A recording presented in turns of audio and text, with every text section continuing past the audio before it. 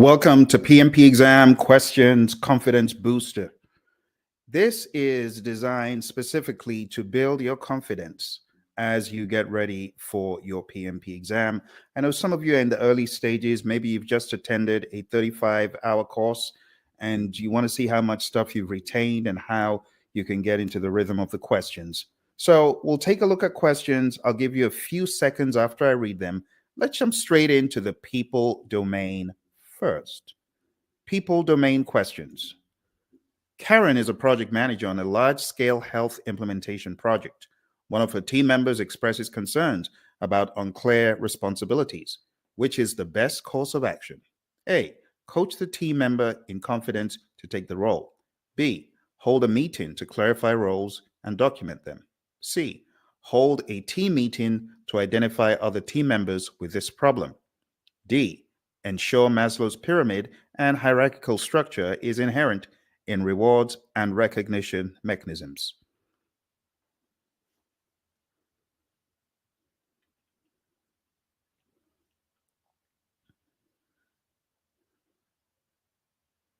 All right, well, let's take a look at the options. And if you need more time, feel free to hit the pause button as I will reveal the answer. So using the process of elimination, there's certain things we do, like on the exam, you cancel the options that are not that great. A, coach the team member in confidence to take on the role. Now, whether that says coach them in private or whether this says give them coaching in how to be confident, this does not address the issue. The issue is unclear responsibilities. C, hold a team meeting to identify other team members with this problem is not solving the problem and is redundant. And D, ensure Maslow's pyramid and hierarchical structure is inherent and rewards and recognition mechanisms. That could be all well and good, but still this individual could end up being confused. So the best answer is B. Hold a meeting to clarify roles and document them. So when you clarify and document roles, ensuring that all team members understand their responsibility, you are promoting efficiency and reducing confusion. Let's go to the next one. Two team members, Sarah, the data analyst, and Michael, the product lead, repeatedly clash. Their heated exchange starts to veer into personal territory. With raised voices and pointed language, you sense the tension rising and a potential for the disagreement to derail the meeting's momentum and worse, damage team morale. What should you do first? A. Schedule a private meeting to understand the issues they are facing. B. Let them resolve it themselves to foster independence. C. Issue a formal warning and document the behavior. D. Immediately request the human resource department to intervene and mediate immediately.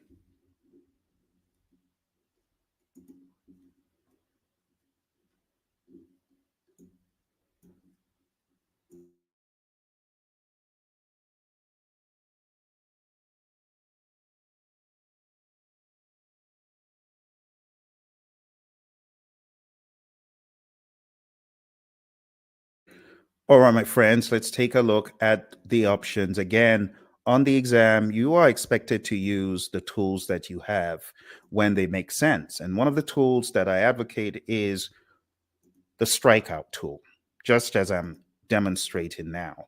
So the first thing you would do is take a look at the options. A, schedule a private meeting to understand the issues they are facing. That doesn't sound like a bad option, but let's check the others. B, let them resolve it themselves to foster independence. So it says the heated exchange starts to veer into personal territory. So this is becoming problematic. This is likely to end up damaging team morale, as you can see in the last sentence. So you need to get in front of the conflict. Doing nothing is not the best course of action. Taking a look at C, issue a formal warning and document the behavior.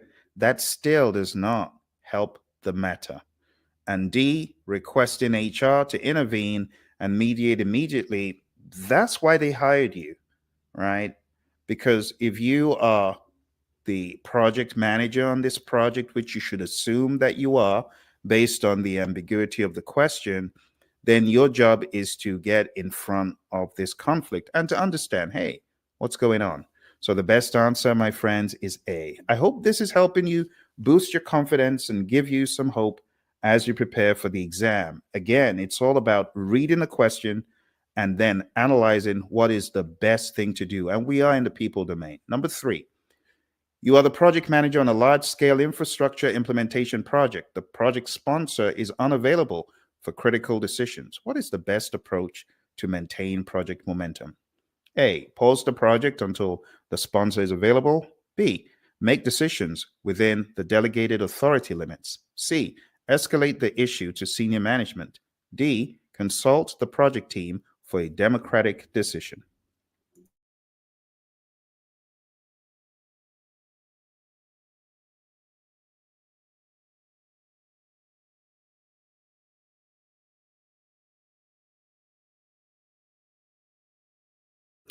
All right, so let's take a look at the options. Again, using the strikeout tool for the process of elimination. What is the main problem here? It says the project sponsor is not available for critical decisions. Using the process of elimination. A, pause the project. We're talking about the entire project, putting on pause? No, that's not a good idea. Let's see if there's something more sensible. B, make decisions within the delegated authority limits. So critical decisions need to be made. What do you have the authority to do within the governance specifications? Go to the point where you are allowed. Beyond that, you got to do something else. So B is not a bad thing to do, right? Because it's within your delegated authority. But let's take a look at C. C, escalate the issue to senior management. Now, it says project sponsor is unavailable, but you are the project manager. You can make some decisions within your delegated authority. To blanketly say escalate the issue is like a mother may I. It's like I don't have the authority. It's like being a crybaby in some way. And this is not how you are expected to think as a PMP. You can make some decisions within your delegated authority limits, even critical decisions. So don't let the fact that it says critical decisions throw you off. This is where you put on your leader hat. And in the absence of the project sponsor, if it is within your delegated authority, you make decisions. But the best thing to do is not to immediately escalate the issue. And D, consult the project team for a democratic decision. Again, you are the project manager. This is what you are meant to do. Make decisions within your delegated authority limits. So the best answer here is B. Everything else isn't bad, but it still boils down, when you chose D, still boils down to you being the PM. Remember, the PMI tell us that the one thing you cannot delegate is integration, right? And integration has to do with leadership, it has to do with directing, it has to do with monitoring and controlling. So on the PMP exam, the options that say escalate or ask for permission, they are usually red herrings. So let this be a wake up for those of you who have not encountered such. Okay? So the answer is B, making decisions within delegated authority. It ensures continuity and demonstrates effective leadership and responsibility. Number 4, a key stakeholder expresses dissatisfaction with the project's progress. At a review meeting, how should you handle this situation? A, justify the project team's efforts and challenge the stakeholders' view. B, acknowledge their concerns and revise the project plan to accommodate. C, arrange a one-on-one meeting to discuss and address their concerns in detail. D, suggest they communicate only through formal channels.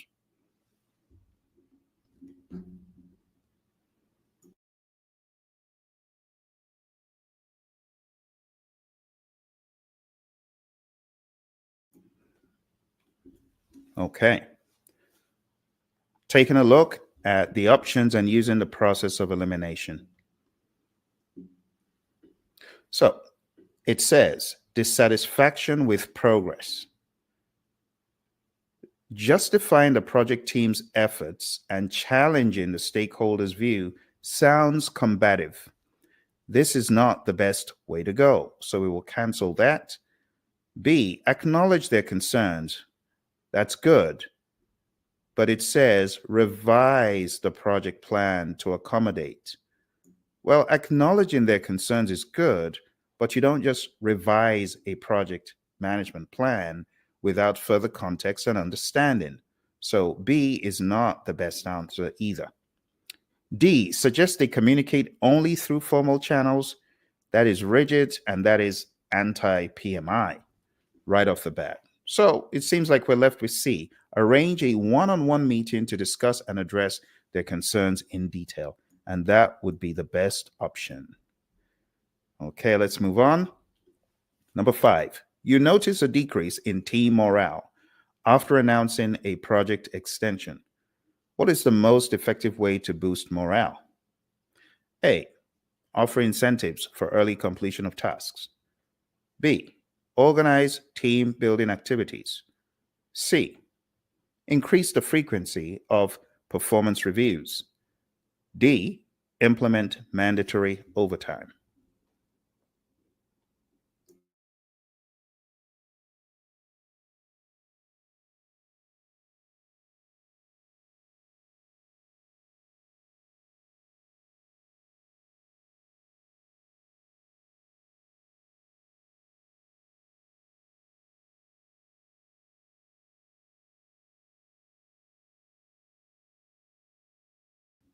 So when you think about Herzberg's hygiene factor, what comes to mind here? What is the motivator that will boost morale, and what is the hygiene factor?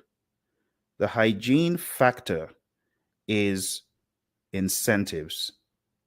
The real motivator could be other things, such as those activities to boost their morale that show worth, relevance, and importance. So when you think about Herzberg's two-factor theory, it becomes very evident that the monetary rewards and incentives are the hygiene factors. If you really want to boost morale, there should be something more long-lasting and intrinsic and meaning. So, using the process of elimination, offering incentives is not necessarily the best way to boost morale. If you take away incentives, it could demotivate, but increasing them under most circumstances does not. So you're left with B, C, and D. Increasing the frequency of performance reviews is not likely to do that. And D, mandatory overtime, sounds like more drudgery. Definitely not. So when you really boil it down, the best options you had were A and B. A is an illusion. It could work for some people depending on the circumstances, but the best option with the information that we have is to organize team building activities. This is where we boost the team's morale. Remember, it said team morale. This is not the morale of one singular individual. This is as a team. So if you're looking at the team as one organism, the best way is option B. All right, let's move on to the next one. So there's the rationale for option B. Let's go to number 6. A project team member from a different cultural background is misunderstood often by the team. What should you do to improve communication? A, provide cultural sensitivity training to the team. B, assign someone to translate for the team member. C, ignore the issue as it might resolve on its own. D, reassign the team member to another project.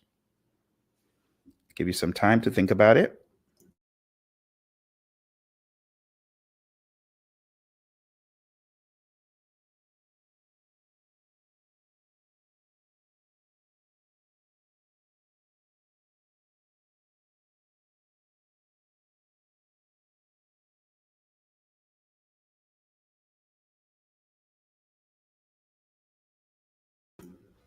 All right, let's take a look at the options.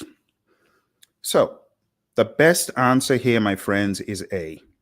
Provide cultural sensitivity training to the team. It's one of the more obvious ones. The other options, assigning someone to translate, does not mean that the team will understand this individual's cultural background. And it doesn't seem to be a language issue. And that's why the question stresses cultural background, right? So, cultural sensitivity training could definitely help. B, assigning someone to translate, not necessarily. C, ignoring the issue. And again, you have to ask the question, how does this solve the problem? C clearly does not. Assigning them to a different project clearly does not. It just takes away one team member. So when you look at assigning someone to translate, how feasible does that sound? How many times have you seen that happen in the real world? Is that a sensible solution? And in instances where the solution sounds bogus and not realistic, I mean, to translate everything that people say in between themselves in a team, it just doesn't make sense. And that's why the best option here is A. Provide cultural sensitivity training to the team. All right, let's go to number 7. During a critical phase, you observe that the communication among team members has significantly reduced. What should you implement first? A. A stricter policy on communication. B. Scheduled daily stand up meetings. C. An open door policy for team concerns. D.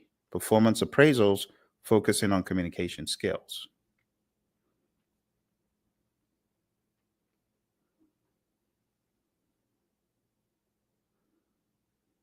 All right. Well, let's take a look at the options. So, a stricter policy on communication sounds rather draconian, is not necessarily going to go down well with the team. Remember, we're talking about team morale, team growth, the ability for the team to communicate transparently. B, schedule daily stand up meetings is not a bad option. That will definitely help the team to share information in a more streamlined and regular manner. C, an open door policy for team concerns is not going to help the communication among team members. And D, performance appraisals is not going to help communication among team members because that's our major issue. So the best option, my friends, is B. I hope these questions are helping you. Remember, this series in particular is designed to boost your confidence. For those of you that have been for training, you're trying to get into the swing of things. A lot of these are softball questions put in the context of the relevant domain to help you get back into the swing of things. All right. So I hope this helps you and serves as a kind of pick me up quiz so that you can leverage how you feel about these questions and go on to the more difficult questions, the more very technical questions. All right. So if you're enjoying it, smash the like button. Let's move on to the next one. Number 8.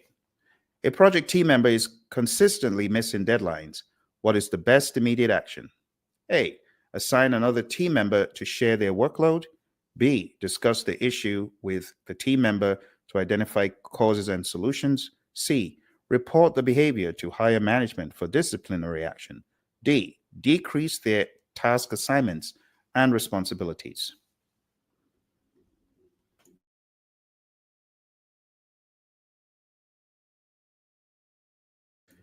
All right, my friends, I hope you're getting quicker at this. The best answer here is B. Assigning another team member, which was A, does not help. Reporting the behavior to higher management for disciplinary action could get a more rebellious team member and someone whose heart isn't in the project anymore.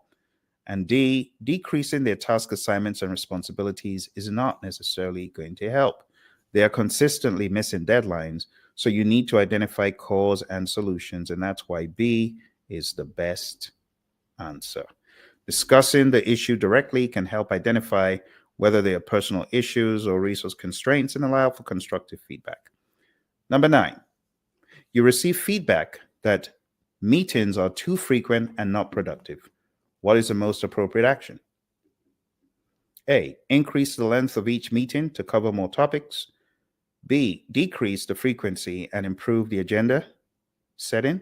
C, discontinue meetings and switch to email updates. And D, ignore the feedback as meetings are mandatory.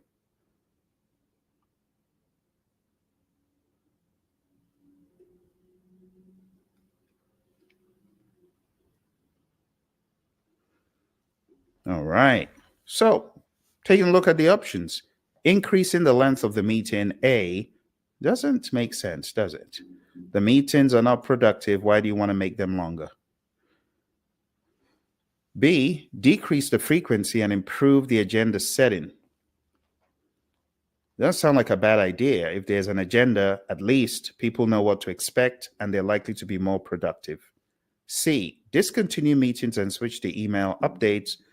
That does not solve the issue. The issue is meetings are too frequent, so make them less frequent and make them more productive. How do you do that? Option B, decrease the frequency and improve the agenda setting. D, ignore feedback, is not helpful. This is burying your head in the sand and ignoring concerns. All right. Okay, so the answer to that is B. Let's go to number 10. The project is running smoothly and you have a high-performing project assistant. How best to motivate and retain this assistant? A, recommend them for a higher position in the organization. B, offer a salary increase and bonus incentives. C, provide opportunities for professional development and training. D, increase their workload to match their skills.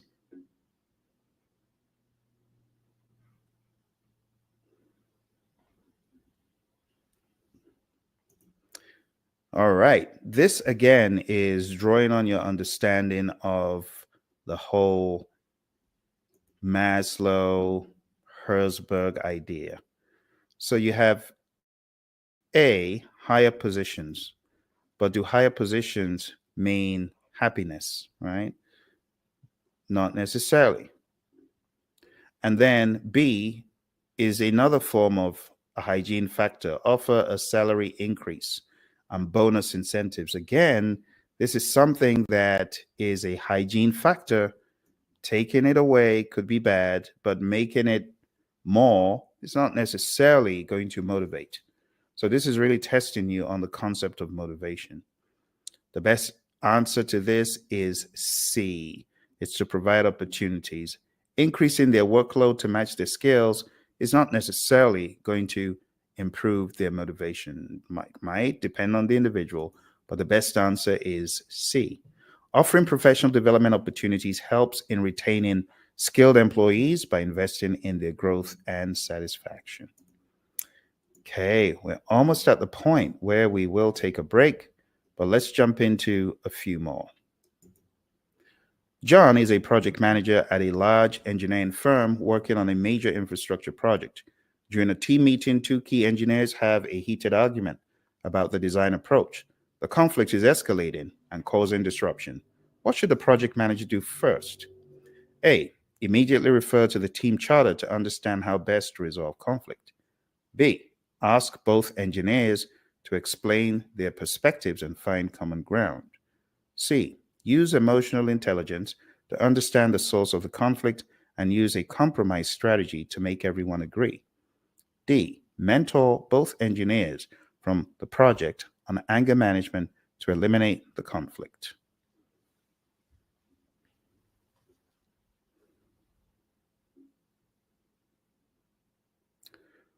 All right. So when you get long questions like this on the exam, of course, you have to read them first, but then you use the process of elimination to take out the useless options.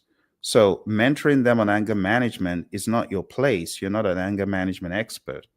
All right. C, use emotional intelligence to understand the source of the conflict is good, but it strictly says compromise strategy.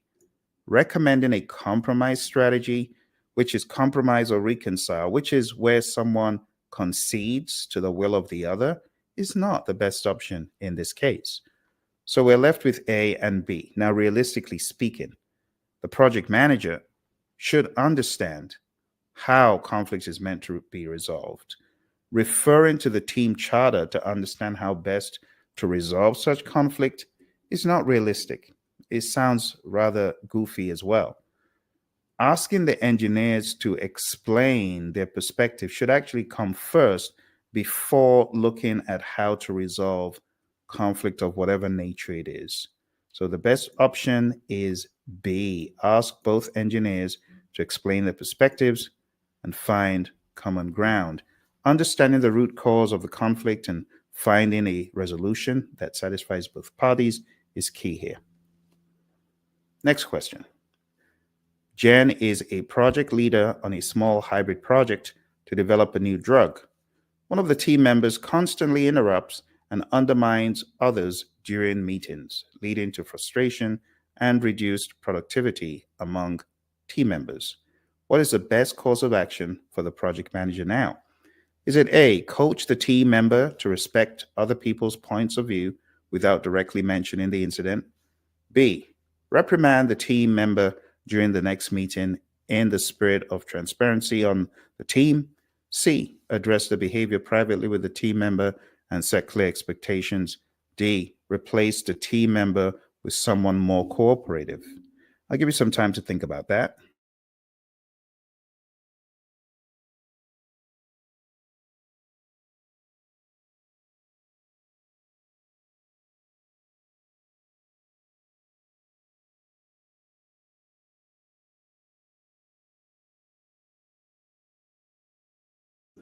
All right, well, let's take a look at what the possible answer could be. So, what is the problem here? One of the team members constantly interrupts and undermines. So, do you coach the team member to respect other people's point of view without mentioning the incident directly? That's not being transparent and not being honest. B, reprimand the team member during the next meeting. That doesn't make much sense in the spirit of keeping things confidential and not berating people in public. It's just poor leadership to do that, even though some people do. So we'll cancel A and B. Going over to the next one. C, address the behavior privately. That's key with the team member and set clear expectations. C is a more worthwhile option. And D, replace the team member with someone more cooperative. That again is not a solution to the problem at hand. So, over the past number of minutes, my friends, we've been taking a look at confidence booster questions. The idea of these questions are to help elevate those of you who are taking the exam, about to take the exam, or gearing up to get your mojo back. Because when you go for a live class and you don't work on questions immediately, you tend to lose steam and forget. So I put these together to be somewhat softball questions with a little bit of thinking, but not so much technical heavy thinking. Again, these are from the people domain. Remember that? So the main goal for our study today is to get you into the groove, more into the groove. And then in my other videos, my 200 question video, my 250 question video, those will give you a lot more difficult, tough, technical kind of questions. Okay?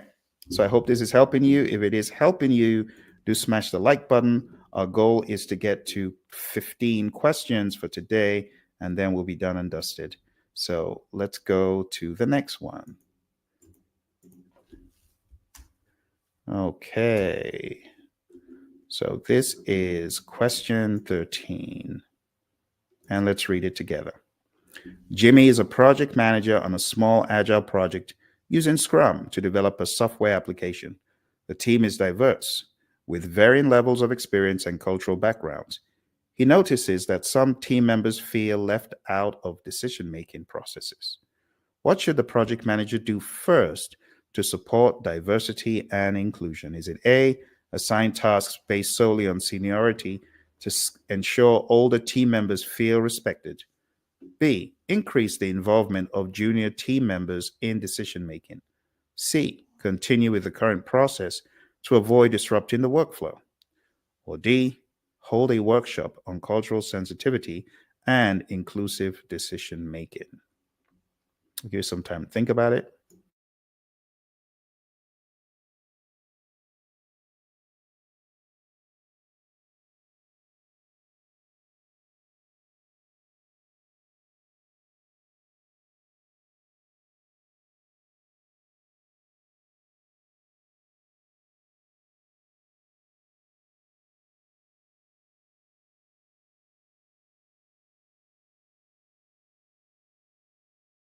All right, my friends. Well, let's rationalize. So, if this is an ongoing issue in a team, how best should one handle it?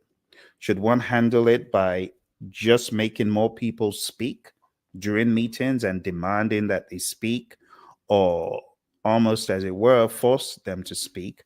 Or is it better to expose them to the logic and the rationale behind decision making and cultural sensitivity? Because it says the team is diverse with varying levels of experience and cultural backgrounds.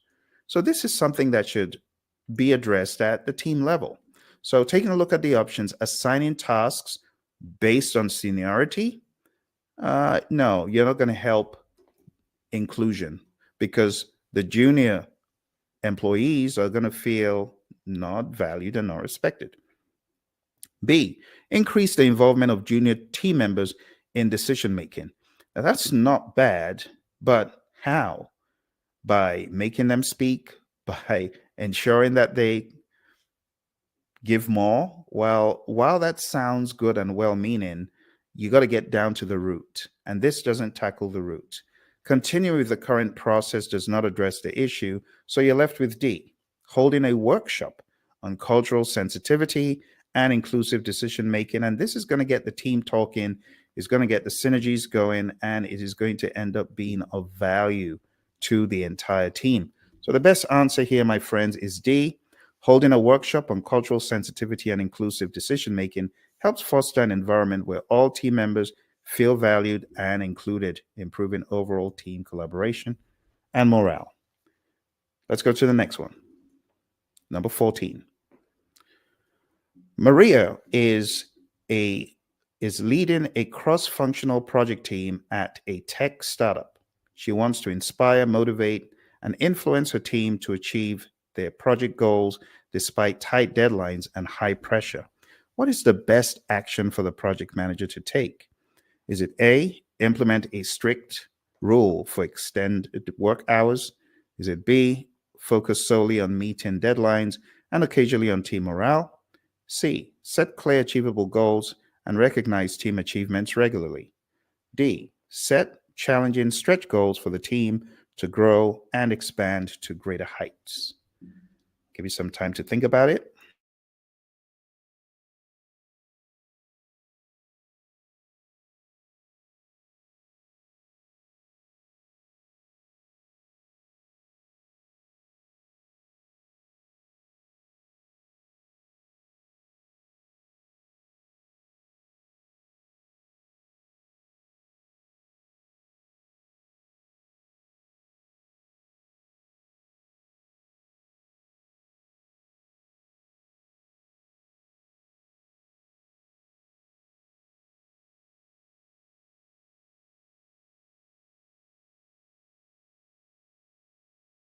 All right, my friends. So let's take a look. Maria wants to inspire, motivate, and influence a team. So, again, implementing strict rules for work hours is not the best way to inspire, motivate, and influence the team. Focusing solely on meeting deadlines and occasionally on team morale, it does not help. It might help a little bit, but not to the degree that we would like. C, set clear achievable goals and recognize team achievements regularly. Recognition goes a long way when it comes to motivating and inspiring and influencing. So C is not bad. D, set challenging stretch goals for the team to grow and expand to greater heights. So challenging stretch goals. Stretch goals are not bad.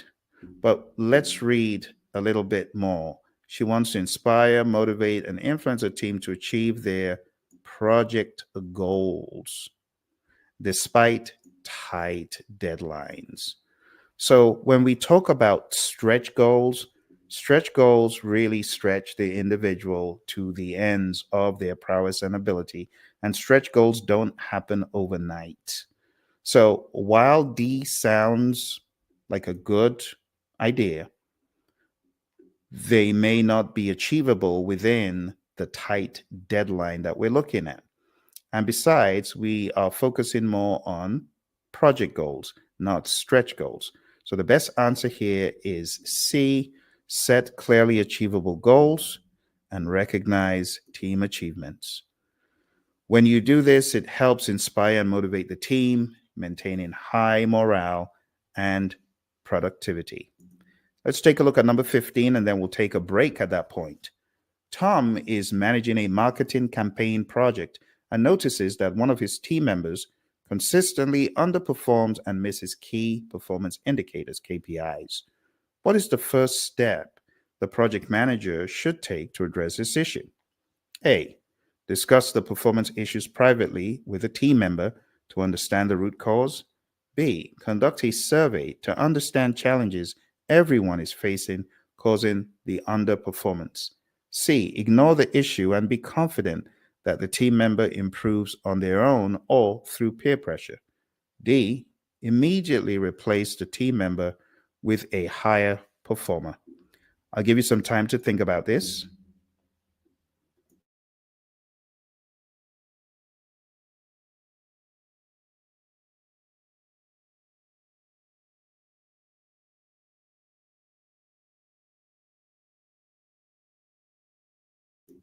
All right. So what we're seeing here is a team member that is missing KPIs. It's not the entire team, it's just one team member. And you can see that from the underlines here. One of his team members. So this isn't something we are going to do publicly, right? So A is not a bad option. Discuss the performance issues. B, conducting a survey to understand challenges other people are facing is not a bad thing, but it's not going to solve the problem and it's not the first thing we do. C, ignore the issue. It's not going to help ignoring the issue. We got to address the issue, right? And that's in the spirit of PMI with transparency and leadership. And D, immediately replace the team member with a higher performer. That still leaves the initial team member in a lurch and it doesn't solve the problem. Okay, we're not just going to go pull someone else in. We are going to likely want to help that team member.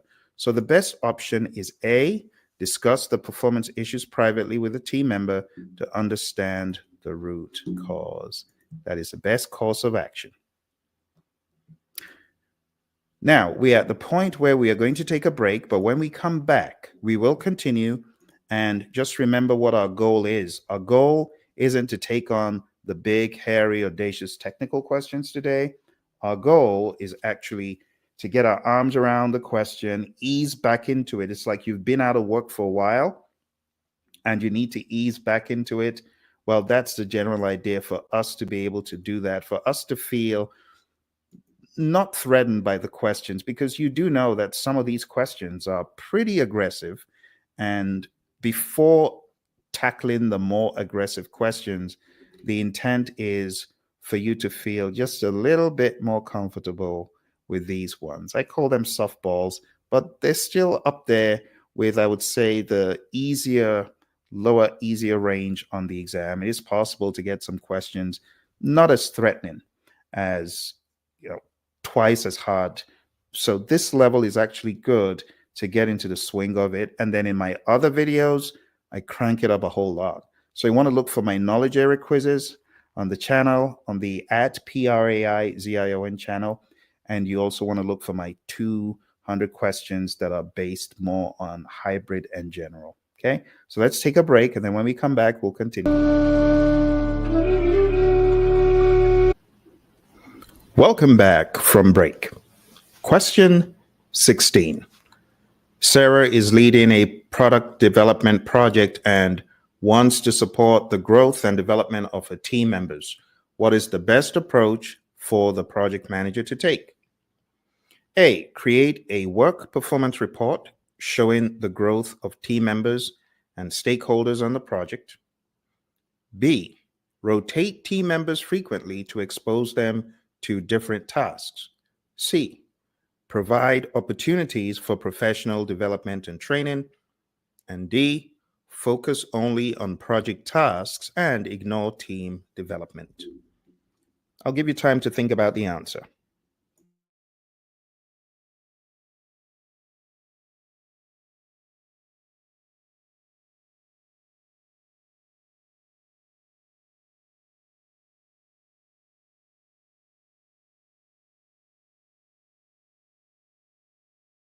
All right, let's take a look at the options. So, whenever you get a question, always address what the question is asking. Here it says, wants to support the growth and development. So, what is the best way to do it?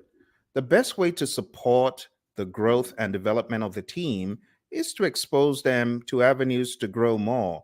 It's not necessarily in compiling reports to show people how they have grown, if you get what I mean. So while A sounds good, it's not going to help because you want to support the growth and development.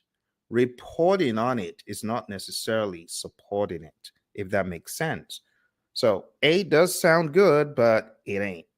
B, rotate team members frequently to expose them to different tasks. That's one way you can develop the team. That is one way you can support growth, but it is not the best option. There's a better option, and it's option C. The opportunities for professional development and training will also include B. D is outrightly wrong to focus only on project tasks and ignore team development. So the best answer here, my friends, is C. Came close to between the first one, A, and C, but C is the best. Providing opportunities for professional development and training supports team members' growth and development, enhancing their skills and contributing to the project success. This option could include rotating team members too. And you want to be aware of that on the PMP exam. When you have a question and the question is showing you a couple of options, and one option is implicitly included in the other, you want to pay close attention. That's one of the cheap tricks, giving you two options where one is better because it includes the other. So just keep your eye on those kinds of things on the exam, which means reading very quickly and effectively as well. Let's go to the next one. Number 17. Alex is a project manager at an IT firm, leading a team to develop a new software application. He wants to empower his team by bestowing decision-making authority. What is the best action for the project manager to take? A. Delegate all decision-making authority to the team in order to uphold the Agile Manifesto values on autonomy. B. Assign decision-making authority based on team members' strength and expertise. C. Retain all decision-making authority to maintain control. D. Avoid assigning any decision-making authority to prevent mistakes. I'll give you some time to think about the best answer.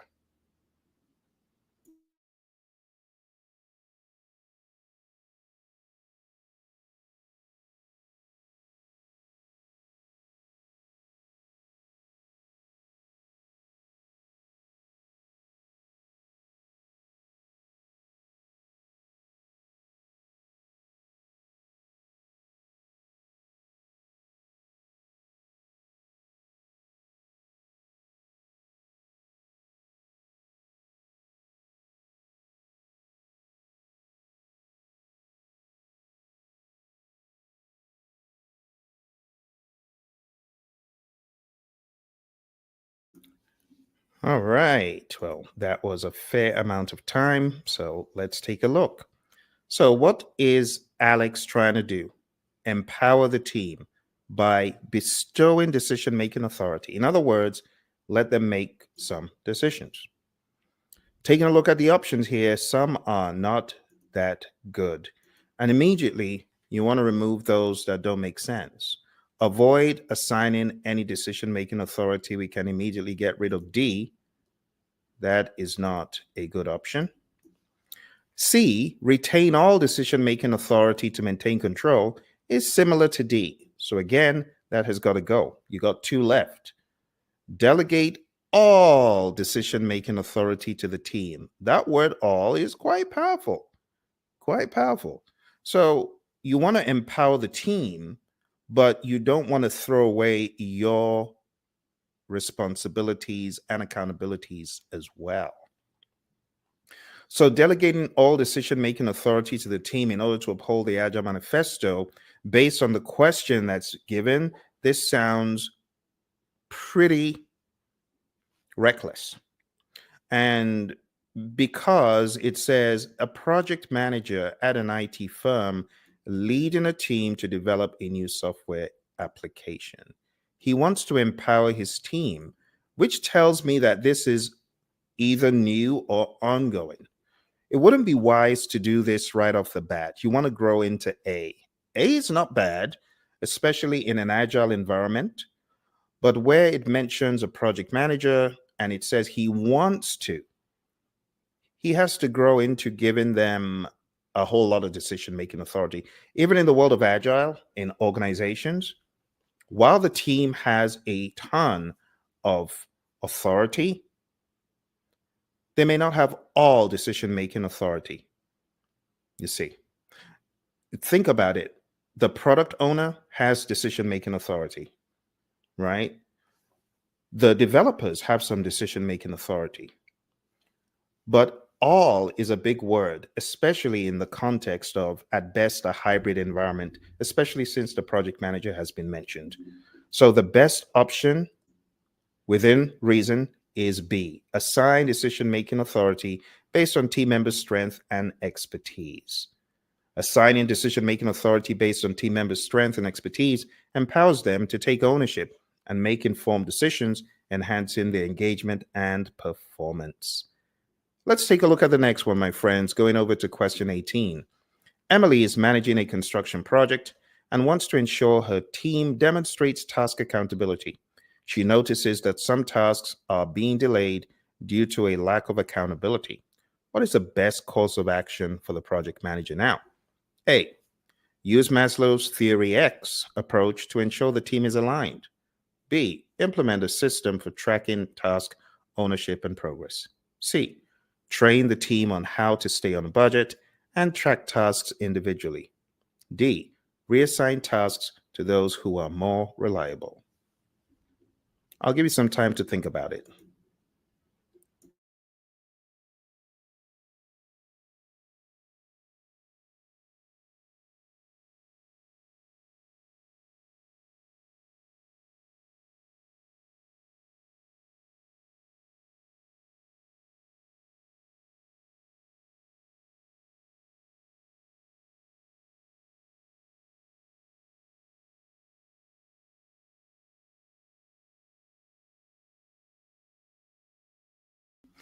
All right, so let's take a look at question 18 under the hood. A, use Maslow's Theory X is a bit of a draconian approach, so we wouldn't do that. B, implement a system for tracking task ownership and progress. That sounds more plausible. C, train the team on how to stay on budget and track tasks individually. The problem isn't staying on budget. That sounds like a red herring. And tracking tasks individually doesn't seem to be as effective as implementing a system. They may be able to track tasks, but they may have a poor system. So C is not better than B. And D, reassign tasks to those who are more reliable. That's not helping the issue. The team needs help in this regard. So the best option is B for this question. All right, so the answer is B, and let's move on to question 19. Michael is leading a project to deploy a new ERP system. He realizes that his team lacks the necessary competencies to use the new system effectively. What should the project manager do first? And he's obviously the project manager. A, implement a job shadowing process for the team to learn and proceed with the project and hope the team learns on the job. B, replace the current team with more experienced professionals. C, delay the project indefinitely until the team is ready. And D, identify the specific training needs and arrange for appropriate training sessions.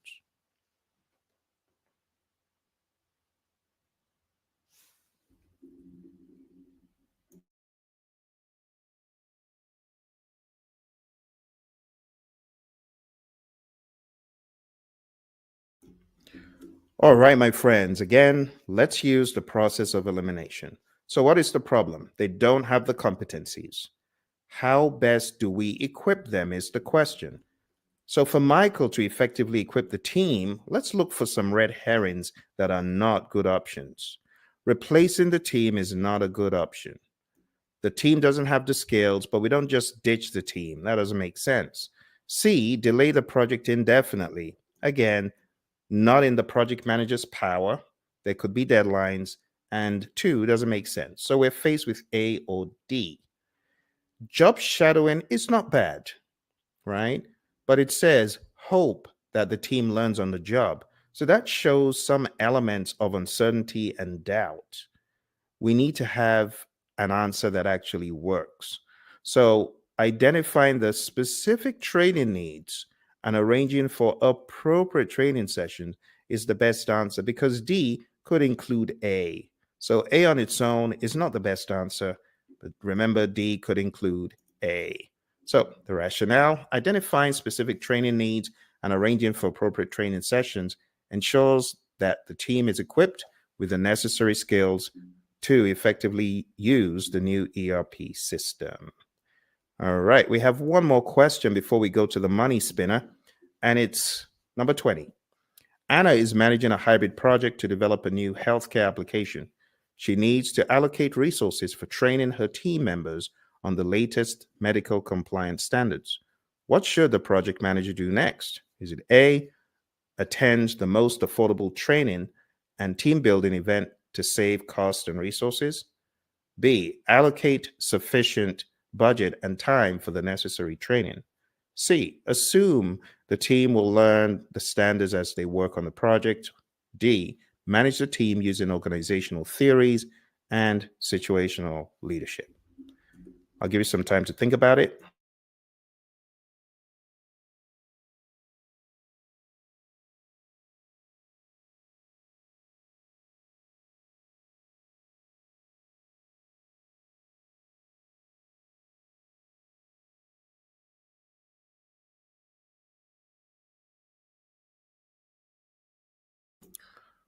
All right. Well, taking a look at these, we can tell some of these are red herrings. They have very little to do with the problem at hand. So she needs to allocate resources for training. That's really what's at stake here. And she needs the training to be on the latest medical compliance standards. So, what is not going to help her with this? Well, organizational theories and situational leadership is great, but that does not help her in getting training for the team. So we can cancel that. Assuming the team will learn the standards is presumptuous, not a good option. Now you got A or B. A, attend the most affordable training and team building event to save cost and resources. Well, the most affordable versus the most effective are two different things. So A is already not looking good, but let's check B. Allocate sufficient budget and time for the necessary training sessions, not cutting corners. So A is not as good as B. B is the better option. And this is also in line with the PMP exam content outline, which is why I highly recommend that you read the PMP exam content outline before your exam.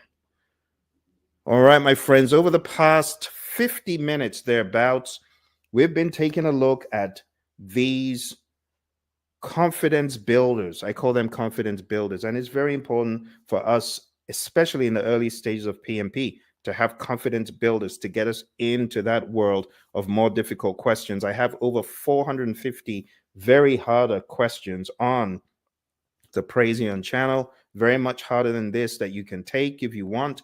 But for those of you who are just getting into it, I don't want to give you all the hardball questions. These are some softball questions, and I think these will really help you as you prepare for your exam.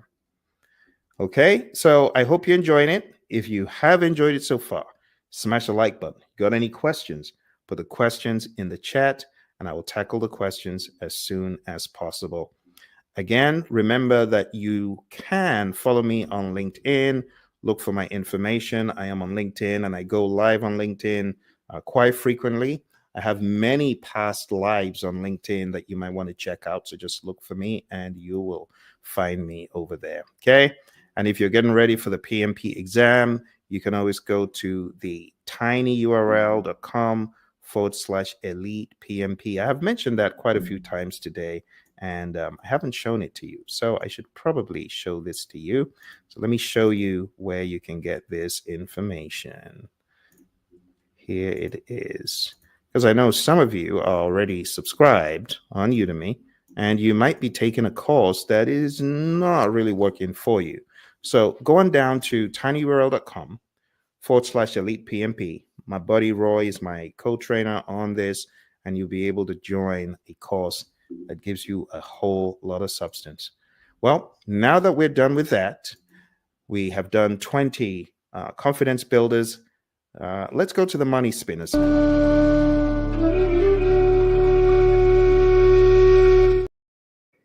And when I say money spinner, I mean it offers a lot of value to you to be able to take some questions that are pretty aggressive, very fast, and it doesn't give you a whole lot of time.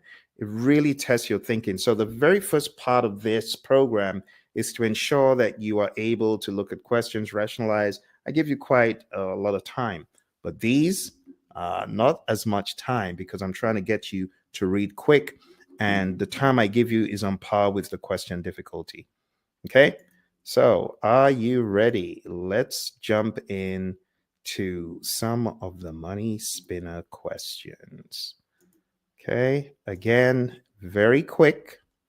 And if you do need more time, though, you can hit the pause button. But I want you to get into the swing of answering questions really quick. All right. So these are not from the people domain. These are all over the place. So here's your first question. You are a project manager on a hybrid project using a predominantly agile approach and in the process of decomposing work to be done. Which of the following is the largest size? Is it epic, feature, task, or story?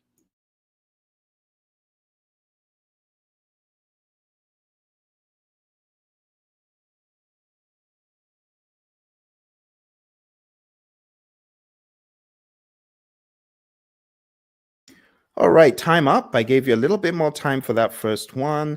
The answer to this is epic. That is the highest level in the world of agile. Some organizations may use these interchangeably, but for the most part, majority of people will tell you epic means great big one. It's a great big user story. Let's move on. You're in the process of establishing how to build a schedule, the policies, procedures, and documentation for planning, developing, managing, executing, and controlling the project schedule. Which result do you expect to receive from this process?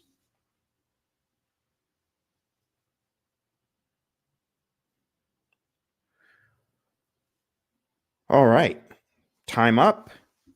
The answer to this, my friends, using the process of elimination, because you will eliminate the project schedule itself and the schedule baseline and the schedule forecasts.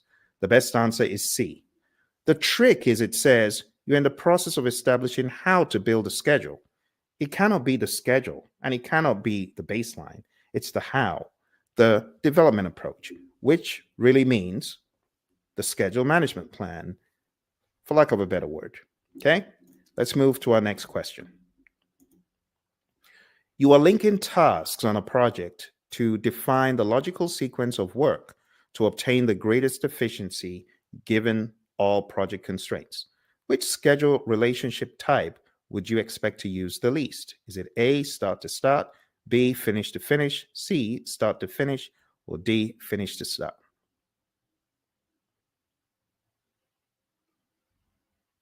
Okay. The answer to this, least, the answer is start to finish. It is rarely used compared to the others. Here's your next question. You are just about to begin scheduling. Your project sponsor demands that you use a more agile approach. She wants you to use Kanban. Which of the following is not a reason for using a Kanban flow-based approach? A, focus on continuous delivery. B, increase productivity and quality. C, flexibility. D, adherence to a regular cadence.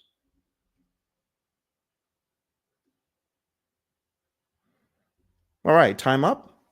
The best answer to this one, my friends, is D. Kanban does not adhere to regular cadence, and that's why we call it flow-based. It depends on the flow of work. And you can find this in the Agile Practice Guide. If you have not done some work in the Agile Practice Guide, I would highly recommend reading it before your exam. Next question. You are working on an Agile project and your customer is looking forward to approving the final deliverable. You need to perform frequent incorporation of ongoing work into the whole product and then retest to determine that the entire product still works as intended. Which of the following XP practices should you do to satisfy this need? A, continuous integration. B, code refactoring. C, spiking. D, technical debt management, TDM.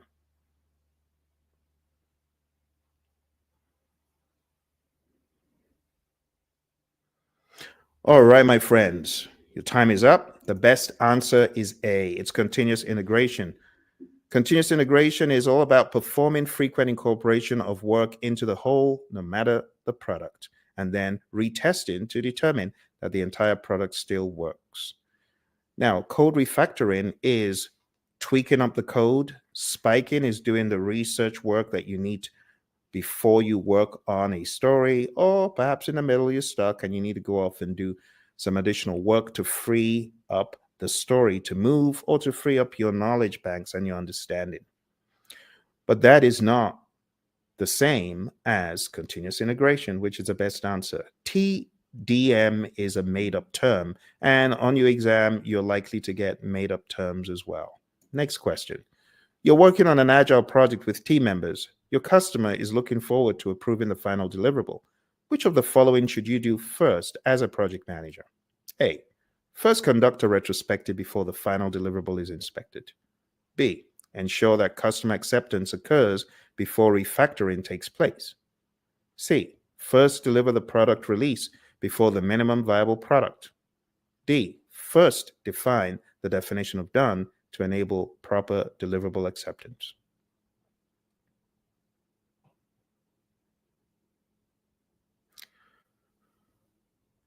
Time up. The best answer, my friends, is D. Definition of done. It's the team's checklist of all the criteria that must be met so a deliverable can be considered ready for customer use. We have just a few more questions today, my friends, so let's move on to the very next one. Your firm has been awarded a project to design ways to harness a clean energy source.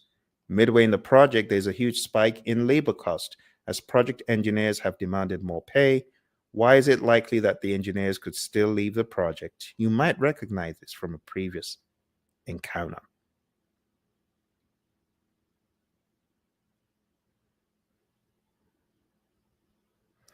All right, the best answer is A.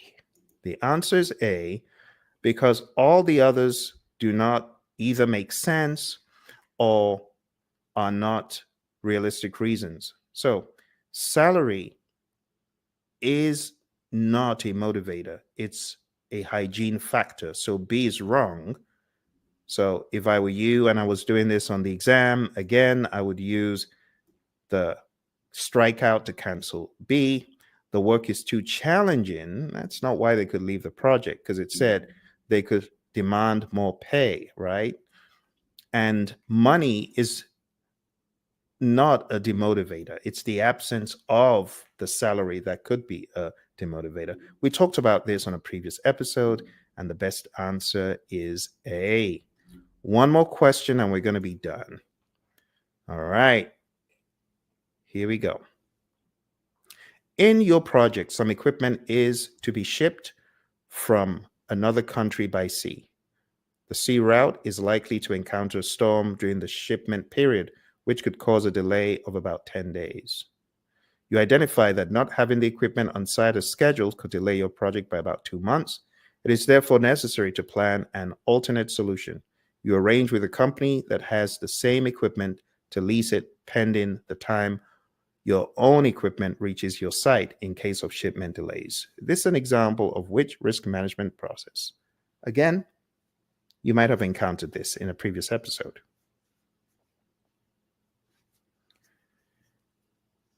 All right, hit the pause button if you need more time. My friends, this is clearly implementing a risk response. And therefore, the best answer is B. You have implemented a risk response to deal with an identified risk. All right. Well, I hope you enjoyed these questions. I hope they are building your confidence. Remember, it's not about getting every question right. It's about understanding why you got them right or why you got them wrong.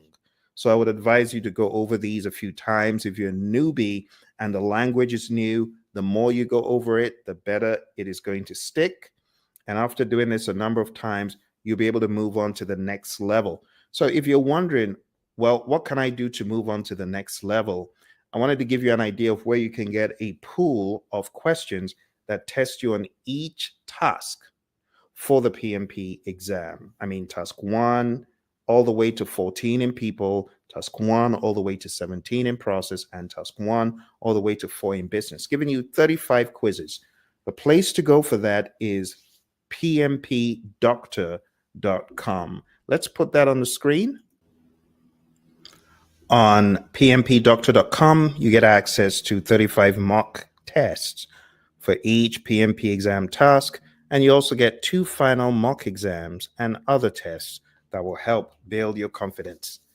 I've been doing this for the past 19 plus years and helped many people across the world to get certified, everyone from the US Air Force and the US Army students to the NASA students, FBI, and many other reputable firms. And this is the content that they have used to amp up their game and get to perfection. Okay, so if you are in need of a course and in need of help as you prepare for the exam, because I know it could be a very lonely road and you may not have connected with other training solutions you found.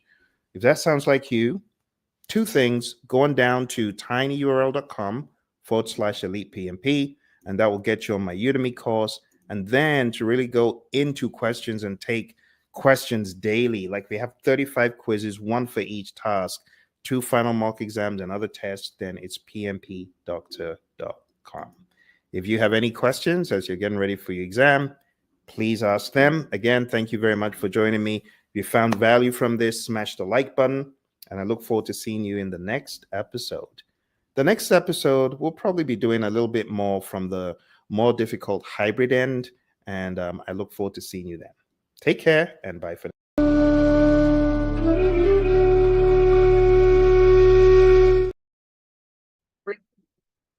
Welcome to PMP Exam Situational Questions in Procurement Management. As usual, we'll start off by getting our feet wet in some questions on the intermediate side of the spectrum. Remember that the world of the PMP exam has changed considerably, so there are not a whole lot of heavy questions as it pertains to contract types. On previous exams, this was heavy, but now it's not as heavy. Let's jump straight in. You are suddenly faced with a shortage of resources and need to conduct a rapid staff augmentation and acquisition of experts. You cannot provide a precise statement of work because the work is still in discovery mode and the enormity of work cannot be quickly prescribed. What is the best contract option to use for this work?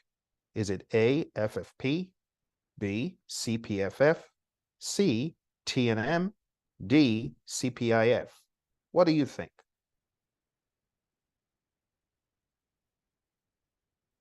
Hit the pause button for more time. I will reveal the answer shortly. Okay, So here is the logic, my friends. The logic for this is to assess what is going on currently. You cannot provide a precise statement of work because the work is still in discovery mode and the enormity of the work cannot be quickly prescribed.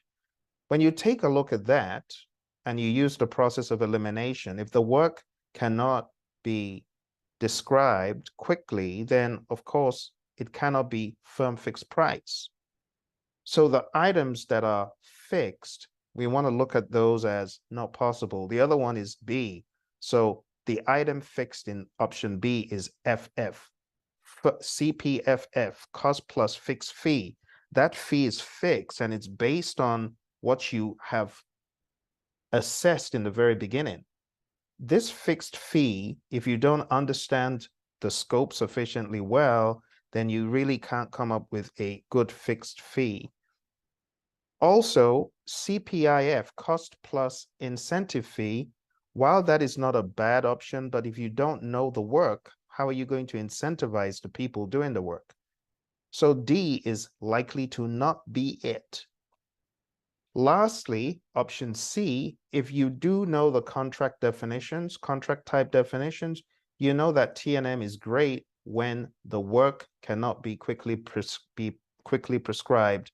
So option C is the best one. If you go into PMBOK Guide, page 471, you'll find that this is indeed T&M by definition. It's time and material. So T&M, for those of you who are new to the world of PMP exam, T&M, time and materials, contract, okay?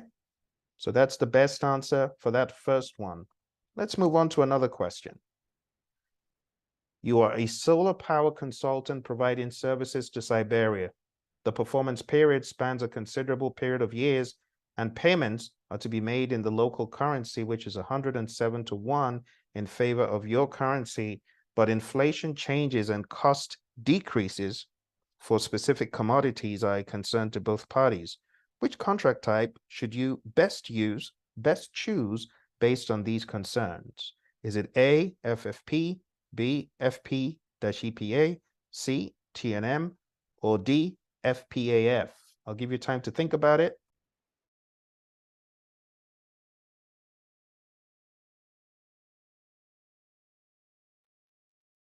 All right, my friends, let's narrow it down.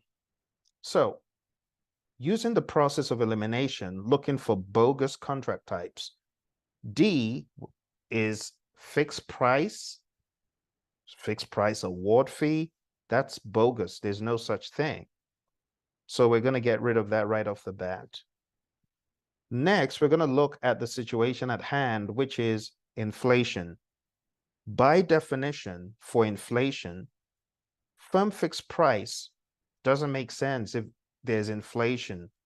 It wouldn't be sensible to choose a firm fixed price contract.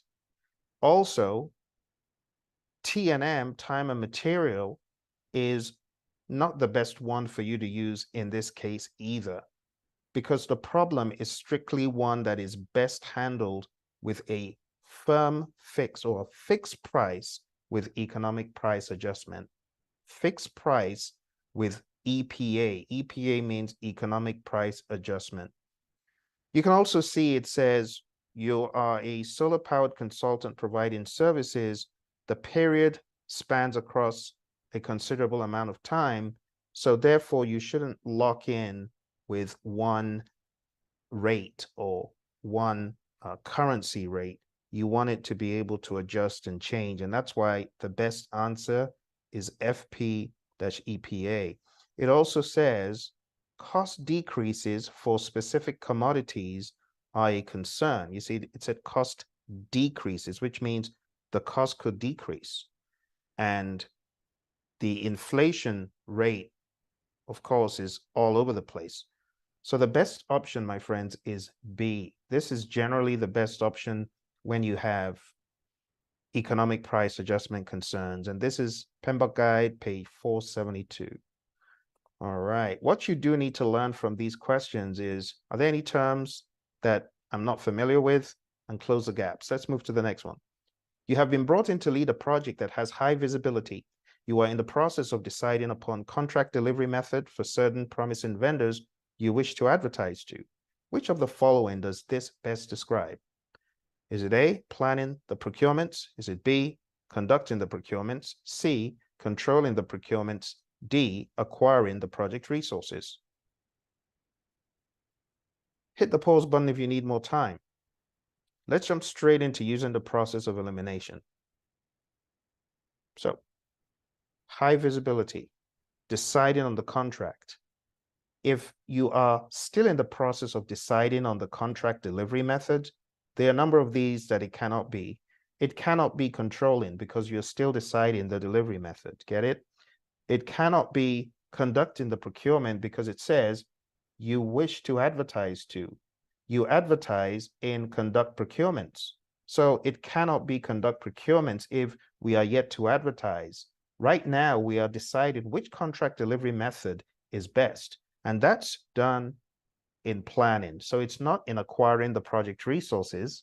It's not that process, it's A. This is one of those definition type questions that seeks to understand if you really know the process of procurement and what happens when. So the best answer is A, it's planning. It's planning because this in page 476, it reads, this describes the part of procurement strategy. The objective of the procurement strategy is to determine the project delivery method, the type of legally binding agreements, and how the procurement will advance through the procurement phases. So what you can realize from this is you have three processes in procurement. You need to know them well. You need to know your definitions well, and then you can navigate the questions. Let's jump into this next one. The bidding war between Company X and Company Y has been very convoluted. Company A is in negotiations with both firms on a very competitive turnkey project. Weeks later, you are now in the process of finalizing the legal agreement for delivery with the prospective seller. Which of the following does this describe? Is it A, planning the procurements, B, conducting the procurements, C, controlling the procurements, or D, acquiring the project resources? Hit the pause button for more time. Using the process of elimination, it mentions a bidding war between companies involved, right? It says Company A is in negotiations with both firms on a very competitive turnkey project. So Company A is the buyer, Company X and Y are the seller. You're definitely not in planning at this point. So with the process of elimination, you can say, that's not planning. We are negotiating. That's not controlling yet. And that's definitely not acquiring resources. That has to be conducting procurements. Okay, so the answer to this is B. I hope that makes sense. Make sure you know your definitions. I would say do a Google search for this item, and I'm going to move to the next question after that, but do a search for fails cheat sheet, and you will get a PDF that I've put together to help you understand the definitions very succinctly. All right, let's move on to the next question. You're working on deciding upon the source selection criteria to be used. This stage also requires advertising to be used along with proposal evaluation and selection of sellers. Which procurement process should you work on next? Is it A, planning the procurements, B, conducting the procurements, C, controlling the procurements, or D, acquiring the project resources? All right, let's go ahead and with the process of elimination, hit the pause button if you need more time. But since we are in the middle, it says you are working on deciding on this. This stage also requires this. So you know you are advertising. If you're advertising, you're not planning anymore. You're carrying out work. You're executing, as it were. And if you're executing and doing proposal evaluation and seller selection, then you are in conduct procurements. But the question is, what should you work on next? The next thing to do after conduct procurements is not acquiring the resources. It's C. It's controlling the procurements. So I hope that makes sense. The best answer, my friends, in this case is C. All right, these have been relatively straightforward so far. Let's go to another one.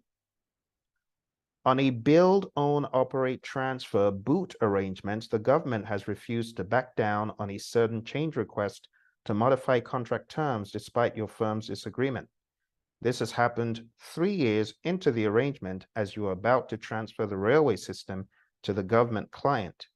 Which of the following tool or technique may most likely be used for this procurement process? Is it A, claims administration, B, conflict management, C, ground rules, or D, FP-EPA contract? Hit the pause button if you need more time. All right, let's take a look. So it says your firm's disagreement, which means there's some misunderstanding taking place. The government has refused to back down. They are saying, we want this thing, we want to modify contract terms, and your firm is saying, no, don't modify it. At this point, you should be able to identify what will solve the problem. It's not an FP-EPA contract.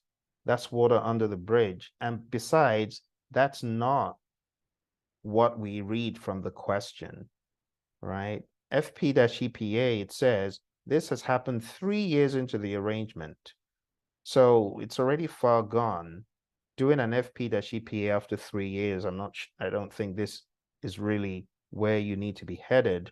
Ground rules are more for teams, even though stakeholders may be involved, but this is more than just ground rules. You've already gone beyond. You need something that is more legally binding to help you at this point, or something that is more legally focused. You got 2 options, claims administration or conflict management. Well, conflict management, even though some elements of conflict management will kind of seep into this, this is more for teams and stakeholders at a different level. This is going into a contract. So conflict management is not going to be sufficient. You got to bring in the big guns of claims administration. When you think about claims administration, you've got 2 options in claims administration. You've got mediation and you've got arbitration. Remember, what is the difference? Mediation is where both parties agree on the course of action to resolve the conflict. Arbitration, one person decides this is what we're going to do, and that's it. All right, so the best option here, my friends, is none other than claims administration. This describes contested changes discussed under claims administration, which could happen in control procurements. Contested changes and potential constructive changes are those requested changes where the buyer and the seller cannot reach an agreement on compensation for the change or cannot agree that a change has occurred. Next question, the bidding war between Company X and Company Y has been very convoluted. Company A is in negotiations with both firms on a very competitive turnkey project. Weeks later, you are now in the process of finalizing legal agreement for delivery with the prospective seller. Which process should follow? Is it A, estimate costs, B, conduct procurements, C, control procurements, or D, plan procurement management?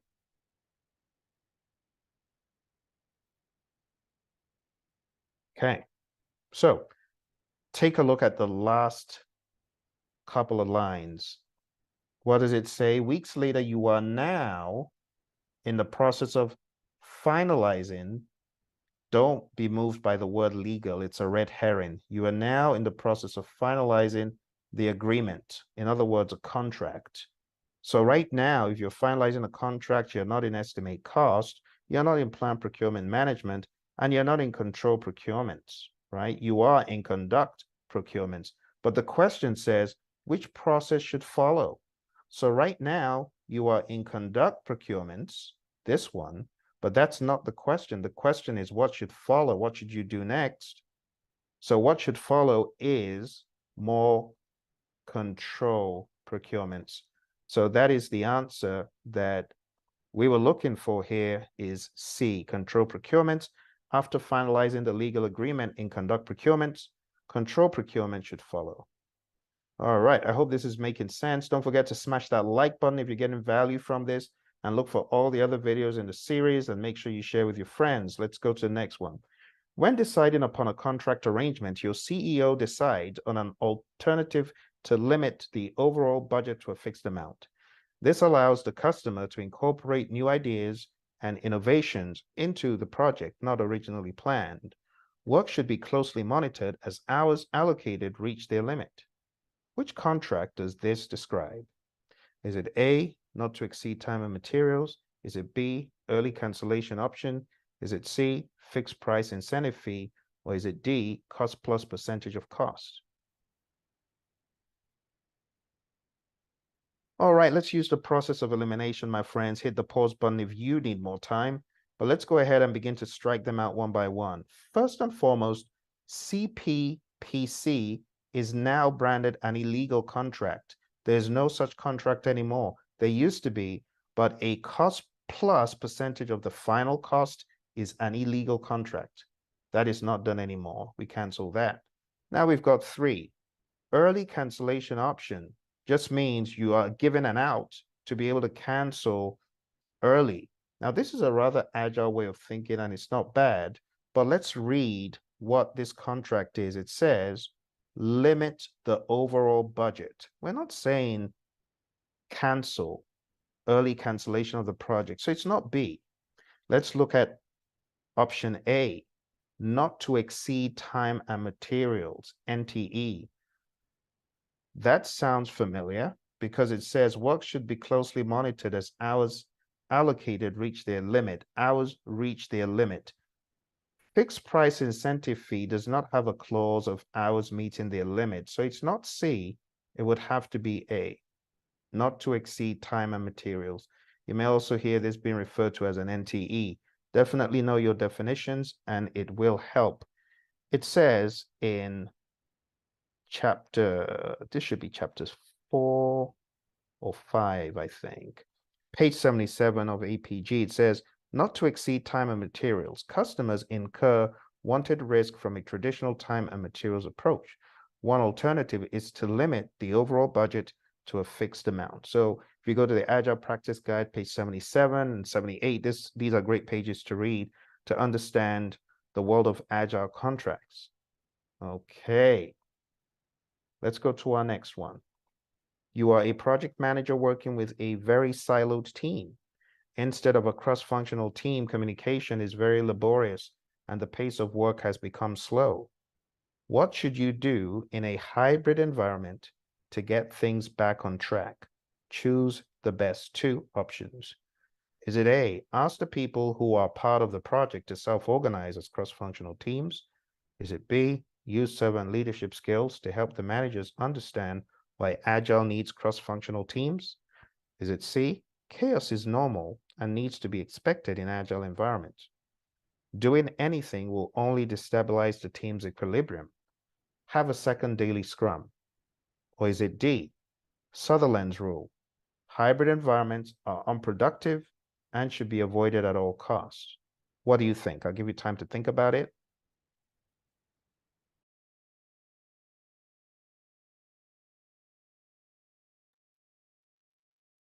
All right, my friend. So taking a look at the grand scheme of these questions, there are some things that are bogus.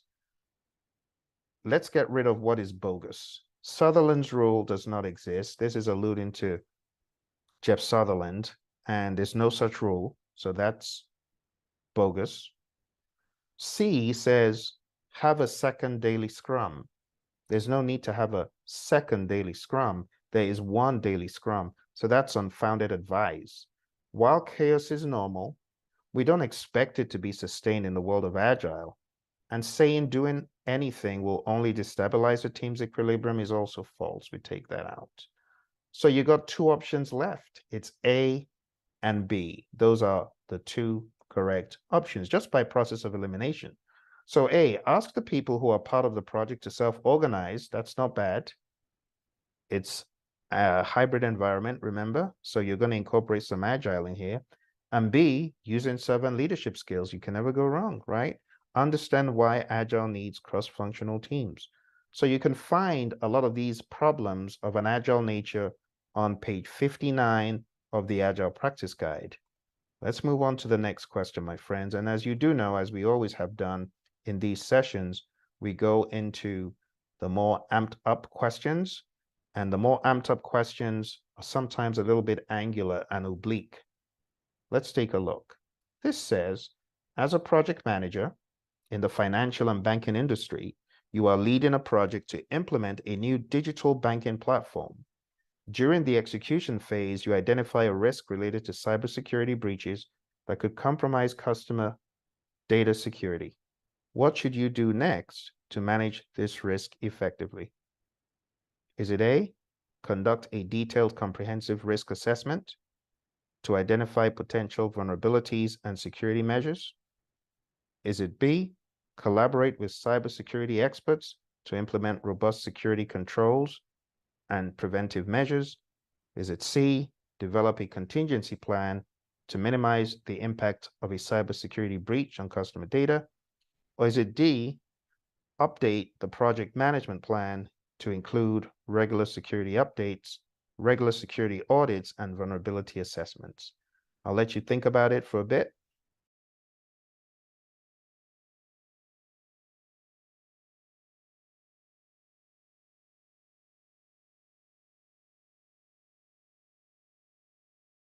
All right, my friends. So just taking a look at this right off the bat, one option is asking you to accept this. Can you identify which option that is? It's option C. A contingency plan is really saying, if, then we'll do this. That's not good enough. D is also not good enough because it's presumptuous. It's asking you to update the plan just like that. You don't just update a plan like that. A says conduct a detailed comprehensive risk assessment to identify potential vulnerabilities and security measures.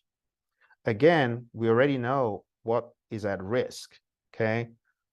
B says collaborate with the right people.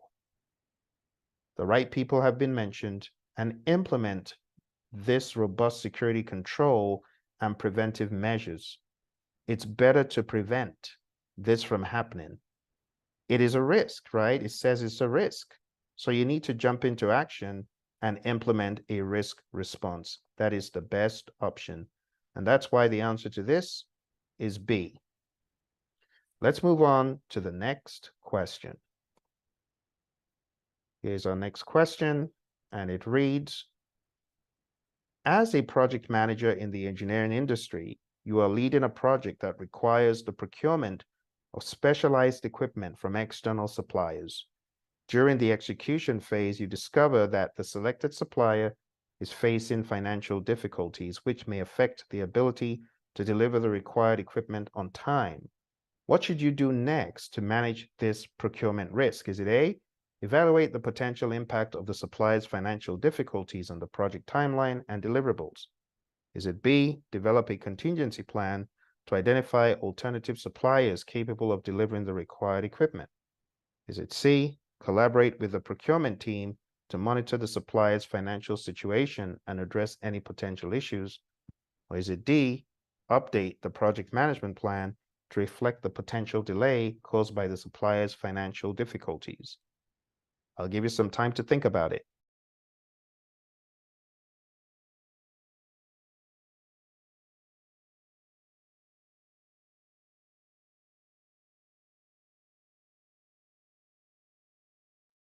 All right, let's take a look at what the best option is.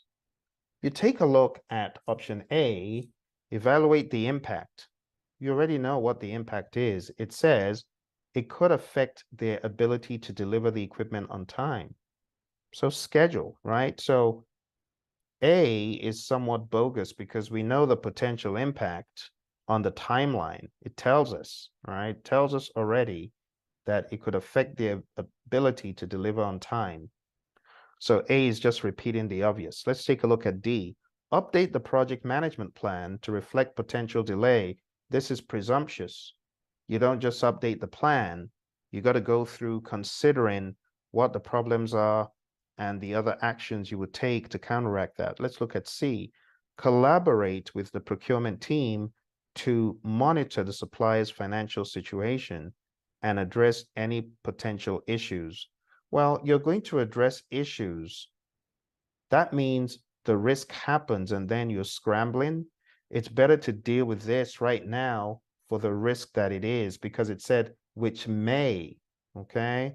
So instead of just having a very soft approach, you want to go harder and have a risk response, a solid risk response. And therefore the answer is B. Let's take a look at this all together. If you take a look at B, it says develop a contingency plan to identify alternative suppliers capable of delivering the required equipment. So if it gets to the point where lateness is about to occur that will affect the project, you already have a backup plan, right? So A, we already know about the lateness. C, monitoring the situation is not bad, but it's reactive. At best, it could be a risk trigger, right? So part of your answer B could be, this is the risk trigger, and then this is what we're going to do. A contingency plan is better. So developing a contingency plan to identify alternative suppliers is a proactive step. I don't know if you've noticed what happened in this question. This question is a double whammy. You got some risk and you also have some procurement. This is how the exam could be posed. Also note the way things are worded. You are a project manager or as a project manager, and then what should you do next? All right. So the main goal from this series, my friends, is to learn. All right, let's go to our next question. All right, so having the contingency plan, option B, is the primary and most effective way to mitigate the risk of delays or non-delivery. So, just have in your back pocket that contingency plan. All right, let's go to 27. You are a project manager in the pharmaceutical industry, leading a project to develop a new drug. During the execution phase, you encounter a high impact and probability risk related to the availability and pricing of raw materials essential for the manufacturing process. What should you do next to manage this procurement risk? Is it A, assess the potential impact of the raw material availability and pricing risk on the project's cost and timeline? Is it B, collaborate with the procurement team to identify alternative suppliers or negotiate favorable pricing agreements? Is it C, develop a risk management plan to address the raw material availability and pricing concerns? Is it D, update the project management plan to reflect the potential changes in procurement strategies and budget allocations? I'll give you time to think about the answer.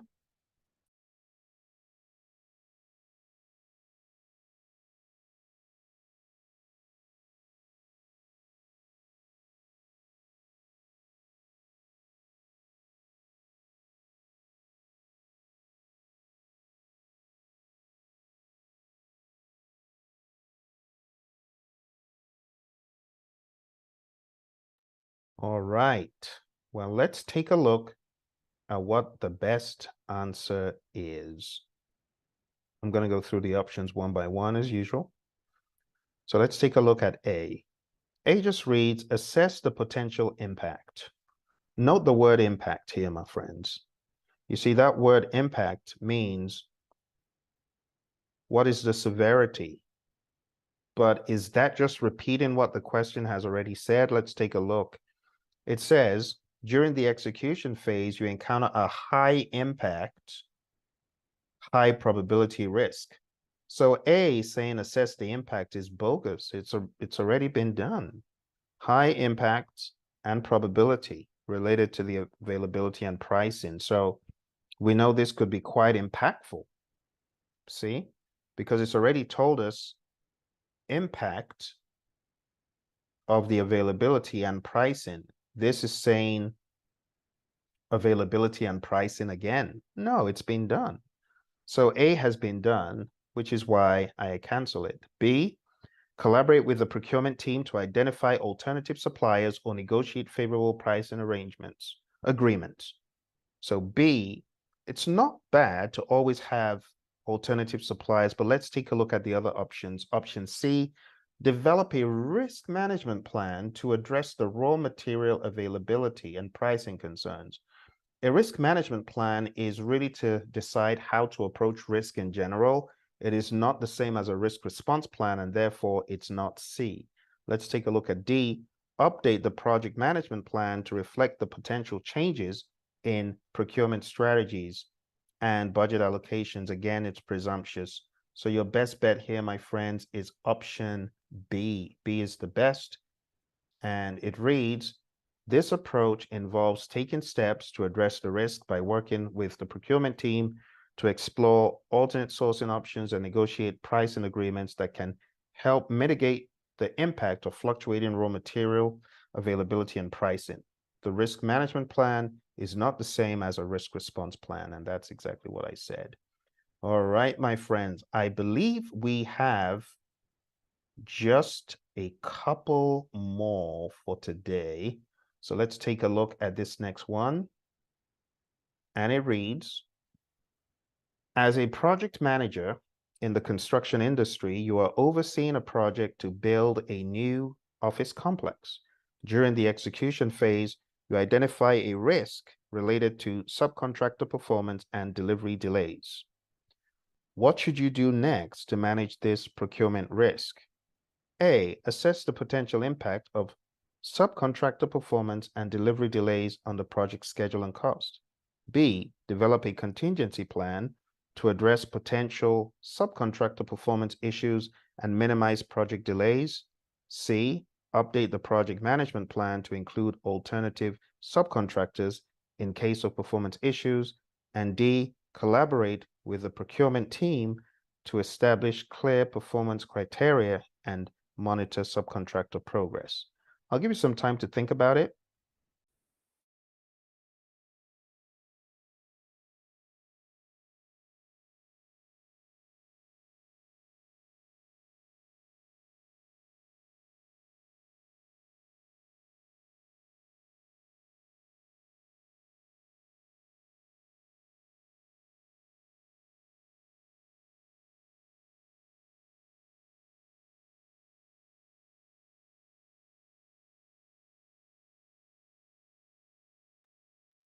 All right, my friends, I hope you have taken some time out. Let's examine the options and choose the best one. Okay. So it reads, during the execution phase, you identify a risk related to subcontractor performance and delivery delays. So two things, performance and delays. What should you do next to manage this procurement risk? So let's examine. So this question needs the process of elimination right off the bat. So let's bring out the strike tool. I am going to strike out a few. First of all, I want to strike out option C because it just sticks out. Update the project management plan to include alternative subcontractors. It's not the best option and it's very presumptuous. So let's cancel it. So we wouldn't just choose C and update the project management plan without doing some groundwork.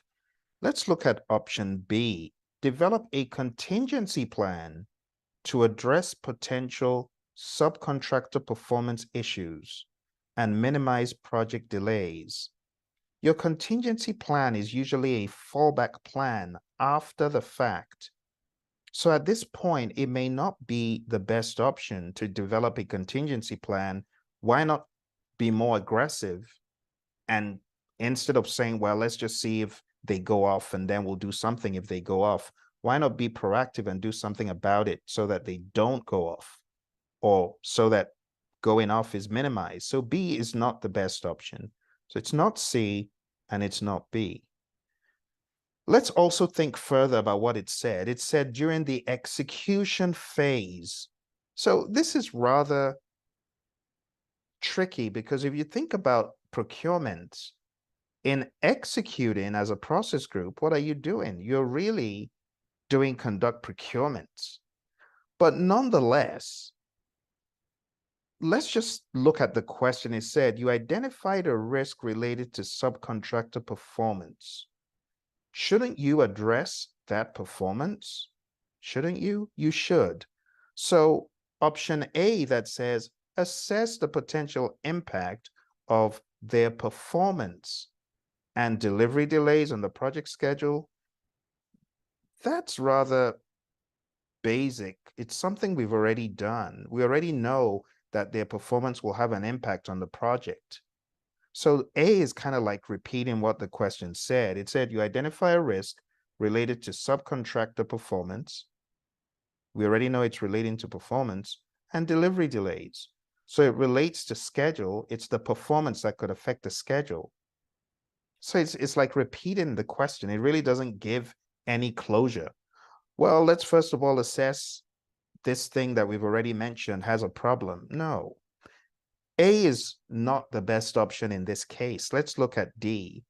Collaborate with the procurement team to establish clear performance criteria and monitor subcontractor progress.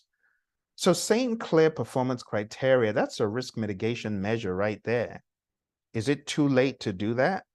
No. By definition of procurement, the fact that this is alluding to conduct procurements, it's not too late. You should solidify that performance criteria before the contract is signed.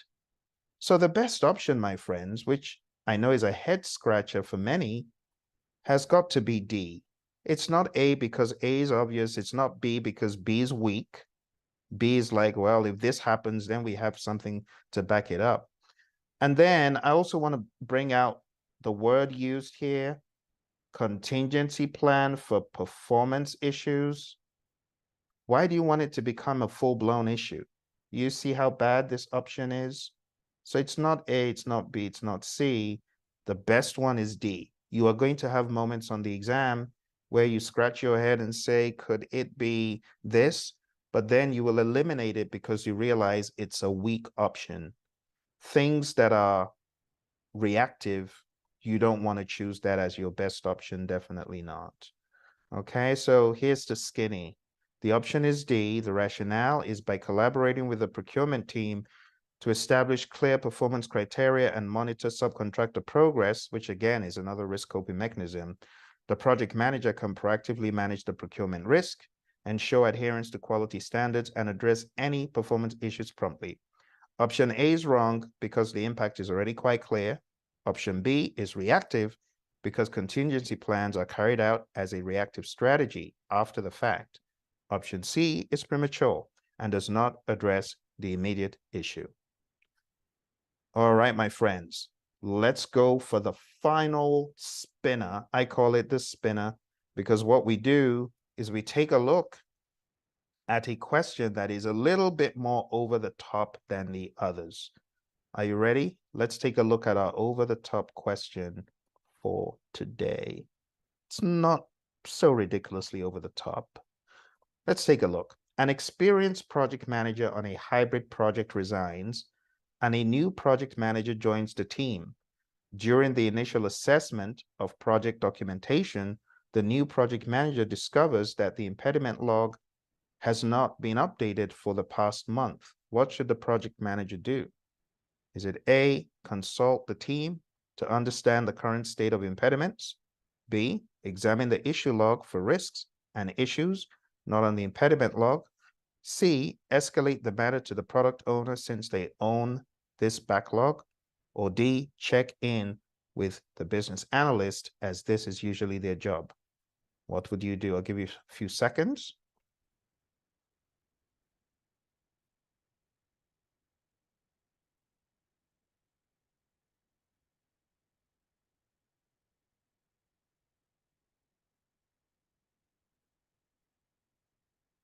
All right. So a few of these are flat out wrong. So process of elimination, the one that says check in with the business analyst because this is usually their job, that is bogus.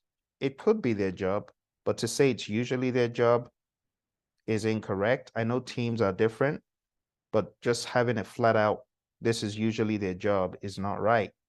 Option C, escalate the matter to the product owner since they own this backlog. Well, this says impediment log, so that's not correct. Taking a look at option B, examine the issue log for risks. You don't have risks in the issue log, right? And then it says issues, not on the impediment log. So it's bogus. It's mixing up the language. The best option is consult the team to understand the current state of impediments. If you want to say consult with the team, consult the team, whatever, that is the best option. So the best option is A. I'm going to give you one more because that one, I know some of you had seen that prior. Let's go to this outrageous one, number 10. Your firm has just been through a difficult year due to COVID-19 and many projects have been canceled. Risk management has therefore become extremely important to your PMO. One particular project manager has been given a very complex project to manage, and heavy risk and change management was expected. The project manager implemented a change to manage a significant risk, but a long while after implementation of the approved change, the project manager realizes that the change failed to achieve the expected result. This led to adverse consequences. What should the project manager have done to avoid this? A, verify that the risk response was effective. B, added the risk information to the risk register and assumption logs. C, reviewed the assumption log to revisit or change existing assumptions. D, assessed new risks and updated the probability and impact matrix. Think about that. I'll give you some time because it's a long one.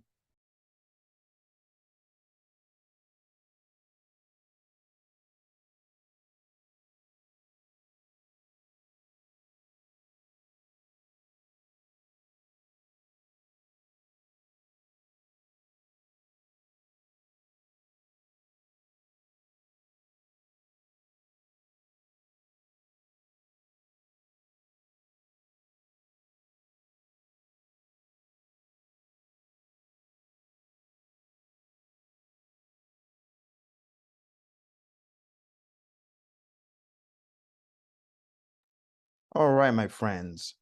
Story. Let's try to break it down, and I'll use my highlighter for this one. Let's get the highlighter.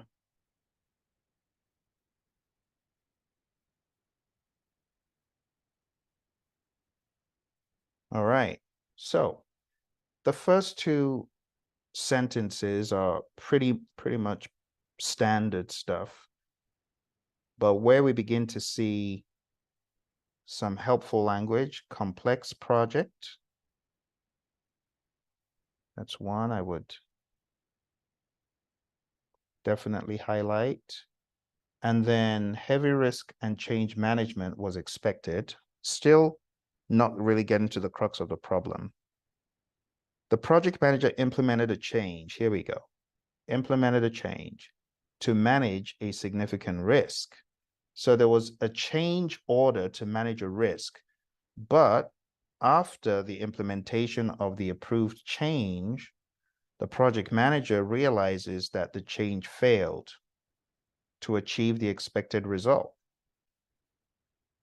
This led to adverse consequences. So what should the project manager have done? I'm sorry for all the markings. I didn't realize those were there. I was so focused on the question. So it says, what should the project manager have done to avoid this? Let's ask ourselves if certain actions would have truly avoided this. So let's start from A. Verify that the risk response is effective. That sounds so ordinary. If I had verified that my response would work, I would not be at a point of failure. Isn't that so obvious? It's quite obvious. Let's look at option B. I'm not hugely convinced yet. Let's read B. Added the risk information to the risk register and assumption log. How would that have prevented you from having a less than ideal result if you added the risk information to the register? That doesn't talk about the change that was implemented, right?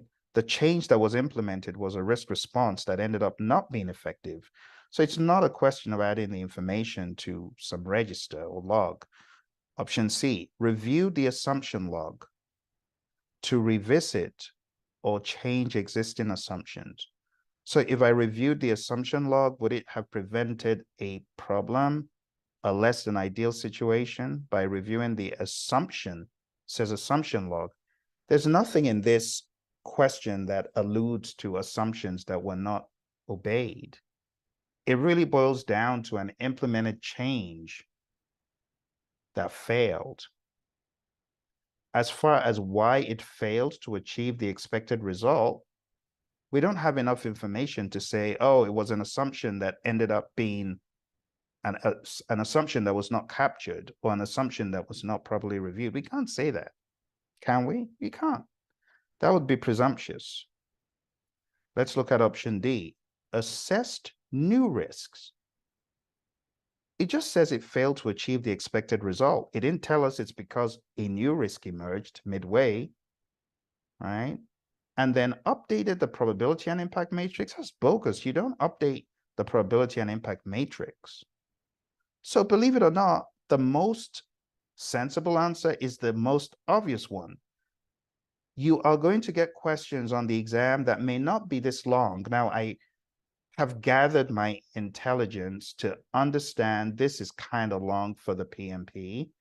This question, you wouldn't get anything as long, but you could get something maybe 4 to 5 lines long for some of the longer questions, okay? I've had the occasional person who said, well, this question length is not abnormal. It's just that you don't get a lot. So you can expect to get very long questions that make your time run out. Let's take a look at the rationalization behind this. So the answer is verify that the risk response was effective. That's the best answer to the question because all the other options would not have avoided this current situation. I hope you found value from this, my friends. This has been fun going through these 10 chapters, well, 9 chapters with you. We've still got one more. I want to encourage you, if you're looking for training, if you're looking for help for your exam, go on down to our website, praizion.com. You can sign up right now for my PMP training and CAPM training on demand right now. Just go on down to the link. It's tinyurl.com/elite PMP. If you go to that link, you'll be able to sign up for my course right this moment. Okay, Elite PMP. The information is tackled from the perspective of the PMP exam content outline, from the PMBOK 7, the PMBOK 6, Agile. There's a whole lot of stuff there. And also, if you're getting ready for the CAPM exam, then go to tinyurl.com/elite CAPM, and you will be able to sign up for both of these courses. You know that these courses will be available to you for a long period of time, right? Lifetime access. So there's low risk. But one thing, if you do sign up for this course, I have a free 500-page book for you. I need you to hit me up and ask for it, and I'll make sure that you get that book. All right? For other courses, visit our website, www.praizion.com. Thank you, my friends. Hit the like button if you found value from it. Share with someone. And I wish you all the best on your PMP exam. Take care and bye for now. Hello, my friends, and welcome to PMP Exam Prep Pace and Reasoning, the cost area. The cost area is 4 processes in the 6th edition, but it spans across all the other areas when you boil it down, because the other knowledge areas could impact cost. Let's first of all take a look at some pretty straightforward questions. Here's your first question. You are a project manager on a hybrid project using an agile approach and in the process of costing work to be done. How would you likely proceed? Is it A, flexible cost, B, flexible schedule, C, fixed scope, or D, fixed cost?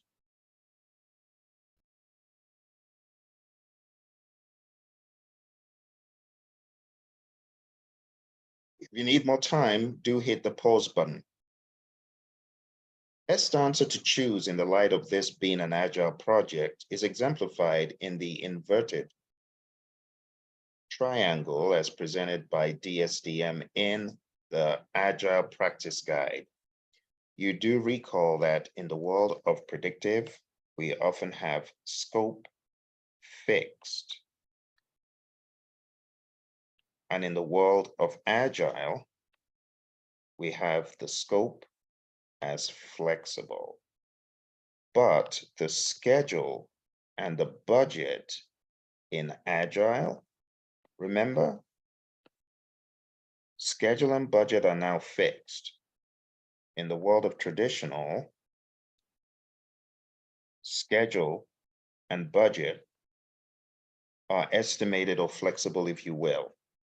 So, my friends, in light of this, the best answer is none other than D.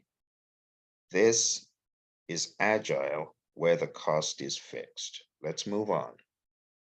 Next question. You are the project manager on a hybrid project using an agile approach and in the process of costing work to be done. How would you likely proceed?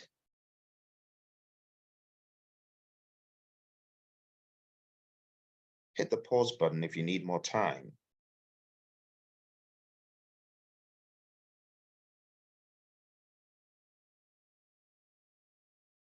Again, based on what I just showed you, we understand that in the world of agile, schedule and budget are fixed. So it can't be A that says flexible cost. It can't be D that says fixed scope.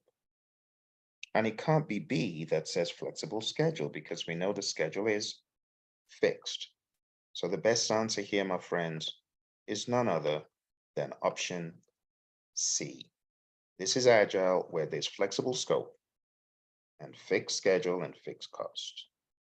Let's move on to the next one. What is the key benefit of the plan cost management process?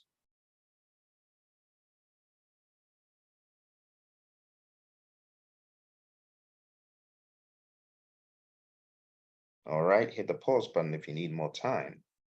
So remember, this is the very first thing you're doing in cost management, and therefore, anything that prescribes a future activity is wrong, or anything that prescribes a previous activity already done is wrong. So right off the bat, let's take a look at D. Creates a comprehensive budget document that defines the basis of all the work. This is wrong. The budget comes after we have planned cost management. C says links the project to the strategic WBS of the performing organization. That is a bogus statement that doesn't make sense.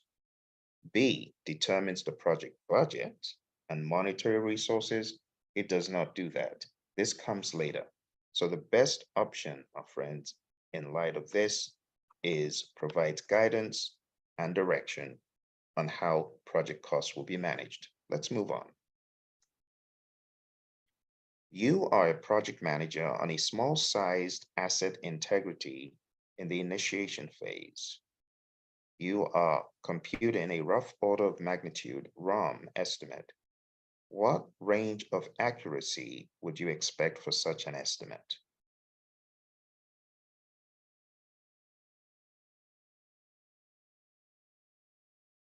Do hit the pause button for more time. I will reveal the answer shortly. When we're talking a rough order of magnitude, it is not very accurate. So you could guess by taking a look at the one that is so accurate, you immediately know it cannot be D. That is pretty accurate. It is not C because the numbers don't match. And B is a little bit too accurate for it to be a rough order of magnitude. The ROM spans across 100 points, and you have minus 25 in the direction on the number line. So if you're thinking of positive and negative, just think about the smaller number being on this side and the bigger number, the plus 75, is on this side. And that's how you can remember, but it spans across 100 points. It's like a hit or miss if you really wanted to boil it down. But the best answer, my friends, based on the facts and figures you've got in the PMBOK guide, is A. The range is minus 25 to plus 75%. Moving on, Jill is working on estimating the cost of individual work packages to the greatest level of specified detail. She then summarizes the estimated cost to higher levels for tracking purposes. Which tool and technique does this describe?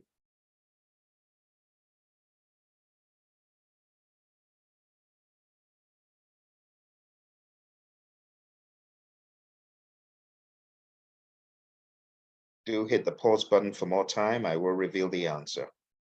So the answer to this, my friends, when we talk about going down to the lowest levels, this is not analogous, neither is it 3-point, and it does not describe parametric. This is talking specifically about bottom-up estimating. Going down to the granular levels and rolling up. Next question. You have completed all the work package cost estimates. What is the outcome of the process of aggregating the estimated costs of individual activities or work packages?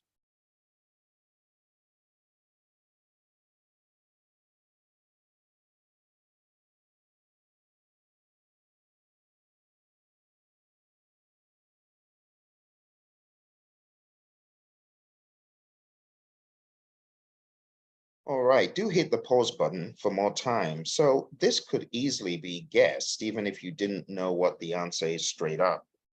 But straight up, you should know the answer. But the outcome of aggregating the estimated cost, which means the costs are estimated.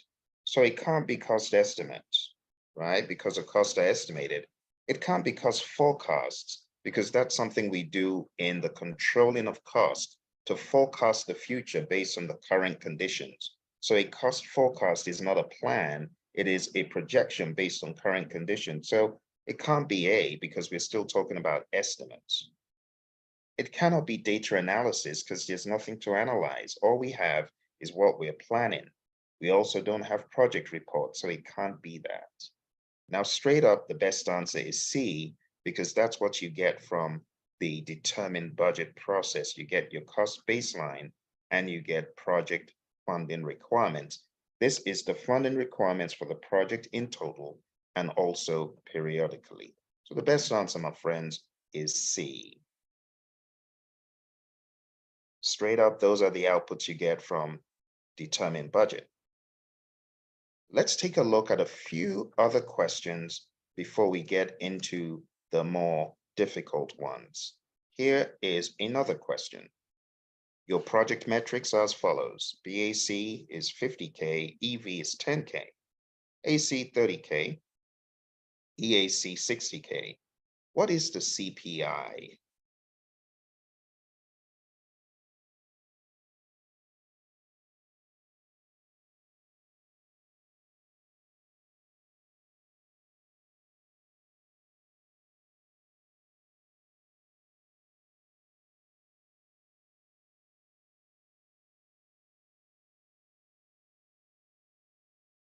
All right, my friends, I gave you a little bit more time for the computation. So here's the answer. This question gives you everything you need, but there's some stuff that you don't need. You don't need the budget at completion. You don't need the estimate at completion. All you need is the two variables for CPI. CPI is earned value divided by actual cost. And this gives us EV of 10K divided by AC of 30K. I want you to observe how the dollar sign will be canceled and the K's will obviously be canceled, and that leaves 10 divided by 30, which we all know as 0.3333, the never-ending number. But when you take a look at this, it's not 30K and it's not 30. It also is not B because it has a dollar sign. Cost performance index is just an index without the dollar sign because they canceled. Remember in what we did. So the best answer is D. I know it looks very tricky, but this is how the exam is. So you got to know your metrics really well and what CPI truly is. It's an index. All right, so the best answer is D. Let's go ahead and take a look at yet another simple question. This will go very quickly. Based on these metrics, what is the SB? Hit the pause button if you need more time.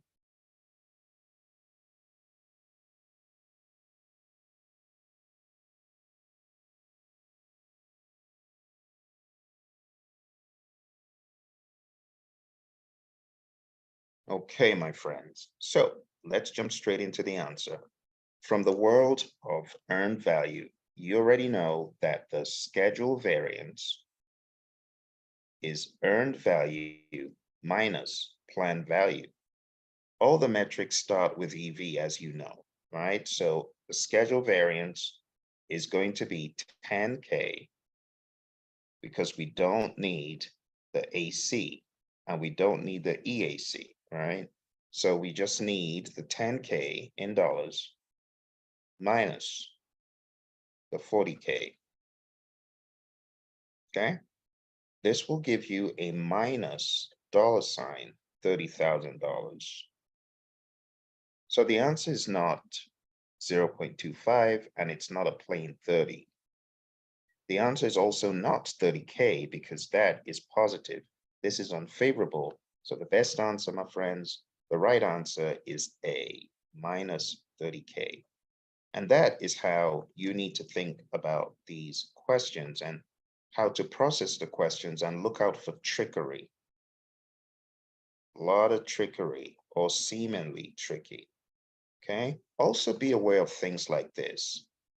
If you have an SPI of 0.5, CV of 5, an SV of minus $50, a CPI of 1.01, and an SPI of 3.09, you should be able to come up with what these mean. And let's throw in a CPI of 0.65.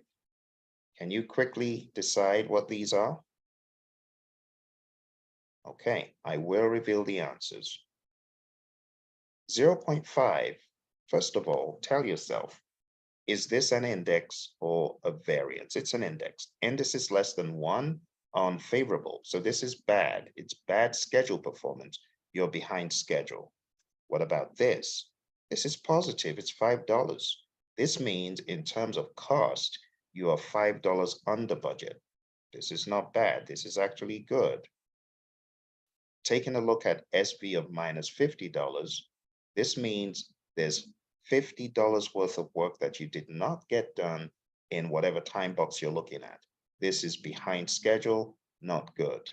This 1.01 is greater than 1 slightly. This is not bad at all. In fact, this is good performance, and performance like this will actually not get you in trouble, actually make you look good because you're under budget. Now, if you are so much under budget, that could be a concern. As in this example with schedule, you are so far ahead of schedule that this is problematic. This means you are accelerating at 3.09 times the speed of getting stuff done that you originally promised. This is problematic.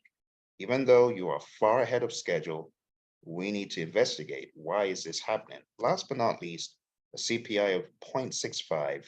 This is poor cost performance, I beg your pardon, and this means you are over budget. And that is a very quick review of the items at a simple to intermediate level.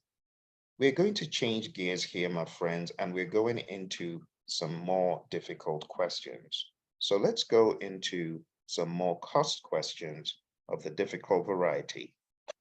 You are a project manager in the construction industry overseeing the construction of a new office building. During planning, a cost baseline and earned value methods were decided upon.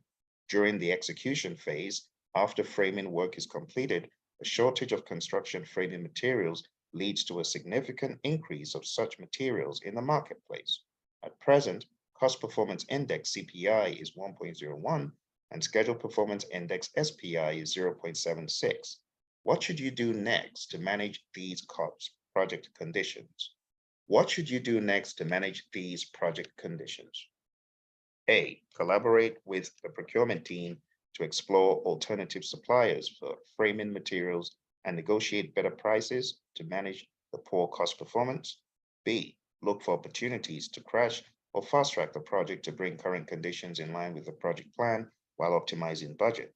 C, communicate the cost deviation to the project stakeholders and seek their input on adjusting the project budget. And D, update the project management plan to reflect the revised cost estimates and allocate additional funds. I'll give you some time to think about this and reread it.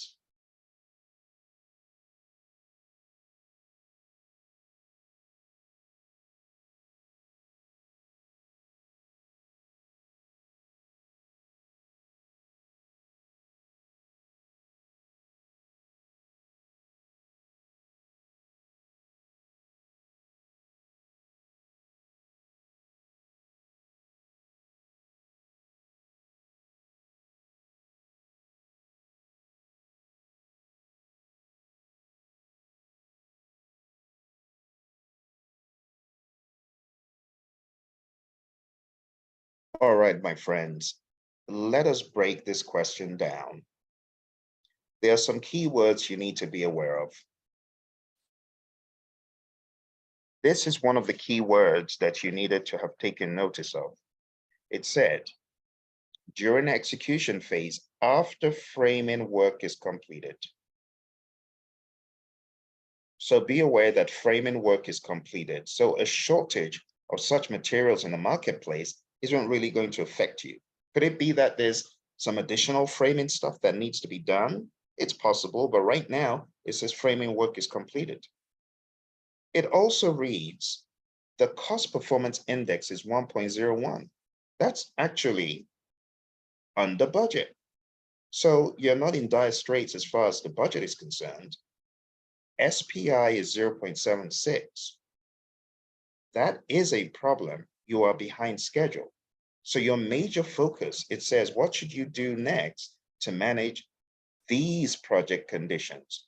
And the project conditions are your cost performance index, which is looking good, and your schedule performance index, which is deplorable. So your focus is going to be on the schedule, not the cost for those reasons. So A, collaborate with the procurement team to explore alternative suppliers for framing materials. You don't have to do that. Framing's being done. That is not a problem. And it says to manage the poor cost performance. The cost performance isn't poor. B, look for opportunities to crash or fast track the project to bring current conditions in line with the project plan while optimizing budget. It's not a bad idea. Let's look at anything else. C, communicate the cost deviation to the project stakeholders and seek their input on adjusting the project budget. There's no cost deviation, so that is incorrect. And D states, update the project management plan to reflect the revised cost estimates and allocate additional funds. Well, at this point, we're not looking at any additional funds because the framing work is done. We don't need any revised cost estimates. We just need to optimize whatever we have as our budget. Keep on the good work. So the best answer, my friends, is B. That is the best answer. Okay. I'll scroll through very slowly so that you can go back and read more about the rationale. Okay. So the answer is B. Look for opportunities to crash or fast track. And with the framing work already completed and no current cost issues, the focus should be on managing the schedule deviation. By expediting critical activities, allocating additional resources, or resequencing tasks, the project manager can mitigate schedule delay and align the project's progress with the original plan. Make sense? Okay. While collaborating with the procurement team, option A, and exploring alternative suppliers could be relevant in other situations, it doesn't address the schedule. Communicating the progress again, that was bogus because there was no problem, right? And then updating the project management plan, it's something that you could do, but you got to first look at the schedule, okay? And it wouldn't be for cost reasons. All right, my friends, let's take a look at the next question, number 11. As a project manager in the pharmaceutical industry, you are leading a clinical trial project. During the planning stage, a cost baseline was determined and earned value rules of performance were decided upon. During the execution phase, unexpected regulatory changes result in additional compliance requirements, leading to increased project cost. What should you do next to manage this cost deviation effectively? Now, let me just say this question is written with a lot of fluff, just like the real exam, because we've heard that the real exam has a lot of fluff in some of the questions. So this is to get you up to that speed. I'm going to let you read and decide, and I'll be back with the answer.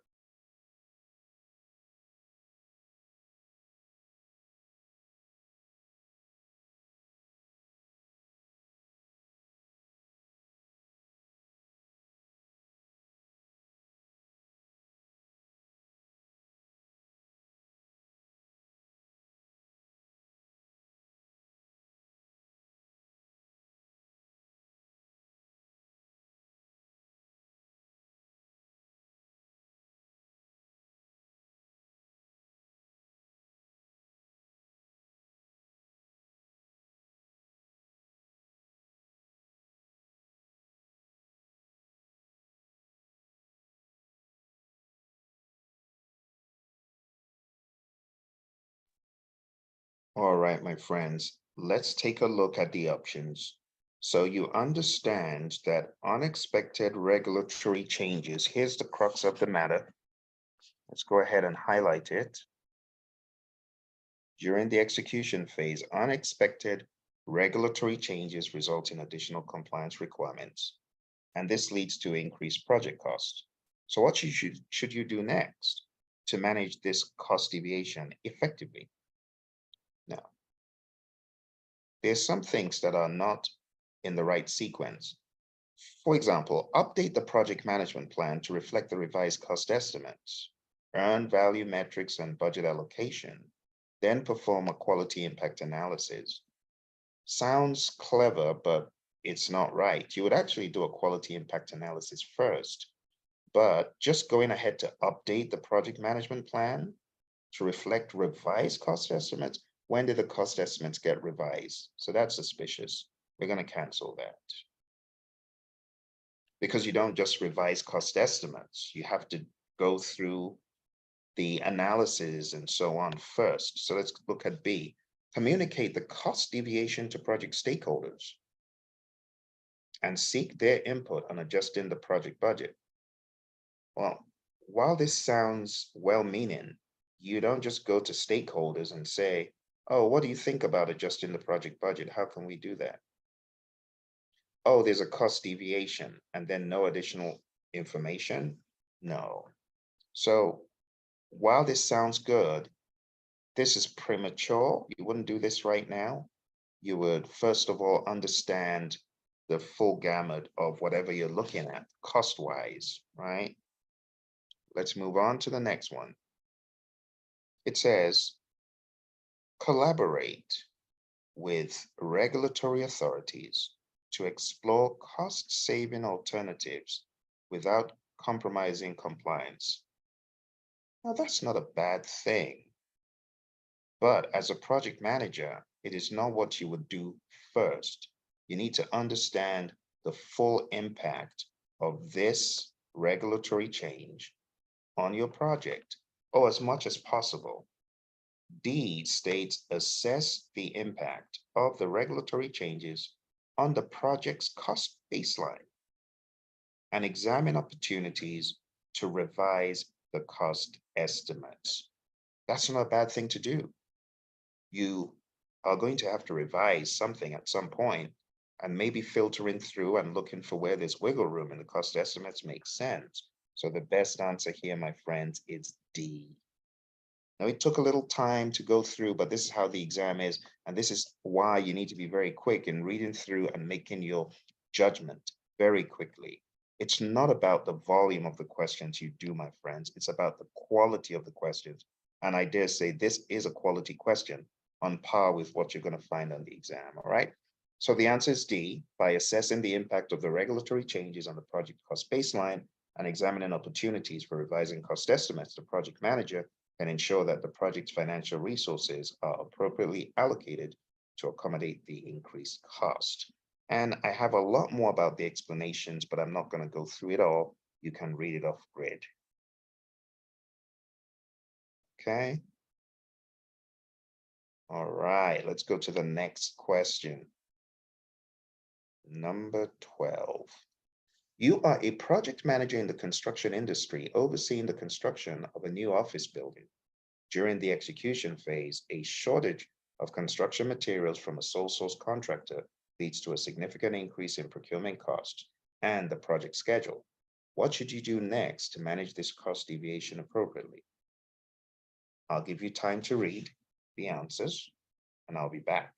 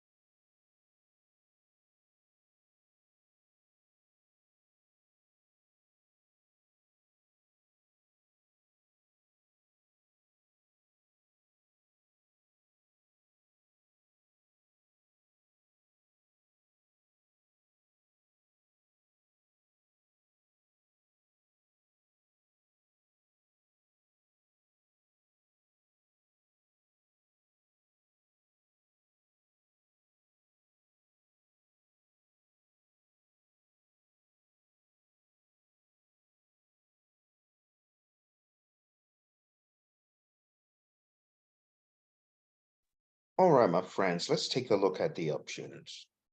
So there's a few keywords that you need to be aware of here. And the first keyword is with regards to the vendor. It says, a shortage of construction materials from a sole source contractor. This is pivotal to you getting the correct answer. And then it says, leads to significant delays in two areas, in cost, procurement costs, and the project schedule. What should you do next to manage this cost deviation appropriately? So there's two variables here. There's cost and there's schedule. And in order to manage this cost deviation appropriately, you got to contain everything that is affected. Now, there are some things that are beyond your jurisdiction, beyond your control. A, collaborate with the procurement team to explore alternative suppliers. There ain't no alternative suppliers for sole source contractors, my friends. So that is immediately wrong because the question of alternative suppliers cannot be answered here. You shouldn't even ask it, right? Because it's a sole source contractor, which means only that contractor can provide this particular construction material, whatever that is. It could be a prefab thing, but whatever the case, they're the only ones. That removes A. Let's take a look at B. Assess the impact of the schedule deviation caused by the contractor and seek schedule shortening options. That kind of refers to crashing and fast tracking, but it says assess the impact of the schedule deviation. Now, yes, there is schedule deviation, but what about the cost deviation? So this is incomplete and not the best option. C, communicate the cost deviation to the project stakeholders and seek their input on adjusting the project budget. Now, while this isn't a bad thing, it, number one, doesn't address the schedule, but number two, you don't go to the stakeholders to say, mother, may I, or help me, parent, because that's kind of like the mindset going to a higher power. So while it sounds good, it's not the best option. You need to, first of all, understand what the impact is, and then you go through the change control board. That would be the better option. But in the absence of that, it goes to D, assess the impact of the deviations on the project overall. And that's good. So both deviations, whatever that might be, cost and schedule, assess it overall, and brainstorm for solutions to problems. That is right in the wheelhouse of performing integrated change control. So that, my friends, is why D is the best answer. You got to focus on both, not just one. And you also got to bring the team along for the ride. Okay. It's not something that you would do in isolation. So the best answer is D. Assess the impact of the deviation on the overall budget and financial feasibility and everything else. Schedule, not just budget, but schedule and everything else. When facing a shortage of construction materials from a sole source contractor, it is essential to assess the impact of the deviations on the project as a whole. This involves evaluating the cost deviation, schedule delay, and potential implications to project quality, scope, stakeholder commitments, so on and so forth. By conducting a comprehensive assessment, the project manager can gain a holistic understanding of the situation. Okay, yada, yada. Here's our final one for this section of our question bank. As a project manager in the financial and banking industry, you're leading the implementation of a new digital banking platform. Although there are management reserves, most of the contingency reserves have been maxed out.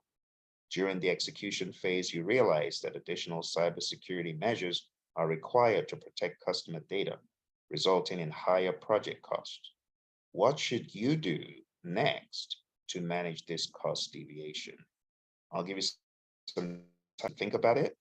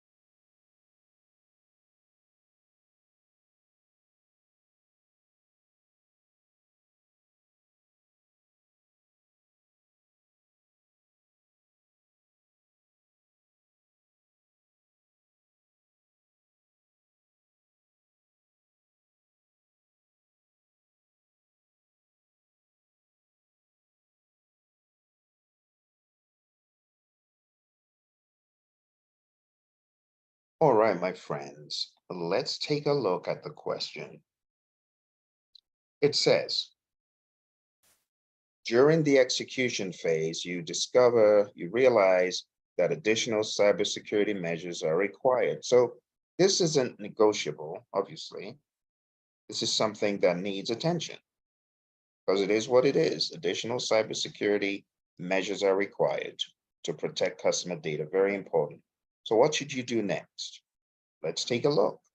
A, communicate the cost deviation to the project stakeholders and seek their approval on adjusting the project budget. This is not what you do first. There's no need to go immediately to the project stakeholders. You got to first of all figure out what this is touching, who is it affected, and so on and so forth. So B, collaborate with cybersecurity experts to explore cost-effective solutions without compromising data security to accommodate these sudden changes or sudden increases. Again, it's not a bad thing to do, but it's not what you would immediately gravitate towards. You gotta know some stuff for yourself, understand what it is touching, and know the far-reaching implications before you move ahead. And actually, you can take this as a blueprint and a model and apply this to your actual exam by always asking the question, do I know what it's touching? Do I truly know what is being affected? And if the answer is no, then you cannot select that. Let's take a look at C. Conduct a cost-benefit analysis to evaluate the potential value and impact of the additional cybersecurity measures on the project. Now, that doesn't sound like a bad option, but let's take a look at D. D just talks about updating the project management plan to reflect the revised cost estimates and additional funds. Think about it. Would you update the plan immediately? Think about that. Can you? Is that something you can do? Because this is obviously budget related. So, my friends, in light of that, the best answer is none other than C. Conduct a cost benefit analysis. That is what makes the most sense, and that is the right answer. Do a cost benefit analysis to evaluate what is the value of this stuff. That's one. And number two, the impacts. The impact was not first and foremost in the sentence, but it's buried in there. You always got to assess the impact, understand, do an analysis of sorts. So, my friends, the answer is D. The C, I beg your pardon, conduct a cost benefit analysis. D, even though it sounds like something you would do, you wouldn't do that now. It's something you would do later after going through change control and after getting approval of those funds. So the best answer is C. All right. So with that, we have come to the near endpoint of our journey today, but it wouldn't be complete without us having one of our crazy questions from the insanely difficult bank. Now, today's question is not absolutely insane like the previous ones we've looked at. This is a rather softball one, considering. So let's go to our special question for today. And it reads, you are working on a significant international project with a very large budget involving stakeholders from every continent who have agreed on a project charter. You study cultures and norms in order to be an effective project manager. Despite your efforts, due to cross-cultural differences, stakeholders of this significant international project refuse to approve the created project management plan. What should the project manager have done to mitigate this issue? I'll give you some time to read it.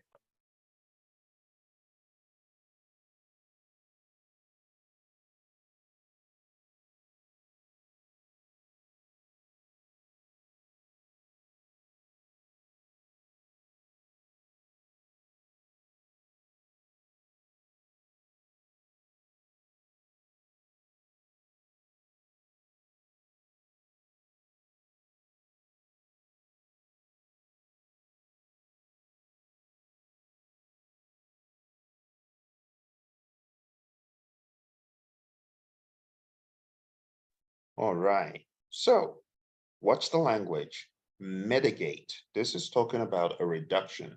So what should the project manager have done to reduce the likelihood of this happening, to reduce the risk? So A, trains the team on common communication language. What does that even mean? That's bogus. So it's not A. It's like saying train everyone on how to speak English. It's not sensible, it's not viable. B, requested earlier feedback from stakeholders during project initiation. Well, let's look at what is happening. It says, who have agreed on a project charter? And then it says, despite your efforts, due to this thing, cross-cultural differences, stakeholders refuse to approve the created project management plan. So what could you have done in initiating is the question, or what could you have done prior? So requested earlier feedback from the stakeholders on the plan? That wouldn't have changed because it says they've agreed on a project charter. So obviously, earlier feedback during initiation on a plan is not even doable. Doesn't make sense. So we're going to cancel B. Let's take a look at C and D. C says reviewed or updated the issue log to reflect that the project management plan may not receive approval? Well, let's think about it. The issue log is typically documented in executing in the direct to manage project work process. So this is earlier on. It is a little bit premature. Documenting something in the issue log actually doesn't do a whole lot. It's like completing paperwork, even though this paperwork is way early. Not to say that we couldn't have issues earlier on, but it just said review the issue log. The likelihood of an issue log existing right now is very slim. And even if it did, just reviewing the issue log may not really make an impact. And it says to reflect that the project plan may not receive approval. That doesn't even make sense. How would you have known that? So we're going to cancel C and hope that the next one really gives us something that we can work with. D, updated the stakeholder register. Okay. And paid attention to non-verbal cues, because body language and tone of voice trump everything else. So it is likely that the project manager would have, one, updated stakeholder register to reflect the individuals and their dispositions, and paid attention to tone of voice, body language, and things like that. In light of what we're seeing, I think if the project manager had indeed paid more attention to the stakeholders, nonverbal cues, especially, there could have been some detection. See, because these are cross-cultural differences, and these should have been updated, and these should have been addressed. So the best answer, my friends, is D. Very subjective question, very much in the middle of the road, but I can assure you, you will get questions of an in the middle of the road nature on the PMP exam. It's just how it is. It is rather in the middle of the road sometimes. Whenever you have stakeholders across regions, you should pay attention to the cultural elements. It says significant international project. Take a look at that. Okay, forget about the large budget. Stakeholders from every continent. And it says you study cultures and norms. Yeah, you should have paid attention to those nonverbal cues as well. And that, my friends, brings us to the end of another interesting episode of your PMP exam difficult questions. I know some of my friends, they scratch their heads at the end of each one and they're like, it can't be Phil, it should be this option. Well, the honest truth is that the exam is very, very subjective, but these questions I'm giving you are done in that same spirit to push you to the brink, to the edge, where you get an aha moment and you understand why the question is what it is. You take that model and you apply it on your exam. So I hope hearing me think some of these out aloud has helped you. And don't forget to hit like, subscribe, share, and hit the bell icon so you'll be notified when I have another one of these videos available. Remember what I said in the middle. I told you it's more about the quality of the questions than the quantity. I have a whole bunch of questions out there, but the questions that I'm giving you now have been updated to reflect how the exam feel and bend is currently. So if you're feeling very comfortable with these, more power to you. If you're feeling uncomfortable and you need further prep, you need further help, I encourage you, look for help as soon as you can, close the gaps, get good before your exam, okay? If you need help in particular with your PMP exam prep and you're looking for solutions that can help you, I want to encourage you to go on down to our site. It's praizion.com. That's PRAIZION.com.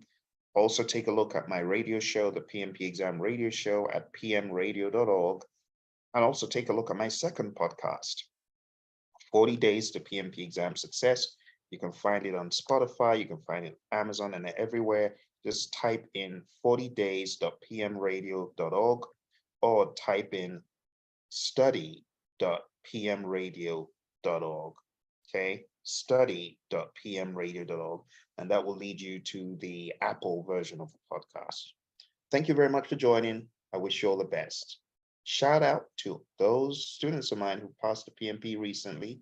A shout out to Lawan, a shout out to Stephanie, a shout out to Victor, and a shout out to all the others who have cracked the exam code. Talk to you soon, and bye for now.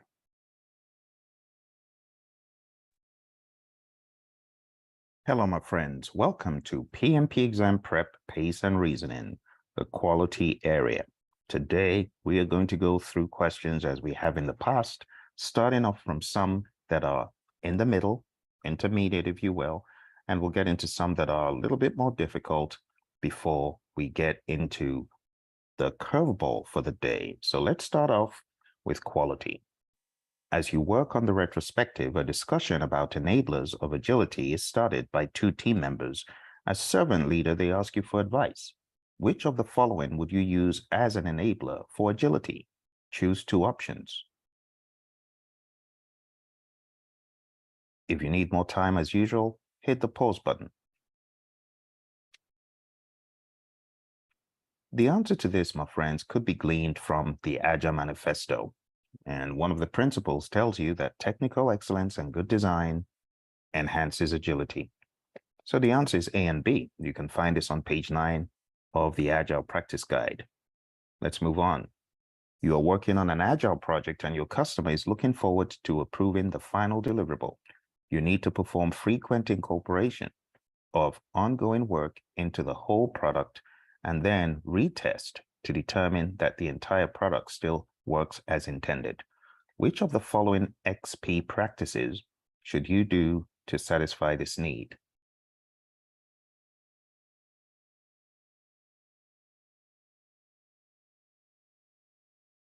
Okay, hit the pause button if you need more time. The answer to this, my friend, is not D. There's no such thing. And it's not C. Spikes just refers to prototyping, additional research, or some risk action. The best answer, my friend, is A. This is continuous integration. Performing frequent incorporation of work into the whole, no matter the product, and then retest to determine that the entire product still works as intended. Code refactoring is cleaning up code, but that is not what this question is talking about. This question is clearly talking about integration. Next question. You're working on an Agile project with team members. Your customer is looking forward to approving the final deliverable. Which of the following should you do first as a project manager?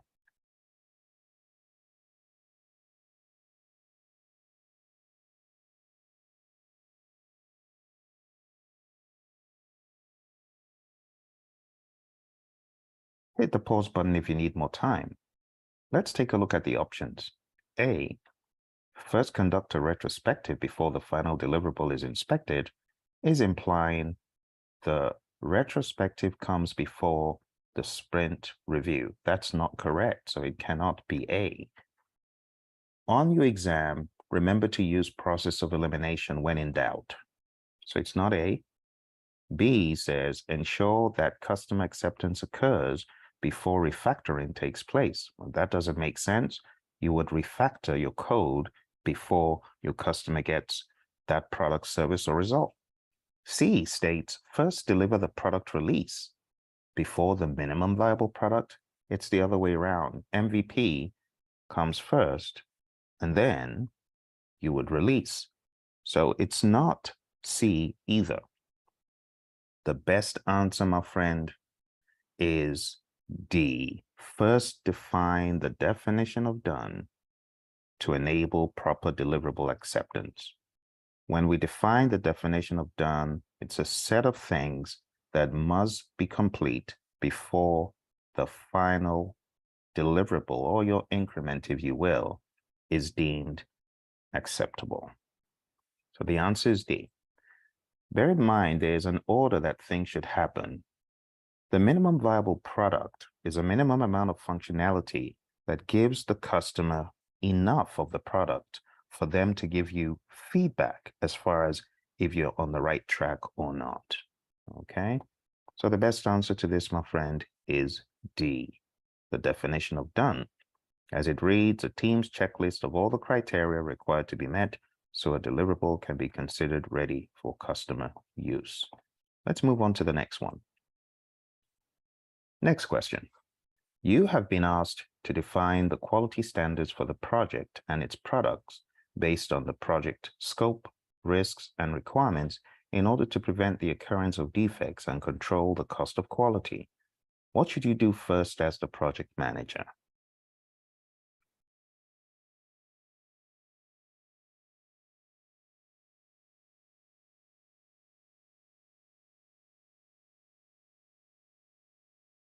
Okay. Hit the pause button if you need more time.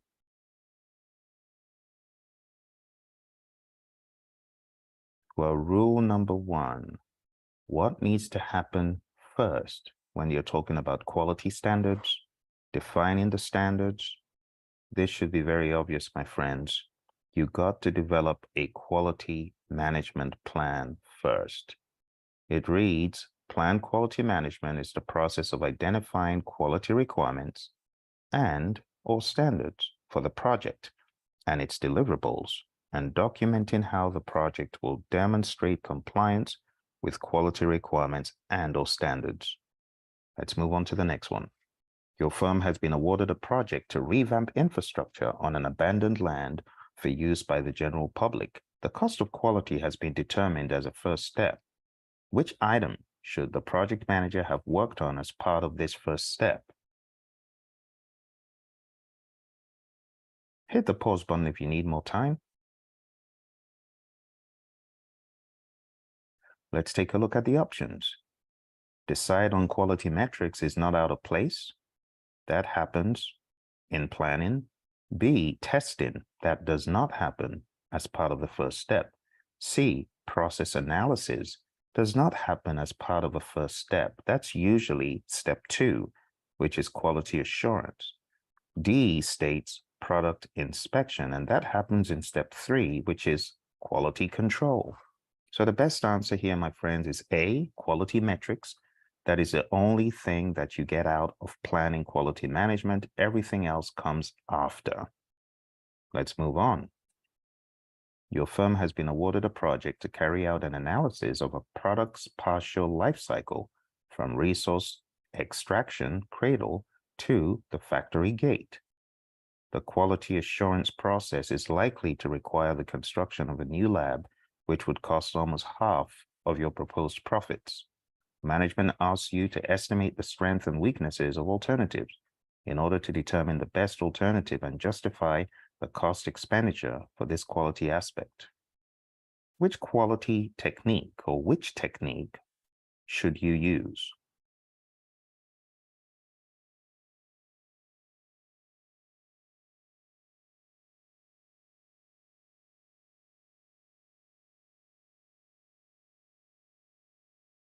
All right, hit the pause button if you need more time. So when you think of these options, my friends, to justify cost expenditures, there's 2 that you can immediately shoot down. Performing quality assurance is not a technique, that's a process. And planned cost management is a process. So if I was on the exam, I would eliminate these 2, and I would be left with 2. And they're both in that same domain of quality meets cost. But there's one that helps you justify cost expenditures, and it's not the cost of quality. The answer is B, cost-benefit analysis. This is used to estimate the strengths and weaknesses of alternatives in order to determine the best alternative in terms of benefits provided. A cost-benefit analysis will help the project manager determine if the planned quality activities are cost-effective. Let's move on. Your firm has been awarded a project to design a rainwater harvesting system. As your project progresses, you are asked to ensure that the processes being carried out will result in project success while identifying process improvement opportunities. Which of the following statements describes what is being done?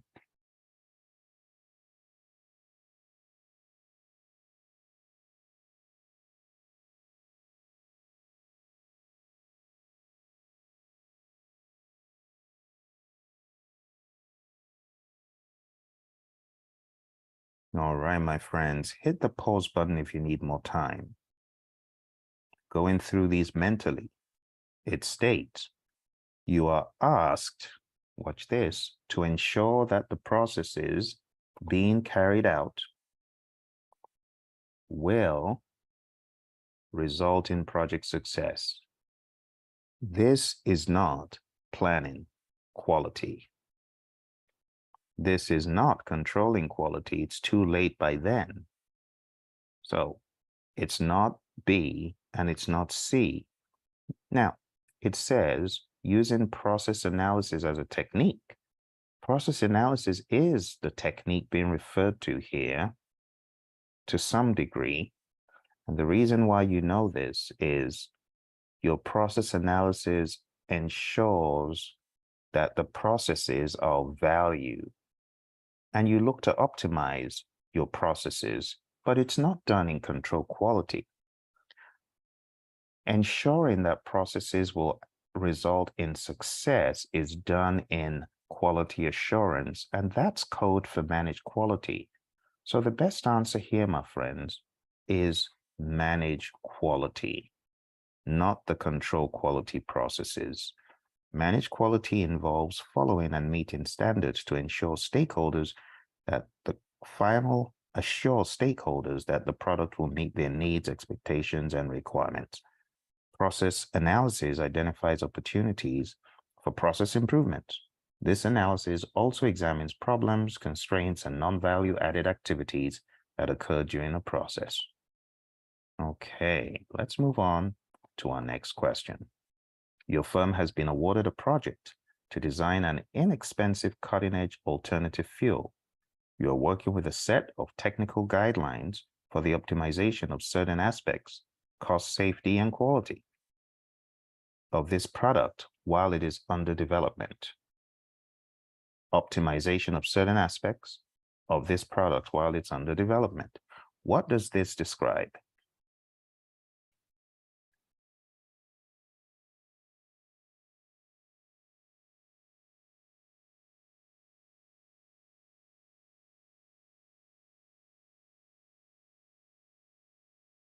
All right, hit the pause button if you need more time. So when you think about it, you're working with a set of guidelines and you want to optimize certain aspects of the product. This describes one thing only. It's not a Monte Carlo, and it's neither of the analyses, my friends. It's A. This is designed for X. It's a direct cutout from the PMBOK guide. It reads, Design for X is a set of technical guidelines that may be applied during the design of a product for the optimization of specific aspects of the design. DFX can control or even improve the product's final characteristics. So whenever you see a product, remember, it's designed for something. It could be designed for ease of assembly, like IKEA claims.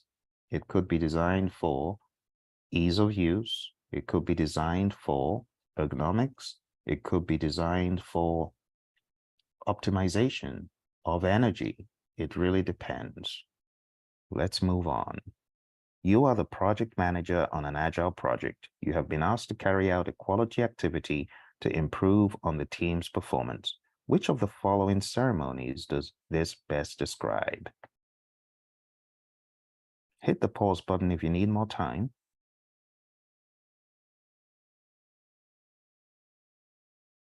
Since this directly talks about team performance, there's only one answer that I would expect you to go for, and that is the retrospective.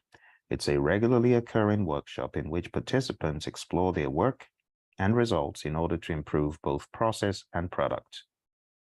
Let's go to the next set of questions.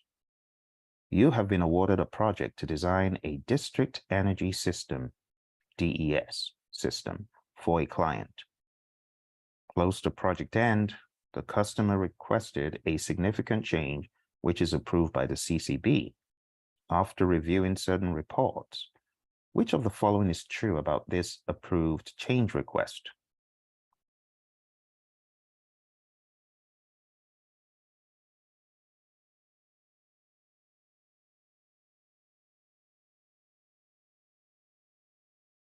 All right, hit the pause button if you need more time.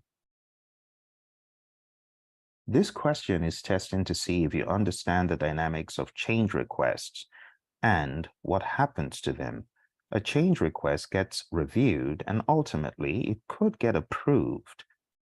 And that's called an approved change request. So what happens with it? Should it be used to plan programs in the firm? Not necessarily. Should it be used to develop the charter? No. The charter comes first. Should it be used as an input to perform integrated change control? And the answer is no. It's an output of performing integrated change control. So the best answer is A. The implementation of approved changes should be verified, confirmed for completeness, retested, and certified as correct. So this is going to be used to retest, to check the reworked product. Moving on, you are verifying that project deliverables conform to the quality standards in the quality management plan. You are using appropriate tools and techniques to meet project requirements and business needs.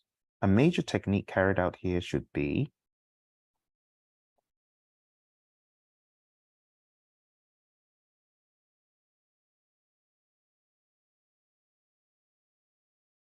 all right, my friends, hit the pause button if you need more time.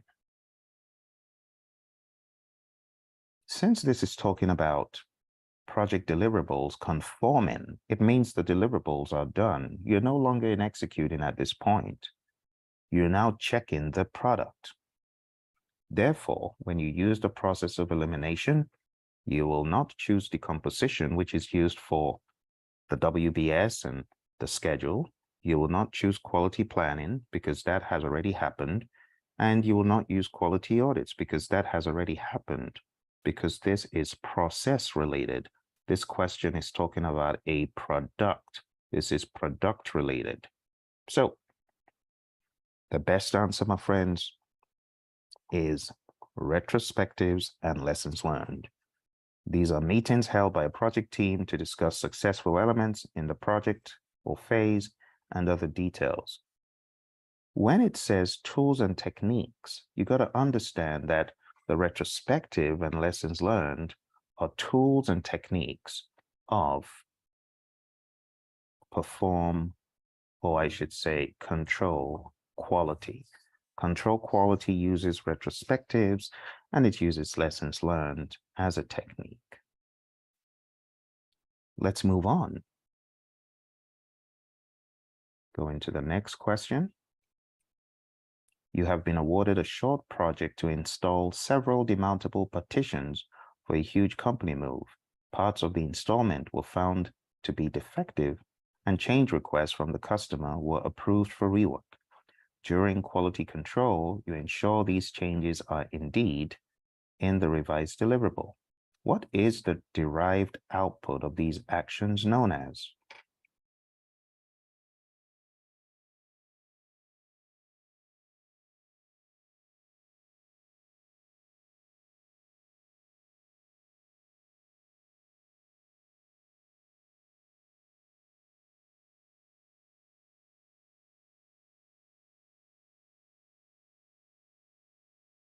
Okay, so my friends, this is asking pretty straightforward about what do you get out of quality control.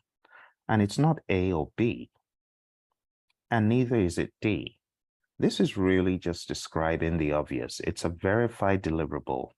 A goal of control quality is to determine correctness of deliverables, and the results of performing the control quality process are verified deliverables, and that becomes an input to validate scope for formalized acceptance.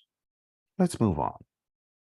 And that concludes our view of the relatively intermediate questions. Going up a notch, let's take a look at our more advanced questions that are tailored after the what should the project manager do next theme. Let's jump straight into it. Here is our first question. It reads, as a project manager in the biotechnical industry, you're leading a research project with strict quality standards. During the execution phase, let's start again. I apologize for that. Now you can see the question. Let's go. As a project manager in the biotechnical industry, you are leading a research project with strict quality standards. During the execution phase, you discover that some laboratory equipment used in the project is not calibrated as per the required specifications. What should you do next to manage this quality issue effectively?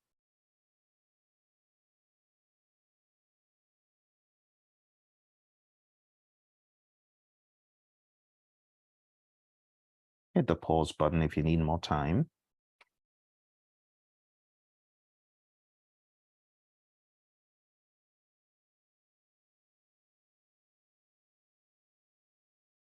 Okay, well, let's begin taking a look at the answers one by one and use the process of elimination.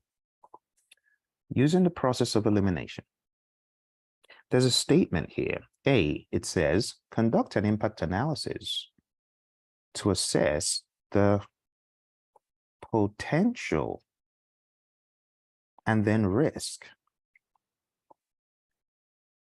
effects. And then it says of the equipment calibration issue on future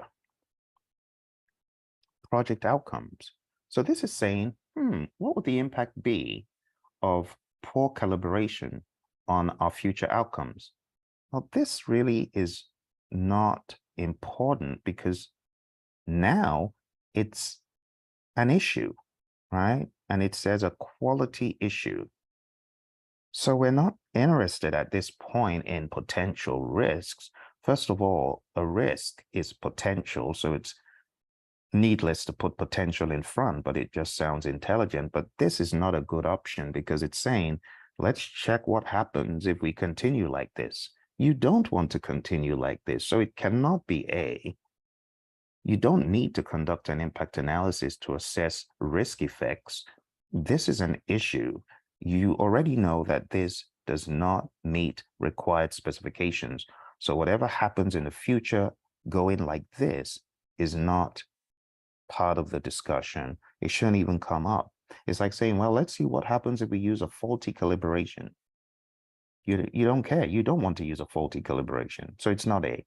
B says, communicate the quality issue to the project team and stakeholders and seek their input on resolving it. Now, while that sounds good, the question is, are they the best people to solve this? Let's take a look at what we have in the next option. Option C, collaborate with the laboratory personnel and equipment suppliers to rectify the calibration issue. This is a good word, rectify. Rectify the issue. This has nothing to do with risk, like I said. And this is the laboratory personnel. They're the best people to do this, not just the stakeholders in general. So we're going to cancel B.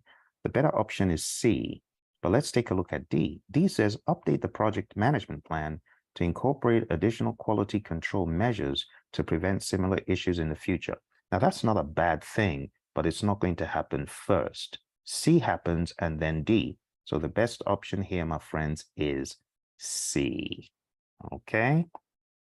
Collaborate with the laboratory personnel and equipment suppliers to rectify the calibration issue.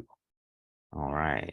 By collaborating with the laboratory personnel and equipment suppliers to rectify the calibration issue, the project manager can ensure that the equipment meets the required quality standards and maintains the integrity of the research project.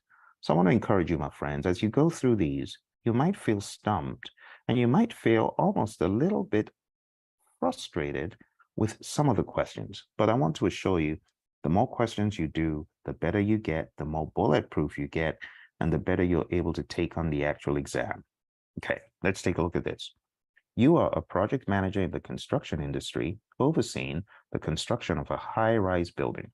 During the execution phase, you receive unsubstantiated reports of substandard materials being used by the subcontractor from a different firm who originally lost the bid. What should you do next to address this quality concern? I'll give you some time to think about it.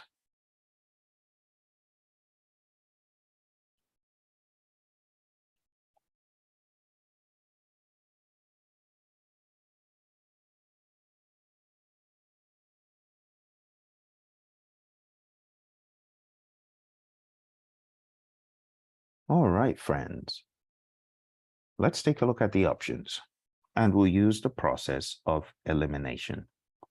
So whenever you come across a problem, I recommend using the dig sieve. Define the problem, identify the root cause, generate the alternatives in your head, choose the best alternative, and in the real world, you would implement it and verify it worked. But for the exam, for solving problems on the exam, it's pretty much define what the problem is in this question, identify the root cause of the problem, then choose the best alternative. So you could generate them in your head, but it's going to boil down to choosing from what PMI gives you. So we see these are unsubstantiated, which means they cannot be relied on. So these are reports from subcontractor from a different firm who originally lost the bid. Oh, could there possibly be bad blood brewing and hearsay? It's possible. So we cannot hang our hat on these unsubstantiated claims. So let's see. A, conduct a thorough inspection and testing of the materials to verify their quality. It's not a bad idea because these claims are not solid. It's unsubstantiated. There's no evidence. B says, communicate the quality concern to project stakeholders and seek their input on addressing the issue using historical information, lessons learned, and environmental factors. Now that sounds smart, but it says it's an issue. We actually don't know that. So this is not substantiated. We're going to cancel that because you don't want to tell stakeholders what is not substance. You don't know. You've got no evidence. C says stakeholder engagement with a subcontractor to rectify the use of substandard materials and ensure compliance with quality standards. Now, while that sounds good, you still don't know if this is the case. So that is presumptuous, and you wouldn't choose C because you don't know for sure. Keep an eye on keywords in questions. These reports don't have any substance, okay? D, update the project management plan to include additional quality assurance measures to prevent similar issues. So again, it wouldn't be D. The best option is to conduct thorough inspection and testing.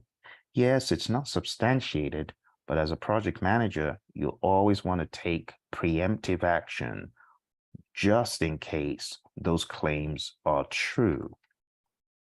This is a very tricky question to navigate, I understand, but let's take a look at further clarification. By conducting a thorough inspection and testing of the materials to verify their quality, the project manager can gather evidence of any substandard materials and take appropriate actions to address the quality concern. Remember, these are unsubstantiated reports. All right, my friends, let's take a look at the last one of three. I'll let you read it. Excuse me, let's read that. As a project manager in the information technology software industry, you are leading a software development project.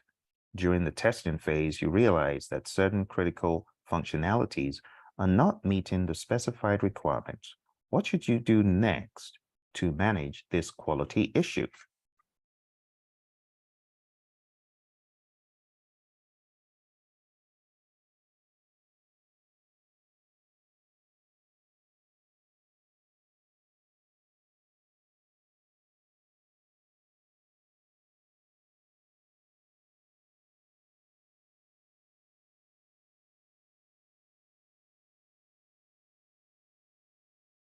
All right, let's take a look at this, my friends, and use again the process of elimination.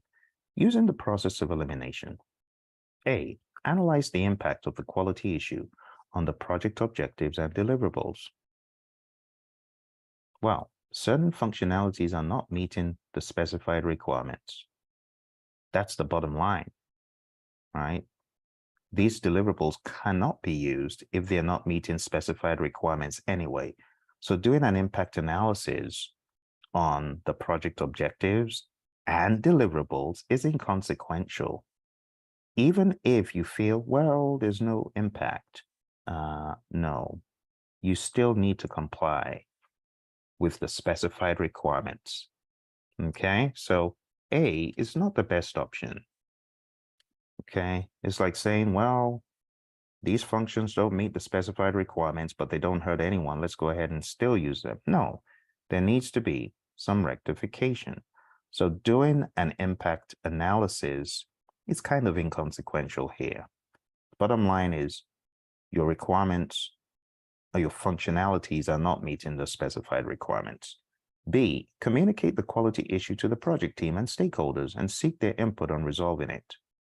Well, random stakeholders are not the best people to contact for this. See, so we wouldn't choose B either, even though it sounds like a plausible one. That would be a last-ditch effort if there wasn't something better. Let's take a look at C. Collaborate with the development team. Keyword, rectify the functionality issues and ensure compliance. You've got to, even if you feel, oh, nothing else is affected. No, you should ensure compliance. So C is beginning to look like a possible best option. Let's take a look at D. Update the project management plan to incorporate additional quality control measures to prevent similar issues. While that's not a bad thing to do, it's not the thing you should do next.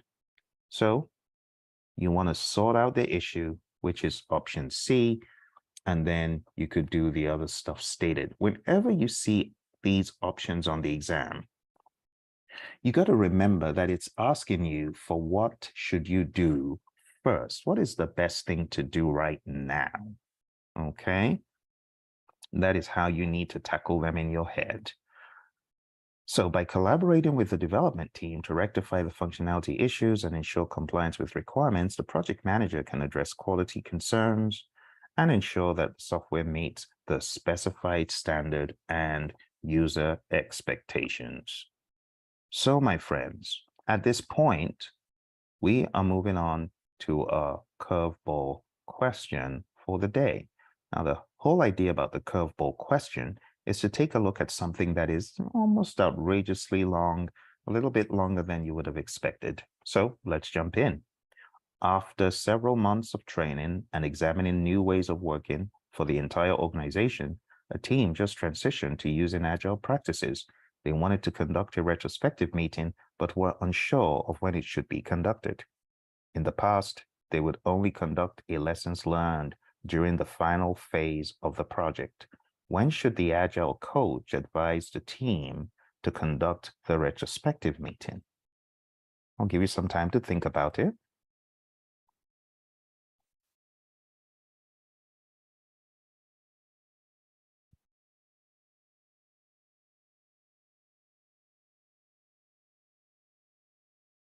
Okay, hit the pause button if you need more time. Taking a look here, my friends, we can see at the end of the project or phase, well, for retrospective, that's a little bit too late, so it's not A. B, just after the conclusion of every release. Well, you know, releases are different from sprints. So we're talking about possibly months before you do a retro. No, not a good one. It boils down to C and D, before sprint planning for the next iteration. That's plausible because the retrospective in the world of Scrum happens at the end of the sprint. D, as and when any dysfunction is discovered. Wow, that's going to be a whole lot of retros, possibly. It also doesn't fit various models that are used in the world of Agile. So the best one to choose, my friends, is not A, B, or D. The best option to choose is option C. It's before sprint planning for the next iteration. That makes the most sense. If you haven't taken a look at PMI's Agile Practice Guide and the practices on page 50 forward, I would advise you to do that. I think it will help you. The retrospective is a separate event, and it should be conducted after the sprint review and before the next planning event. And this is so that you can take the lessons from the current sprint and feed them into the next sprint. And that could impact what you do in sprint planning. So keep that in mind. And my friends, we have come to the end of our PMP exam prep, pace, and reasoning in the quality area. I appreciate you joining me today. Remember, if you have any questions or concerns, this channel is here to support you. There's a number of options as far as podcasts that you can sync up to. We have a podcast which is at pmradio.org. We have a boot camp which is coming up sometime soon at hpmexam.com. And usually we do these once a month or once every 2 months, so keep plugged in. And we also have a number of other tools at praizion.com, our main website. Go on down to praizion.com and take a look at the number of opportunities there for both PMP students and graduates. Thank you, my friends. It's been your buddy Phil. I hope you found value from this. Don't forget to hit like, subscribe, share with your friends, and I'll see you in the next episode. And don't forget, we actually have 4 episodes before this: integration, scope, schedule, and cost. This is number 5. It's 5 out of 10. We got 5 more to go. You take care, and bye for now.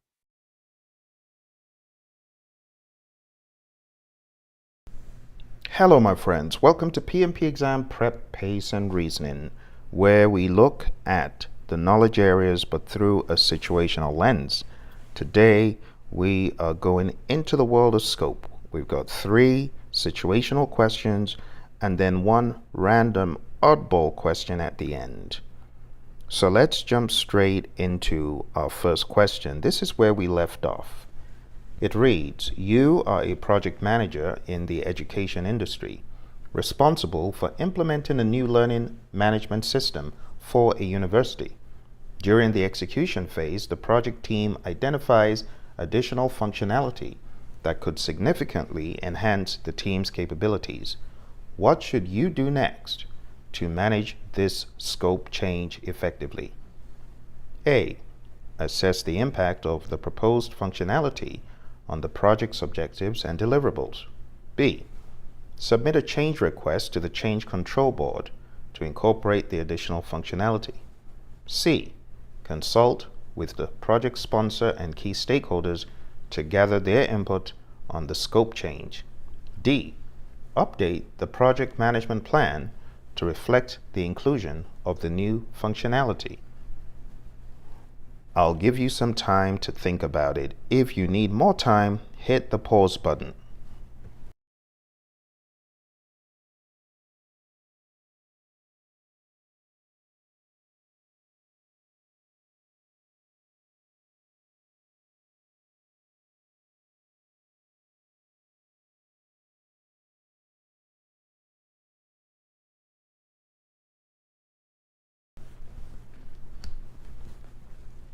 Just like the real exam, I expect you to spend about a minute, 15 seconds, no more.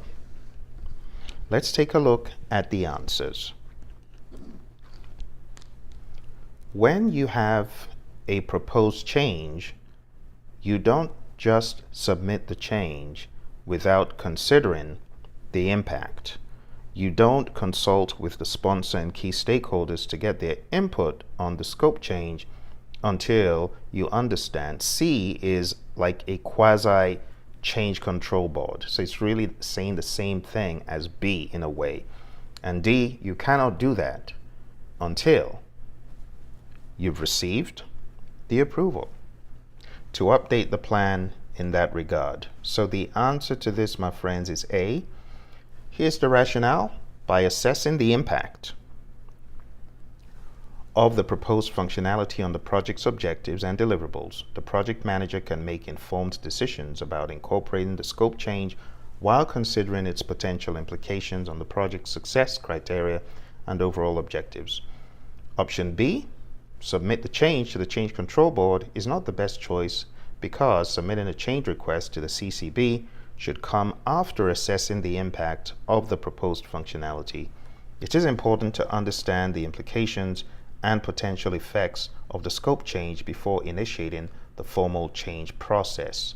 Option C, that reads consult with the sponsor, this is not best because while consulting with the project sponsors and key stakeholders is important, it is not the immediate next step after identifying additional functionality. It is essential to first assess the impact and feasibility of the scope change before gathering input from stakeholders. Option D is not the best choice because updating the project management plan to reflect the inclusion of the new functionality is a potential action to take, but it should be based on the assessment of the impact and feasibility of the scope change. Updating the plan should be done as a response to the assessment, not as the immediate next step. Now, I want to make this a learning moment, and therefore I want to call your attention to the change request process that every project manager should be thinking about for this exam. So let's go into this change request mindset. The first thing that you do when you get a change request is to ensure it is well documented. If the change request is not documented, it is your job as the project manager to ensure documentation. And the way you do that is you make the change request template available, you ensure it's filled, and then after that, you document that in the change log. So let me show you, before we move on to the next question, the flow for change requests, because it could help you on your exam. Ultimately, we are going to get to the outcome, but leading to the outcome, like I said, you may get a verbal request, put it in formal writing, log it in the change log, and then analyze the impact from every perspective. Schedule perspective. How does this change impact schedule, cost, scope, resources, communications, risk, procurement, stakeholder? You want to look at everything. Then you send the change request and your impact analysis to the change board. If there is one, they review the request. They then decide the outcome of the change and they log it in the change log as well, sharing it with stakeholders to give them an update, and then the project manager can carry out the next steps if the change request was approved. This is the flow, okay? You're going to get questions that test your understanding of this logic. The outcome could be approve it, reject it, put it on hold, or it could be an answer pending other information or other actions. Some of the other actions could be getting in touch with the customer to negotiate something different. We can't give you A, B, and C. We can give you B and C. Is that okay? Another offshoot could be, at this point, you seek approval from other authorities like the sponsor and the customer if they're not in the CCB. And then that anchors back in to the general flow. This is the mindset that will really help you on your exam. Let's go back into the questions.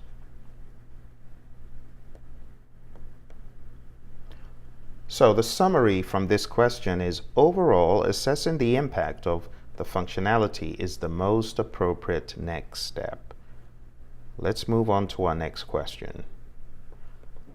As a project manager in the construction industry, you're overseeing the construction of a new office building.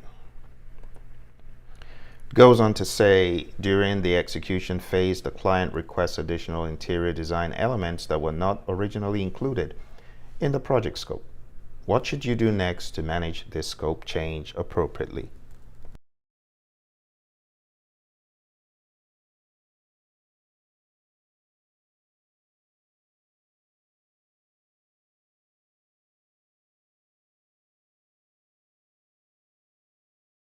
The options: A, evaluate the feasibility and cost impact of incorporating the additional interior design elements. B, communicate the client's request to the project team and assess their capacity to accommodate the changes. C, consult with the project sponsor and client to discuss the potential impact on the project timeline and budget. D, prepare a change request to formally document and review the client's request for scope change.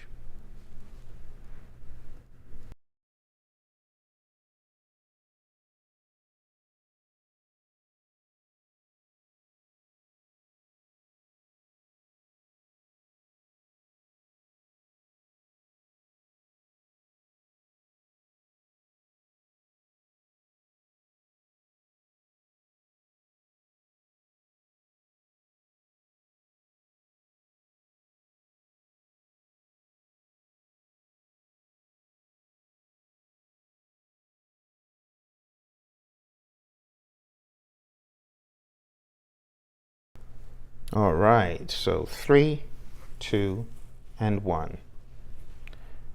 Let's think about what has happened here. You have received a request for additional elements. You need to, of course, check out what exactly this is. But before you invest the time, the effort, and the energy, you want to make sure that this goes down formally. The best answer is D. Let's talk about the reasoning. Option D is prepare the change request. By preparing it to review the client's request for scope, you are ensuring the change is evaluated, documented, and reviewed by the appropriate stakeholders, minimizing potential scope creep and maintaining proper project control. Option A is not the best choice. Option A talks about evaluating the feasibility and cost impact. Cost impact is going to be done as part of the process, but it is not what you would do immediately. You need to ensure that you first have a formal change request.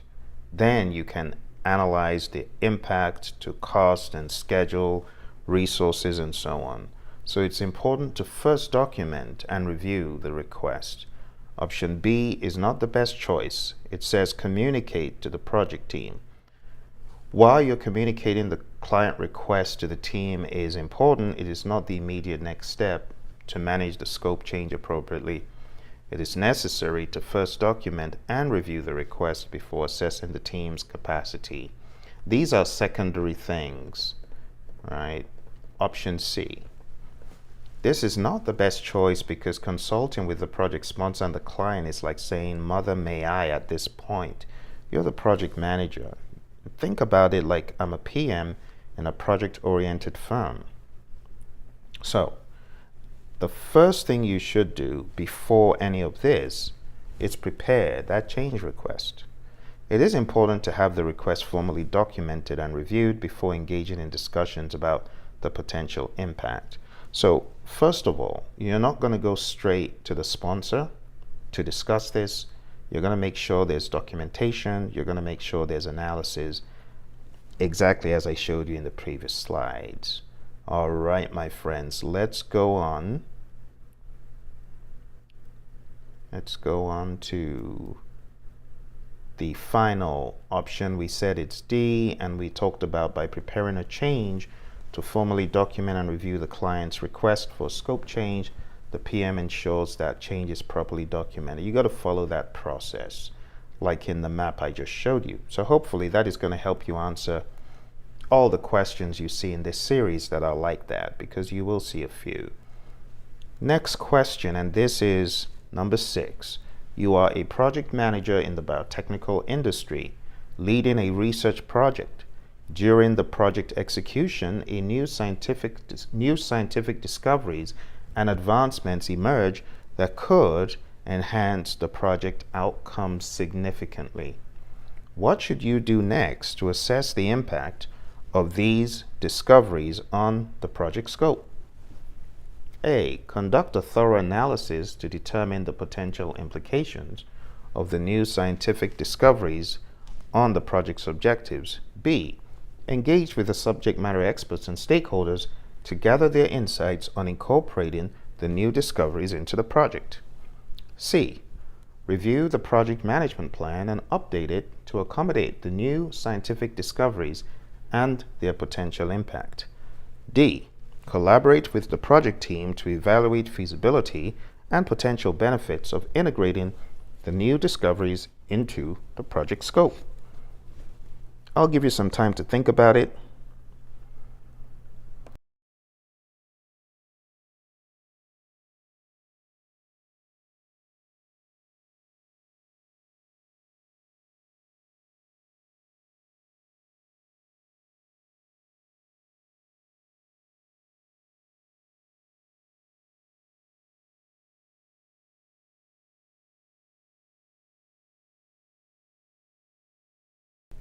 All right, my friends, you hit the pause button if you need more time. So, when you take a look at this question, there are some subtleties in how it is worded. D. Collaborate with the project team. Sounds good, right? To evaluate, can we even do this? And what are the benefits of doing this? While this sounds like a good option, unfortunately, this is not the right answer. This is wrong, and it is wrong because this does not talk about assessing the impact. It just talks about evaluating, is this possible? What are we going to gain from it? While that's a good question to ask, it is not the first thing you should do. So the answer is not D. So D is eliminated. Option C, review the project management plan and update it to accommodate the new scientific discoveries and their potential impact. While it sounds good, it is not something you would do first because you're not sure if it's going to be done. You first of all need to have that information. You take a look at option B, engage with the SMEs to gather their insights on incorporating the new discoveries into the project. It's like saying, hey, what do you think? Should we incorporate this? So by now you're smart. You've probably figured that the answer is A. Let's examine why the answer is A. Watch the differences between the word implication versus feasibility. Two different words. Implication is more far-reaching. It's like the impact of something. Feasibility is just talking about, can we do this, without considering the implication. Also, benefits. What are we going to gain from this? But you also need to factor in what is the general overall implication. By conducting a thorough analysis to determine the potential implications of the new scientific discoveries on the project's objectives, the project manager can make informed decisions about incorporating the discoveries into the project scope while considering their impact on project outcomes, feasibility, and alignment with the project goals. So everything else follows. Once you understand the implication, everything else follows. Option B, engage with the SMEs is not the best choice. That should come after conducting a thorough analysis to determine the potential implications. Option C, that's not the best choice because reviewing the project management plan and updating it should come after assessing the impact, and it's necessary to first evaluate the implications. Option D, it's not the best choice because collaborating with the project team to evaluate the feasibility and potential benefits should be done after conducting a thorough analysis of the implications. It's subtle, it's very nuanced, but you always want to think about the implication before looking at benefits and feasibility. And with that, my friends, we are done with today's episode. In the next part of our series, we will be going into the schedule area, and we will be taking a look at this question I'm showing on the screen first. This question reads, as a project manager in the information technology hardware industry, you're leading an agile project. You can read the rest of what is on the screen, but I have one of those oddball questions to show you. And the reason why I show you these oddball questions, my friends, is because the exam has a lot of surprises. And it's not uncommon that you get a surprise on your exam. And that surprise could be anything from how a question is worded, to its volume, to its language. So, let's take a look at my curveball question for today. It reads, a project with a significantly low budget was authorized based on the lower end of a rough order of magnitude estimate. For the first phases of the project, no problems occurred. However, in the mid to late phases, high failure rates are found in the production line during product manufacture. The project timeline is compressed and very tight, and the cost of pending production work is significantly high. The team of engineers have determined the root causes of the problems, and the project team has identified the best solution. However, this solution will require an increase in the budget. What should the project manager do?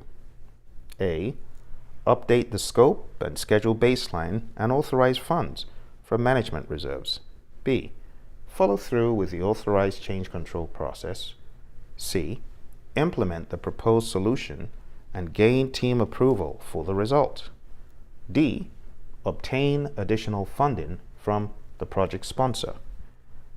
I'll give you some time to think about the answer.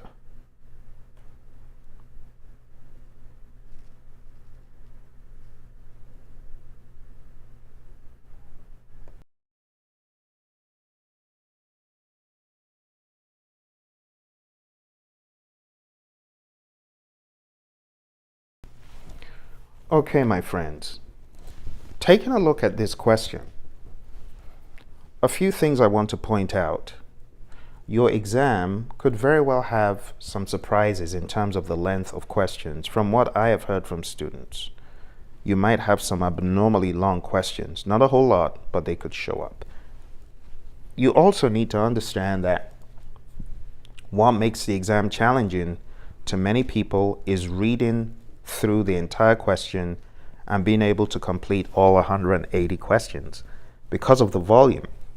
Okay, so even though this is like a mock question session, it's also a teaching session because I'm trying to teach you how to get through the volume quick and how to focus on what is the right answer from all the distractors, because you have 3 distractors and 1 right answer. And in cases where you have choose more than one, like choose 2 and choose 3, there could be 1 distractor or 2 distractors you need to be able to pinpoint. So, just taking a look at the options at face value, there's some of these that are just not good options, even without reading the question. Option C says implement the proposed solution and gain team approval for the result? How does that make sense?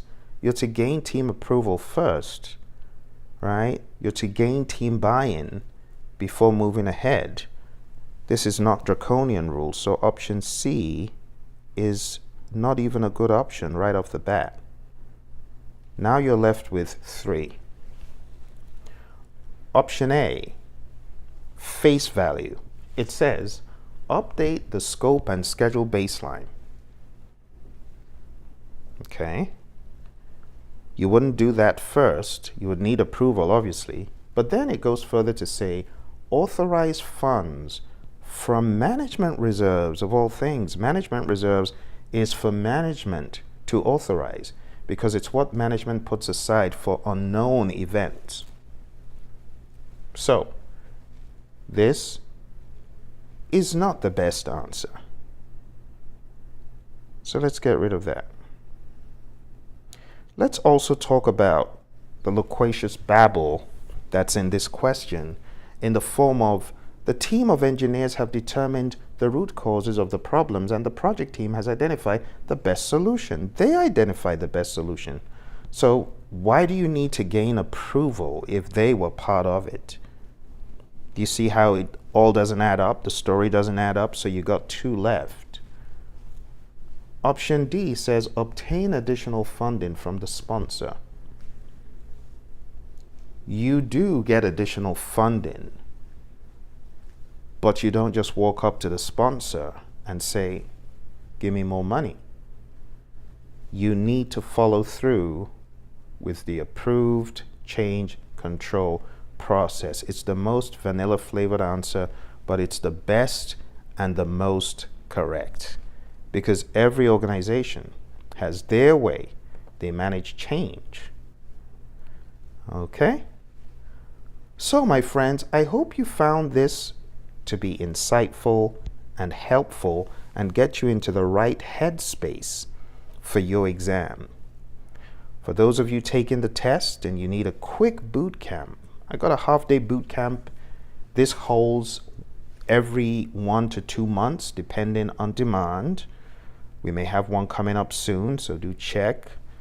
And if you have any other concerns or you want to join our full 35-hour course, go on down to praizion.com.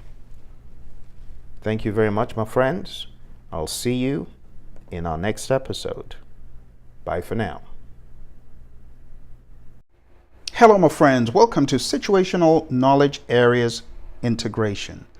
In this series, we're going to be taking a look at knowledge areas from a situational lens. We are starting off with integration today, so let's jump straight into the very first question set. Very first question for today, my friends, simply reads, as a project manager in the engineering industry, you are leading a complex infrastructure project that requires coordination with multiple stakeholders. During project execution, you identify a misalignment between the project's technical specifications and the client's evolving requirements. What should you do next to ensure proper integration and meet the client's expectations? I'll give you time to read the options.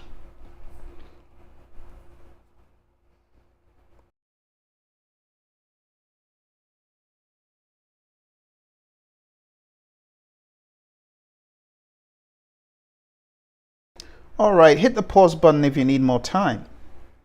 So if you take a look at all these options, the best one, my friends, is option B. It is to facilitate a meeting with a client, and here's why. By facilitating a meeting with a client to discuss the evolving needs and proposing adjustments, the project manager can ensure proper integration of the client's requirements and maintain alignment between the project deliverables and stakeholder expectations. Seeking approval for modifications is premature right now. So you always want to take a look at what exactly this means in detail. You don't want to update the project management plan. That's premature. Seeking approval is premature. Revising the project scope just like that doesn't make sense. Let's move to question 2. You are a project manager in the pharmaceutical industry leading a critical drug development project. During project execution, you discover a deviation from the approved project schedule due to unforeseen regulatory requirements. What should you do next to address this issue and ensure project success? And here are your options.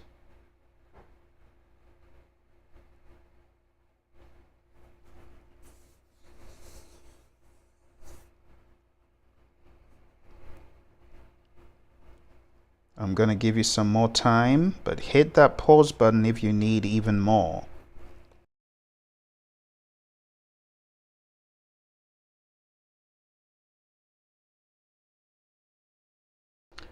All right, let's take a look at the answer for this question. Please hit the pause button if you need more time. Remember, the PMP exam, you have roughly 1 minute 15 seconds per question.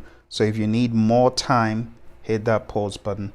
The answer, my friends, is A. And the rationale is that by conducting a comprehensive impact analysis to determine the effects of the regulatory requirements on the project schedule, the project manager can make informed decisions and devise an appropriate plan to address the deviations and minimize their impact on the project's timeline. Now let's take a look at why some of these other options aren't right.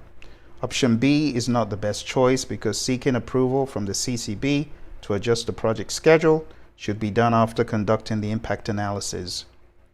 Option C is not best because while collaborating with regulatory authorities is important, it's not the immediate next step. Also remember that the project manager should first analyze stuff. And because it's regulatory, there's really not a whole lot of wiggle room or negotiating ground. Option D is not the best choice because updating the project management plan is premature. It is a potential action to take, but it's going to be based on the findings of the impact analysis. Question 3. As a project manager in the construction industry, you are leading a large-scale infrastructure project.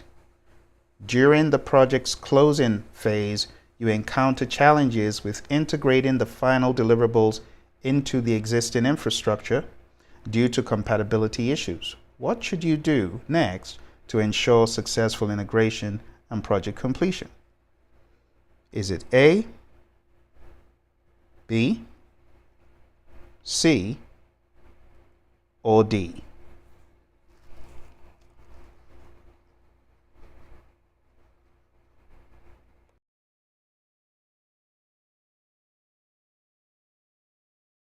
All right, my friends, I encourage you to hit the pause button and really dive into this question. It may take you a bit longer to come up with your answer, but please do it because the reason I put these together is to help you get into exam mode, to go through the muscle motions in your memory, in your mind, to exercise your mind, so that on the exam you just repeat the good habits I'm going to teach you in this series. And for those of you just come in, we're taking a look at just a few questions from every knowledge area. But the questions are written in such a way that it makes you think more than you would on a lot of questions that are out there. It's not about the quantity of the questions, but more so the quality of the questions. Let's take a look at the options, the answers. So the answer to this, my friends, is A. The rationale is that by collaborating with technical experts and stakeholders to identify suitable solutions to resolve the compatibility issues, the project manager can ensure successful integration of the final deliverables into the existing infrastructure and prevent any disruptions or operational challenges. Option B is not the best choice because conducting thorough testing and validation of the final deliverables should ideally occur during the project's execution and monitoring and controlling stages. Think about it. When you're getting work done, you are doing the work in direct and managed project work, theoretically speaking, where you get the deliverables. That happens in executing. And you don't finish a deliverable without ensuring, as you are building it, you are also doing tests, right? So whether you want to look at testing being done during monitoring and controlling, or you want to look at it as being part of the executing could be running those tests, however you want to slice and dice it, because remember, phases is technical work. That is different from process groups. But however you want to slice and dice it, testing should not be done at the end of the project, all right? So B is not the best option. All right. Option C is not the best choice because revising the project management plan to incorporate additional activities and resources may not be the immediate next step. It's important to finish addressing the compatibility issues. And last but not least, we have option D. It's not the best choice because seeking guidance from the CCB for a technical kind of thing, it doesn't make sense. It's more appropriate to resolve those issues by collaborating with the right individuals. Remember, the CCB are not technical experts necessarily. There could be technical experts on that team, but they're not the first people you expect to find. All right, so there we have it.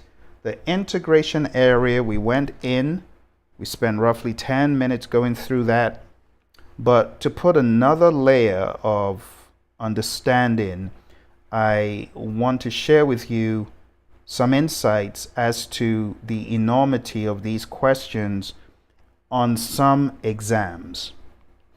On some exams, the questions may not be as short as what you experience on some of the practice tests you do. There are some outliers and anomalies where you could have several lines long. This is what makes certain people run out of time on the exam. When you have a question this long, it is very easy to run out of time. So I want you to hit the pause button, and I'm going to tell you the answer shortly. Please hit the pause button because I won't give you a full 1 minute. The answer to this question is C. And the reason why it's C is because even though the sponsor, the business sponsor, determines what to do first, or you could say it's a product owner kind of a person, but things such as sizing, risks, capabilities, and so on are helpful in making a decision. Saying it's not your job goes against the grain of moving things forward. Immediately recommending that the regulatory release go first is presumptuous. And remember who you are. You're a project lead. It doesn't say that you're a technical expert. And even if you are, remember you got a wider team. And D, recommend that the work reduction release go first. Again, it's being presumptuous. So your best bet here is to get the team involved. And that, my friends, concludes our review for today. I'm hoping that this helps you see the questions on the PMP exam are not questions written like, you've done this process, what is the output? No, that is not how it is. It used to be similar to that. Closest would be the CAPM before July 25th. It could be like this. Some of the questions could be, you're doing this, what process is this? All right. Assembling all subsidiary plans, what is this? Develop project management plan, creating a plan for how to manage scope. The best answer here would be A. Creating a requirements management plan, what is this? This is not how your exam is. Certainly not. It is not like this. Please don't think your exam is going to be like this at all, because you will get a rude shock. It is not. I really want to make it clear. Not like this. No. Instead, your exam will have non-ITTO speak. It could have several lines, and when it doesn't have as many lines, it will make you think. Here's another example. I want to tell you, on your PMP exam, 90% of the questions are going to be, what should the project manager do first, or what should the project manager do next? I hope I'm making myself clear. Okay? In our next episode, we are going to dive into the area of scope, as you probably guessed. So I'll give you a little head start. Our scope question to kick off our next session is going to start off like this. The question is this. Okay? Within the next couple of days, we're going to have another session. We're going to look introspectively, and I want you to follow the series by hitting the subscribe button, hitting the bell icon, hitting the like, so that when I come on to train the scope mindset for the exam, you're going to be ready. Okay? I've got another 3 questions. So that's the question. When I come on next, I'll share the answers. I look forward to talking to you in the next episode. You take care, and bye for now.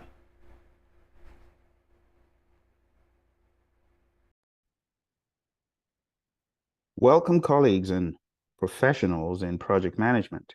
Today, we are going to take a look at questions from the risk area in preparation for your PMP exam.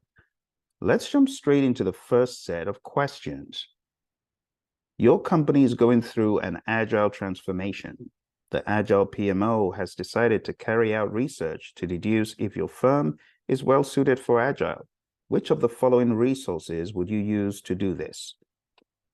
Is it A, suitability assessment radar chart? Is it B, probability and impacts matrix chart? C, risk breakdown structure chart? Or D, continuum of life cycles chart?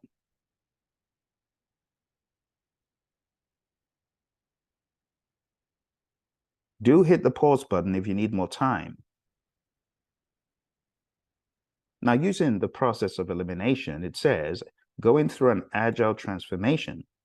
How do you know if your firm is well suited for agile? This is very specific. So using the process of elimination, there are some things that don't help us know if a firm is well suited for agile. It would not be the continuum of life cycles chart. This looks at project suitability generally, but it's not the best answer either. C, risk breakdown structure chart, is not a good fit to help know if your firm is suited for agile. Probability and impacts matrix is helpful when computing a risk score, so it's not that. The best answer is A. It's the suitability assessment radar chart. This is talked about in the Agile Practice Guide. Agile Practice Guide, and the page is 126. Let me see if I can help you recall this chart. Remember the radar chart that looks like a spider web, and it's got 3 main categories. It's got culture, it's got team, and it's got project, and there are ratings to see if the culture is suitable, if the team is the ideal size, and if the project has high rates of change. So take a look at page 126 in the Agile Practice Guide for context. Next question. Teams use stand-ups to micro-commit to each other, uncover problems, and ensure the work flows smoothly through the team. What is a question that you could ask at the daily scrum? Is it, what did I complete since the last release? Is it what I'm planning to complete between now and the next release? Is it C, what are my risks or problems? Or is it D, what am I planning to complete before the next sprint? I'll give you some time to think about it.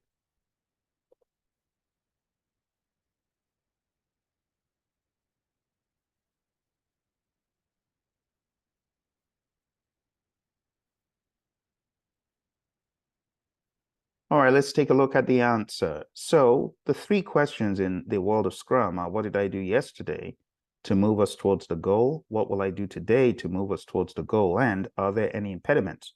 So which of these fits the bill? It's not about releases, so that immediately disqualifies A and B. You see the word release, you got to be careful with that. And the final one, what am I planning to complete before the next sprint? That doesn't make sense. That is not what the question is. The only one that syncs best is: what are my risks or problems? In other words, what are the impediments? So the best answer for this one, my friends, is C. What are my risks or problems? Again, if you go to the Agile Practice Guide, remember, everything is not verbatim in every single Agile publication, but in the Agile Practice Guide, this is the third question on page 53. What are my impediments, in brackets, or risks or problems? You do know that a risk is an impediment waiting to happen. Well, it's also good to capture these at the source in these meetings. Not that you will solve the problems in the meeting, but capturing risks and impediments just makes sense. Let's move on to the next question. You are a PMO manager in your firm. You're working with one of your project managers on a process to ensure that the degree, type, and visibility of risk management are proportionate to both risks and the importance of her project to the organization and other stakeholders. How can you best explain this? Is it A, this is risk planning; B, this is risk implementation; C, this is risk identification; D, this is risk monitoring? What do you think?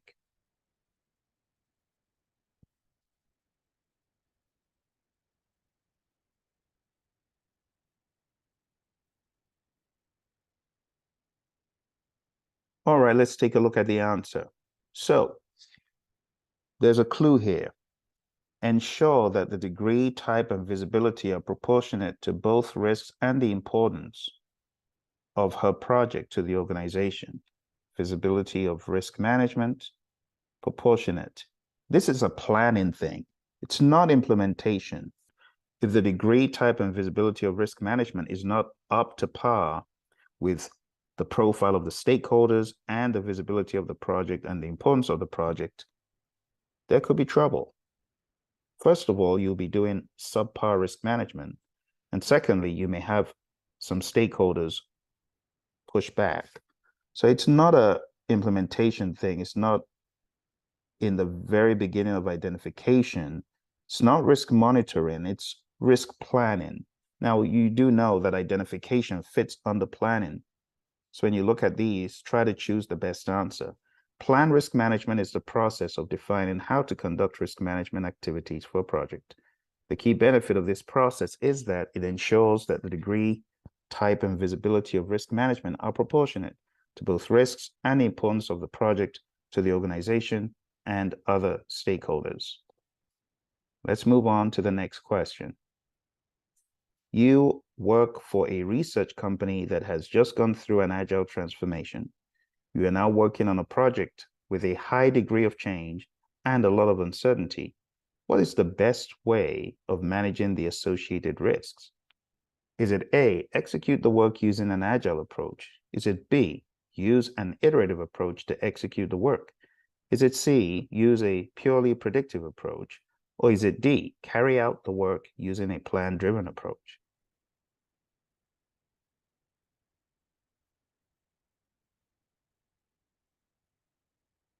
All right. Hit the pause button if you need more time. So it says you've just gone through an agile transformation. Common sense immediately should ask, why would you want to go back to using purely predictive? That's suspicious, right? It says the project has a high degree of change and a lot of uncertainty. This is a recipe for agile all day long. It wouldn't make sense to go predictive or plan driven. It wouldn't make sense to go purely iterative because iterative delivers one time. Iterative is not the same as agile. So that's more like a trap. And remember, when you have on that continuum, or I should say in that Y and X axes, you have requirements uncertainty, and then you have the technical uncertainty. And you have anarchy over here, you have complex over here, and here you have the simple zone. That's the stuff I'm talking about. Okay. So I hope that makes sense to you. With that said, let's move on to our next question. Here's your next question. You are working with the product owner and the developers to place certain risk items in the list of things to do. Which of the following best describes this concept?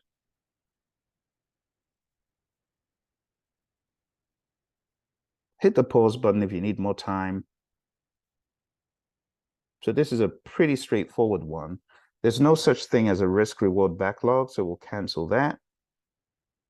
Product impact backlog is a bogus word, and so is, well, risk breakdown structure is a legitimate one, but that is not where you would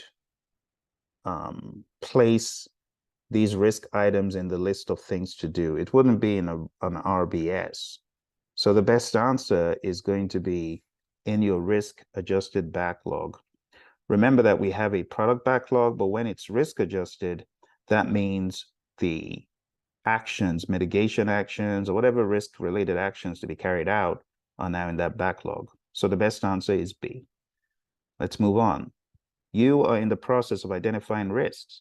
You are using a technique to determine the basic underlying cause of a variance, defect, or risk. A root cause may underlie more than one variance, defect, or risk. Which method does this best describe? Is it A, cause and effect diagram? Is it B, brainstorming? Is it C, root cause analysis? Or is it D, Ishikawa analysis? I'll let you think about it.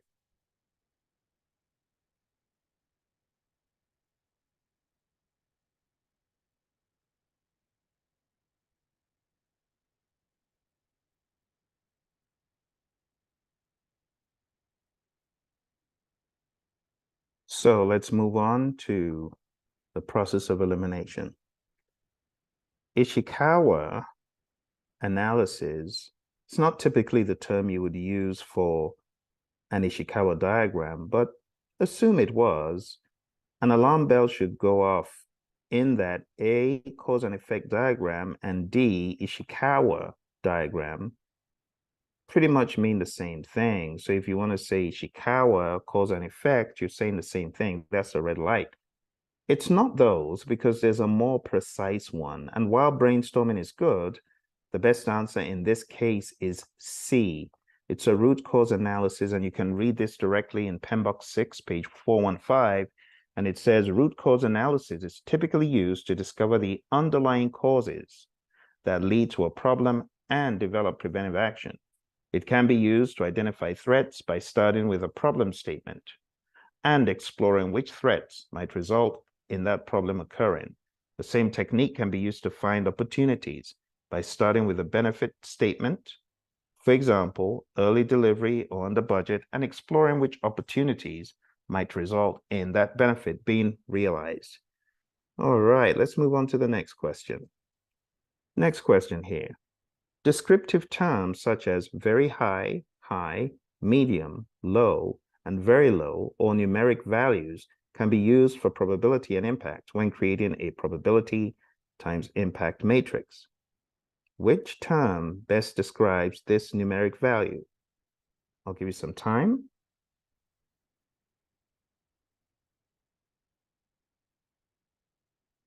All right, you hit the pause button if you need more time. The best answer here, my friends, when you're carrying out a probability and impact assessment, what would follow is not risk quantity. There's no such term in the guide. It's not a risk number. And EMV is more for quantitative. So it's not D either. The best answer is the risk score.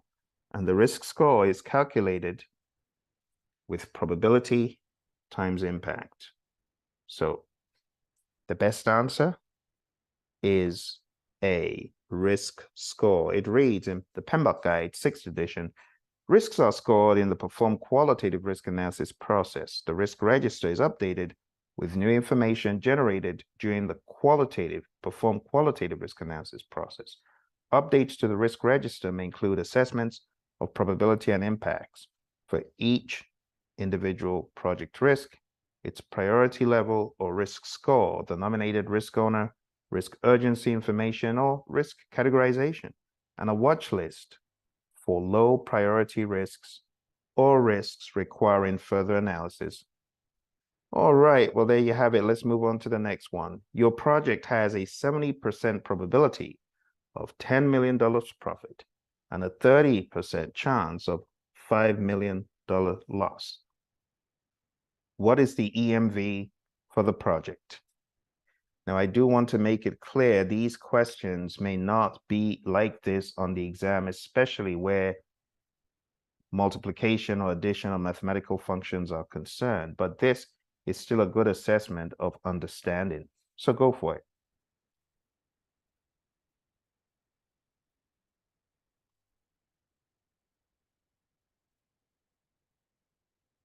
All right. So expected monetary value is probability times impact. You need to do this for both the chance of loss and the chance of profit. You're going to have 0.7 times 10 million, and that gives you 7 million. And then you're going to have 0.3 times minus 5 million, because we're dealing with a loss, and that will be minus 1.5 million. You add them together, it becomes 7 minus 1.5. And from there, you derive the answer. Now, I'm curious, did you get the answer that I'm showing on the screen?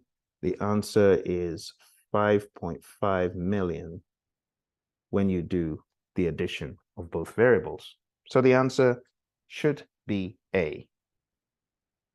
All right, let's move on, my friends. You are in the process of determining which individual project risk or other sources of uncertainty have the most potential impact on project outcomes. Which method does this describe? I'll give you a few moments.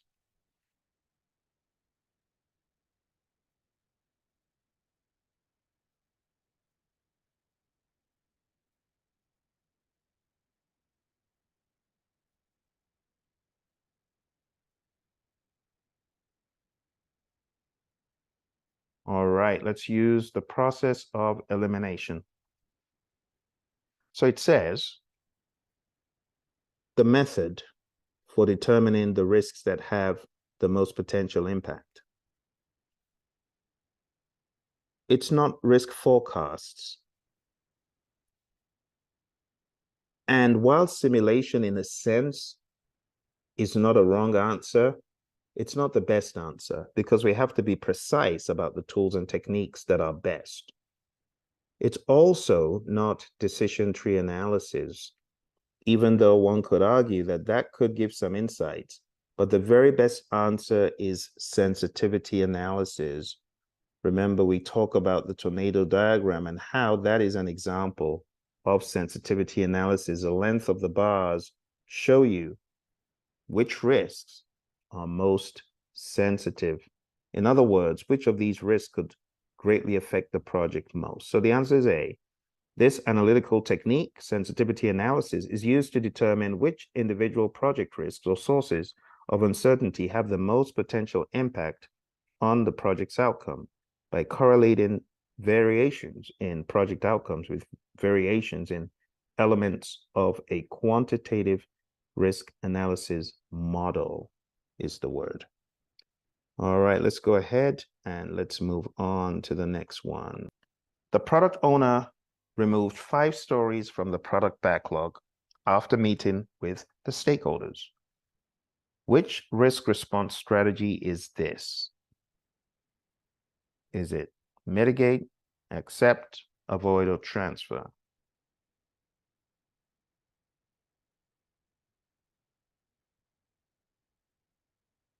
All right, so you should understand the responses in the PMBOK guide. You've got A team, accept, transfer, escalate, avoid, and mitigate, or avoid, transfer, escalate, accept, mitigate, right? So which of these is it? When you cut off a chunk of the project, when you take out the scope, you have just done an avoidance. You've not mitigated because there's nothing left. You've cut it off. You've cut off the problem. What could be the problem? Okay. So the best answer here, my friends, is avoid. The avoid strategy. Whenever you cut off some of the scope, just remember that is an avoidance strategy. All right, let's go back and move on.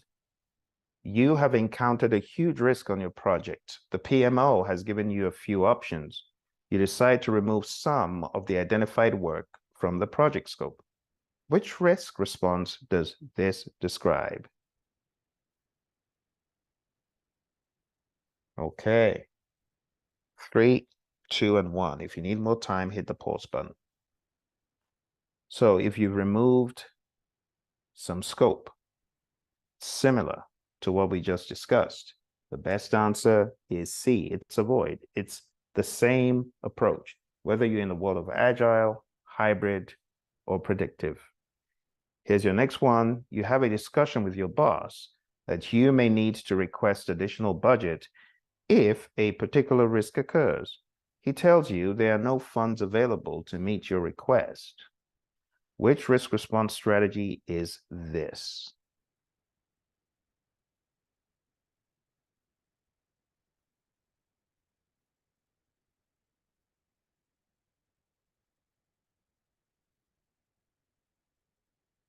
All right, let's go ahead and check out the options.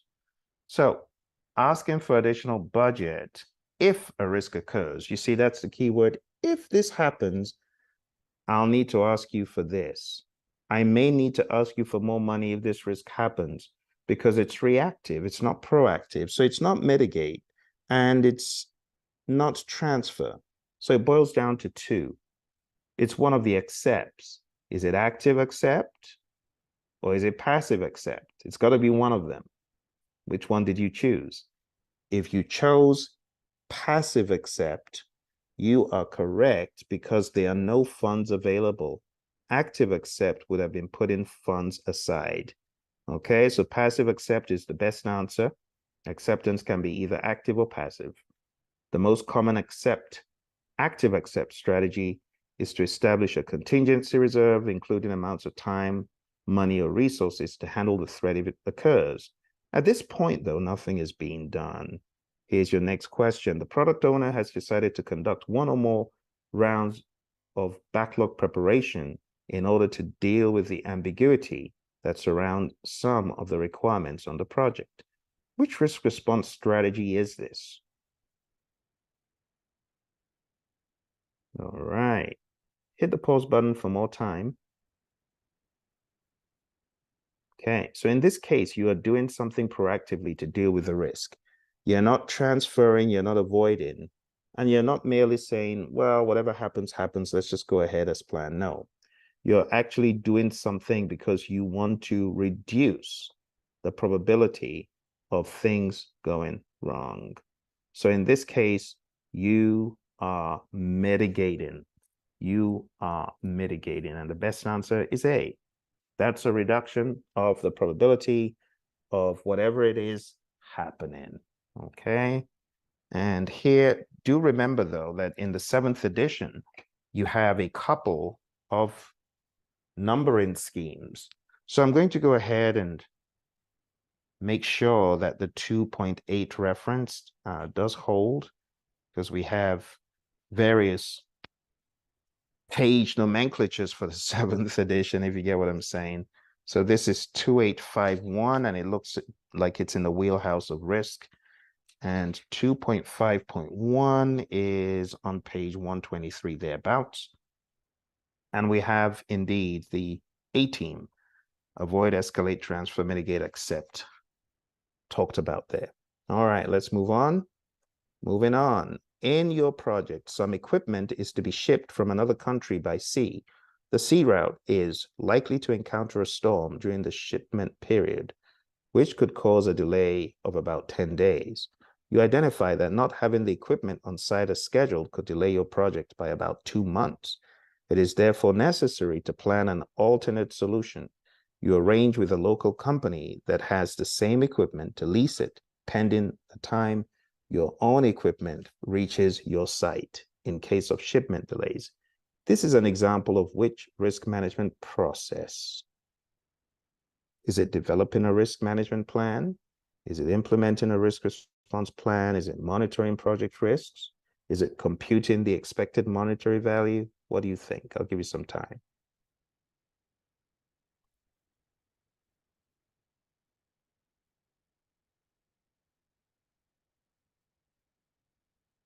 All right. So let's take a look at the language. You arrange. You're not thinking of doing it. You are doing it. You arrange with a local company to do all these things. So it's not computing EMV, and it's not monitoring project risk. You are carrying out something, arranging, right? It's not developing a risk management plan. This is really more like a risk response plan. It's like carrying out a plan. See, you arrange with a local company. You have the equipment. We want to make sure we got your equipment to back us up. You're implementing a risk response plan. What you're doing is you are trying your best to stem the tide, the impact, if that risk happens. So in essence, you are implementing a risk response plan, some sort of mitigation measure. Can't totally avoid it, but you could mitigate it. All right, so your plan B is an alternate solution. Let's move on. So it says you have implemented a risk response to deal with an identified risk, B. All right, next one. You have assigned some risk response actions to risk owners outside the immediate project team. Many of these risk owners have other competing demands. Which approach will you use to ensure responses are implemented?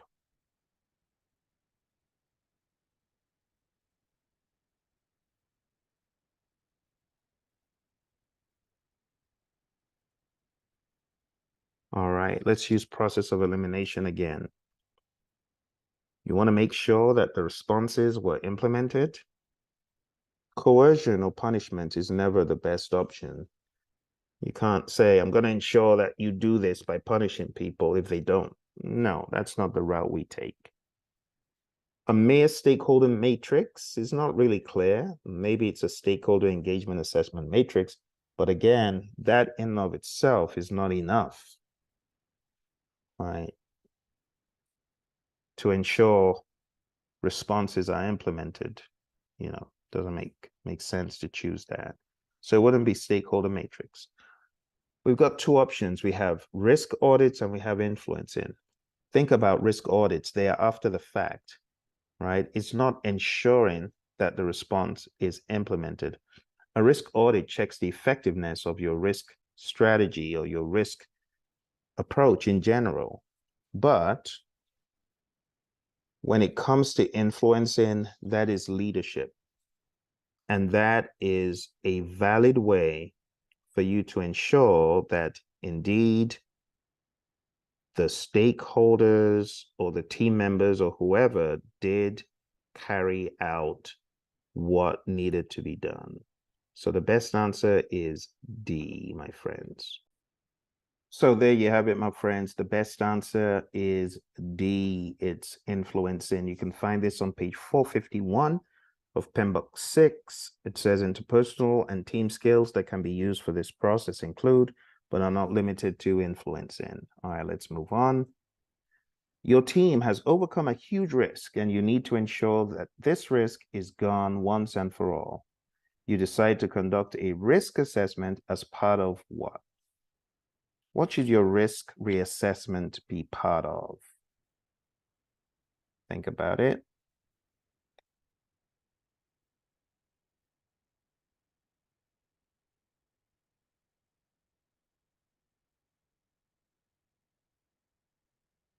All right, so the options that you have here, you've got retrospective, risk review meeting, risk planning meeting, risk execution meeting.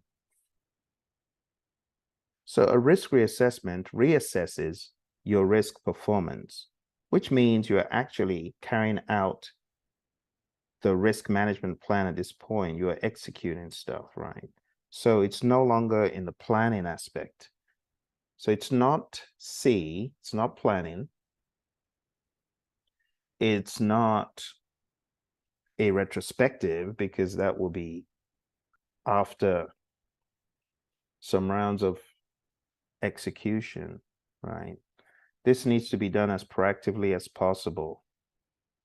So you've got B and D. Would you say this is done in risk execution meeting? Well, there's actually no such meeting. There's risk planning meetings. A risk execution meeting is actually not really a thing.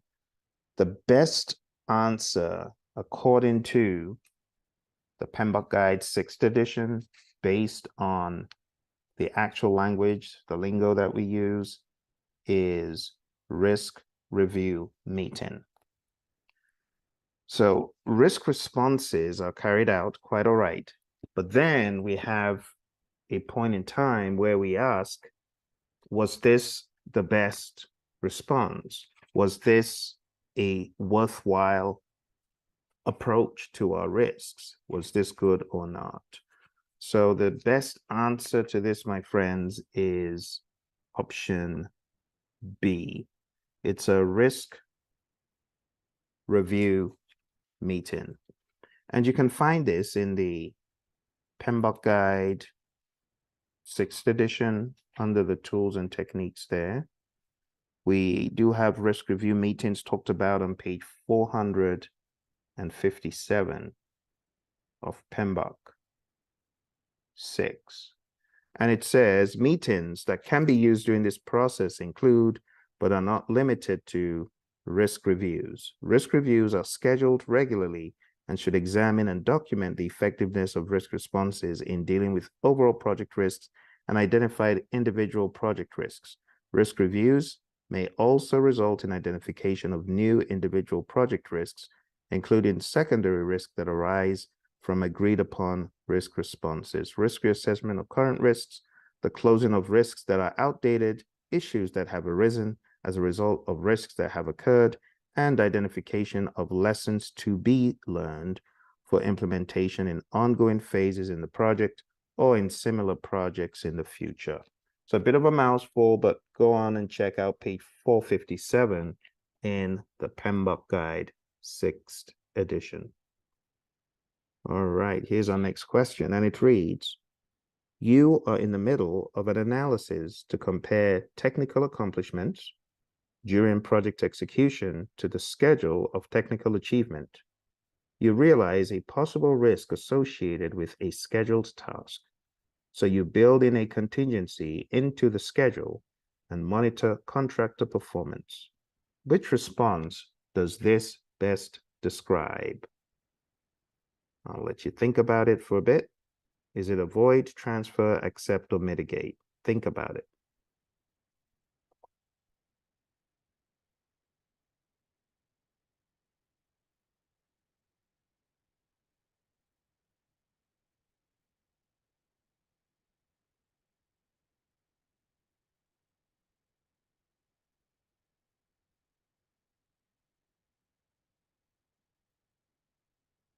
All right.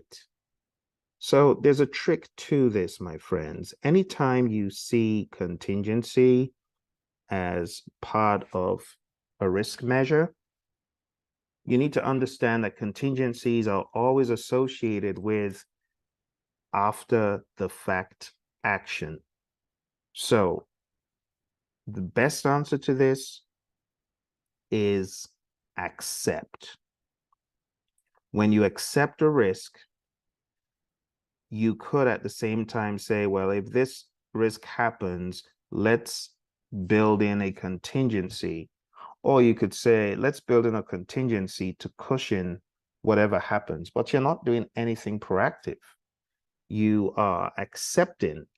The only thing you're doing is putting money aside. So we could say that is a little bit more of an active accept, but in reality, it does not equate to a mitigate action, if that makes sense.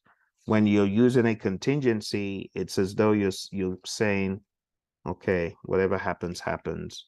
We're just going to accept it, right? When you mitigate, you're doing something proactive to stem the tide, to either reduce the probability or the impact, or if you take the avoid strategy, you're actually avoiding the risk altogether, right? You're preventing the risk from happening. So this, again, you can find this in the PMBOK Guide 7th edition this time, and it's under 2.8.5.1, that whole narrative about accept. And it says, actively accepting a risk can include developing a contingency plan that would be triggered if the event occurred. So this is more of the accept clause than anything else. All right. With that said, my friends, we are going into our next zone where we take a look at some additional situational questions of a more exam stringent level. The language is always different in these, and this one reads, as a project manager in the construction industry, you are leading a project to build a new commercial complex. During the execution phase, you identify a potential risk related to adverse weather conditions that could impact the project. What should you do next to manage this risk effectively? I'll give you some time to think about it.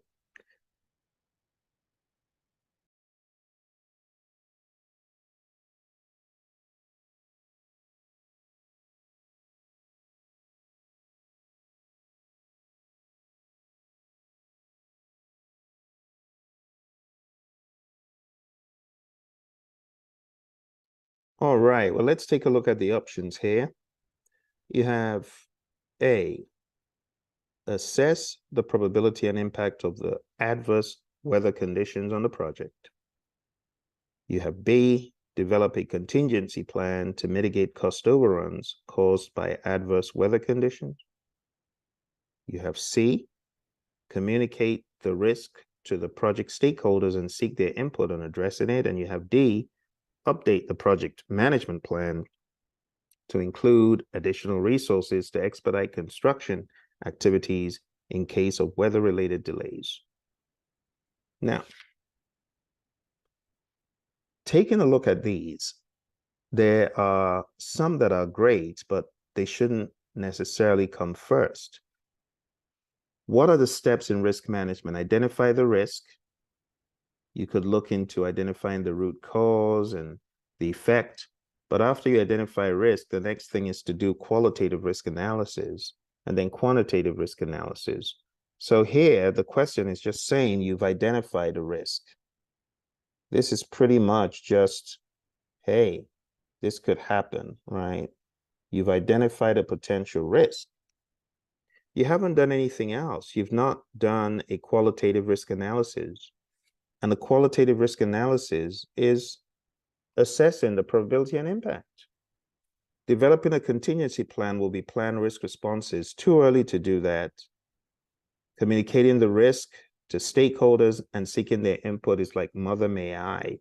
Why do you need to do that when you're capable, right? That would not be the best option in this case.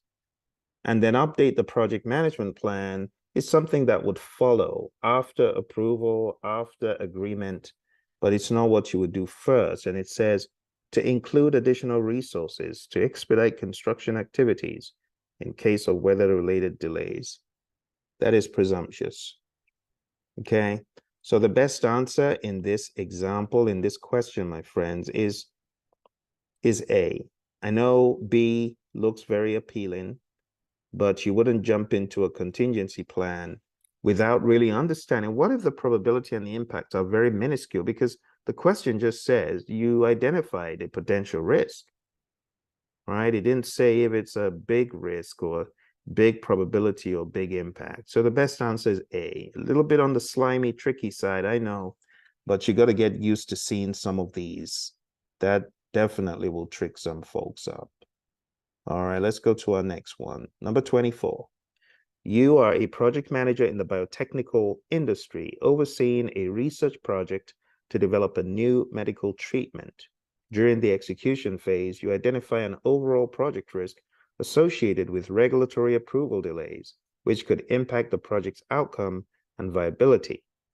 What should you do next to manage this risk? I'll let you think about it for a bit.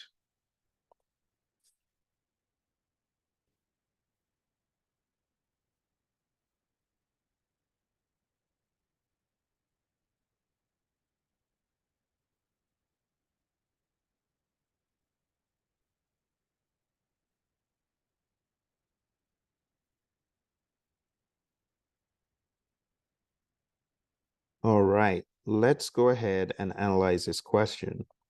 So think about it. Project manager, during execution, you identify an overall project risk.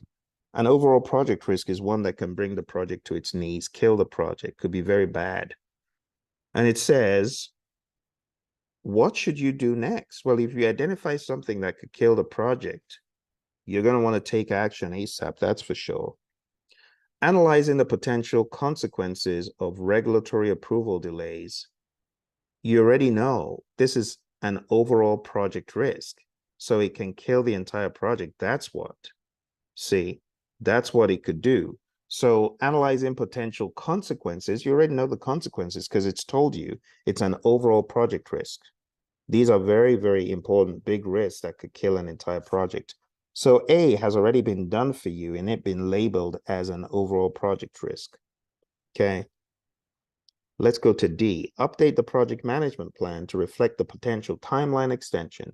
You wouldn't update potential extensions. You need to ensure that whatever you're doing is indeed approved, right? So it's not that. So we'll cancel D. And that leaves you with B and C. As usual, boils down to 2. B, collaborate with the regulatory authorities to expedite the approval process. Minimize potential delays. Let's think about this very carefully. You're talking about a regulatory situation. Imagine looking for regulatory approval from the likes of the FDA or some other body like OSHA. Can you expedite their approval process? Think about it. Is that realistic? This says minimize potential delays. Think about it. In all reality, is that the best option? Definitely collaborating with regulatory authorities is important, but to expedite the approval process? Really? Think about this. Let's go back to the question. It says, during the execution phase, you identify an overall project risk associated with regulatory approval delays, which could impact the project's outcome and viability. So this is important. But when it comes to regulatory delays, expediting the approval process and minimizing potential delays is out of your control. You cannot bank on that. That would not be the catch-all answer. And honestly, if you're not in the right sense or the right frame of mind, it could be hard for you to deal with this question. I'll just be straight up honest. You have to be really laser focused that A and B are not the best options. Neither is D. And that leaves us with one, C. Develop a risk response plan. Good. To do what? To address the regulatory approval delays, whatever that might look like. But we cannot prescribe that it's going to be this. We may not even have inroads to those regulatory authorities, which is why B is not the best. It's presumptuous, right? But if we look at C, let's take all the markings away. Develop a risk response plan to address the regulatory approval delays, whatever that might look like. We don't know right now, and ensure project continuity. It will lead to a win. But in B, how do we know we have those inroads? And how do we know that will lead to a win? It's a bit out of our control. Like I said, A has already been done for you pretty much. And D is early. So the best answer here, my friends, is none other than develop a risk response plan. The explanation here says this is an overall project risk.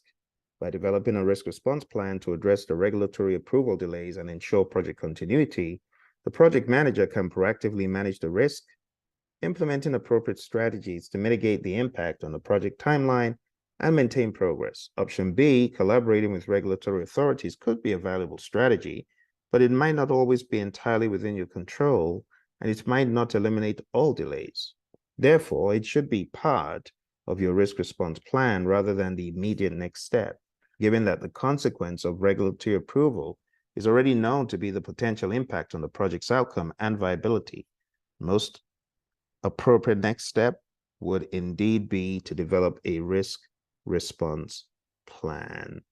All right, these questions, like I said, are a cut above. They make you think, and they are definitely a whole lot more difficult. They up the ante, but it puts you in that exam state of mind.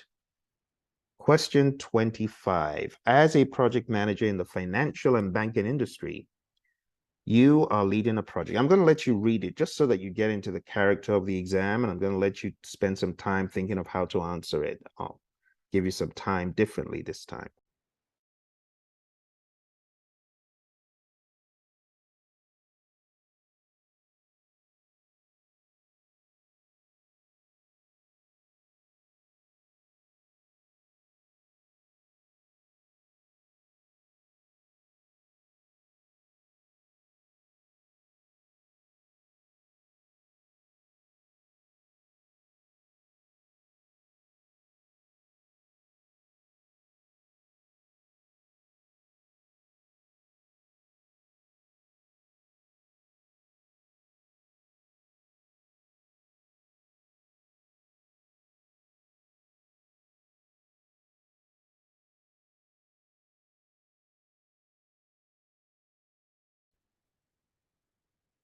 All right, so let's examine the question. I'll point out a few things by using the highlighter. As a project manager in the financial and banking industry, you are leading a project to implement a new digital banking platform. During execution, you identify risk related to cybersecurity breaches that could compromise customer data security. Oh dear, this could be really bad if it does happen. What should you do next to manage this risk effectively? Keyword, effectively, and next. So if you find that customer data could be compromised, not that it is being compromised, but it could happen, you need to be proactive and take proactive action, not reactive action. Developing a contingency plan is reactive action. We already know that developing a contingency is like accepting. So it's not C. If you chose C, it's not right. C says develop a contingency plan to minimize the impact of a cybersecurity breach on customer data. That doesn't make sense. Contingency plan means it's happened. Let's minimize the impact of this breach. Why would you choose that? You're signing up to allow it happen? No. Let's take a look at the other option D. Update the project management plan to include regular security audits and vulnerability assessments. It's not a bad thing to do, but that is not your major step now. Right now, you need to do something to stem the tide to prevent this from actually happening. It's still a risk. So what are you going to do to be proactive about it? Let's take a look at A. Conduct a detailed, comprehensive risk assessment to identify potential vulnerabilities and security measures. So think about it. We're going to conduct a big old risk assessment. We're going to find probability times impact to identify potential vulnerabilities. So we find all of these 1, 2, 3, 4 vulnerabilities. And then we go a step further to say probability times impact, because you just said a risk assessment, right? So would you do that? Would you carry out a big old risk assessment when you have this going on? Think about it. Would that be the first thing you do? Would that be the best thing to do? What other option do you have? Well, B says collaborate with cybersecurity experts to implement. You're going to implement this ASAP, robust security controls and preventive. You're going to prevent this from happening. That's what you need to do, because this is a cybersecurity risk. You need to prevent it from happening. You need to be aggressive, right? So D is presumptuous, C is reactive. A, conduct a detailed, comprehensive risk assessment. Detailed assessment and don't do anything about the exposure is not the best option. What you do want to do is collaborate with cybersecurity experts.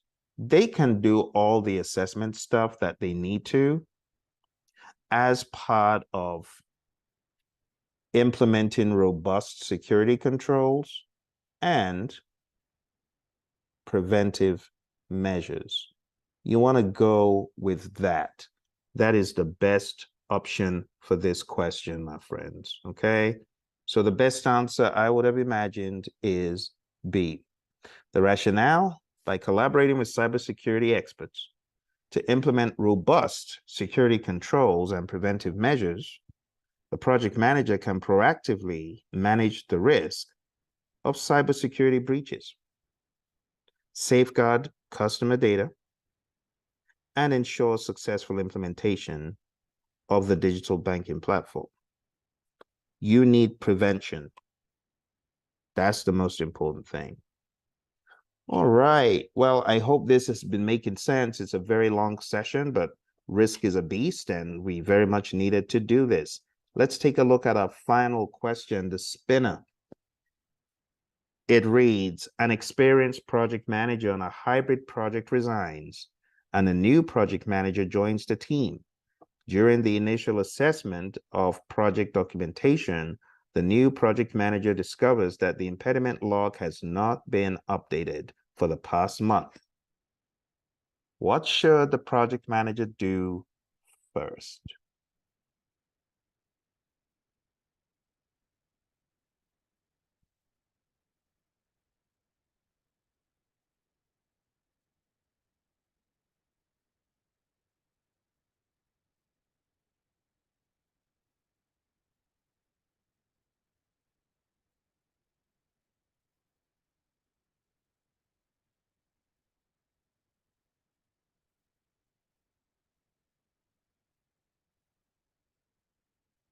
All right, well, let's round this up.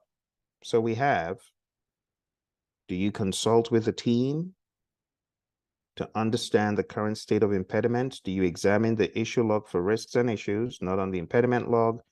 Do you escalate the matter to the product owner since they own this backlog? Or do you check in with the business analyst, as this is usually their job? Let's use the process of elimination. First of all, this is not the job of the business analyst. That is not true, right?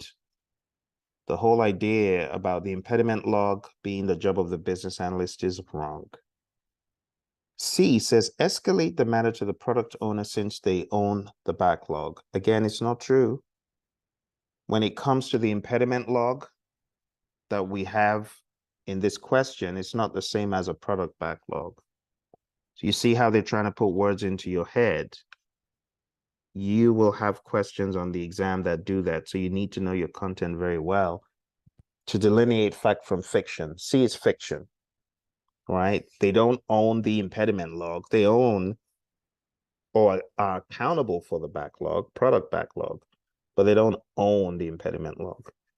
Let's take a look at B. Examine the issue log for risks and issues, not on the impediment log.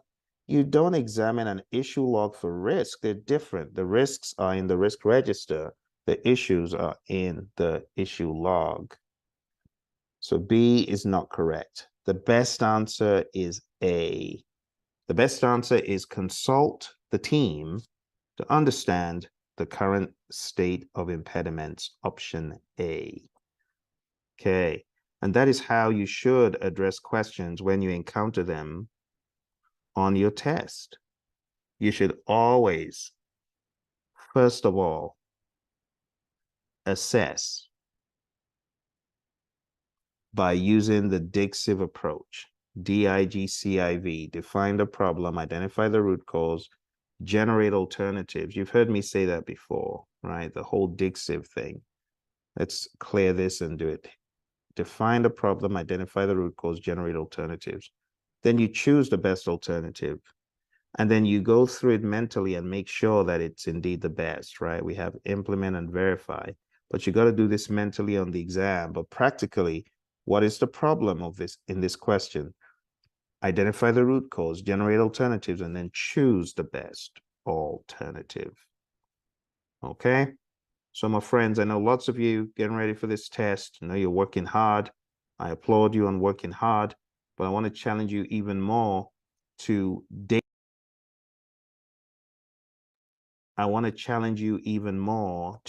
daily hit this content. Go hard at the content. If you need help, you need assistance in any way, go on down to the praision.com website. We'll be very happy to help, to give you any clarity. And if you need courses that can help and prepare you for the exam, check out our courses on praision.com. Thank you very much. I wish you all the very best. You take care and bye for now. And don't forget to hit like, subscribe, and share this with your friends. Appreciate you hitting the bell icon as well. Like, subscribe, share. See you in the next video. You know, this is a series of 10. We only have 2 left, so make sure you look for all the previous episodes. Thank you. Hello, my friends. How you doing? It's your buddy Phil here. Today, we're going to take a look at communications questions. This is the 7th knowledge area in the series of 10. So far, we've covered integration, scope, schedule, cost, quality, and resources. Moving over to number 7, let's jump straight in. Your very first question. You have been hired to lead an agile project that has high visibility. Some very important information needs to be sent out to stakeholders, but you need to decide on the type and format of information needed with an analysis of the value of that information. Which of the following communication options would you choose?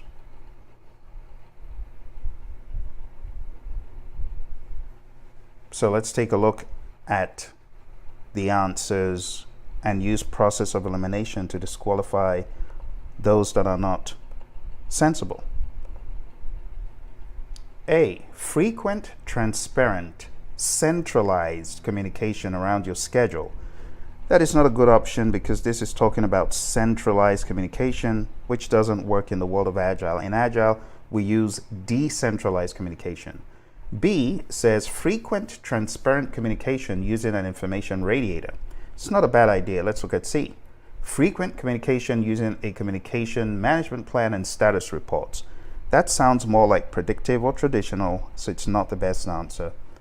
D, infrequent, centralized communication using burn down charts and demos or reviews. So what does it mean? Infrequent means not frequently. That's against the grain of agile. And then centralized is more like traditional. So the answer in this case, my friends, is B. The best thing is frequent, transparent communication using an information radiator. Next question. Your new firm is going through an agile transformation. You are now in the process of developing an appropriate approach and plan for project communications on your new agile project. The company culture is opposed to large amounts of communication. What should you do to effectively manage communications with this globally dispersed team? Hit the pause button if you need more time. Option A. Use instant messaging, video conferencing, and electronic team boards to help communication gaps. Let's take a look at the other options. A doesn't sound bad at first glance. B, use emails, phone calls, and weekly status meetings to help close communication gaps. This is a less ideal option than A. So I would disqualify B, being that A is better because A has the video conferencing, which gives richer communication. So I'm going to cancel B. Let's see C. Keep company policies intact and avoid frequent messaging, vlogs, and blogs. Again, you can't just blanketly say that those are bad and saying avoid frequent messaging. Well, this is an agile transformation, so you need frequent messaging, right? Avoiding vlogs and blogs is unfounded, so we're going to cancel C. And that leaves us with D. Let's read D. It says, discuss policies with functional heads and find a centralized repository. Again, that word centralized is referring more to an predictive flavor right there. And we generally are not gung-ho on these repositories to manage communications. Communications needs to be spontaneous and frequent in the world of agile. Remember, it says you're going through an agile transformation. So D isn't that great. The best option after all was A. Since this is an agile project, use instant messaging, video conferencing, and electronic team boards to help communication gaps. All right, let's move on to the next question in communications here. And this says you are using traditional methods to manage a project. You just produced a work performance report as an output for all interested stakeholders to review.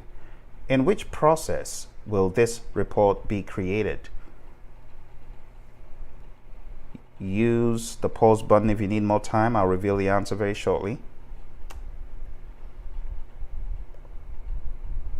All right, let's take a look at some of the potential options. A, closing the project or phase in the final sprint. A work performance report is not created at the closing. You could have a final report though, but that's not the best option. Also, be aware that this question is trying to throw you off in putting the word sprint. So it's throwing you off, but don't let it. You'll get similar on the PMP exam where you have an agile question with predictive language or predictive question with agile language, making it more hybrid. All right, B, monitoring and controlling the risks of the project. That's not a bad idea because it's a work performance report and you derive these reports in monitoring and controlling. So let's move on and see what else we've got. C, when the project manager is managing the communications. No, that is not when you would create this report, because it just says you just produced a work performance report. And it says, in which process will this report be created? So it's not when you're managing the communications. It should have already been done by that point. Remember, you do this as part of monitor and control project work, right?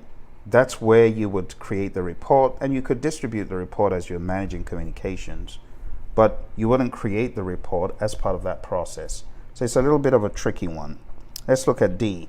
Developing the work breakdown structure dictionary. Well, that was done in planning, so it wouldn't be D. So your best option here, my friends, is B. It's monitoring and controlling the risks on the project. C is where you're communicating. B is where you're creating the reports that you may use to communicate. It's a bit of a tricky one. Work performance reports are circulated to project stakeholders through the process called managed communications, but they are created during the monitor and control project work process. Okay, so you gotta understand there's a difference between creating a report versus distributing the report. Managed communications is distributing the report, but creating the report is when you are monitoring and controlling the project as a whole. All right, let's move on. You are working on an agile project, and unfortunately, you are unable to use webcams. The team is 100% virtual. When conducting meetings with remote participants, where there is a loss of facial and body language cues, which of the following would you recommend? Hit the pause button for more time. All right. A, allow one team member to speak for the duration of the meeting to avoid issues. Is that what you would do? One person speaking for the entire meeting? No. Even in traditional, that wouldn't be a good way of doing it. So it wouldn't be A, one person speaking for the entire meeting. B, consider round-robin check-ins to ensure participation and check consensus for decisions. So calling on people around the room is still a bad way. Let's look at C. Use firm, rigid, fixed and rigid communication to avoid disorder. Only communicate one way. This is the world of agile, so that's not going to fly, is it? Let's look at D. D, this should not be a problem if email is the sole communications medium. Highly not advised in the world of agile. So the best option here, my friends, is to consider round-robin check-ins. And you can find this in the Agile Practice Guide on page 122. It's as simple as it sounds. It's pretty much a lift from the Agile Practice Guide. So page 122, when conducting meetings with remote participants where there's loss of facial and body language cues, consider round-robin check-ins. All right, let's move to our next question. You are using a method which can provide information about the effectiveness of the communication activities. This is achieved by reviewing changes between desired and current engagement and adjusting communications as necessary. What does this best describe? So this is one of those few definition ones. You could get one or two, maybe more, maybe a handful on your exam. So I'll give you some time to think about it.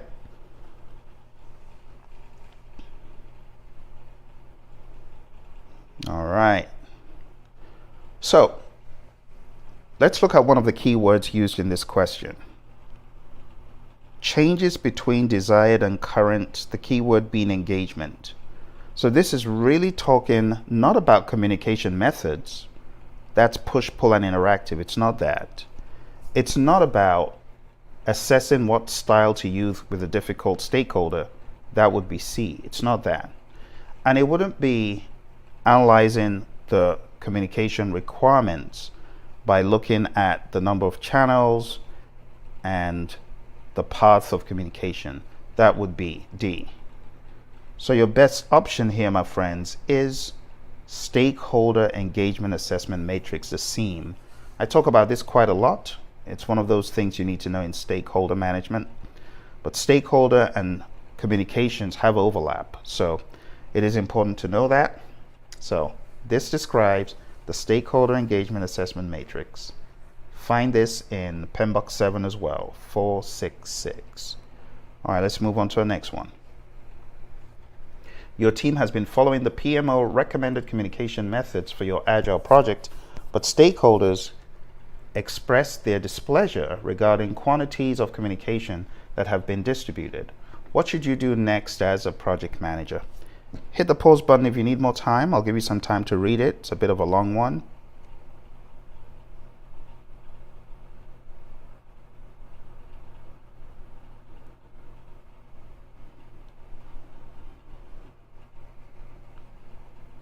All right, so let's take a look. What should you do? A, monitor communications and stick to the originally decided upon documentation in order to move the project forward. Well, sticking to the original communications that's not working doesn't make sense, so we'll cancel that. Let's take a look at the next one. Find common ground, areas for improvement based on the organization's needs, and then use experiments and retrospectives to progress. It's not a bad sounding one. Let's take a look at C. C, escalate to the project sponsor and have her tell the stakeholders that this is standard PMO procedure that must be followed. Again, this sounds rather unagile in this question, so we're going to cancel C. Can't be that. And D, monitor the stakeholders more frequently and have a dedicated phone line so they can call you if they have something urgent to discuss. Well, think about that. These folks are saying we got too many communications flying all over the place. So D is not the best option to just say, okay, there's a phone line, call us when you want to talk about something. You need a more solid plan for your project. Okay. So the answer, my friends, is leaning more on option B. It's on page 123 in the Agile Practice Guide, pretty much a direct lift from there, and it says find common ground, areas for improvement based on the organization's needs, and then use experiments and retrospectives to progress. All right, let's move on. Due to many feedback loops involved in this project, the team spends time in communication planning. Which of the following is a component of the communication management plan? All right, hit the pause button if you need more time.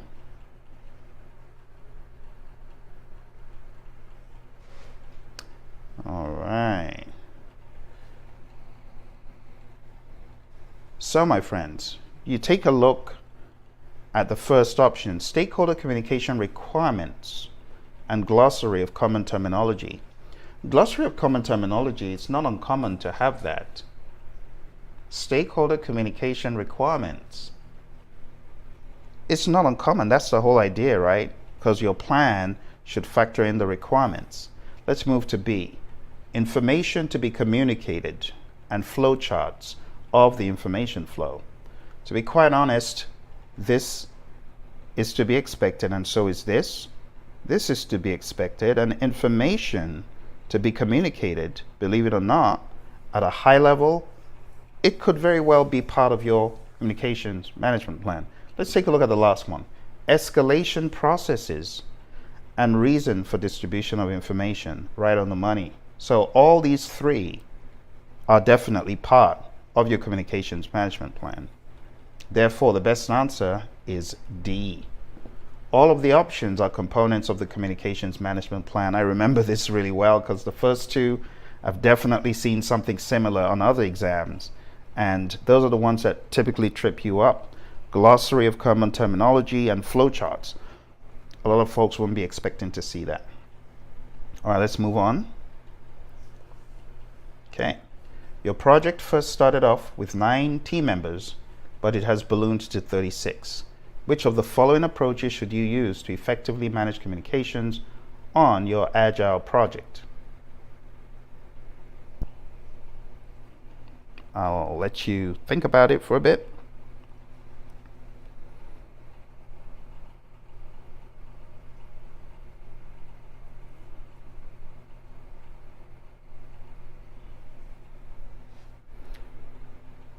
All right.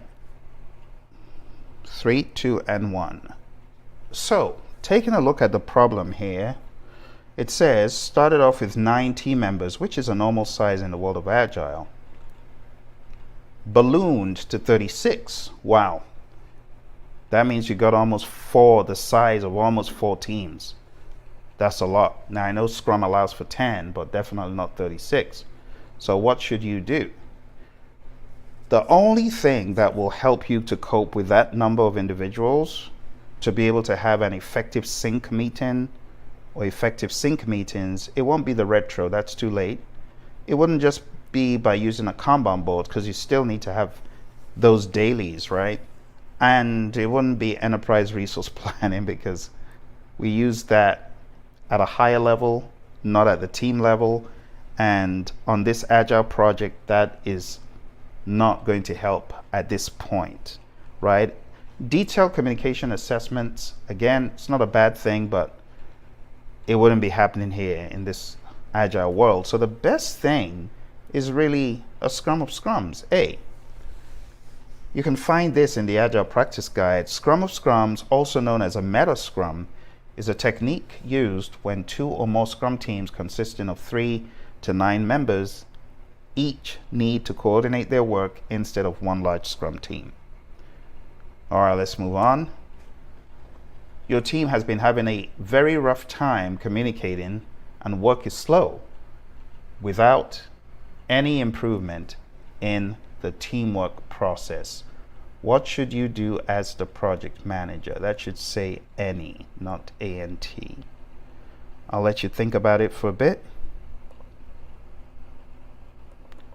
I'll make a little tweak for you there.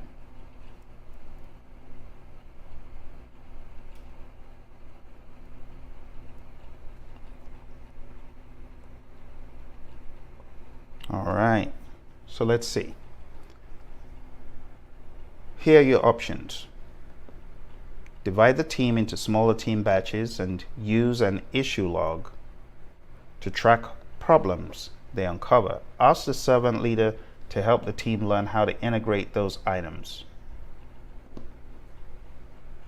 It sounds smart, but what exactly is the problem? Rough time communicating and work is slow. So we have to address both. So we see an issue log to track problems and then asking the servant leader help. Let's keep that in our back pocket and move on. B, capture no more than 3 items to improve at each retrospective. Ask the servant leader to help the team learn how to integrate those items. So there's nothing wrong in integrating items and getting items that need to be worked on, but 3 items, it said no more than 3 items at each retrospective. So typically it's 1 or 2. Not sure about the number 3, but let's come back to that. Let's look at C. Chaos is normal and needs to be expected in agile environments. Doing anything will only destabilize a team's equilibrium. Keep the process intact. So rough time communicating, no. So we're going to begin to eliminate some. Let's eliminate C and let's look at D. Schwaber's law, try to use no less than 8-week sprints in order to solidify team synergy. The longer the first sprint, the quicker the team will bond. That's not true. So we have a couple of options. You either divide the team into smaller team batches and use an issue log to track problems, because it said work is slow, no improvement, right? So if you want the team to become more efficient, you could split the team into smaller sizes and you could log any issues so that they're resolved by the servant leader. Let's look at B again. Capture no more than 3 items. Again, no more than 3 items. It's very prescriptive, so it's suspicious. And it says add each retrospective. So do you want to wait until the retro before you make improvements? Or do you want to begin to make improvements as much as possible now? Well, that's why B will not be the best one. The best option is A. This can be found in the Agile Practice Guide on page 59. In fact, I recommend reading pages 58 and 59 to give you some clarity. All right, this is the final one in the easy set. You are a project manager working with a very siloed team. Instead of a cross-functional team, communication is very laborious and the pace of work has become very slow. What should you do in a hybrid environment to get things back on track? Choose the best 2 options. All right, let's take a look. Hit the pause button if you need more time. Ask the people who are part of projects to self-organize as cross-functional teams. B, use servant leadership skills to help the managers understand why Agile needs cross-functional teams. To be quite honest, those two don't sound bad. C, chaos is normal and needs to be expected in Agile environments. Doing anything will only destabilize teams' equilibrium. No, we need to take action, so we'll disqualify C. D says Sutherland's rule, hybrid environments are unproductive and should be avoided at all costs. That's bogus. So we're left with 2. So think about it. Asking people who are part of the projects to self-organize versus using servant leadership skills to help the managers, because leadership comes from that level, right? Understand why Agile needs cross-functional teams. So being that you're asked to choose the best 2, I believe we've already cut out our answer, right? Even though, depending on the circumstance, A might help more than B, or B might help more than A, but both are important, right? So we want their management to know why cross-functional teams are needed, and then we want them to self-organize. That is one of the best things you could do for a team to get them into the Agile mindset state. So my friends, the best answer here is A and B. Those are the 2 you would select. You can find these on page 59 in the Agile Practice Guide. All right, at this time, we have come to the end of the simple zone. Next, we are going to be moving into the questions of a more situational nature, a little bit more difficult to up the ante for your exam.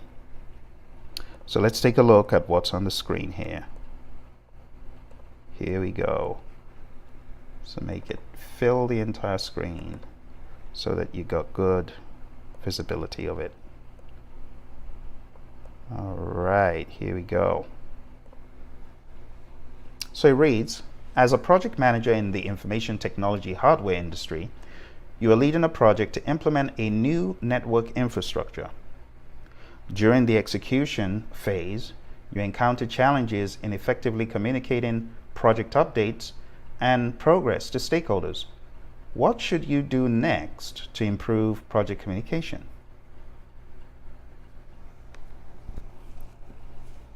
I'll let you think about it.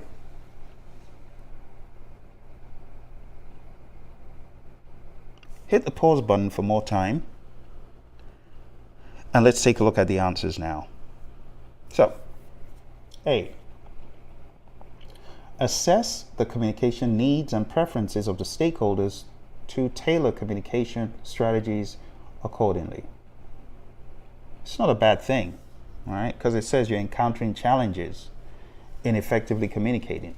B says establish regular project status meetings with stakeholders to provide updates and address any concerns. So it doesn't sound bad. However, when you look closer, it's a little bit suspicious to just come out of the gate and say regular status meetings and then use that to address concerns.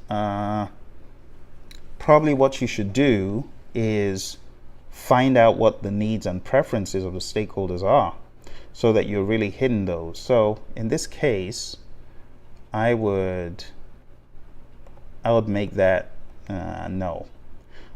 Collaborate with the project team to develop a comprehensive communication plan. Again, I would say no, because you need to know more information about what the problem is. You know, it says you encounter challenges in effectively communicating project updates and progress. So your best bet is to speak to the people, the stakeholders, and it wouldn't be D either. D is presumptuous. He just says update the plan to reflect the revised communication strategies. That will come later. So the best option here, my friends, is to assess the communication needs and preferences, not to be presumptuous, by establishing regular status meetings. That may not be the answer to the problem. You first of all need to assess needs and preferences. All right, and for that reason, the answer to that one is A. By assessing the communication needs and preferences of the stakeholders to tailor communication strategies accordingly, the project manager can ensure effective and efficient communication, leading to better project understanding and stakeholder engagement. Okay, let's move on. You are a project manager in the legal industry overseeing a project to implement a new case management system. During the execution phase, you realize that key project information is not effectively shared among team members, resulting in miscommunication and delays. What should you do next to improve project communications?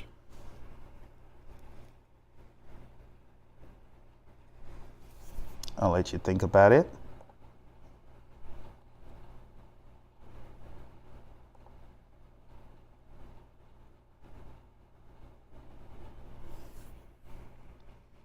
Okay, now let's take a look at the options. So again, stay focused on what the problem is. During the execution phase, you realize that key project information is not effectively shared, and it results in miscommunication delays. That's the key thing. So what should you do? A, establish a centralized project repository for sharing and accessing project documents and information. While that sounds like a good idea, I'm not sure it's the best idea to just have a repository, go into the repository. When it talks about effectively sharing information, it may not just be about pulling information from somewhere. So I would make that red for now. Let's go to B. Conduct regular team meetings to discuss project updates, challenges, and promote open communication. You see, that's the key. That open communication clause and regular team meetings. If there's miscommunication and delays, I believe B is a better candidate to solve the problem more than A. So I'm going to leave B alone. C, collaborate with the project team to develop standardized communication templates and guidelines. Templates and guidelines doesn't mean people are going to use them, and it doesn't mean you find out what is wrong with the ones you might have been using before. So that needs to be red. And the final thing that says update the plan is bogus, because you can't do that yet. So your best answer, my friends, is B. Let's take a look. It says, by conducting regular team meetings to discuss project updates, challenges, and promote open communication, the project manager can enhance information sharing, address any concerns or misunderstandings, and foster effective communication within the project team, individuals, and interactions over processes and tools. That's true. So let's read again. As a project manager in the education industry, you're leading a project to develop a new curriculum for an online course. During the planning phase, you realize that the project stakeholders have varying levels of understanding and involvement. What should you do next to improve project communications with the stakeholders? Hit the pause button if you need more time. And now let's analyze the question. Okay. A, conducting stakeholder analysis to identify the communication preferences, level of involvement, and information needs. That's not a bad thing. It says varying levels of understanding and involvement. So we need to understand the levels. Where are the levels? Are they high levels, low levels, medium levels? That's not a bad thing.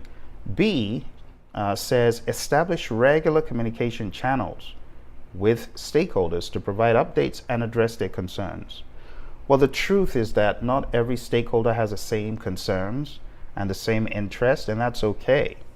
So B is presumptuous, thinking that we need to communicate regularly, right, with every single one of these stakeholders.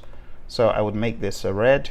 C, collaborate with the project team to develop clear and concise project status reports for the stakeholders. Again, this is very presumptuous, going into status reports. No one said that was the problem. So we're going to make that red.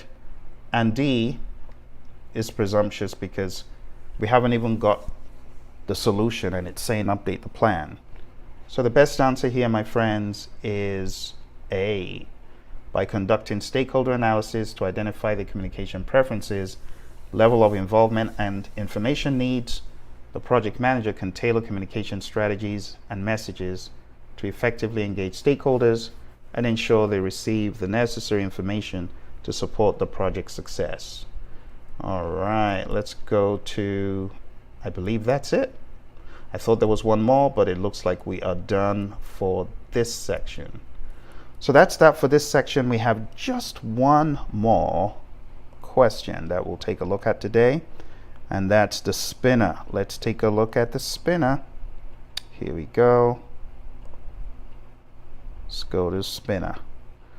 And this is where I show a question that is so verbose and a little bit far out compared to the usual size you would expect. So let's take a look. All right. This is a long one. Company It's a Go authorized a multi-million-dollar project after COVID ended to get their 500,000 workers on a new work authorization project platform. The first project manager had conflict with management due to interpersonal issues and resigned. It's a Go just hired a new project manager to replace the former PM. The new project manager is very capable in scheduling, budgeting, and management, but weak in overall administration and procurement management. What should the new project manager do to start guiding the team toward project success? A. Review the project charter to identify goals and deliverables. B. Adjust the project schedule to add new activity related to the knowledge transfer process. C. Consult the project log for notes on procurement and sellers. And D. Revisit the project budget to determine if extra time is required.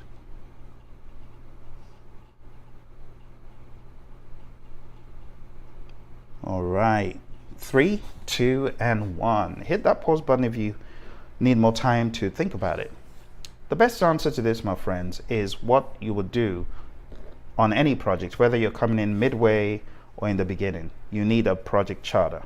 So you would need to review the project charter to identify goals and deliverables. That would be your best bet. All right. And with that, my friends, we have come to the end of this rather lengthy session on communications management. Taking a look at a fair amount of questions and try to break down the logic and the rationale. So thank you for joining me. If you have any questions, feel free to put them in the comments below. Don't forget to hit the like button and subscribe. And going down to the site, it's praizion.com. I got various videos and material that can help you in your prep. You take care and all the very best. Bye for now. Welcome to the final episode of PMP Exam Situational Questions for Knowledge Areas. Today, we're going into the stakeholder area. First question. You're working on a large-size construction engineering project for the city. The project sponsor has warned you about certain troublesome stakeholders. In the context of this project, who would you define stakeholders as? A. The project engineers who design and construct the project. B. The people, groups, or organizations that could impact or be impacted by a decision, activity, or outcome of the project. C. The organization's corporate attorneys. D. The individuals or agencies that control contingency funds and their disbursement through the Project Management Office, PMO. Hit the pause button if you need more time. Using the process of elimination, there are some options that are not bad, but they're not conclusive enough. Take a look at option A, the project engineers who design and construct the project. They are stakeholders. It's not a bad choice, but B is a better choice than A. So we are not going to go with A. We'll choose B over A. Let's go to C. The organization's corporate attorneys. They are also stakeholders, but B is more encompassing than C. So we're still going to leave B as the better option. D states the individuals or agencies that control contingency funds and their disbursement through the Project Management Office. Again, we could say those are stakeholders, but it's not as conclusive as the people, groups, or organizations that could be impacted, that could impact or be impacted by a decision, activity, or outcome. So the best option is B. When on the PMP exam, you find an option that is more conclusive, more inclusive, it is always better to go with that one. This is a direct cutout of PMBOK Guide 6th edition, and you can see that on page 503 to 504. Let's move to the next question. You're working on a large-sized agile software engineering project for the city. The project sponsor has warned you about certain troublesome stakeholders.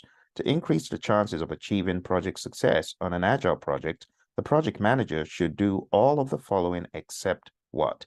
Is it A, identify the stakeholders early in the project or phase? B, analyze the stakeholders' levels of interest and individual expectations, as well as their importance and influence?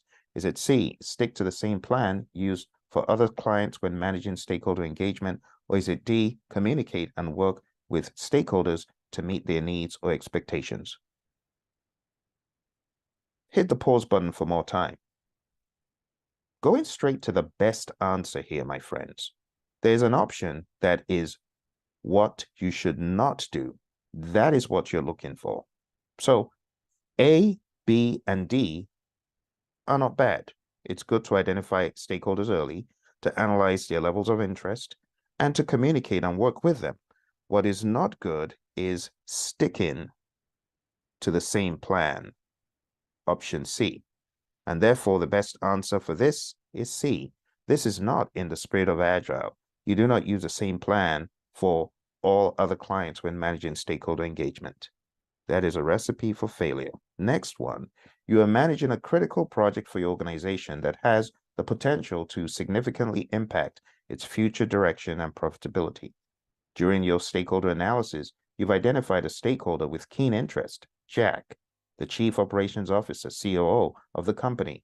Through your analysis, it's evident that Jack possesses significant decision-making authority and can influence resources, budgets, and key personnel linked to your project. What is the best strategy for him? Is it A, manage close, B, keep informed, C, keep satisfied, or D, monitor? All right. Hit the pause button if you need more time, and let's go straight into the answer. It says you've identified a stakeholder with keen interest, and keen interest just means a lot of interest.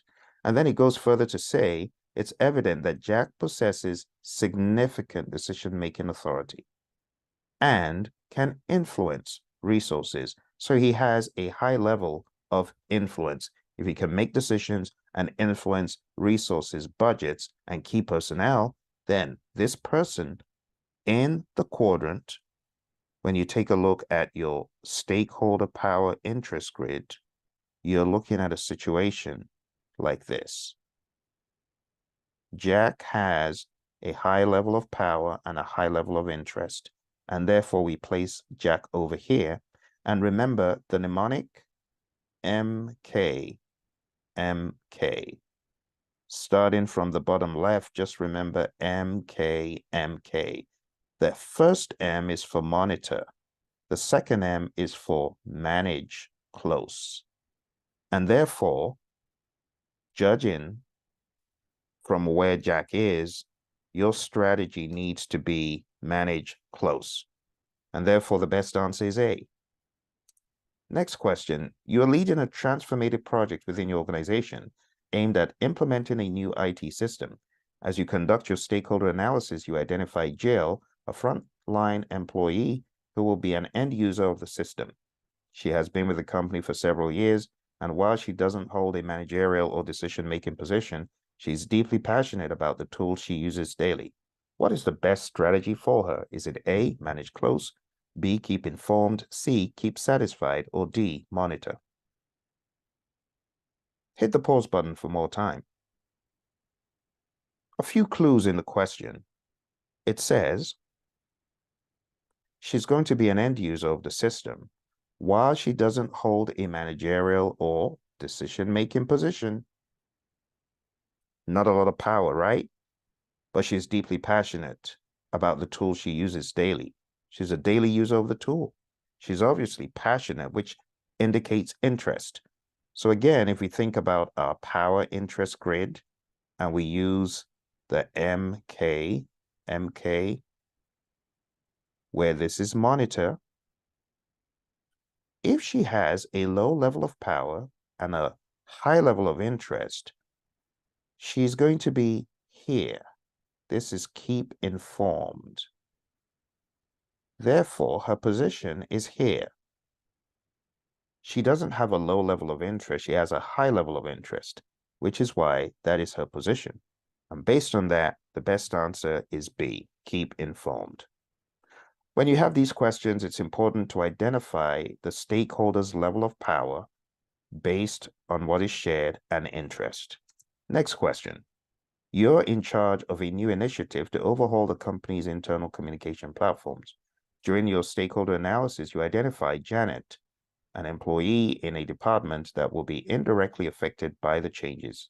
Janet has been with the company for a short period, and her role doesn't grant her much influence over strategic decisions. Furthermore, given the indirect impact of the project on her daily tasks, she hasn't shown a significant interest in the initiative's proceedings. What is the best strategy for her? Is it A, manage close, B, keep informed, C, keep satisfied, or D, monitor?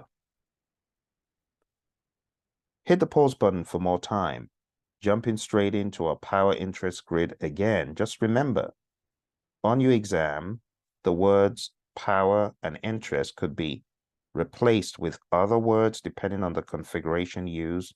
This is also configurable to be an influence impact grid, so keep that in mind and other things. But for now, we're going with power interest, and it says she has, watch the clue, not much influence, which means low level of power, and she doesn't have significant interest, low level of interest. So she is here. Remember the MK? Well, this is monitor, so she's over here. Your best strategy is D, monitor. Moving on, you're spearheading a project that involves the development of a new software tool aimed at improving internal processes. During your stakeholder analysis, you identify Bob, a senior executive in the company with significant decision-making power. However, given his broad range of responsibilities and the project's specific nature, he hasn't shown a pronounced interest in the day-to-day details of the initiative. What is the best strategy for him? Is it manage close, B, keep informed, C, keep satisfied, or D, monitor? All right, hit the pause button for more time, and let's use the power interest grid for clues. Power, to spell it all out, interest. Bob has obviously significant decision-making power, which means he has a high level of power, but he hasn't shown a pronounced interest. So he's here. MK, keep satisfied. Therefore, the best answer is C, keep him satisfied. Let's move on to the next question. You are dealing with impossible stakeholder demands on your project team. What should the team do? Is it A, engage with servant leadership to work with this stakeholder and possibly product owner? Is it B, invite the stakeholders to the weekly retrospective to observe team interaction? Is it C, record the problems in the impediment log and discuss them during the daily scrum? Or is it D, record these as issues in the risk register and resolve as the opportunity permits? Hit the pause button for more time. So, talking about stakeholder demands, the best thing to do is to not record the problems and record them in the daily scrum. That is certainly not the best thing to do. The daily scrum is not for that. We do not use the daily scrum to discuss those impediments, right? We do want to know about them, but it is not for discussing during the daily scrum. From an agile perspective, D says record these as issues in the risk register. You don't record issues in the risk register to start with, so that's flat out wrong. And then saying resolve as the opportunity permits is reactive. So we have A and B. So B says invite the stakeholders to the weekly retrospective to observe team interaction. Well, you don't invite stakeholders to, first of all, it could be weekly, but it generally isn't weekly. And you don't invite stakeholders generally to the retrospective. Generally, you don't. You could, but you generally don't. And it wouldn't be to observe team interaction. That is so not agile. And that is against the grain. So using the process of elimination, we can cancel these outrageous options.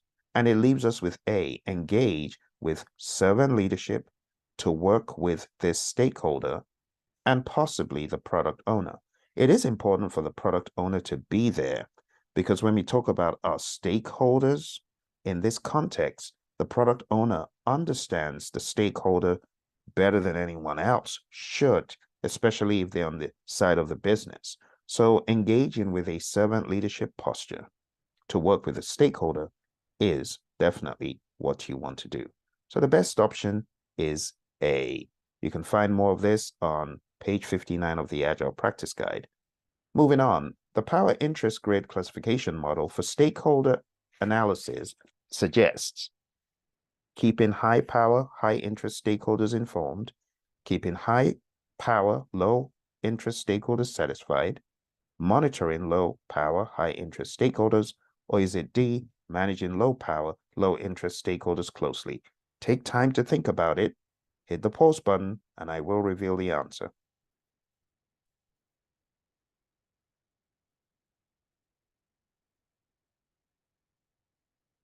All right, so the best answer using the process of elimination is not D, because low power, low interest, you don't manage close. It's not C, because low power, high interest, low power, high interest stakeholders are kept informed, not monitored, which leaves us with 2.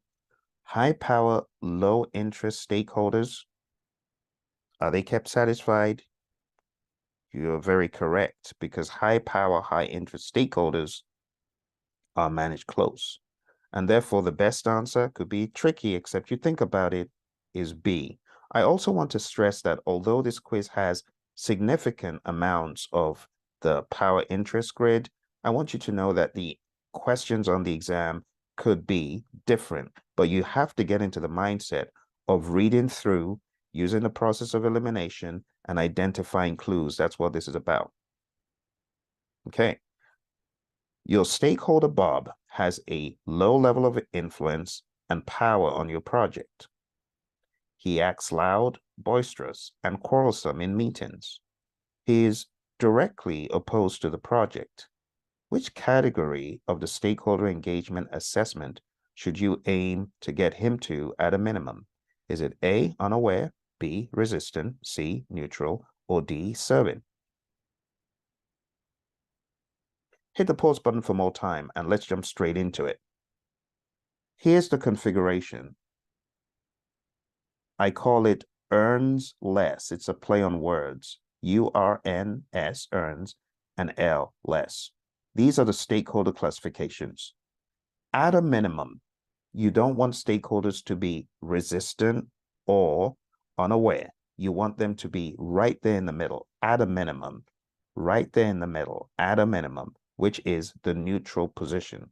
So your best answer here is at a minimum, you should get him to neutral, which is option C. So as far as this question is concerned, he is resistant. That's where he is now. But at a minimum, you want to get him to neutrality. And the answer, therefore, is C, neutral.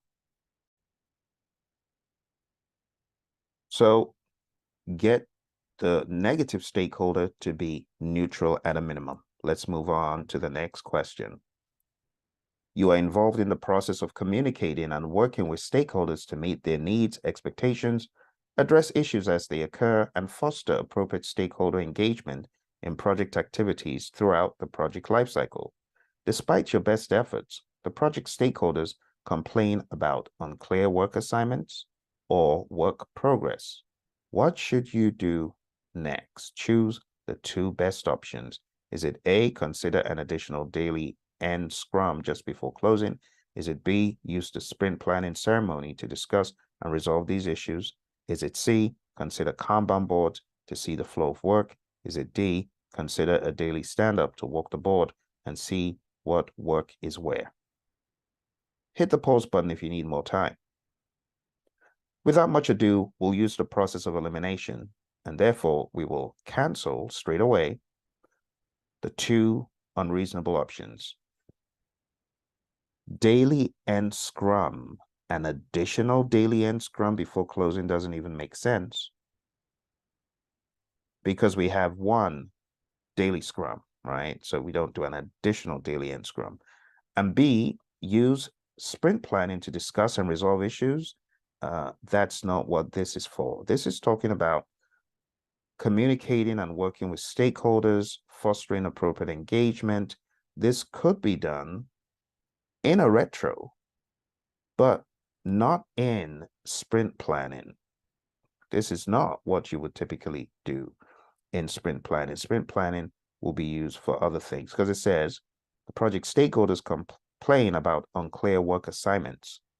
You want to be more proactive with this, but you wouldn't do it in sprint planning either, right? Sprint planning is at the beginning of your sprint, and it is used for planning, not for troubleshooting. If it had said in a sprint retrospective, or even if it had put a sprint review as an option, I would have considered it more, but definitely not sprint planning. So we're left with two. We're left with option C and option D. And therefore, it is obvious that these are the two best options. You want to consider Kanban to see the flow of work, and also a daily stand-up to walk the board and see what work is where. Let's move into question 198 now. Your stakeholders are very engaged on your project. They attend every daily scrum, and they also attend sprint planning. While in sprint planning, they complain about their estimates from the last sprint, saying that they were very inaccurate. What should you do to address their concerns about estimating? Select all that apply. A, address their concerns with the product owner and develop a strategy to prevent complaints. B, reduce story size by splitting stories. C, use bottom-up estimation with relative sizing, engaging the entire team to estimate. D, consider agile modeling or spiking to understand what the story is. Hit the pause button for more time. Let's jump straight into it. Using the process of elimination. There are certain things here that are against the grain of Agile and Scrum. First of all, A says, develop a strategy to prevent complaints. People are not robots. We cannot prevent complaints. That is unrealistic and against the grain of Agile. It's all right to get complaints. Look at it as feedback. To prevent complaints is audacious where humans are concerned. B, reduce story size is not a bad option. C, using bottom-up estimation in Agile, that is against the grain of Agile. It goes further to say engaging the entire team to estimate. Well, just remember that when you're estimating, the product owner and the sprint, the scrum master involved in the sprint may not be developers. If they're not developers, we don't want to engage them in estimating. So C, in addition to it being out of whack because of the bottom-up estimation mention, it's also against the grain to say engage the entire team to estimate. And we're talking about bottom-up and then relative sizing together? No, that's not a plausible option. The best option so far is B, but let's take a look at D. Consider agile modeling or spiking to understand what the story is. Now that is in the spirit of agile. And therefore, the best answers are B and D. And we can find that in the Agile Practice Guide on page 58.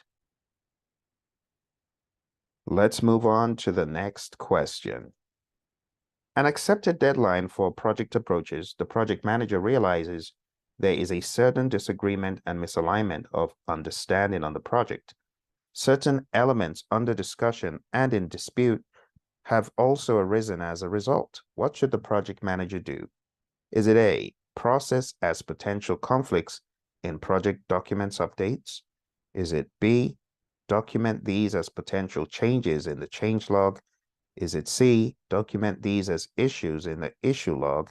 Is it D, document this as conflicts in the action item log?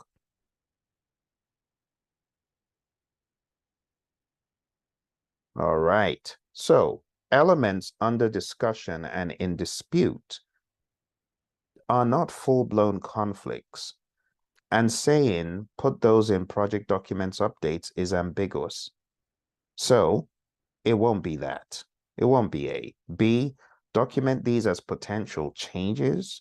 That's also presumptuous. We don't put potential changes in the change log.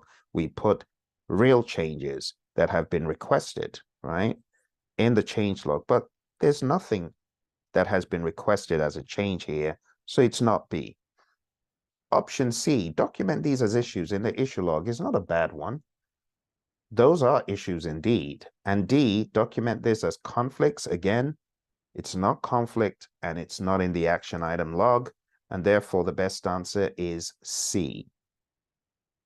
All right, document these as issues in the issue log. This is the best place for this. Next question, the project manager develops an improvement plan to encourage continuous process improvement during the life of the project and to keep stakeholders happy. As you're checking your stakeholder metrics, which of the following would you use to gauge the likelihood of a stakeholder recommending you to others? Is it A, the stakeholder engagement plan? Is it B, the net promoter score? Is it C, share of wallet? Is it D, mood chart? Hit the pause button for more time. The stakeholder engagement plan is a plan for how to engage stakeholders. The net promoter score is a measure of likelihood of recommendation. Probably the best answer. Let's take a look at C. Share of wallet is the share of your customer's wallet that you occupy. How much money are they willing to spend with you, or are they actually spending with you? So it's actual spend, taking a look at the metrics. So it would not be that. And a mood chart just checks the mood of stakeholders and team members. So the best option is B. It's a net promoter score. It measures the degree to which a stakeholder, usually the customer, is willing to recommend a product or service to others. It measures a range from -100 to +100. A high net promoter score not only measures satisfaction with a brand, product, or service, it is also an indicator of customer loyalty. You can find this in PMBOK 7. Next question. You are using a technique that combines power, interest, and attitude elements into a three-dimensional model that can be useful in identifying and engaging the stakeholder community. It provides a model with multiple dimensions that improves the depiction of the stakeholder community as a multidimensional entity and assists with the development of communication strategies. What does this describe? Is it A, stakeholder cube, B, stakeholder mapping, C, stakeholder representation, or D, stakeholder engagement log?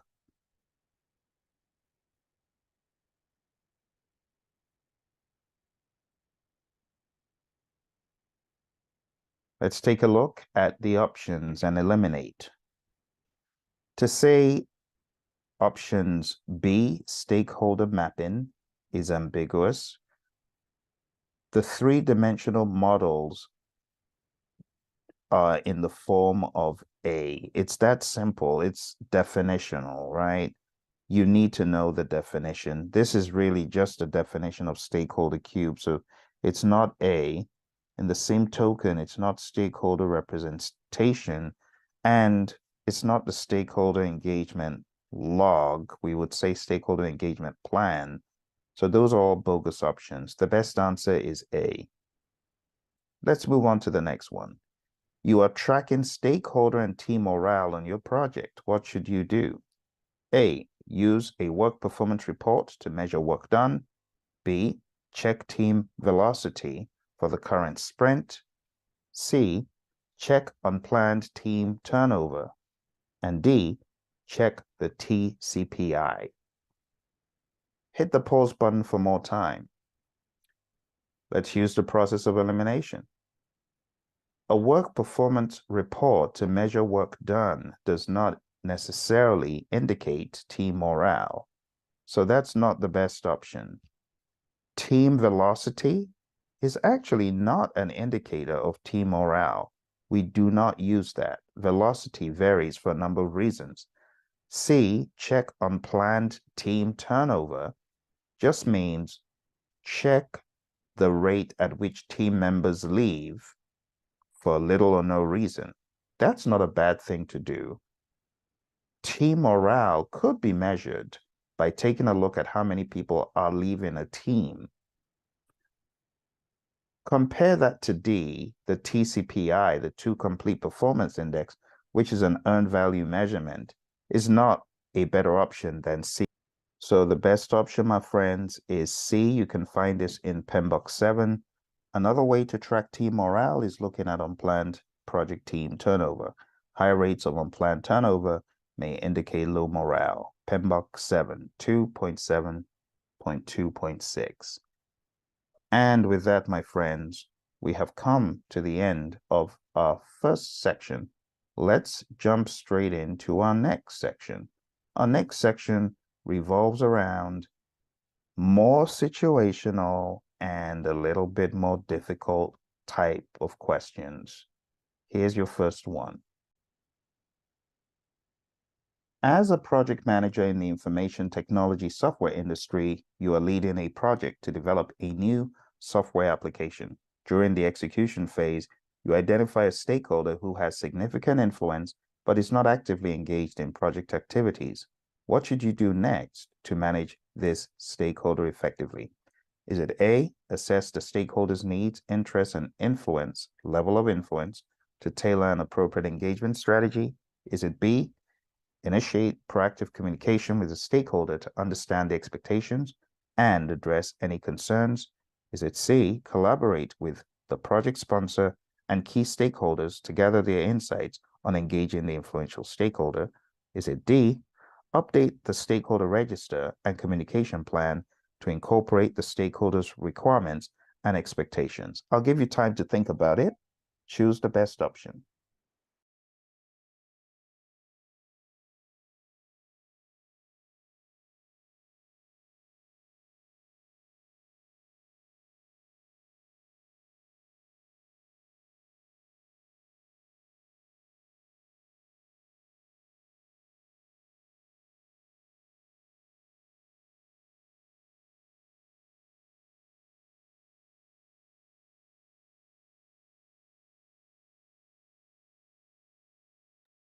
All right, let's take a look at the options.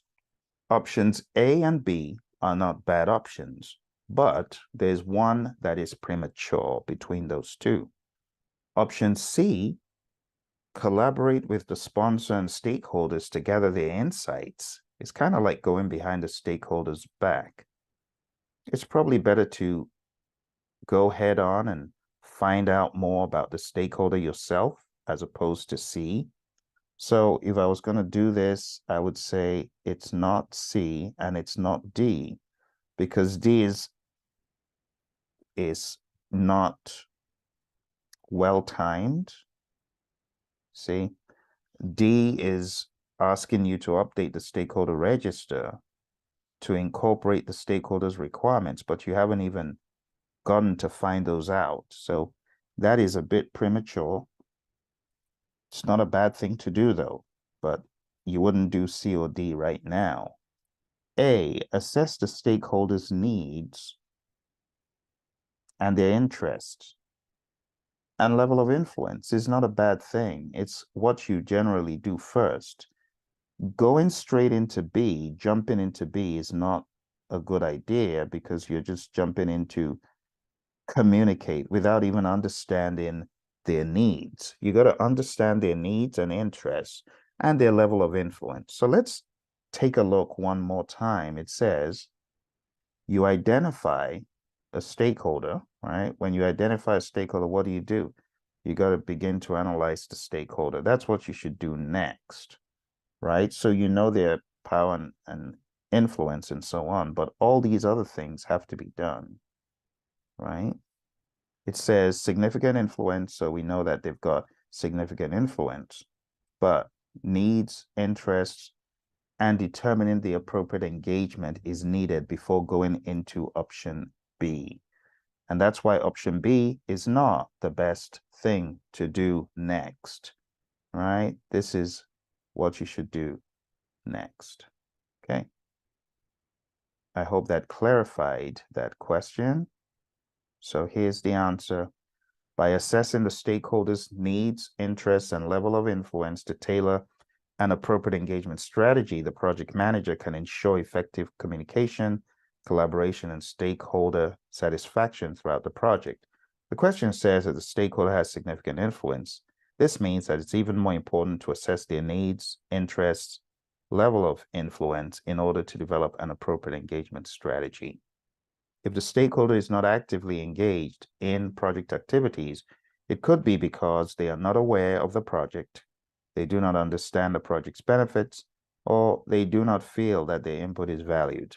By assessing the stakeholder's needs, interests, and level of influence, you can develop an engagement strategy that addresses these concerns and ensures that the stakeholder is involved in the project in a way that is meaningful to them, all right?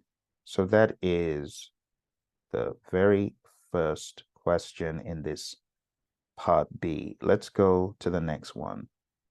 And what you notice from these questions is they're a little bit more stern and they have more robust options and text, just like the real exam. You are a project manager in the education industry leading a project to implement a new learning management system. During the execution phase, you encounter resistance to change from a group of faculty members who are key stakeholders in the project. What should you do next to manage this stakeholder resistance effectively? A, assess the reasons for stakeholder resistance and develop a change management plan to address their concerns. B, initiate targeted stakeholder engagement strategies to communicate the benefits and address any misconceptions. C, collaborate with the project team and other stakeholders to gather their support in influencing the resistance stakeholders. And D, update the stakeholder management plan to include specific strategies for managing stakeholder resistance. I'll give you some time to think about it.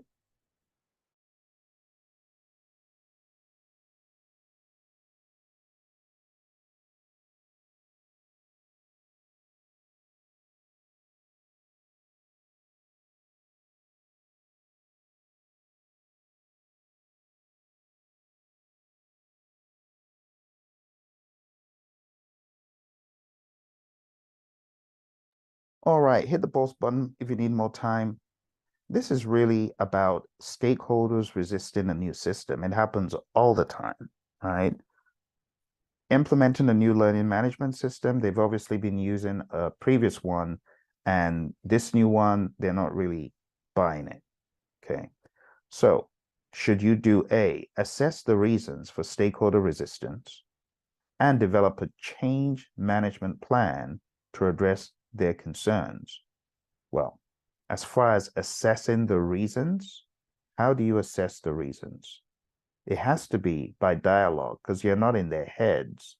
So assessing reasons could be presumptuous if you're going by what you think or what someone else thinks, which brings up option C, collaborating with the project team to gather their support. It sounds like either you're trying to bypass the actual people that have the problem, or you're trying to strong arm the people that have the problem into agreeing with them, making them agree, like forcibly. Nah, that's not the best option. So it's not A and it's not C, right? Collaborating with the project team. We have D, updating the stakeholder management plan to include specific strategies. And that's not a bad thing to do, but it's premature and it's probably better calling it a stakeholder engagement plan. But D again is sudden and it doesn't take into account the necessary things that we should as project managers.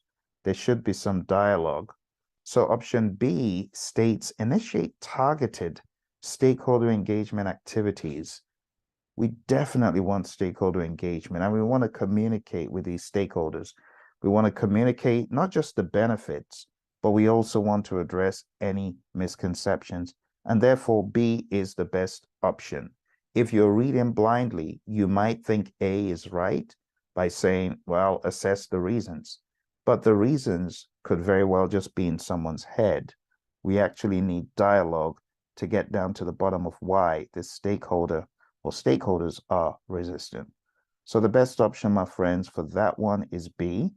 By initiating targeted stakeholder engagement activities to communicate benefits and address any misconceptions, the project manager can actively manage stakeholder resistance, promote understanding, and foster stakeholder buy-in for the project's success. All right, let's move into number 31 in this new set. As a project manager in the financial and banking industry, you are leading a project to implement a new online banking platform. During the execution phase, you identify a stakeholder who is not actively participating in project meetings and decision-making processes. What should you do next to manage this stakeholder effectively? Is it A, assess the stakeholder's level of involvement and influence to determine the best approach for engaging them? B, initiate communication with the stakeholder to understand the expectations and address any barriers to participation? Is it C, collaborate with other key stakeholders to identify potential strategies for involving and engaging the stakeholder? Or is it D, update the stakeholder register and communication plan to reflect the stakeholders' level of participation? Hit the pause button for more time.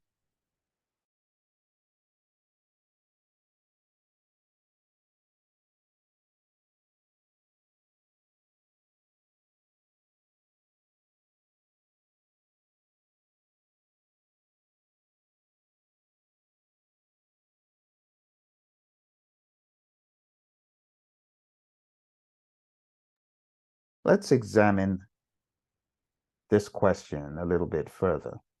So you're leading a project to identify a new stakeholder or a stakeholder that's not being actively participating in meetings or decision making. What if that stakeholder doesn't have the right level of expectation to do that? So you're expecting them to be in meetings? Well, maybe they should, it's good that they're not. Maybe they don't need to be in the meetings. So you got to read these questions carefully because this question kind of implies that there's something off, but there very well may not be anything off. And how do you find out what is going on? Again, you got to do the relevant stakeholder analysis first. So if we start from the bottom this time, update the stakeholder register and communication plan. It's presumptuous because you don't know what is going on, right? So we're going to cancel D. C, collaborate with other key stakeholders to identify potential strategies for involving and engaging the stakeholder. Again, because we can access the stakeholder directly, it doesn't make sense going behind their back to talk to other people about the engagement. All right. And B, initiate communication with the stakeholder to understand the expectations and address any barriers. Well, we don't know that they're barriers. You see, it's a little bit presumptuous to say, oh, you should be meetings. You don't know that. You don't know that. It just says not actively participating in the meetings. and decision making. It's possible that they'll come in at a different phase that is more appropriate. Maybe they don't want to step on someone else's turf. So B, again, is not the best option. The best option is to assess their level of involvement as well as their influence. You got to understand what their influence level is. You got to understand why are they involved at this level. That's what we mean by assessing their level of involvement. You have to assess and understand, is their level of engagement relevant? Is their level of engagement satisfactory? Because it very well could be. So it sounds like a trick, but it's not. You just need to read the questions with that understanding that not everyone who is uninvolved is a bad stakeholder. If you get my point, and therefore the answer is A. By assessing the stakeholders' level of involvement and influence to determine the best approach for engaging them, the project manager can tailor communication and engagement strategies to meet the stakeholders' needs and expectations, fostering their active participation in the project. All right, my friends, we are done with the second part. And you know how we've been rolling with all of this. We have 3 parts to the equation. So for the final part, we are going in on the spinner, I call it, type of questions.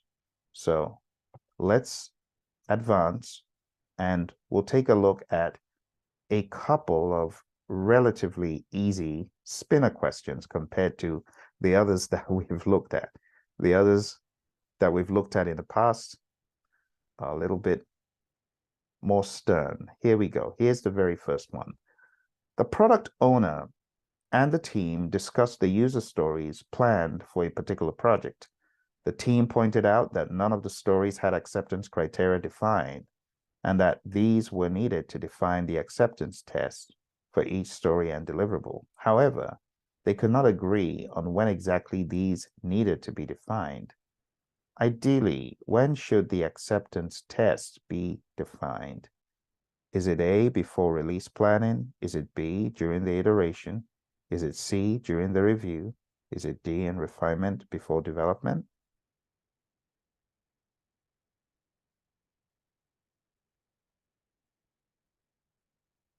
I'll give you some time to think about it. Hit the pause button if you need more time.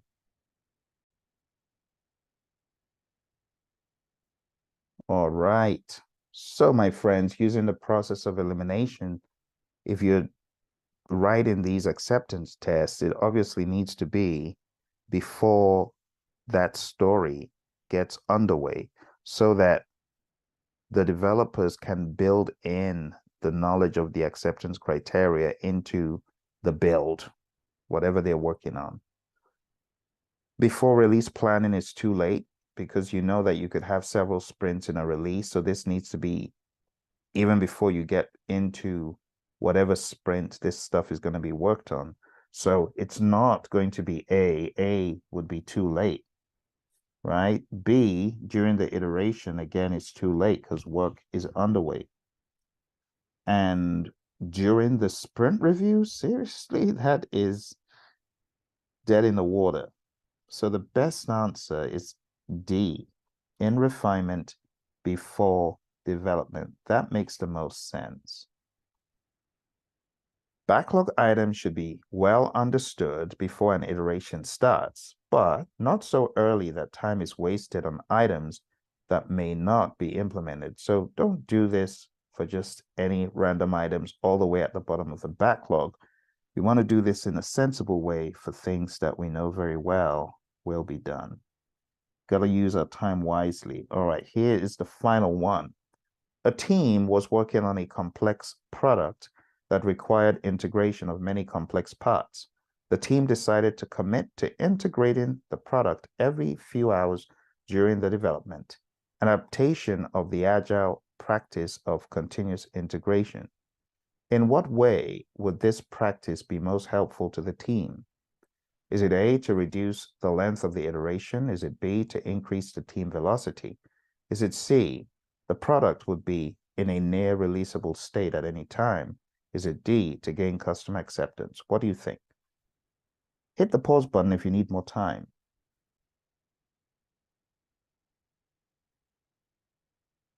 All right, hit the pause button. Now I want you to get into the spirit of Agile. Think about it. Is it to reduce the length of an iteration? What good does that do? Think about it. If you're in the world of Kanban, we don't even roll that way because the length of the iterations differ.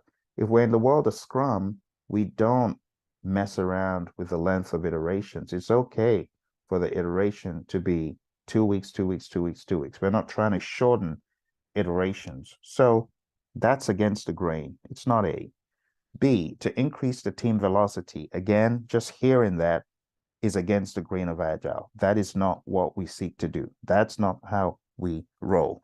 That is not our focus.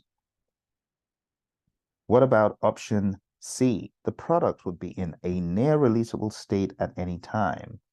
CI and CD, continuous integration, to be able to continuously deploy would make sense, right? So let's take a look at D and see if D is the wrong one. To gain customer acceptance. Think about it. Is that why you do continuous integration, to gain customer acceptance? No. The best option here, my friends, is option C. Option C is all about being in a near releasable state at any time. The primary purpose of CI is to continuously build a working product. The iteration is a fixed time box, so should not be reduced. Velocity may or may not be increased. There's no guarantee that CI will increase velocity. Customer acceptance is not a function of CI. Demos and other feedback options serve that purpose. All right, would you like one more? Because I think I'm hearing you say you would like more. Do you want one more? All right. One more. Here's our final question. Final question.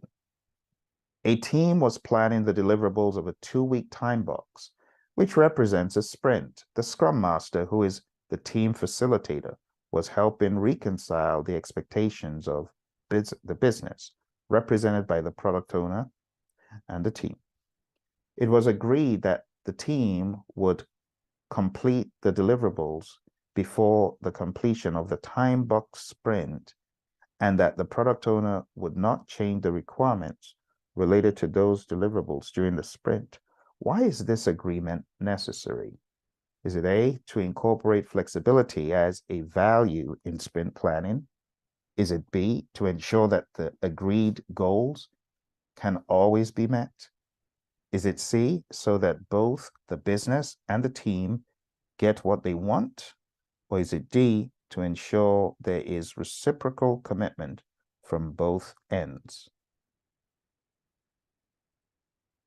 I'll give you some time to think about it. Hit the pause button if you need more time.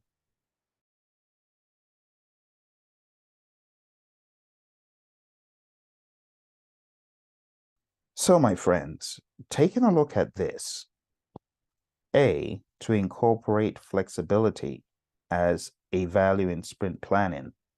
Well, think about it. The reason why the product owner is not changing the requirements is not to incorporate flexibility. Let's read that last statement. It was agreed that the team would complete the deliverables before completion of the time box sprint, and the product owner would not change the requirements. So that doesn't even really speak flexibility, but that is not the best option, even though A is counter to what is being suggested. It actually sounds more restrictive. So it's not A. It's not to incorporate flexibility. B says to ensure that agreed goals can always be met. That's presumptuous, and that is not reality. You cannot say always be met. So that's obviously an indicator that that's not the right one. So we have C and D, so that both the business and the team get what they want. Again, this goes against the grain being suggested. To get what the business wants, you would have said changes at any point in time. So C is not really sensible in the context of what is going on. It's like saying, oh, we're going to restrict adding changes so the business can get what they want. Well, we know what the business, a lot of businesses generally want. They want change, change, change, but that's still not the reason. Either way, it's still not the reason. So it's not C. The best option is to ensure there is a commitment from both ends. One, to get the work done as promised or as planned. And two, not to mess things up by asking for crazy changes in the middle, or even if they're reasonable changes. So the best option here, my friends, is D. D is the best answer, to ensure there is reciprocal commitment from both ends. Without a mutual agreement regarding sprint changes, scope creep can occur, jeopardizing the sprint goal. It does not ensure that the goal will be met. It simply increases the odds. All right, so taking a look at B, rather presumptuous to say always be met, right? It does increase the odds. So great questions here from the world of Agile, from my buddy, and thank you, Roy, for those questions. We are done with today's rather expansive and extensive session. I hope you found value from it. I hope it was an eye-opener. I hope it helps build your stamina. Don't forget to smash the like button and subscribe so that you'll be notified whenever there's another video from this channel. But for now, it's your buddy Phil signing off and saying thank you for joining me throughout all 10 of these episodes. It's been a great run, and now it's time to go back and watch those episodes again and again and get each knowledge area down pat, beef up your confidence, your knowledge, and your skills. Thank you very much. Take care, and bye for now. Hello, my awesome friends. I hope you're doing well. It's been a while. Today, we're going to take a look at resource management questions. We're going to start off as usual from our set of questions that goes a little bit into something like a hybrid mix. I also wanted to make it very clear that the exam is not ITTO based in any way, shape, or form. So if you are thinking about cramming ITTOs, definitely think again. Don't do it. All right, let's move on. First question.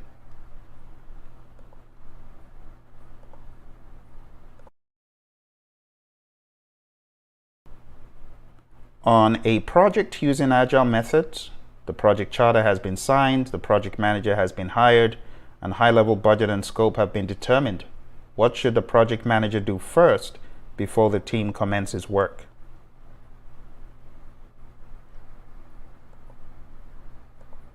All right, so we're going to move pretty quick here. I will let you make a decision, and then we're going to speed very quickly after that. Okay, so obviously A would make no sense. You wouldn't release the team because you're just starting the project, right? The project charter has been signed. You understand the high-level budget and the scope. So it wouldn't be A, right? It would not be to develop a team charter, would it? The project manager has been hired, high-level budget and scope have been determined. What should the project manager do first before the team commences work? Definitely not A. D could be debatable. C, meet with all functional heads. We could probably cross that one out. So why don't we do that together? Let's cross out what we know very well is not reality. It wouldn't be A, and it wouldn't be to meet with all functional heads. For what purpose? So we've got B and we've got D. So, before the team commences work. Before the team commences work, you might need to send them for training, but it is important that you develop a resource management plan, right? The resource management plan would come first. In addition to the resource management plan in the PMBOK guide, it also makes mention of the team charter. So the team charter comes before the training. So it would be option D. All right. Now we're moving a little bit quicker. You're working on an agile project where the team will be onboarded across the project. You know rewards will be effective only if they satisfy a need that is valued by that individual. Reward decisions may be made formally or informally during the process of managing the project team. When is the best time for developing a reward system? Think about it. I'll give you some time.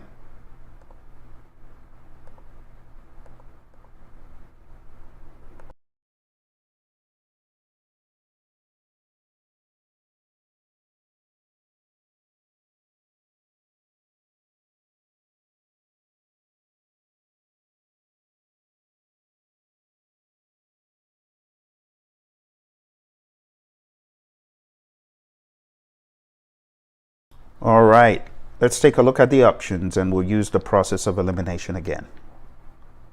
So, would you develop a reward system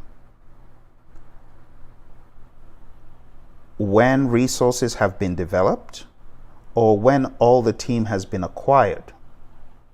Or is it when the product backlog has been emptied or as early as possible in the project before work begins? It's simple logic. When you really boil it down, you would want a reward system to be in place so that people know what they're working towards. They know when they've met certain goals and objectives. So right from the get-go, you can cross out C that says when the product backlog has been emptied. That doesn't make sense. It wouldn't be after the work has been done. B says when all the team has been acquired. Well, let's say different team members come aboard the project at different times over the span of the project. It wouldn't make sense to say when all the team has been acquired, even though most of them are acquired early, but it's not a given. What about A, when resources have been developed? Well, part of the development could be tied to a reward system, so it's probably not the best idea either. Now, this is really asking you, at what stage do you develop a resource management plan that contains rewards and recognition? And the answer is in planning. So the best answer here is D. It is as early as possible in the project before work begins. That is the best option. Since the team will be onboarded throughout the project, you need to decide as early as possible what the reward system would be like. All right, let's move on. You are working on an agile project to deliver a solution to the client. Unfortunately, the requirements are very unclear. What should you do as the project manager? Select all that apply. Hit the pause button if you need more time. Let's begin. A, help sponsors and stakeholders craft a product vision. B, progressively decompose the roadmap into backlog of smaller concrete requirements. C, bring the team and product owner together to clarify the expectations and value of a requirement. And D, encourage team members to stick to the original list of requirements without digression. So think about it. It says an agile project. For that reason, you got to cancel option D, that's for sure. You wouldn't stick blindly to the original list of requirements without digression, because sometimes you don't even do all of them. So when you think about A, is that a good thing to help the sponsors and stakeholders craft a vision on an agile project if you're a project manager? Absolutely. What about progressively decompose the backlog? Yeah, that makes sense. You're going to take those epics, break them down into smaller level features, break those down into stories, right? Ultimately, you could get down to the task level in the sprint backlog. Nothing wrong in that. And C, bring the team and product owner together.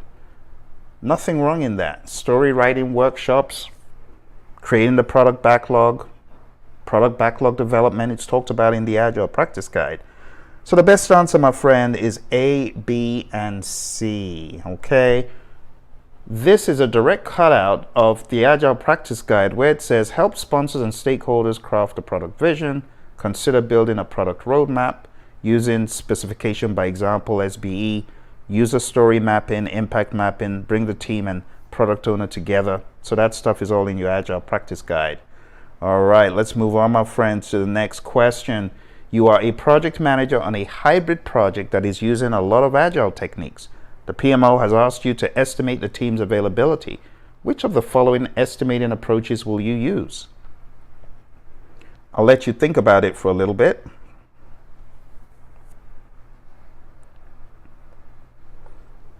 All right, hit the pause button if you need more time. Let's take a look. So, A, base capacity on an 8-hour day. Well, it wouldn't be a wise thing to do because in the world of Agile, we make allowances for things that happen day to day that are not in the development work we do. So we don't base it on 8 hours. Good rule of thumb is 6. So it's definitely not A. That's not a good option. B, subtract time for actual work done, ceremonies, delays, and holidays. Well, you would subtract time for work not done. You wouldn't subtract time for work done. So that is a trick. If you really read it carefully, you realize that this is not a good option. So you wouldn't subtract time for actual work. C, do not base capacity on a full work day. That's what I said in the beginning, where you would do it based on a 6-hour time frame or 6-hour base per day. D, use analogous estimating to determine hours spent working. Using analogous estimating is risky because it is not that accurate. Remember, we base things on empiricism in this world of Agile, so just going off on analogous estimating is not the best. And since it said a hybrid project that is using a lot of Agile, you got to look at these nuances, these slimy questions. They have a lot of trapdoors. You want to make sure you don't fall in. So the best answer, my friends, is C. That is the best from all the options given. All right, let's move on. You are working on a predictive project and in the process of estimating resources to be used on the project. For which of the following would you derive this? Think about it for a bit.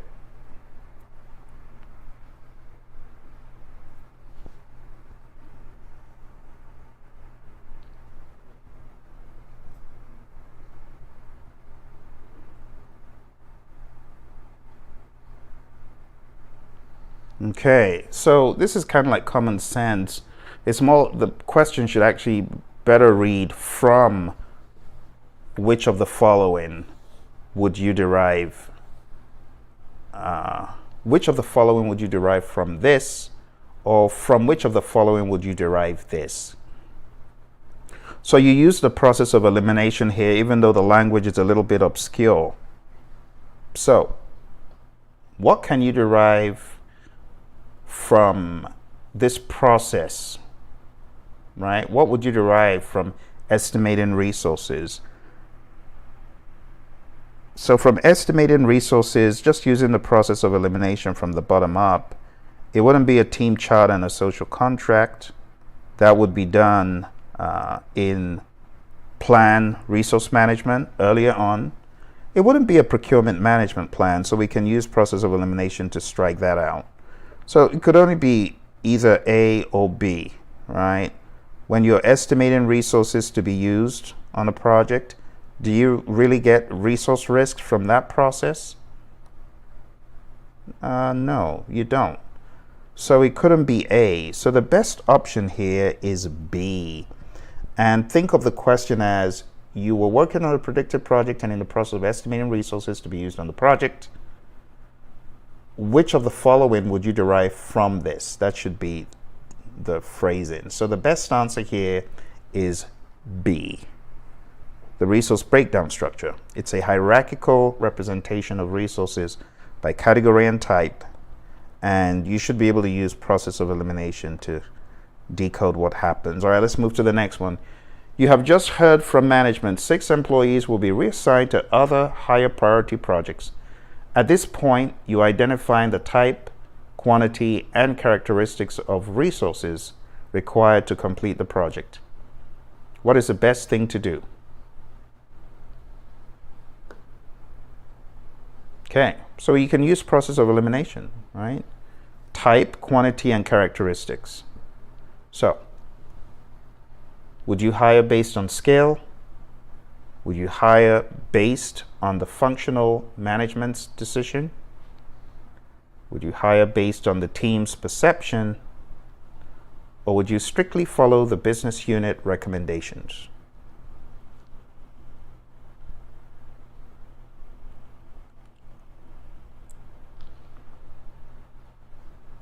All right, so think about it. Here we're talking about human resources. So when we say type and quantity and characteristics, we're really referring to those characteristics about humans. Okay. If that is the case, it wouldn't be based on the team's perception, right? Because we're talking about some hard facts here, right? We're not. You wouldn't be hiring based on the functional management's decision, because it said type, quantity, and characteristics required to complete the project.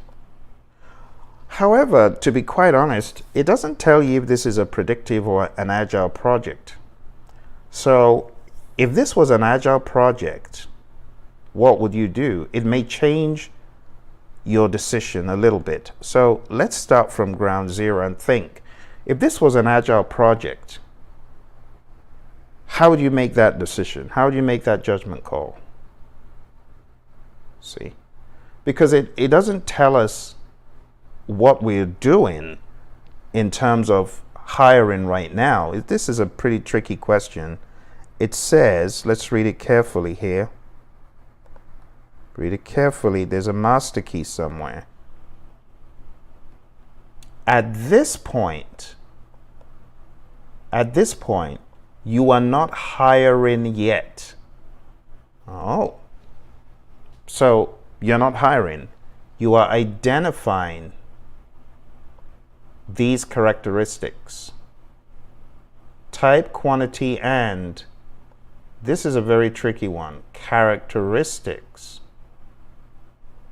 What are some of those characteristics in the world of Agile when you're looking for new team members?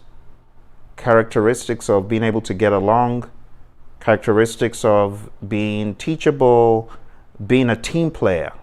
So there's a lot more. But how do you base your judgment on those characteristics? Because quantity and type is one thing.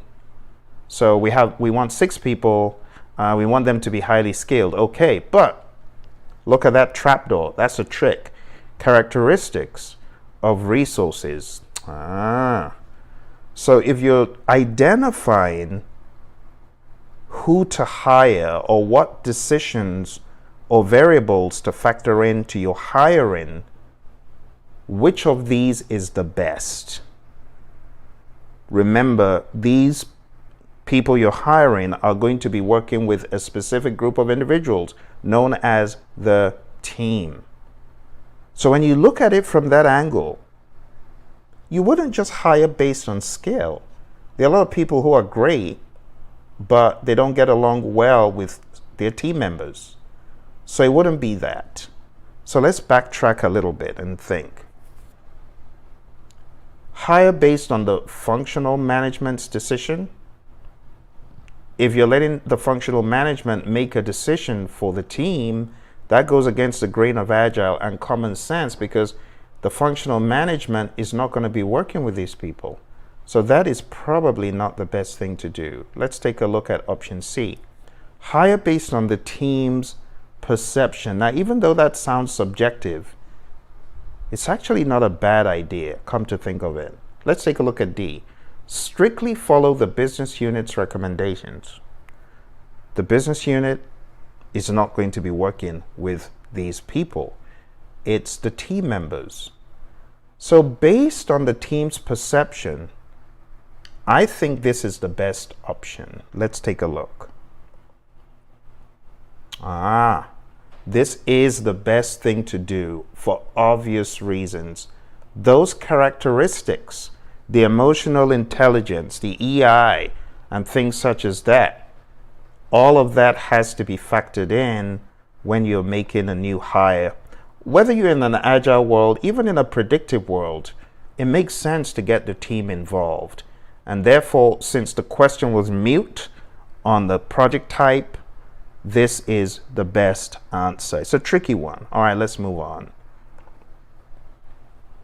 Your firm has been awarded a project to design ways to harness a clean energy source. Jane, a team member on a previous project, did so well. She has been assigned to a current project. However, her schedule is currently full. Which of the following is true? I'll let you read it for a bit.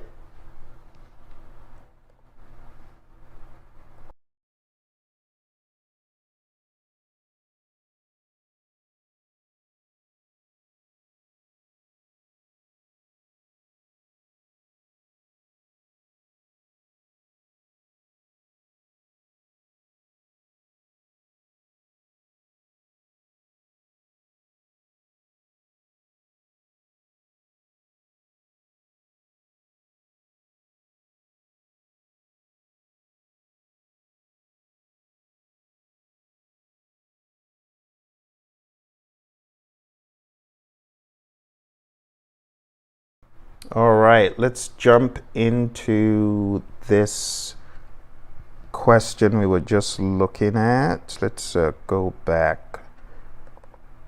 We had a little hiccup there. Let's go back. Let's go back. All right, there we go. Sorry for that break in transmission. We are coming back to one of those other questions after this. So let's jump back into this and get this one straight. All right, here we go.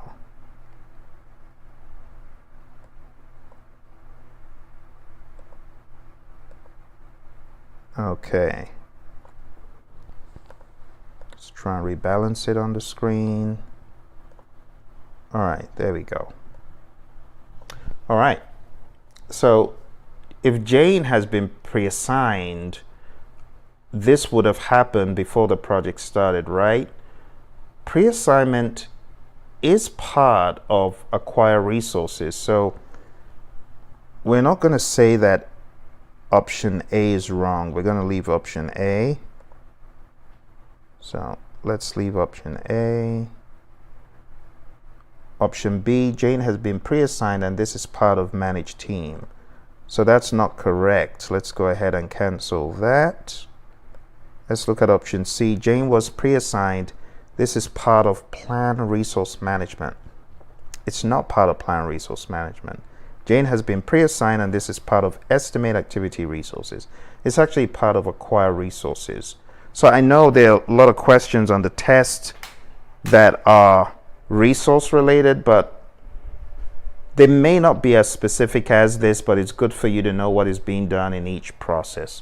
So the best answer here, my friends, is A. All right, let's go to the next one.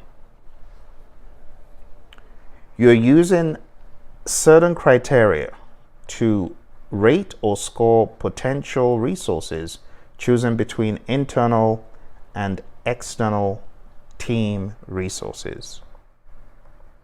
It says you are weighting this criteria according to their relative importance to select the most appropriate resources. What does this describe?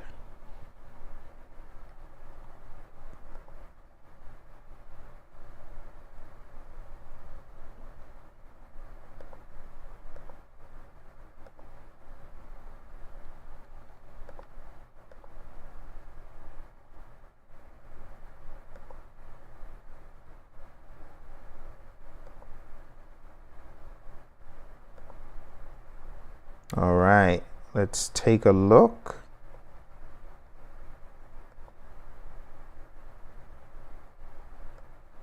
And let's use the process of elimination. So this is resource management, right?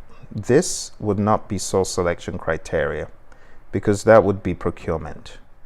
It is not data analysis in that there's a better option, even though it is some sort of analysis, but it's not data analysis.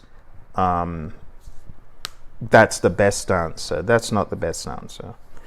It's also not interpersonal and team skills either. That is something else. This is really an example of MCDA that is talked about as you are acquiring the team. So the best answer here is B. This describes MCDA using a multi-criteria decision analysis tool. Criteria are developed and used to rate or score potential resources, for example, choosing between internal and external team resources. Sounds very familiar, like what we looked at a little bit ago. Next question. Your team is currently going through the storming stage of team development. This can be described by one statement. Choose it. So which one of these best describes storming?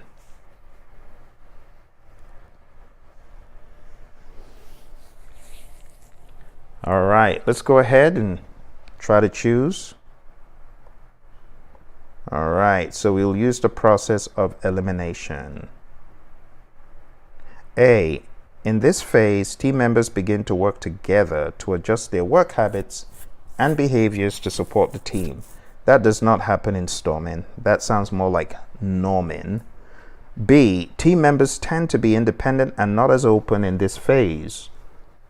That could be kind of correct, but independent and not as open sounds more like the very beginning.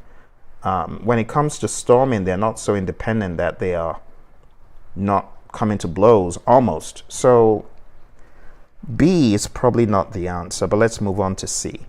C, in this phase, team members are interdependent and work through issues smoothly and effectively. That's definitely performing, so it's not that. D, during this phase, team members begin to address the project work, technical decisions, and the project management approach. Now, don't be deceived by the positive sound, as in they begin to address the project work, technical decisions, and project management approach. That is actually what happens in storming, and that's why the boxing gloves come off. So the answer is not B, it is D. B, being independent and not as open, is forming. This is storming in D. And I remember this because I've gotten a question like this wrong on one of those exams. So the answer, yes, it's D. During this phase, the team begins to address the work, technical decisions, and so on. Oh, there's the full sentence. If team members are not collaborative or open to different ideas and perspectives, the environment can become counterproductive. All right, let's move on. Your team is currently going through the performing stage of team development. This can be described by one statement. Choose it. All right, hit the pause button because we've already gone through this. So performing. If you recall in the last question, I told you which one it was. That's a freebie. All right, let's go ahead and let's eliminate what it's not. So in performing, it's definitely not addressing the technical decisions, and it's not C, that's adjourning, moving on from the project. Interdependent and moving along smoothly is definitely performing. Begin to work together is not performing, that's norming. So you got to be careful with those. But that should be the answer. The answer is B. All right, so page 338, pen box 6, you'll be able to find that this is B. Teams that reach the performance stage function as a well-organized unit. They are interdependent and work through issues smoothly and effectively. Good deal. All right, let's move on to the next question. The project chart has been signed. The project manager and all team members have been trained, and high-level budget and detailed scope have been determined. Project resources have been acquired. What should the project manager do first?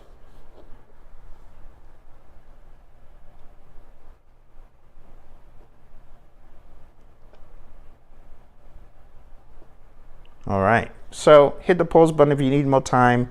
Let's use common sense, right? So it says, all team members have been trained. So they've been trained, it wouldn't be B. And if they've been trained, then of course they've been acquired. All right, so C says enable forums for interaction and feedback. It's not a bad idea. D, do not put any reporting or interfaces in place when dealing with a team. That doesn't even make sense. So that's just a red herring to make you scratch your head. So the best option here, my friends, is actually C. The next process in sequence is manage team. Since the team has been acquired, this enables feedback and interaction. So that's what you actually should do, right? You should put reporting interfaces in place. So that makes sense. The answer is C. All right, let's move on. You're on a predictive project working on a process to influence team behavior, managing conflict and resolving issues.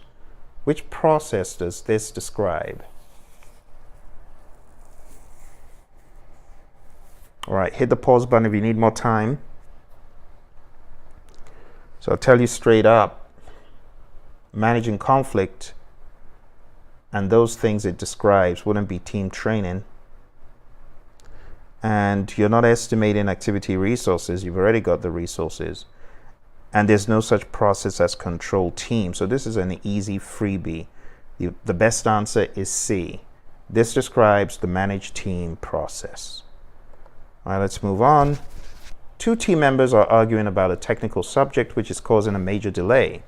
You apply a technique to assist them in searching for solutions that bring some degree of satisfaction to both of them in order to temporarily or partially resolve the conflict. Which conflict resolution technique does this describe? It's a good one. I'll give you time to think about it.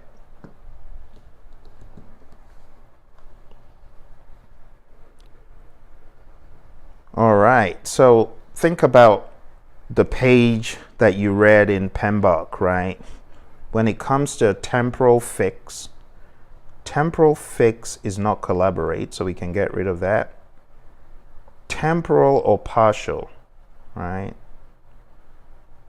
So what is the difference between a temporal or partial fix versus conceding?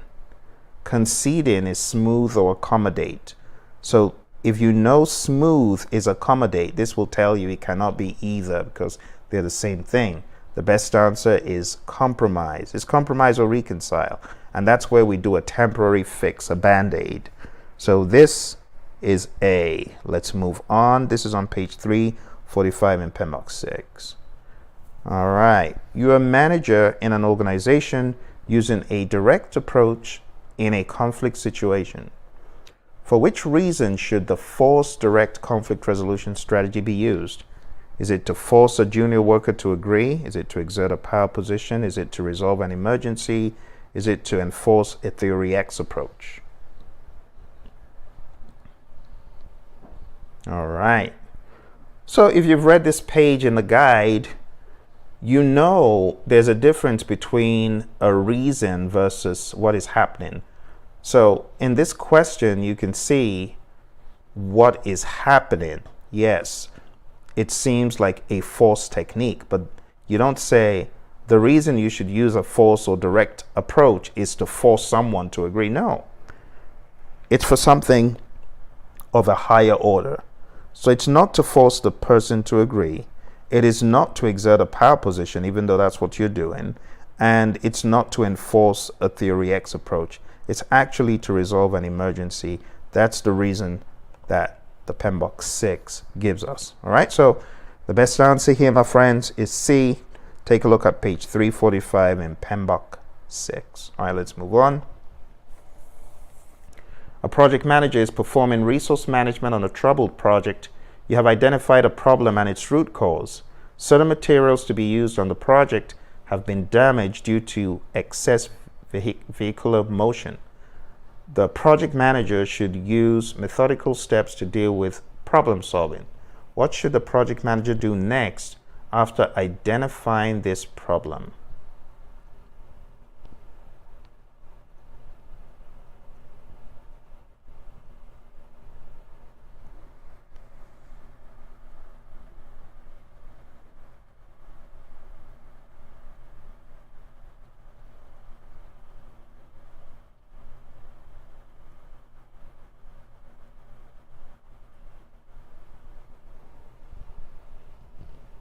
All right.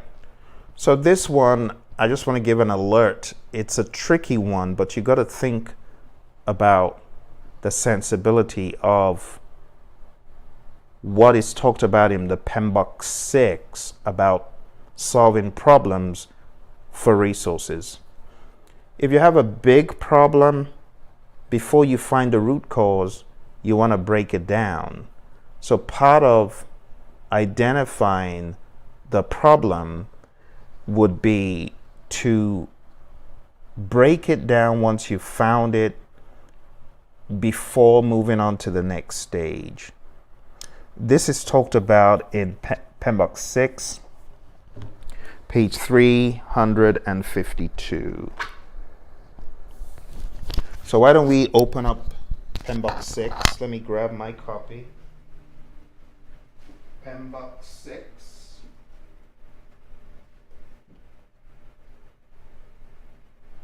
PMBOK 6. Sometimes my PMBOK guide goes missing. I don't even know where it is sometimes. All right, PMBOK 6, page 352.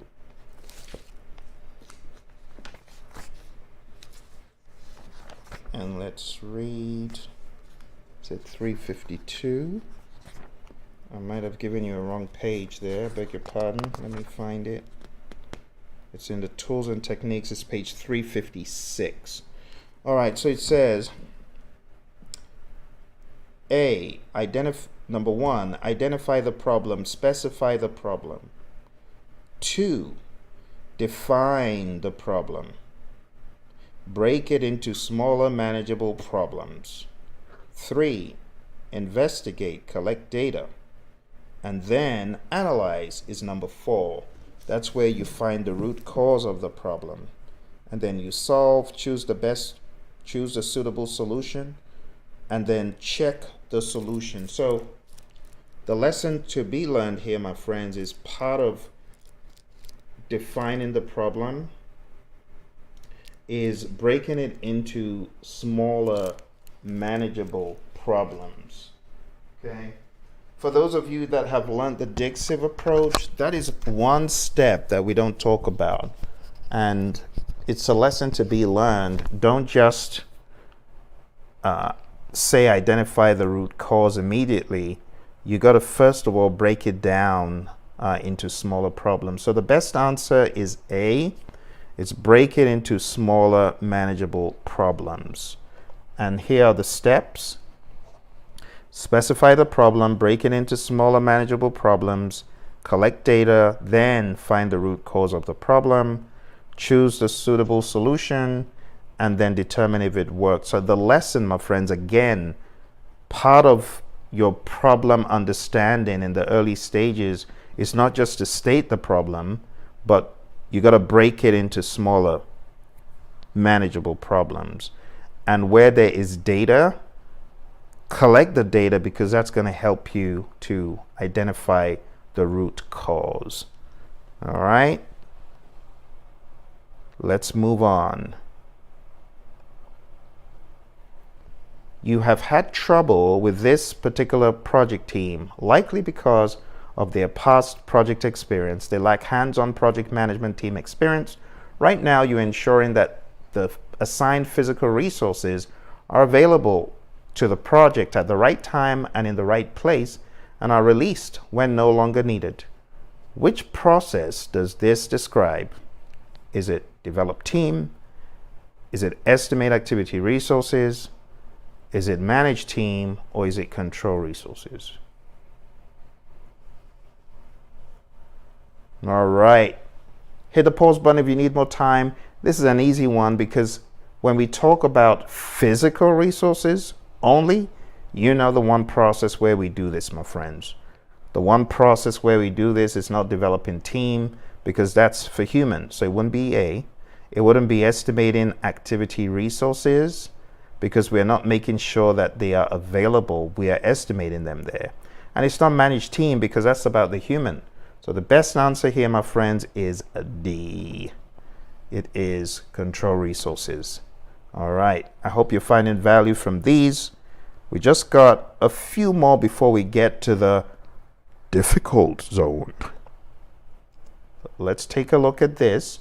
Your firm has been awarded a contract to rebuild out part of the I-995 with a state-of-the-art low noise asphalt. Your team members are having a technical argument. Which of the following is likely true? Are they in performing where all the arguments happen? Is this storming where some technical disagreements happen? Are they in forming where many of the arguments happen? Are they in norming where arguments happen? All right, well, this is an easy one because we just talked about something similar. Using the process of elimination, arguments could happen anywhere, but they're likely to not happen in performing as they are in storming. Not in forming, not in norming. To say in forming where many of the arguments happen is not accurate. A lot of arguments happen in storming, right? And it's not norming where arguments happen. That's a general statement that's not true. So the best answer, my friends, is B. This describes the storming stage. All right, here's the next one. Your firm has been awarded a project to carry out a significant energy initiative.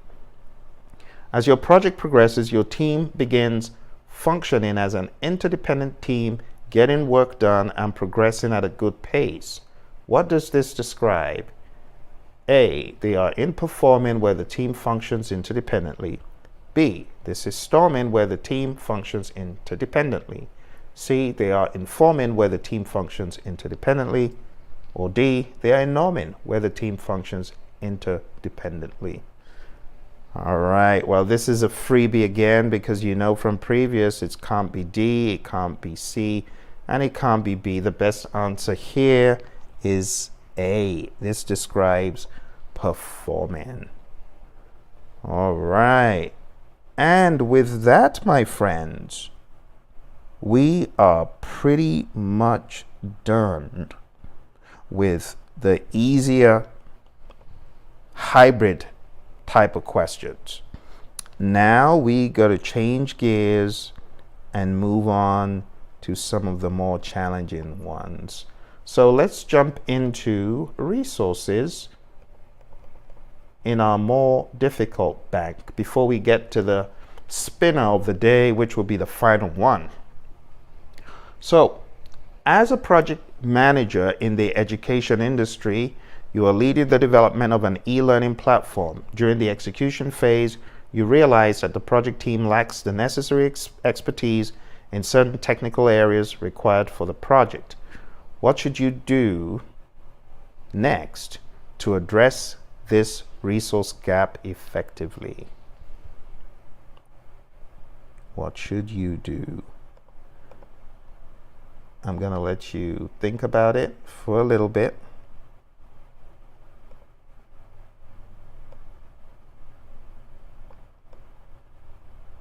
Center it squarely on the screen so you can see it properly.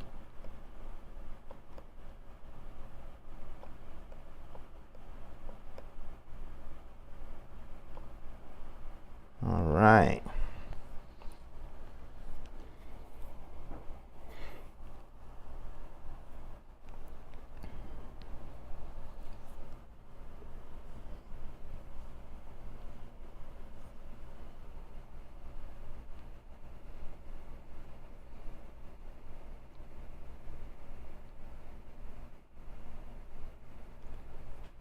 All right, so what should you do next to address this gap? Because it says they lack the necessary expertise required for the project. Would you assess the impact of the resource gap on the project's objectives and deliverables, or would you collaborate with human resources department to recruit or assign team members with the required expertise? Would you communicate the resource gap to the stakeholders? Would you update the project management plan to include training or external resources to bridge the expertise gap?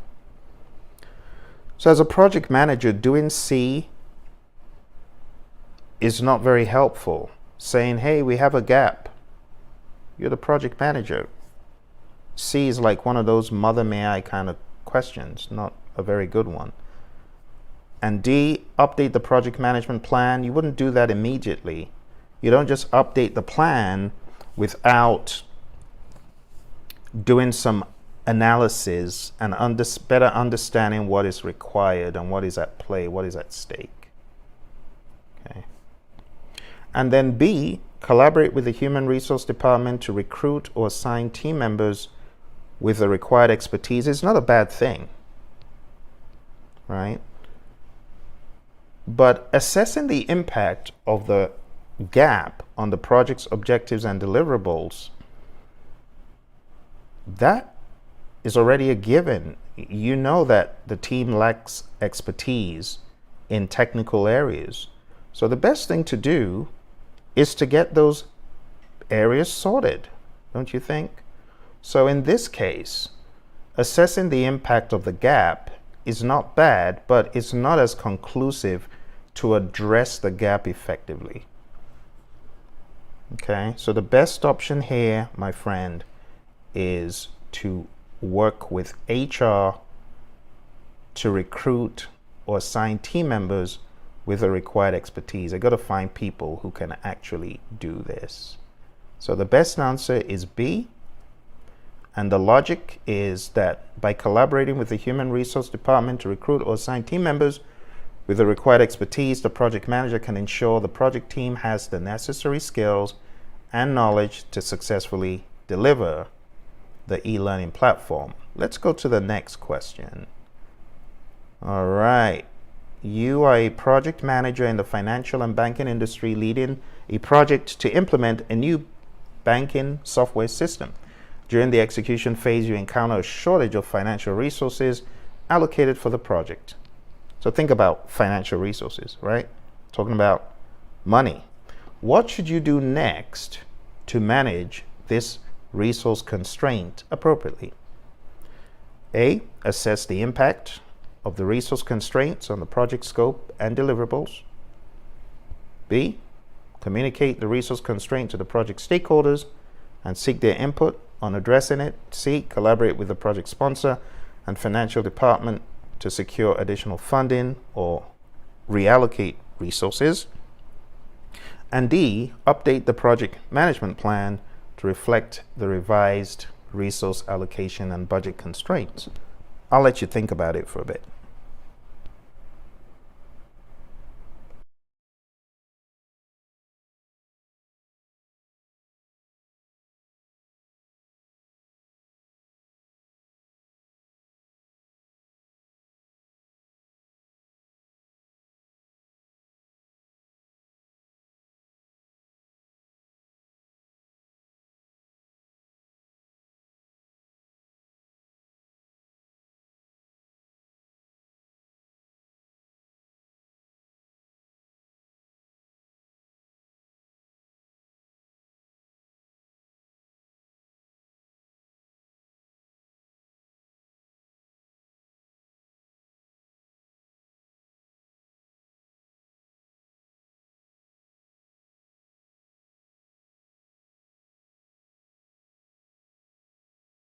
All right, so when you take a look at this, my friends, there's going to be some of these options that seem a little bit far-fetched.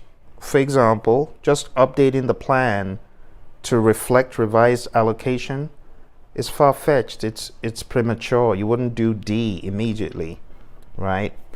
Going from bottom up, collaborate with the project sponsor and financial department to secure additional funding or reallocate resources. B, compared to C, communicate the resource constraint to stakeholders and seek their input on addressing it. That seems a little bit weak. Hey, I've got a resource constraint. I need your help. It's a little bit lame. When you look at C, you got to understand that the project sponsor is the person, that role that is responsible for the financial resources. So don't be moved by the financial department being there your best bet is still the one that has the project sponsor, right? The project sponsor has the right to get additional funding or even reallocate financial resources. So you got to think about that. Assess the impact of the resource constraint. It's not a bad thing to do, but it's already obvious. It's already obvious because it says, what should you do next to manage this appropriately? So just saying, oh, well, let me see what the impact is. It's not conclusive. You need to solve the problem, right?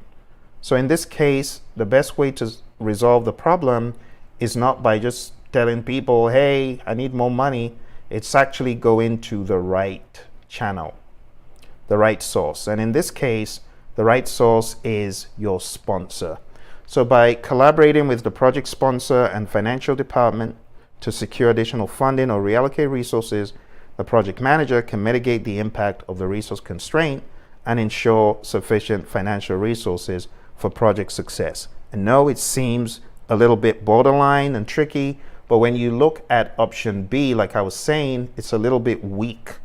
Hey, I have a problem. That's weak. You gotta take more decisive action. Try to stem the tide, stop the problem. All right, this is the next one. As a project manager in the construction industry, you are leading a project to build a new bridge. During the execution phase, you realize that the project team is experiencing a shortage of skilled labor due to unforeseen labor strikes in the industry. What should you do next to manage this resource constraint effectively? I'll let you read it.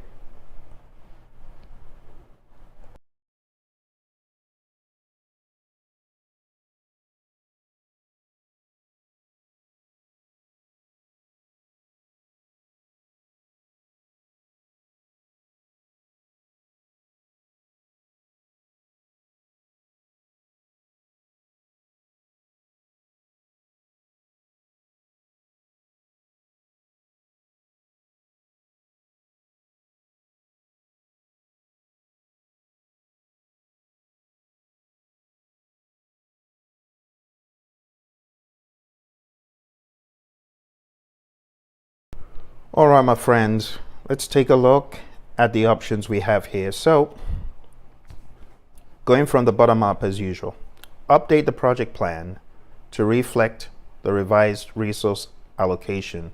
You don't just go ahead and change stuff. So I'm guessing you're learning, don't just update the plan, it's not D. C, communicate the resource constraint to the project stakeholders and seek their input on addressing it.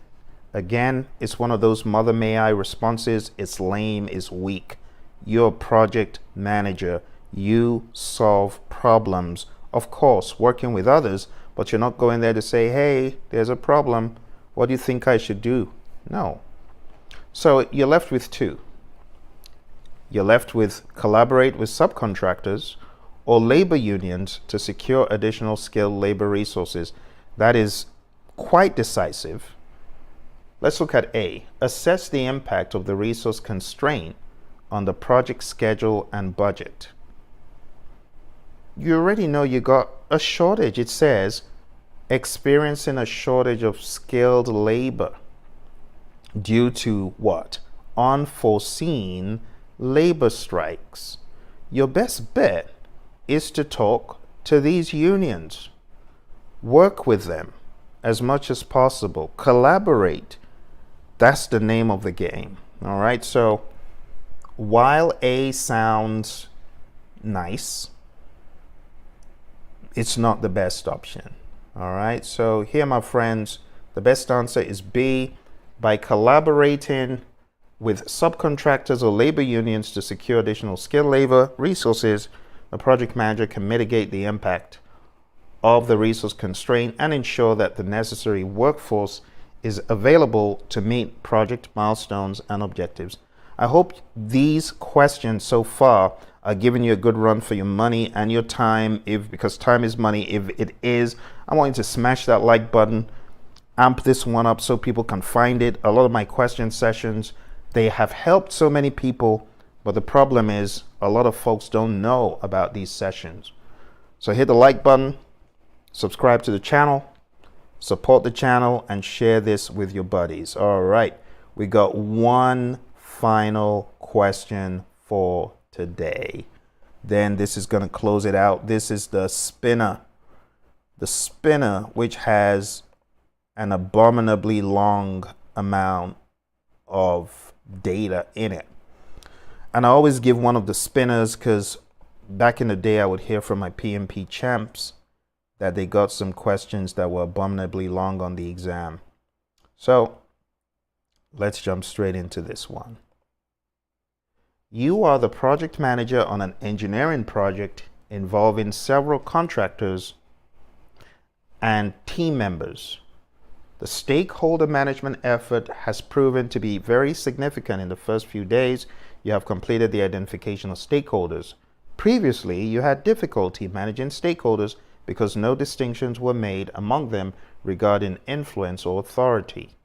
What information do you need to include in the stakeholder register? Now be careful because you could be distracted with the brash language of managing stakeholders. You know PMI doesn't use that language, so that's a distractor right there. But what information do you need to include in the stakeholder register? I'll give you time to read it.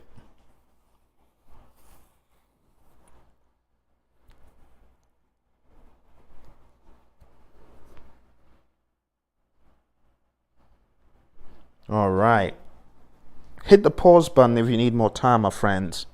So this is where your understanding of predictive lingo could help because you can just shoot down a bunch of them right away. So starting from the bottom, stakeholder benefits management plan is not even a thing, right? That's bogus. You wouldn't find that in the stakeholder register even if it existed. C, stakeholder classification. That sounds plausible, but let's take a look at B. B, stakeholder engagement plan. You wouldn't find an engagement plan in a stakeholder register, so it can't be B. The register is just the beginning, so you wouldn't have a plan in there, right? Because you're just identifying the stakeholders. And A, change requests for new stakeholders. Definitely not. You wouldn't have change requests. So the best answer, my friends, is C, stakeholder classification. And with that, my friends, we've come to the end of this pretty long session. You know, resources is a beast. You got 6 different processes in there, so it was bound to take us a significant amount of time. But I hope you found value from this. If you have any questions, do put them below. I know there were a lot of curveballs today. And if you're looking for training, coaching, and help for your PMP exam, I want to encourage you to go on down to the website. It's praizion.com. I've got courses there everywhere from $19 to $49 to $199. You can find all sorts of courses. You can find my PMBOK 7. You can find my PMP basics. You can find my Elite PMP. They're all there on Udemy. You can find them and subscribe to the channel. And also check out the pmradio.org podcast, pmradio.org. You can find my podcast on every available podcast platform.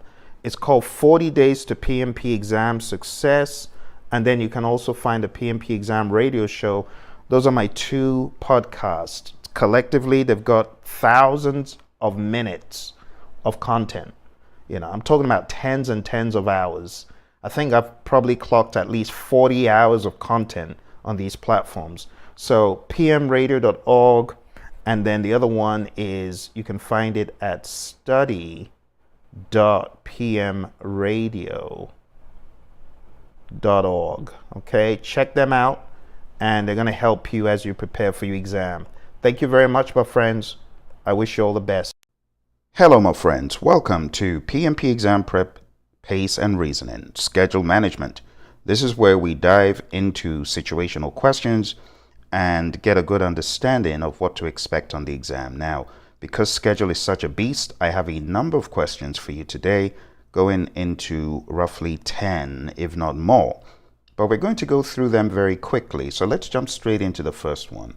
You are a project manager on a hybrid project using a predominantly agile approach and in the process of decomposing work to be done. Which of the following is the largest size? Hit the pause button if you need more time. I will reveal the answer shortly. The answer to this is none other than epic. The highest level in the agile world is epic. It may vary in some firms or some circles, but it's generally epic. So remember the mnemonic. Phil eats fries sometimes on Tuesdays. That is product, epic, feature, story, task, in that order. Product, of course, is the biggest, followed by epic, followed by feature, followed by story and task. Keep that mnemonic in mind. Phil eats fries sometimes on Tuesdays. Let's take a look at the next question. You are planning how and when to deliver a product on an agile project. Which of the following approaches would you use?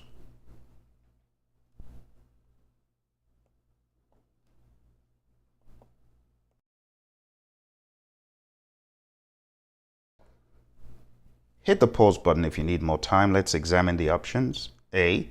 Use long cycles to undertake work. Review the plans and stick to the plan. B. Use long cycles to monitor work. Review the results and adapt as necessary. C. Use short cycles to undertake work, review the results, and adapt as necessary. D. Use short cycles to plan work, ignore the results, since the plan should be agile. The best answer to this, my friends, first of all, getting rid of anything that talks about long cycles means you are going to strike out two. You're going to strike out A and B. Then you're left with C and D. Taking a look here, we can see that option D negates empiricism. It says ignore the results.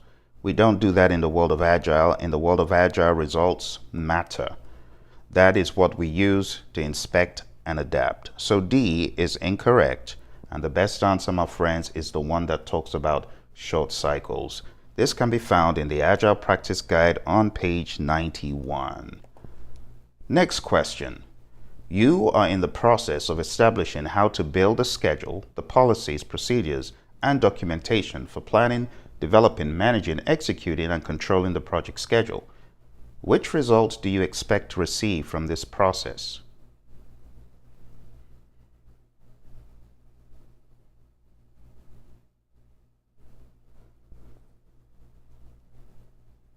Let's review the options. Hit the pause button if you need more time.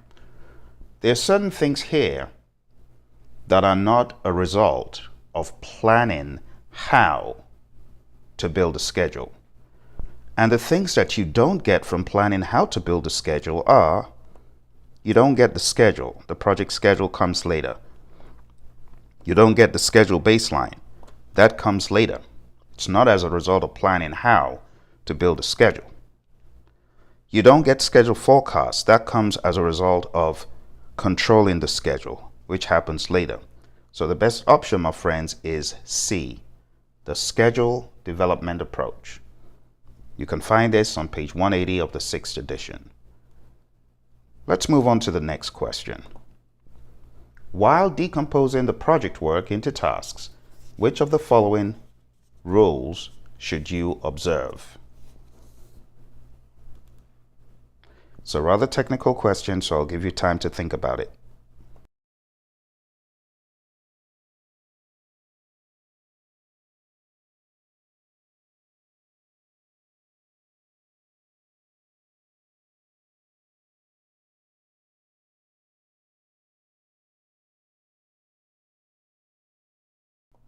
Let's examine the options. Is it A, control account should be at a higher level than planning packages? Is that correct? Think about it. That does sound right. Okay. Let's take a look at B though.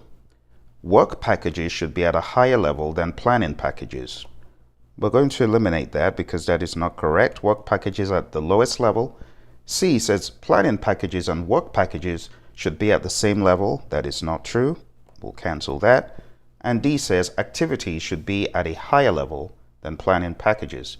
That is also not true. So the best answer here is option A. You can find this on page 161 of the PMBOK Guide 6. Let's take a look at just a few more. This is a very big area, it's very robust, and there's a lot of technicalities. So I'm asking you some of these additional questions to make sure that you do not negate the technicalities involved in schedule management, because they may come in handy on a question or two. Which relationship is this?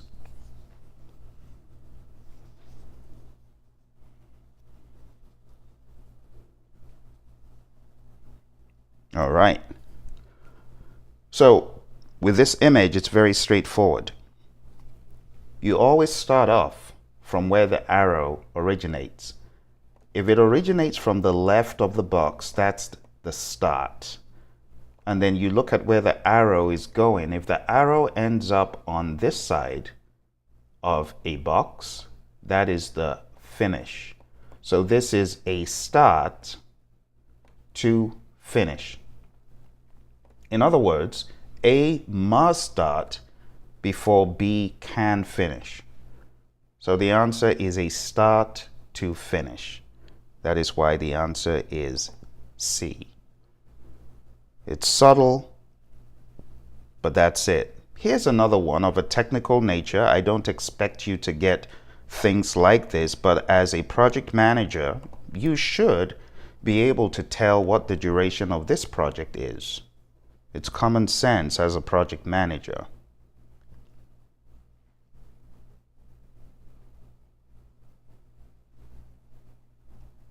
All right, my friends. So, when you see an image like this, what is on the arrow negates where the arrow is originating from. So this is showing from A to B. However, it's not a finish to start. It says start to start. So you should imagine that it's really more like this. Okay? If it's like that, then you have a situation where you have two overlapping tasks, one of 12, one of 6, like that. So this is actually 12 because it is a start-to-start relationship and they are overlapped. Okay, my friends, now we are done with a few of those technical questions, also exploring the world of Agile. Let's go into more situational schedule questions. Here's the first one that I showed you as we rounded up our last session. As a project manager in the information technology hardware industry, you are leading an agile project to develop a new product. During the execution phase, the project team identifies a delay in the procurement of critical components. What should you do next to address this schedule deviation effectively?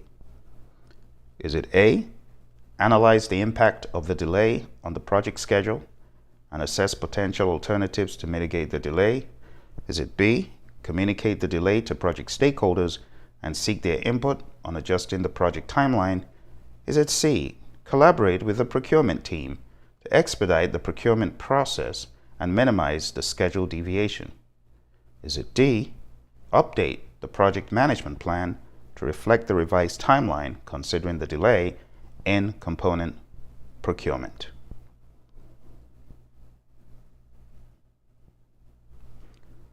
All right, you hit that pause button if you need more time.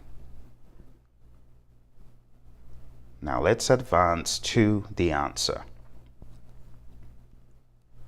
There's some simple logic you should use when you come across a question of this nature. It's in essence saying you're leading a project, there's a problem, there's a delay.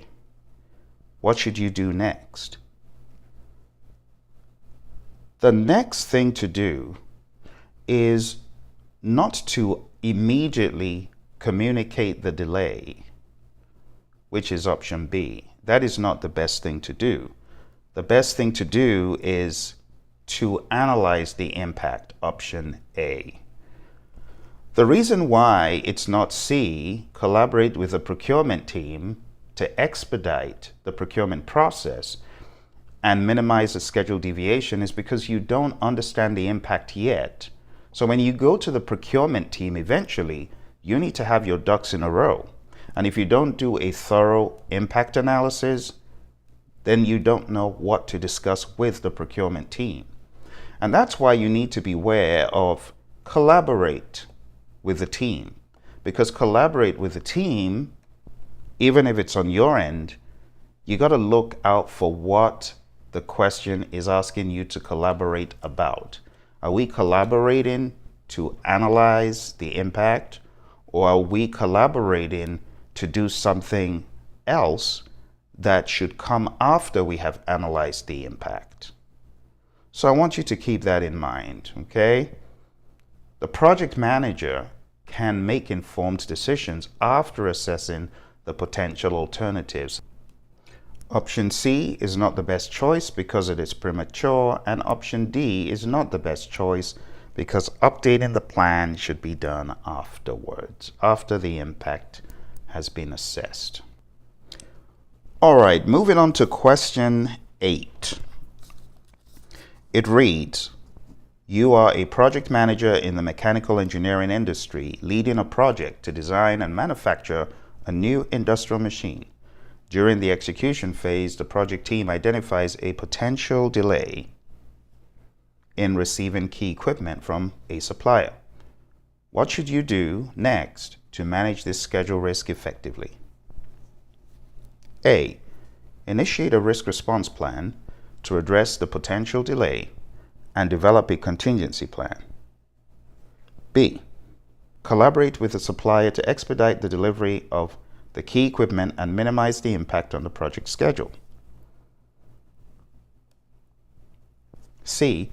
Analyze the critical path and dependencies within the project schedule to assess the potential impact of the delay. And D. Communicate the schedule risk to project stakeholders and seek their input on adjusting the project timeline. When you get a question like this, the first thing you want to do is eliminate the things that are not right. Off the bat, we can see that communicating the schedule risk to stakeholders doesn't make sense. It's a risk. First of all, it's not an issue. Second of all, you've not even analyzed this enough. You know that there could be a delay, but what can that do to your schedule? It said potential delay, right? But how severe is this? What else could it affect? So you first of all need to take a look at this risk and analyze it qualitatively. Maybe in some instances you would do a quantitative risk analysis. So D is not the best option. Let's take a look at C.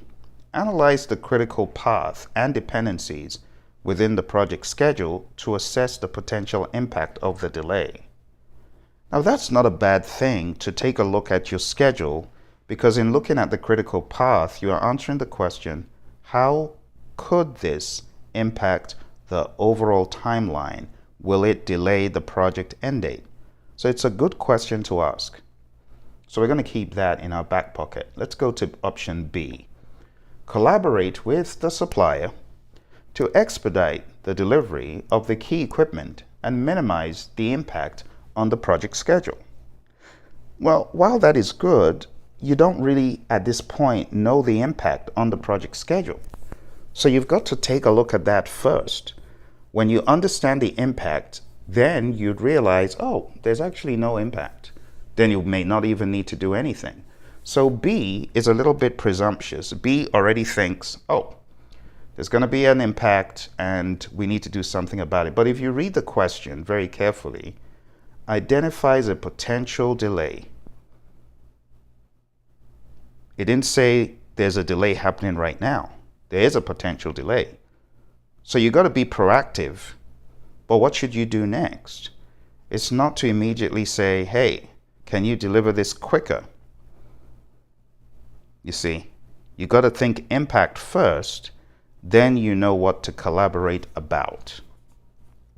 Option A, initiate a risk response to address the potential delay and develop a contingency plan.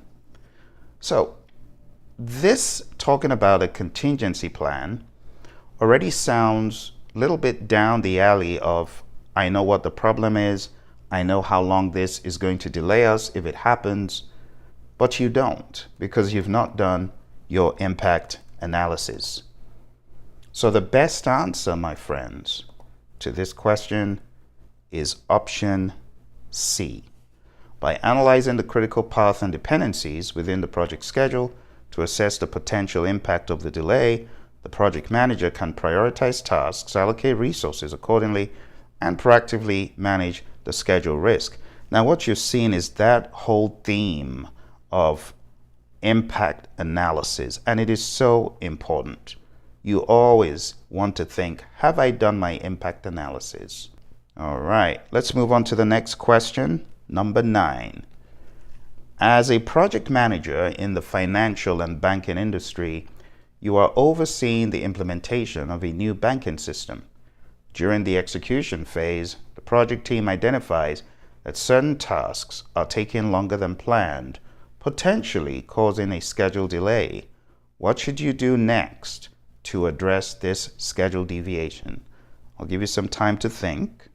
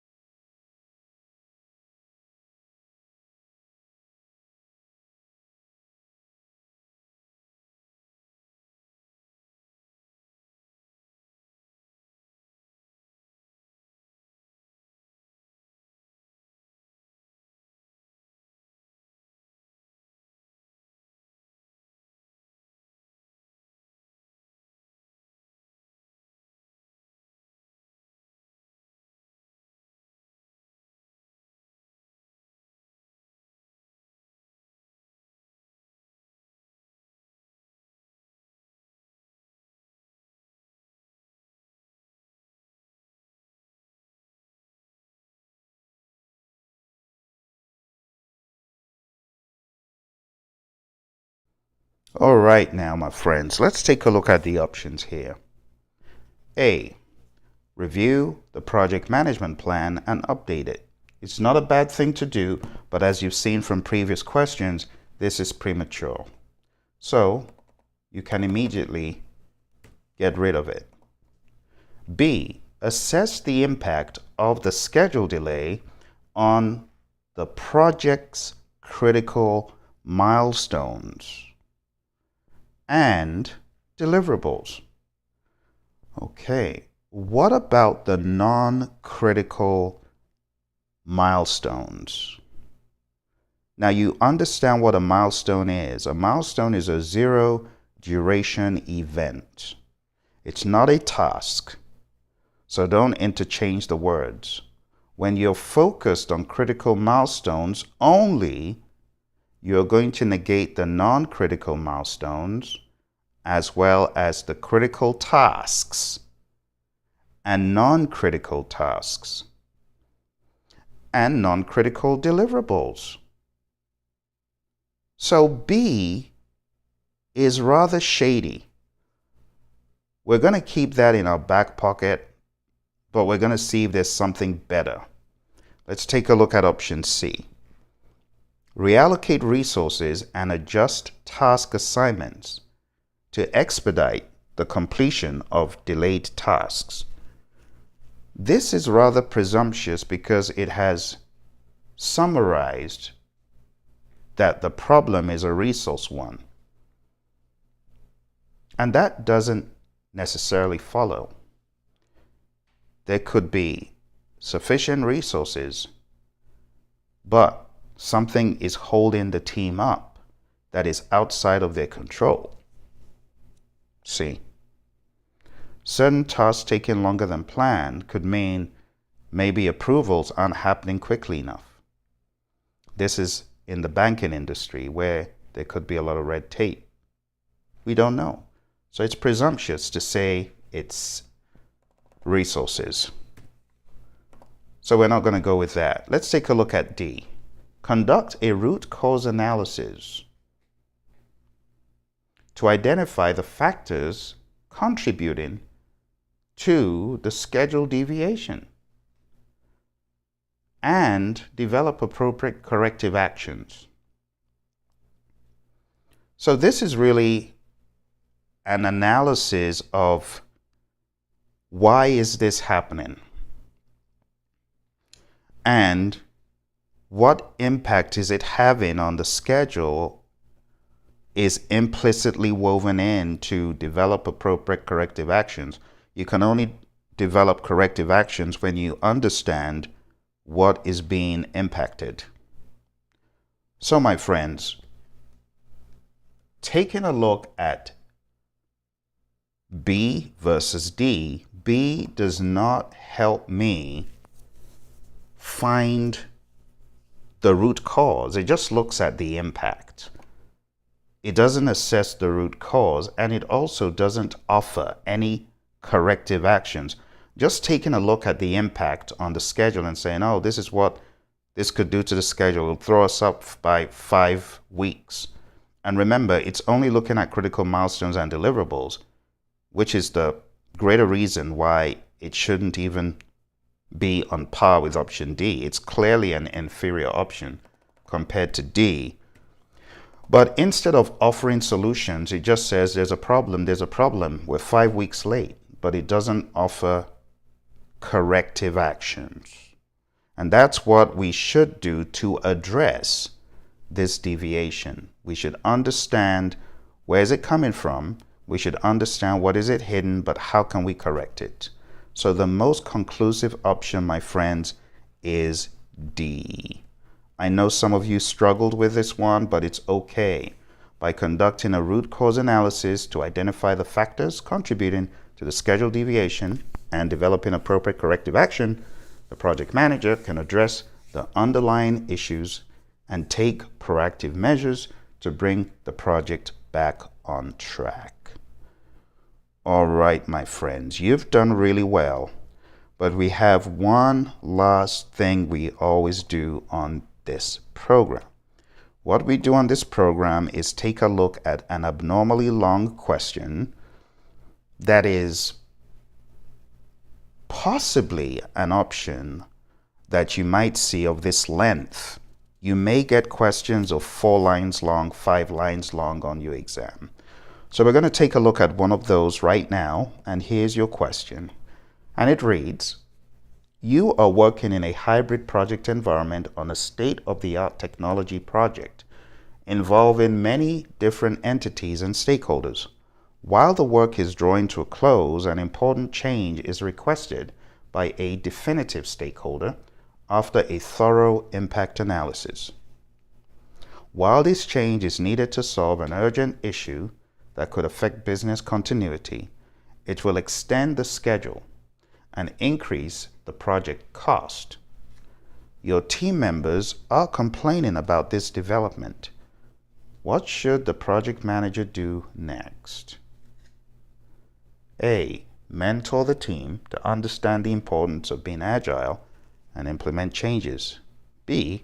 Coach the team to be more compliant and implement the change. C. Submit a change request. D. Communicate the impact on the budget and schedule to the change board.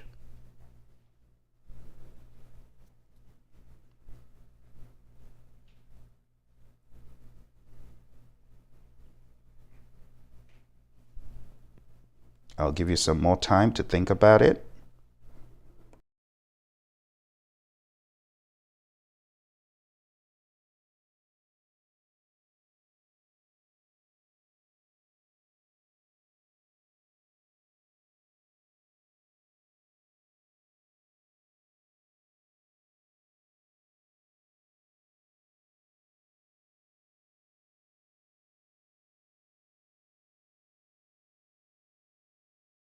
All right, my friends, let's take a look at the options. There are some options that may sound right, but they are inherently wrong. First of all, it says, an important change is requested. So we understand that this change is being requested by a definitive stakeholder, someone that has power, urgency, and legitimacy in the confluence. If you remember what a definitive stakeholder is, we have those three circles, right? Power, urgency, and legitimacy. And right here, where there's a factor of power, urgency, and legitimacy, that's where we have a definitive stakeholder. So this is a rather powerful individual all the way around. They have power, you got to urgently attend to them, and their involvement is legitimate. So we're talking about a very significant individual. So what is the next thing to do? Even though mentoring the team to understand the importance of being agile is important, it is not what you would immediately do next. Why? Because it says implement changes. You don't do that immediately. Mentoring the team is important, but it's not what you're going to jump up and do. And you're also not going to immediately implement the change that is being requested. So we're going to cancel option A. Option B says coach the team to be more compliant. That word is a draconian carrot and stick sounding word that doesn't go down well. Again, it says coach the team and implement the change. Whether you use mentoring or you use coaching or whatever, those are good, but those would be done in developed team on a different timeline. It wouldn't come in the middle of you attending to this request, but at the same time, you wouldn't implement the change because it said an important change is requested. So you wouldn't do that. So let's cancel that. Let's take a look at the last two. C, submit a change request. Who do you typically, as a project manager, submit a change request to? Higher powers, right? Change control board. It could be a portfolio review board, portfolio steering committee, and entities like that. And that sounds sensible because it said, while this change is needed to solve an urgent issue that could affect business continuity. Oh, business continuity? That's huge. But it will extend the schedule and increase project costs. You know, as a project manager, that is not in your jurisdiction to immediately approve and do, which is why A and B don't sound right. Okay? Now, taking a look at option D, communicate the impact on budget and schedule. Only budget and schedule? This is talking about business continuity. There could be a huge impact on the organization. So just letting the change board know, hey, this could affect the budget and the schedule is not a good enough option. It's only half of the story.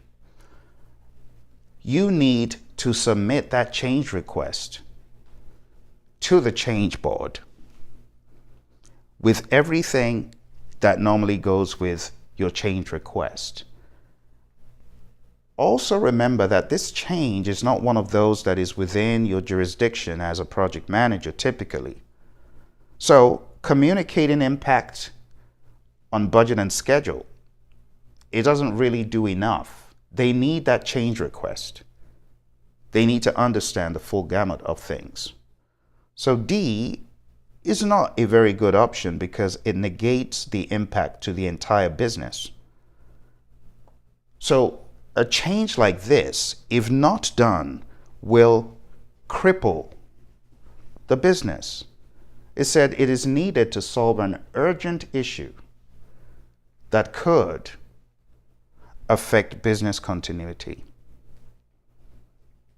So, my friends, the best answer to this is C. When you have competing options, you always need to ask the question, is this a complete idea or is this weak? And in this case, A and B were good-hearted, but the wrong timing and not legitimate, because you can't just go ahead and do those changes even though they could affect business. You need to get the higher powers involved. Okay, so the best option here is C, my friends. I hope you found value from these, and I hope they made you think, because that's what it's about. It's about getting you to think and getting you to understand how this exam is. The exam is a beast. It has a lot of questions. Many of the questions are choose two. Some are choose three. I heard at least 30 could be choose two or three. So I need you to be at highest efficiency, which is why they are difficult questions, as promised. Schedule is a beast, and you can see the questions I gave you are a combination of many. If you're looking for a boot camp to boot you into shape for the exam, where you cover everything needed for the test from the outline, go on down to hpmexam.com. We might have one coming up very soon, depending on when you're watching this. And if you're looking for training materials and help and books and content, go on down to praizion.com, your one-stop shop for project management education. Thank you very much, my friends.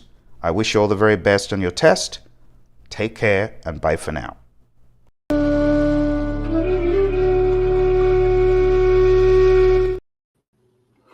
Hello, my friends. Welcome to PMP exam question, anatomy and strategy. I know lots of you are getting ready for your big day on the PMP exam. And one of the best things you can do for yourself is work with as many great, diverse questions as possible. So today we're going into a smattering of questions. We're going to start off in the world of hybrid, and we're going to make our way through. You have approximately 75 seconds, which is a minute and 15 to answer the questions. I will display the questions on the screen. I'll give you a fair amount of time to think about the answer, just on par with how the exam would be. So let's jump straight into the very first question. The product owner and the team were discussing the user stories plan for a hybrid project, which involves both agile and traditional methodologies. During this discussion, the team pointed out that none of the stories had acceptance criteria defined. They recognized that these criteria were needed to define acceptance tests for each user story and deliverable, ensuring that the work meets customer expectations. However, they could not agree on when exactly these acceptance criteria and tests should be defined. Ideally, when should the acceptance tests be defined for a successful hybrid project? A, during the sprint review session. B, before release planning begins. C, during the iteration of sprint. D, in refinement before development.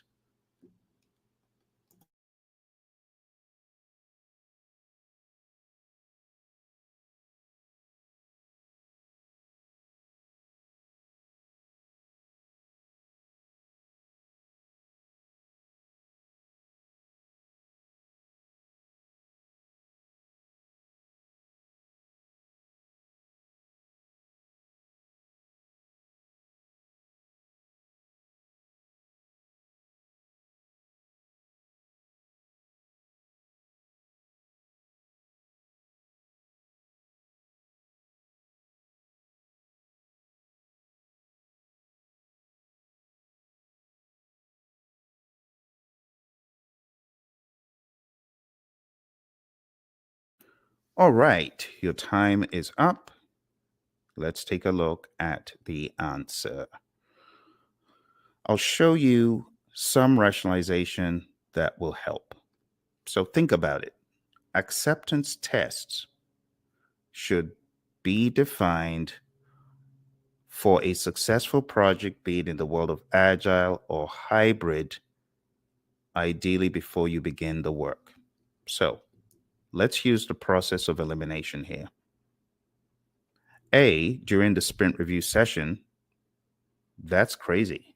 That means it's when the customer is checking the deliverable that you're defining the acceptance criteria. That would make sense. B, before release planning begins. Well, think about when release planning could begin. This is way out, probably before you even begin your iterations. So that doesn't make sense. Too early. C, during the iteration or sprint. Think about it. As you're doing the work, that's when you're working on acceptance tests. Doesn't make sense. So the best answer to this, my friends, is D. Okay. The best answer is D. And again, I'm going to put the rationale on the screen. You can hit the pause button and you can go through the detailed rationalization for each question. Okay. So the answer for this first one is D. Let's go to the next question. Question 2. A hybrid project team started working on a new requirement from the customer, which necessitated using a new highly complex technology. The team was unsure if the chosen technology would fulfill the requirements due to its untested nature. They needed to find a way to reduce the uncertainty around the chosen technology and gather more information before fully committing to it. Which of the following techniques will help them gain clarity and reduce risk in this situation? Is it A, review, B, retrospective, C, risk-based spike, D, sprint?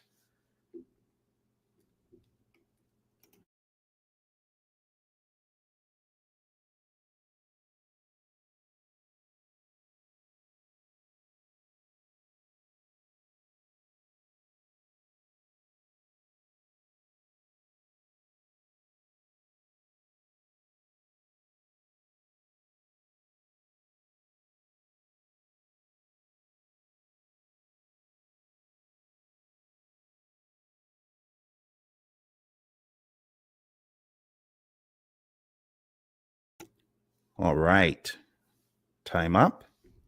If you do need more time, don't hesitate to hit the pause button, but you got to get quicker in reading. Remember, we've already taken a significant amount of time to read the question. So the best answer here, my friends, is C. It's risk-based spike. It says, which of the following techniques will help gain clarity and reduce risk? So the review, that's too late. It does help you, but it helps you in a retroactive way. The retrospective is not bad, but you're trying to understand the situation, reduce uncertainty, and it's not the sprint. The best answer is risk-based spike. Let's take a very quick look at the options given here. So, reviews are done to assess work completed. Retrospectives are focused on reflecting on past work. Risk-based spike is the best option. This is a time-boxed investigation that is aimed at reducing uncertainty and exploring potential solutions. Sprint is a time box. And while it is good to have your time box, it's too broad an approach to handle the uncertainty regarding new technology. So the best answer is C. All right, let's go to the next one. Number 3. The development team was working on a complex project that required integrating many intricate parts and subsystems. To address this challenge, they decided to commit to integrating the product every few hours during the development process, an adaptation of the agile practice of continuous integration. Considering the complexity of the product, in what way would this practice be most beneficial for the team? A, to increase the team velocity and maximize team capacity. B, to reduce the length of the iteration as short as possible. C, the product would be in near releasable state at any time. D, to gain customer acceptance and the end of the sprint review.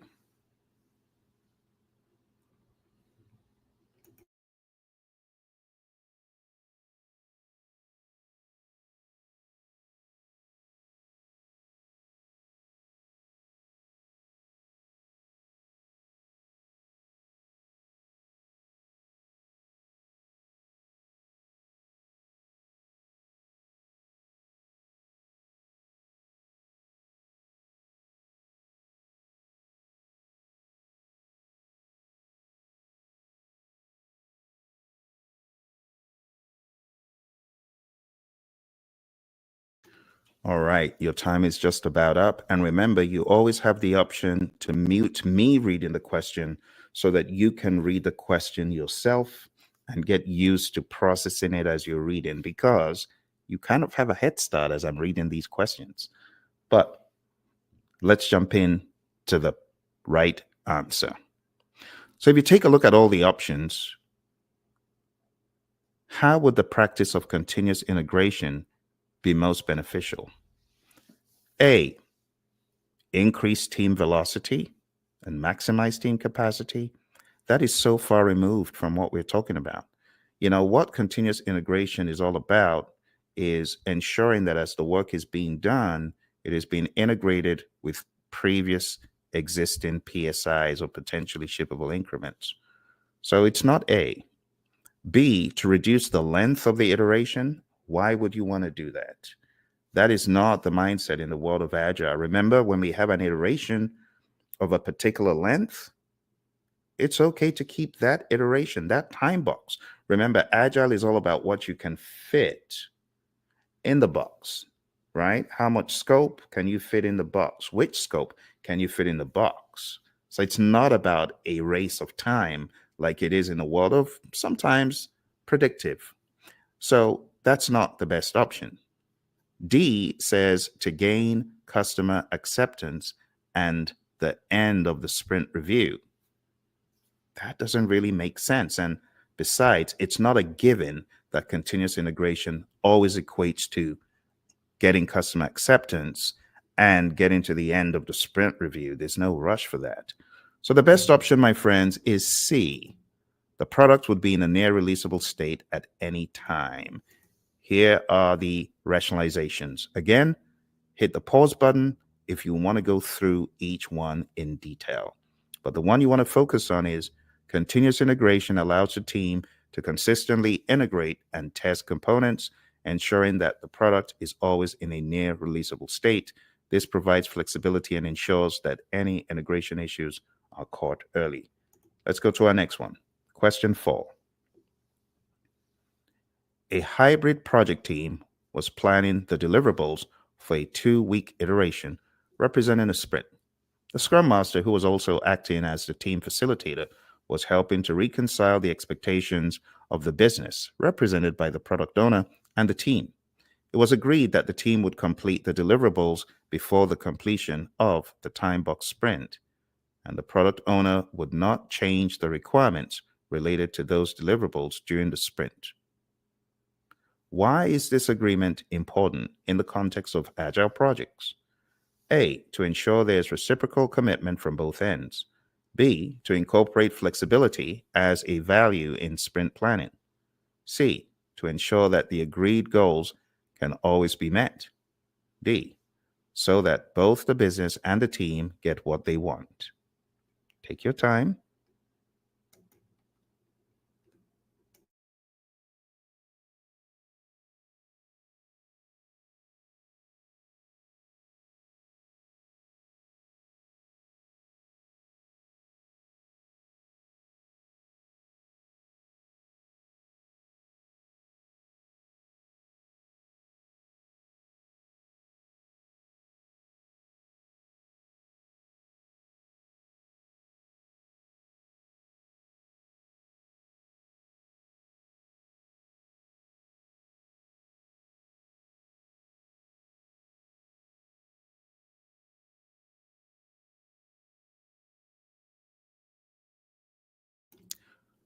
All right. Hit the pause button if you need more time, but your time is up.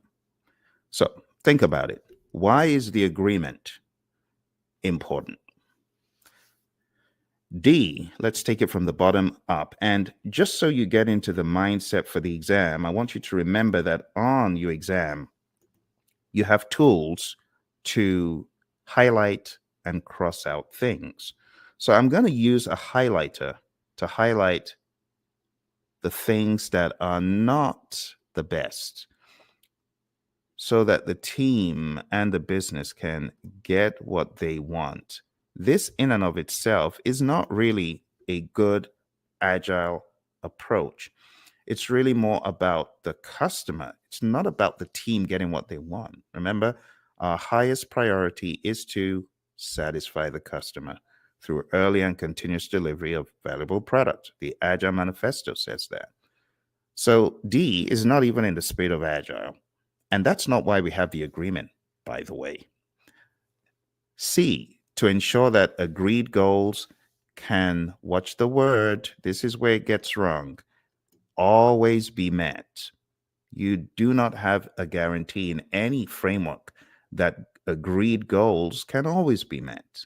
There's always an element of doubt. So absolutes like that need to be avoided on the exam. When it says always, never, words like that, you got to look out for that. B, to incorporate flexibility as a value in sprint planning. Now, while flexibility isn't bad, when we are in sprint planning, we're trying to narrow down the multiple options we have in the backlog. So that is not really the theme in sprint planning. Yes, there is a measure of flexibility, but the agreement is not for that. Let's read the question again. I'm going to highlight some aspects. It says, agreed that the team would complete the deliverable before the time box runs out. All right? That actually doesn't sound as flexible when it comes to the time box, right? And it says, and the product owner would not change the requirements.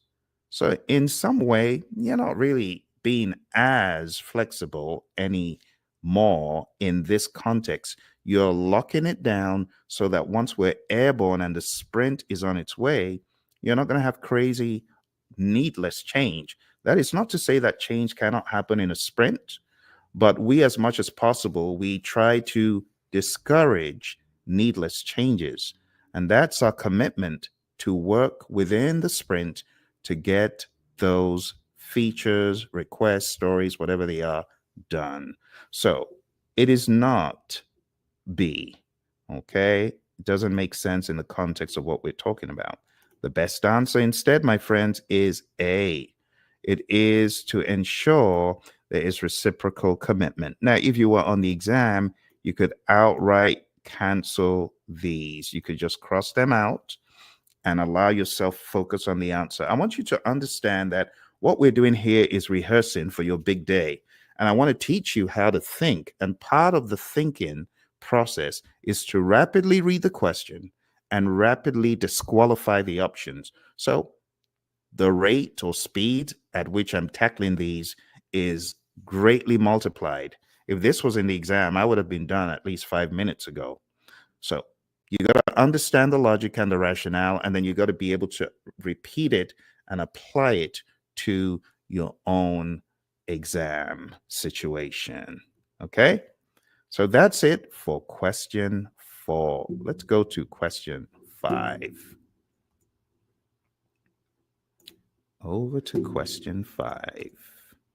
And there's the rationale for question 4. Let me get myself out of the shot just so that you can read everything on the screen. All right, let's move on. Question 5. The Agile team was looking for an effective way to communicate the status and progress of the ongoing hybrid project to both internal stakeholders and customers.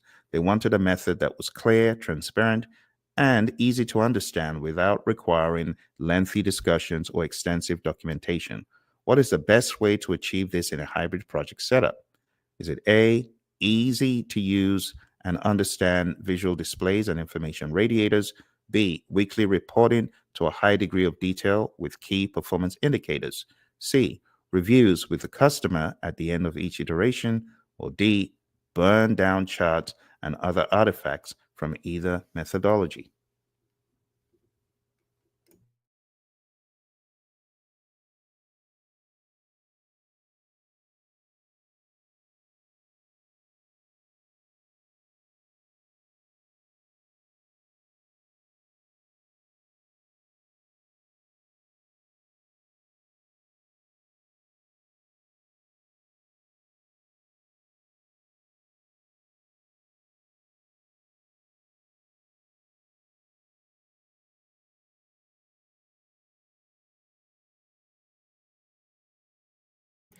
And our time is up, my friends. So, again, using the process of elimination, you can see which of these options makes the most sense. Weekly reporting to a high degree of detail does not guarantee transparency, right? It does not guarantee easy to understand without requiring lengthy discussions. So, a weekly reporting approach sounds like a lengthy discussion. Reviews with the customer at the end of each iteration is not as transparent because they don't have insights until they get to the end of the iteration. And D, burn down charts with other artifacts from either methodology. Not bad, but again, artifacts. What is the nature of those artifacts? They may be bulky, they may take time. So we want something that is transparent and easy. And therefore, the best answer here, my friends, is actually option A. Okay? Easy to use, easy to understand visual displays, Kanban boards, things like that. And they are available 24/7. Dashboards, things like that. Now, while burn charts are not bad, remember we're always looking for the best answer. So the most inclusive answer, the best answer is actually A. Burn charts are not bad, but they're often used to show remaining work rather than overall project status, and they may not give the complete picture compared to a Kanban board, dashboards, and things such as that. So when we talk about easy to understand visual displays, that would include any kind of chart in the world of agile and then more.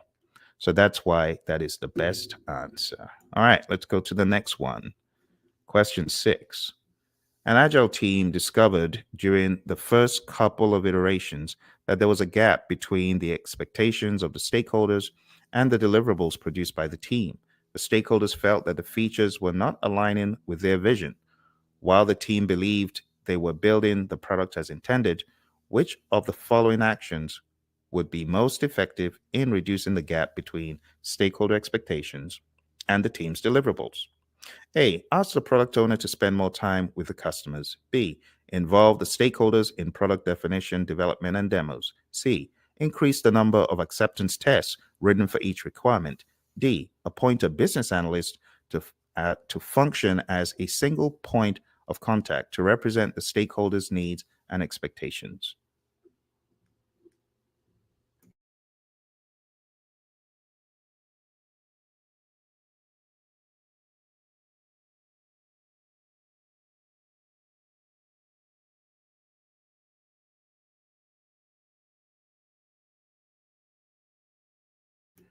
All right, our time is up. And let's examine the options. So, if there's a gap between the understanding of the stakeholders' expectations, and what the team delivers, certain things will give you an edge. Let's take a look at the options in detail. The answer is B, to involve stakeholders in production, in the product definition, development, and demos. But why is A not that great? It could help, but it's more effective to directly involve the stakeholders. C, to increase the number of acceptance tests that could improve quality, but it's not a given to address the issue of aligning the overall product direction. And D, appoint a business analyst. A business analyst could help, but without stakeholder involvement, there's still a risk of miscommunication. So when you take a look at these exam questions, there's a gradation of the best, and then good, but not the best, and then somewhere in the middle, and then ultimately bad. You usually have a bad option in the questions, maybe even two. And it always boils down to two, especially on the more difficult questions. All right, let's move on to the next one. Question 7. You are leading a distributed hybrid project team that is struggling to collaborate effectively, and many team members are unclear about the project deliverables. Additionally, there are misunderstandings due to cultural and time zone differences. Which action can you take as a team facilitator to provide some help to the team? A. Get the product owner involved in the solution and vote on the process. B. Schedule daily scrums at a time convenient for all locations. C. Cancel the project since the team is unable to align their work process. D. Reprioritize the features with the product owner and team involvement.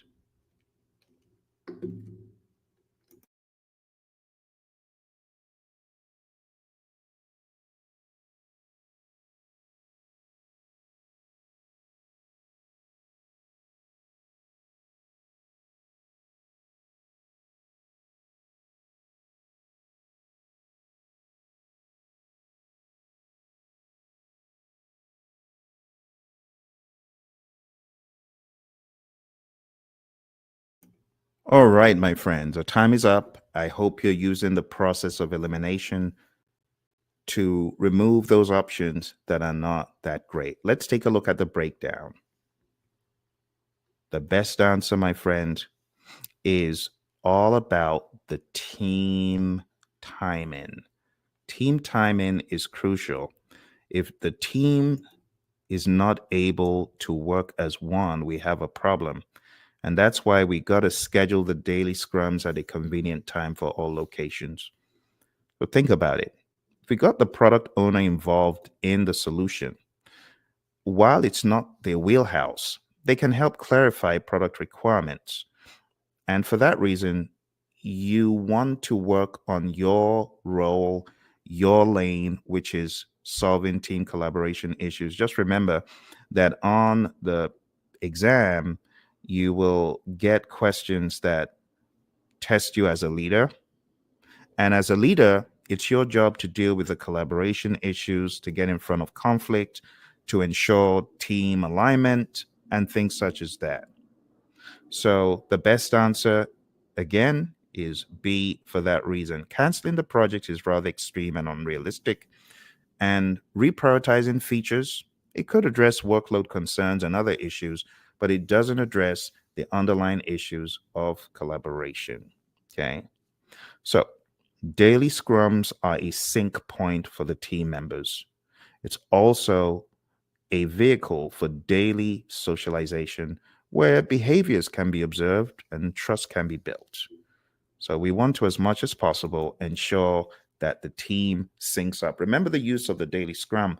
The daily scrum is not for management, and the PMI, they make it very clear that we should not look at the daily scrum as a status meeting. In fact, that's a recipe for getting questions on the daily scrum wrong. So I want to keep that in mind. Okay. All right. Let's go to our next question.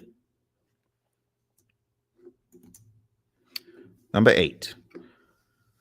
One of the users of a product is very knowledgeable and has strong opinions about the technology used in the product. As a result, they often get into conflict with the product team, especially during demos and discussions. Which of the following is the best approach to address this situation and leverage the user's expertise? A. Invite the user to technical brainstorming sessions to generate more ideas. B. Tell the user that technical decisions should be best left with the team. C. Appoint the user as the technical architect for the product. D. Showcase the product to this user to generate early feedback.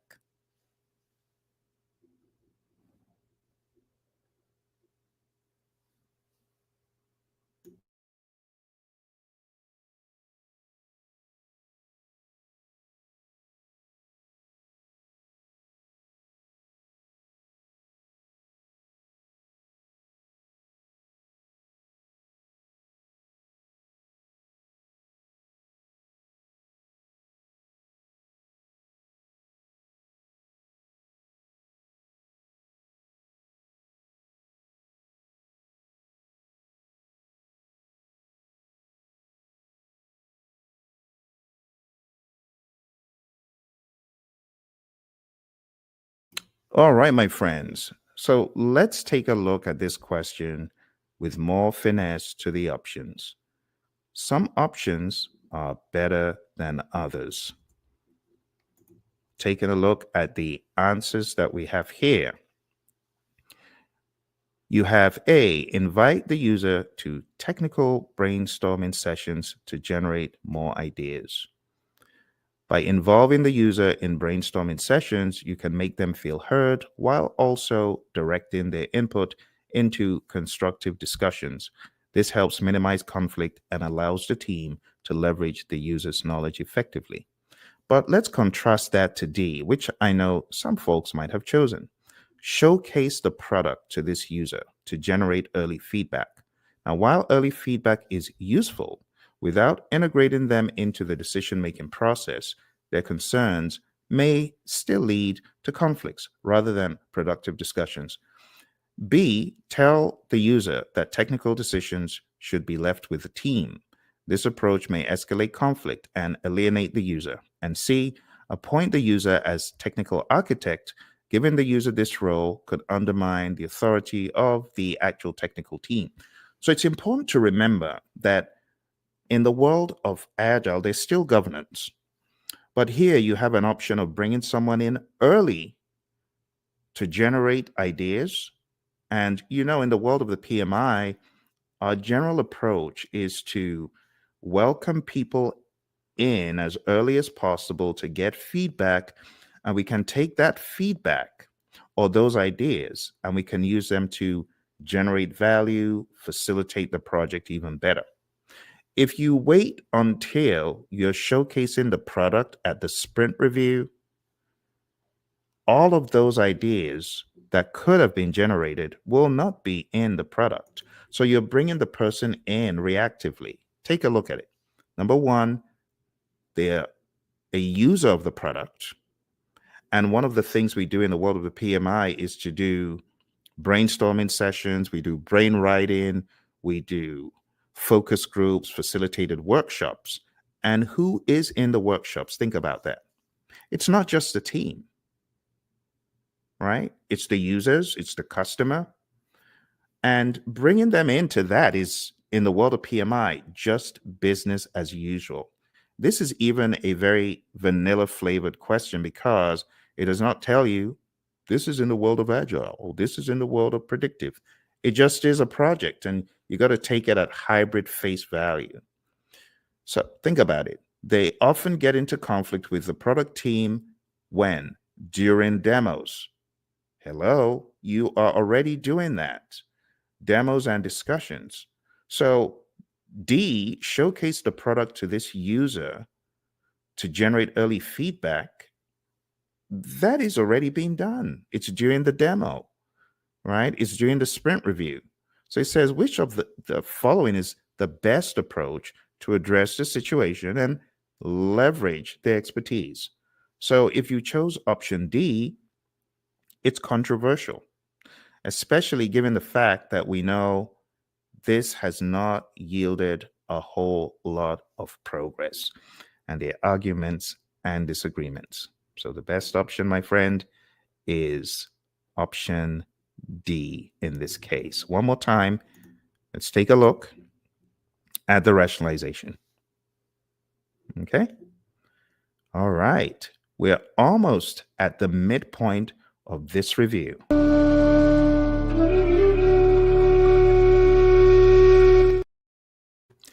Welcome back, my friends. Over the past number of minutes, we've been taking a look at a lot of questions for the PMP exam. If you are looking for training for the PMP exam, you can join my class on Udemy right now. Just go on down to tinyurl.com/elite PMP. If you're studying for the CAPM exam, you can also join me on Udemy.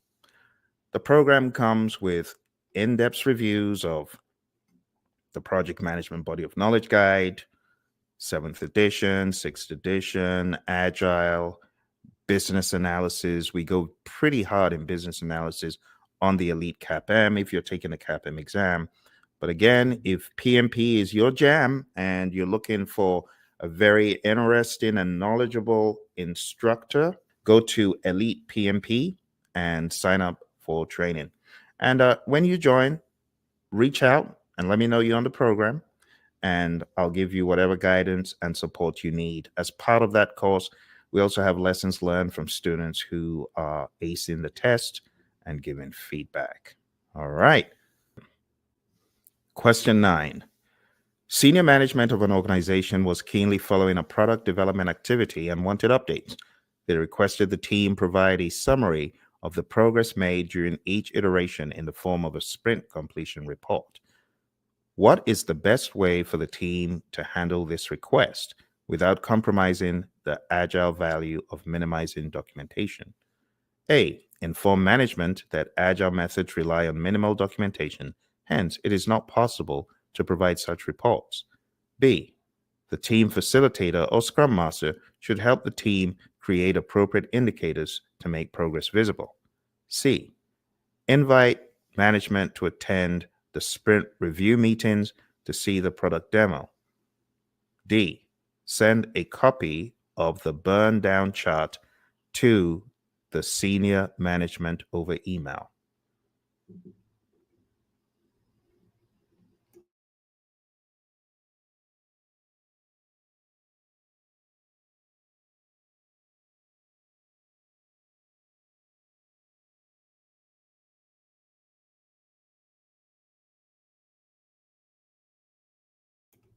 All right, my friends, let's take a look at what answer is best.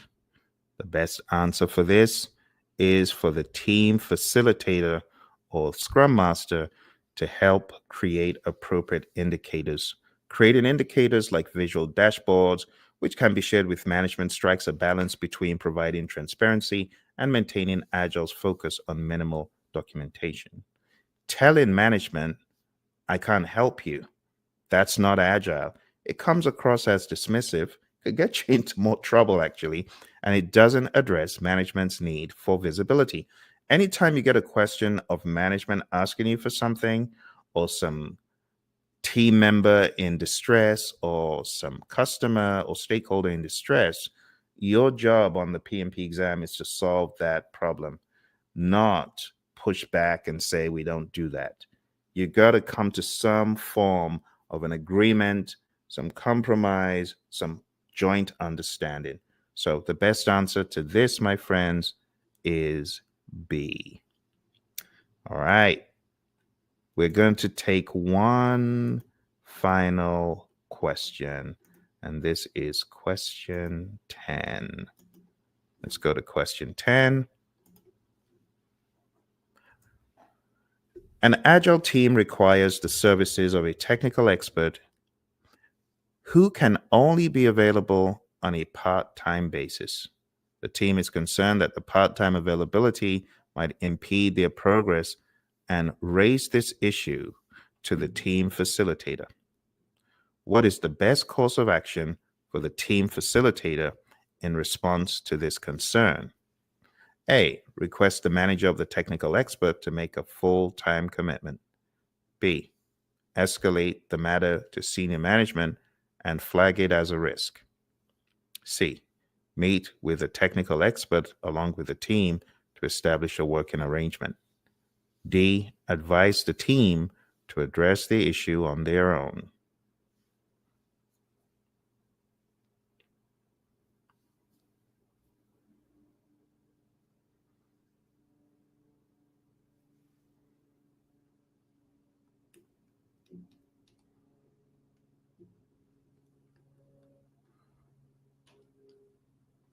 All right, time is up.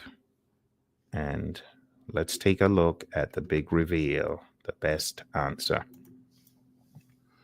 So taking a look at this, A, it's not full-time. They can only be available on a part-time basis. So A is redundant. It's just the same thing, right? Trying to do something different when you know this is not possible. It's a waste of an option. And you get many questions like that on the PMP exam where they tell you this cannot be done, right? Can only be available on a part-time basis. You see that? Let's go ahead and highlight it because This is very important. So if you get a question that says something like, can only be available on a part-time basis, well, you can't choose option A because that doesn't make sense. You already know A is not going to work. C, meet with a technical expert is the best answer. B, escalate the matter is a mother may I kind of thing. We don't do that when we can find a solution ourselves. And D, advising the team to address the issue doesn't make sense. You're the team facilitator. So your job is to get common ground, consensus, and get people talking together. Be a bridge builder, be a servant leader. So the best answer, my friends, in this question is option C. Meet with a technical expert along with the team to establish a working agreement. By meeting with the technical expert and the team, a feasible working arrangement can be established that allows the team to make the best use of the expert's part-time availability, mitigating the risk and setting clear expectations. So, my friends, over the past number of minutes, about 30 minutes, going on 40, we've been taking a look at various questions on the PMP exam, but we've been going in deep. I've been giving you lots of time so that you really think about your choice and allowing you to learn. Now we're moving into what I call the money spinner questions. Because the money spinner questions are those where I give you a very small amount of time and I ask you for the answer pretty fast. So you actually don't have a whole lot of time on these questions like you did on the more difficult ones. In my mind, these are questions you should be able to answer quite easily. Okay. But nonetheless, it's a very good run through of some of the basic things that we often forget. So let's jump in to this next set of questions. I'm going to give you 10, and they're going to be all over the place, and it's going to go very quick. All right. Here we go. Here's your first question. You're working with a servant leader to create a document that shares the project vision, high-level information, and authorizes the project. Which of the following should you create?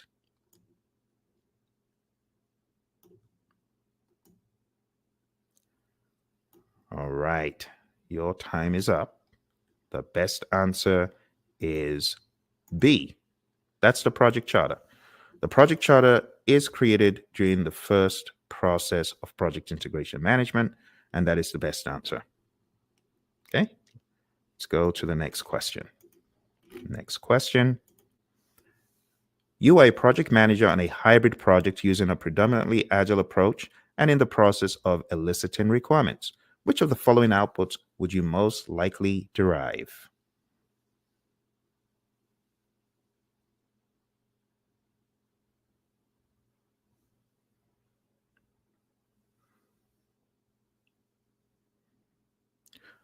All right, your time is up, and the best answer and most sensible answer is a product backlog. Option A. Option A is the most sensible option. A product roadmap. This is something that should have been done prior. Burn charts show progress. So that doesn't come in here. Remember, what you're doing is you're drawing out the requirements. And it wouldn't be a requirements management plan because that's not an output of collecting the requirements or eliciting the requirements. The requirements management plan is an output of planning how to manage scope. Let's go to our next question. You are shortening the schedule by paying extra fees to expedite delivery of a special mechanical part to complete the project. Which scheduling technique is this?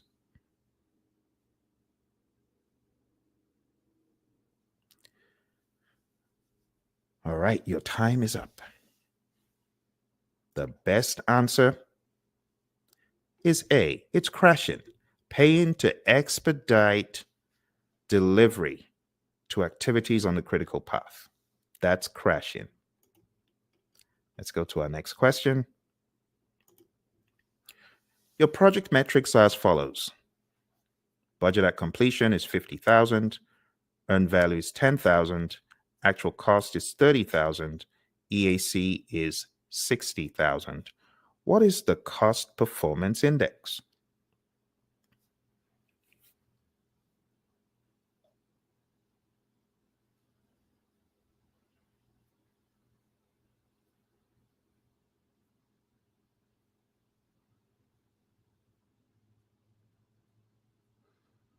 All right. Your time is up. By eyeballing this, you should be able to understand that CPI is not in dollars. So what I would have expected you to do is immediately disqualify A and B. And CPI, can it really be 30? You know what 30 means for CPI? That means you are getting $30 worth of work done for $1. That can't even be realistic. So just by eyeballing it and using common sense, you should be able to deduce that the best answer is D. But if you are going to apply the metrics, earned value divided by actual cost, that will give you 0.33. So there are many ways around these questions on the exam. Here's your next question. Your project metrics are as follows: PV 40,000, EV 10,000, actual cost 30,000, EAC 60,000. What is the schedule variance?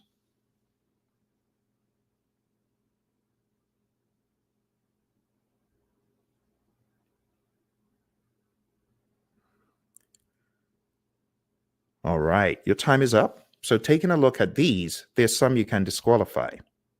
You can disqualify those that are suspicious, such as C and D. They have no dollar signs. Now, taking a look at the actual values, you should apply the formula schedule variance is equal to earned value minus planned value. And that will give you $10,000 minus $40,000, which will give you minus $30,000. Okay. Let's take a look at some rapid fire. Are these metrics good, bad, or something else? SPI 0.5.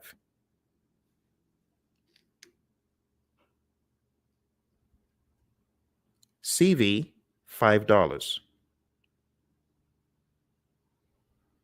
SV minus $50. CPI 1.01. SPI 3.09. And CPI 0.65. Let's take a look at the answers. An SPI of 0.5 means you are behind schedule. CV $5 is not bad. That's actually under budget, so that's good. SV minus $50 is bad. You're behind schedule. CPI 1.01, that's good. You're under budget. SPI 3.09, that's suspicious. That means you're getting work done at 300% schedule-wise. It's concerning. Now, you are ahead of schedule, but you are suspiciously ahead of schedule. CPI 0.65, that is over budget and not ideal. Over the past number of minutes, my friends, we've been taking a look at questions for the PMP exam.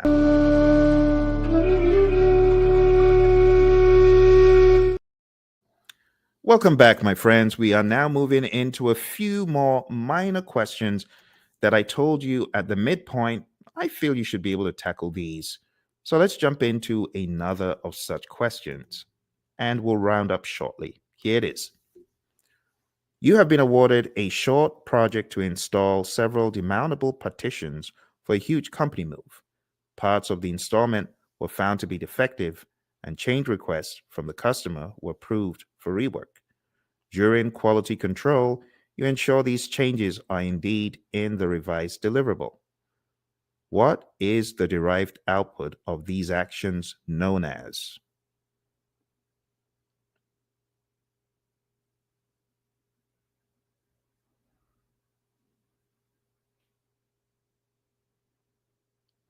All right, this should be an easy one if you have been in the world of the PMI long enough. And we throw in the PMI jargon every now and again just to test your loyalty to the process and the PMI lingo.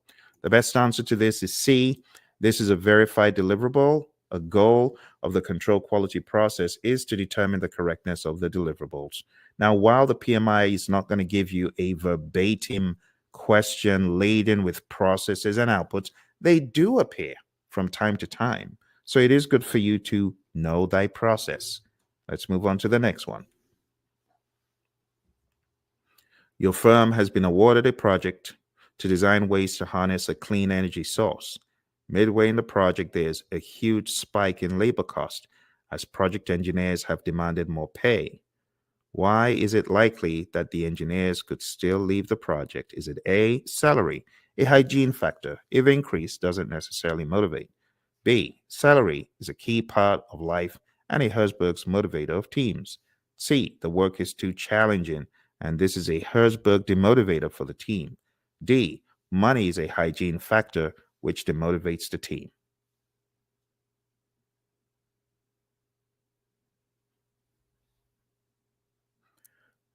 All right. So let's stop the clock and check the answer to this one. The best answer, my friends, is not salary is a key part of life and a motivator. That is a false statement. So right off the bat, I am going to cancel B because it's false. C, the work is too challenging. Well, challenging work can actually be a motivator. So that's not true. D, money is a hygiene factor, which demotivates the team. No, salary is a hygiene factor. And if it's not available, could demotivate the team. So it got everything skewed in B, C, and D. The best option is a salary is a hygiene factor. If increase doesn't necessarily motivate.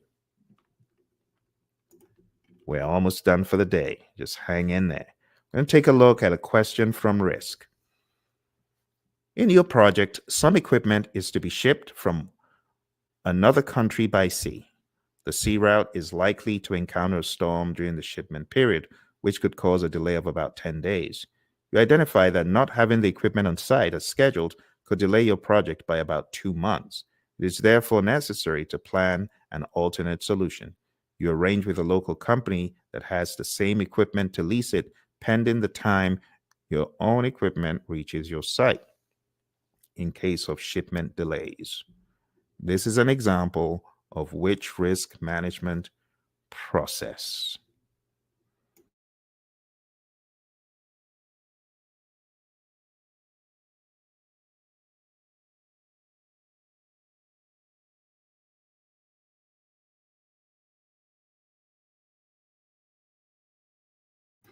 And I know it's a little bit of a long one, but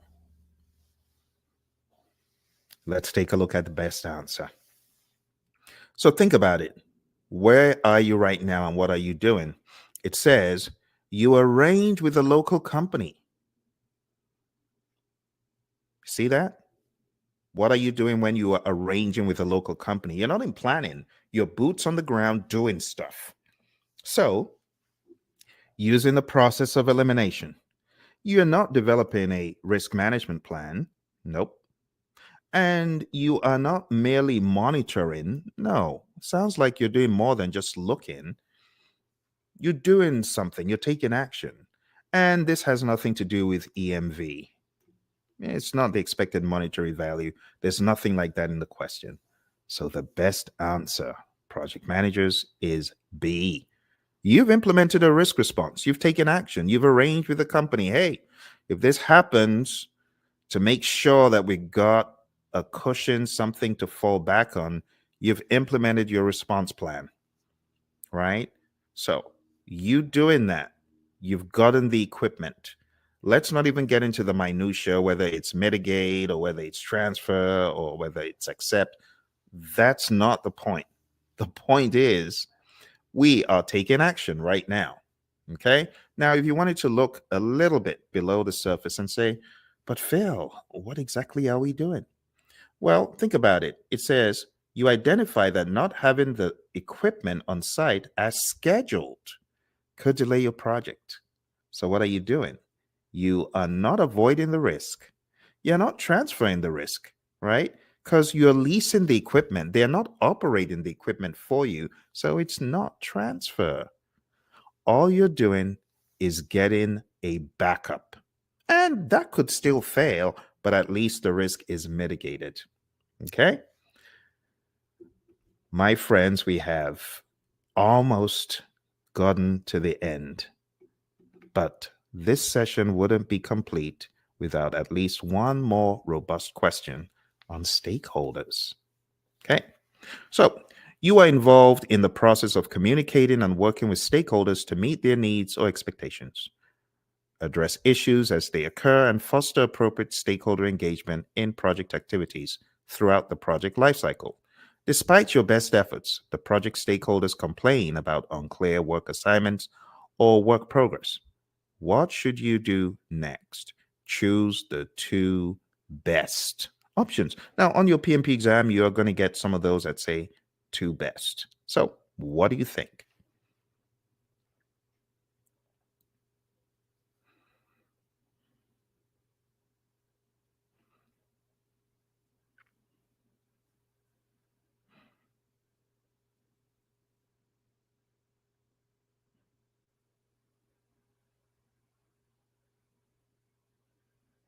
All right.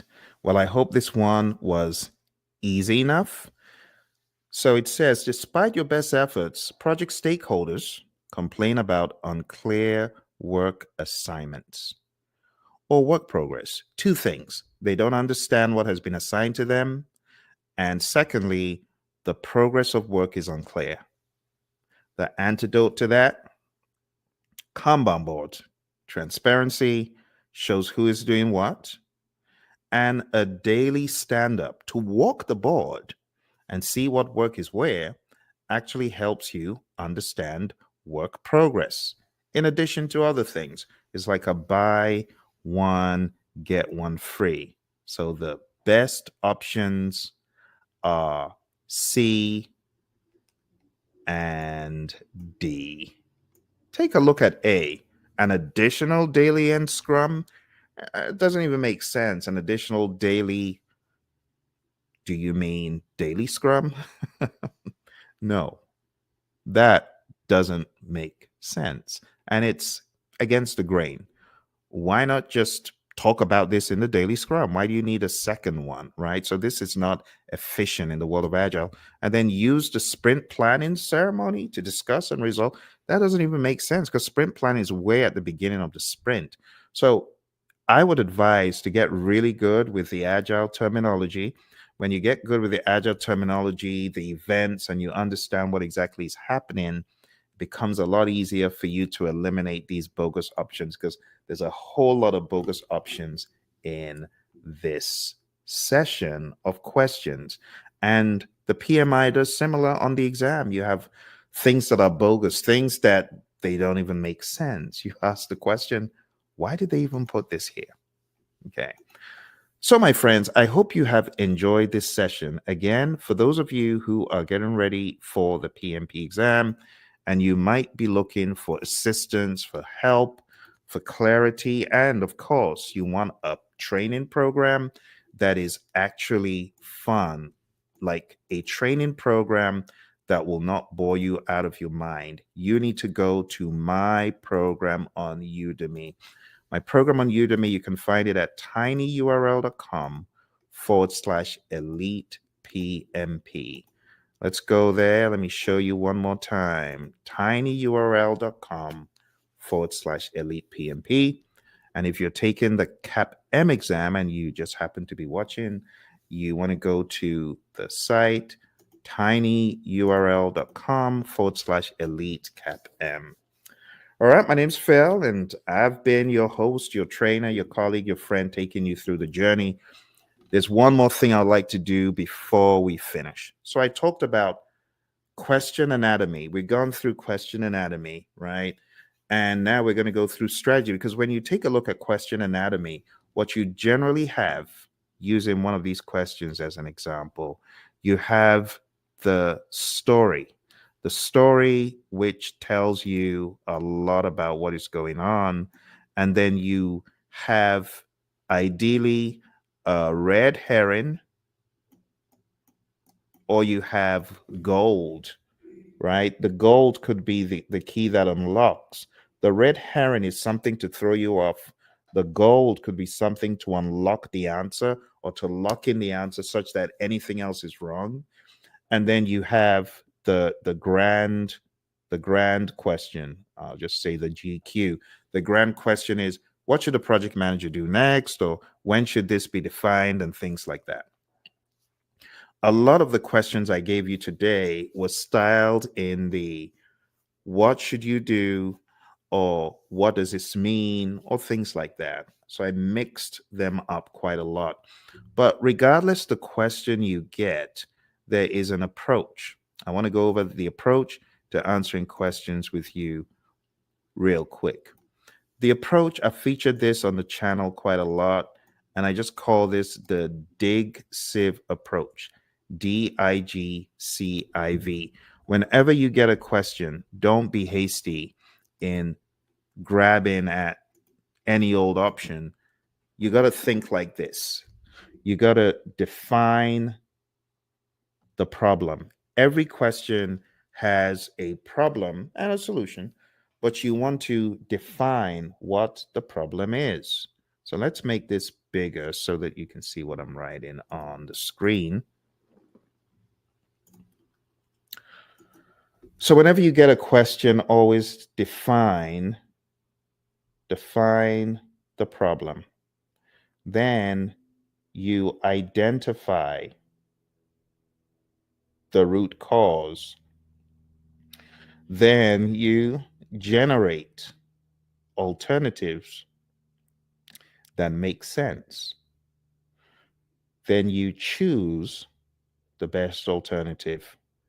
And you need to have a very good eye to see why certain options are bad. In fact, when you generate the alternatives in your head, there's going to be some that just will not come up. And they're there in the question as option B or C or something else. Well, you got to choose the best one.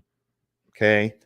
And then think about it like if this was in the real world, if I did implement this, would it solve the problem?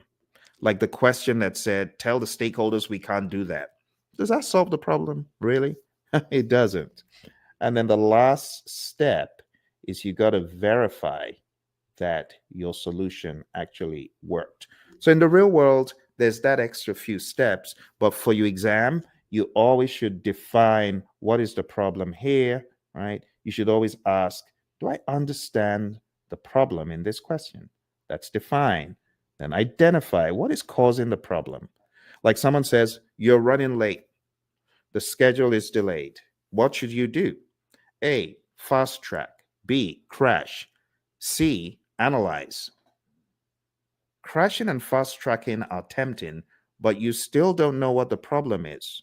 You're running late, but what is the problem? Will crashing solve it? It's not a given. Will fast tracking solve it? It's not a given, but you need to analyze. And when you analyze, then you know what's causing it. So the analysis, you want to put that in the mix.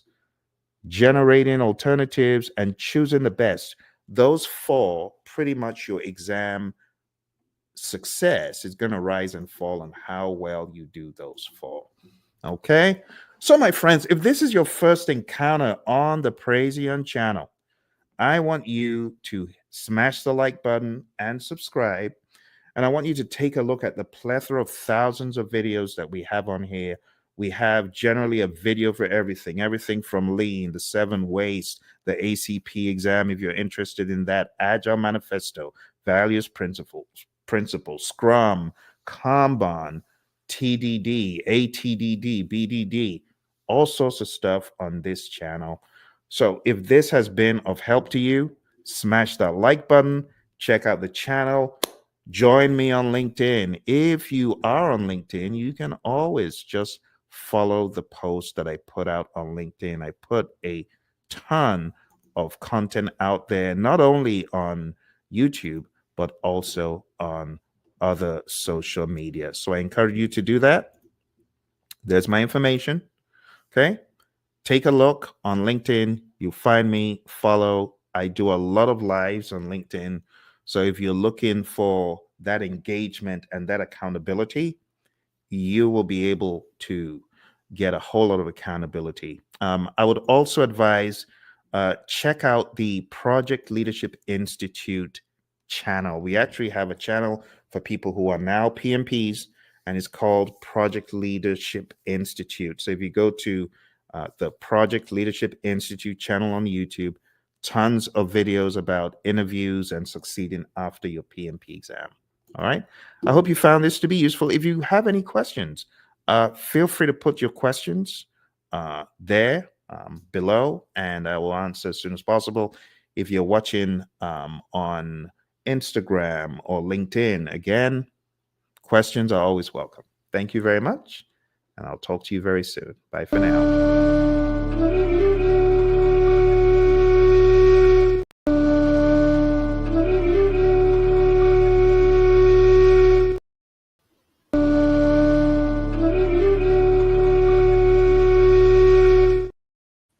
Welcome to PMP Exam Questions Confidence Booster. This is designed specifically to build your confidence as you get ready for your PMP exam. I know some of you are in the early stages. Maybe you've just attended a 35-hour course and you want to see how much stuff you've retained and how you can get into the rhythm of the questions. So we'll take a look at questions. I'll give you a few seconds after I read them. Let's jump straight into the people domain first. People domain questions. Karen is a project manager on a large-scale health implementation project. One of her team members expresses concerns about unclear responsibilities. Which is the best course of action? A. Coach the team member in confidence to take the role. B. Hold a meeting to clarify roles and document them. C. Hold a team meeting to identify other team members with this problem. D. Ensure Maslow's pyramid and hierarchical structure is inherent in rewards and recognition mechanisms.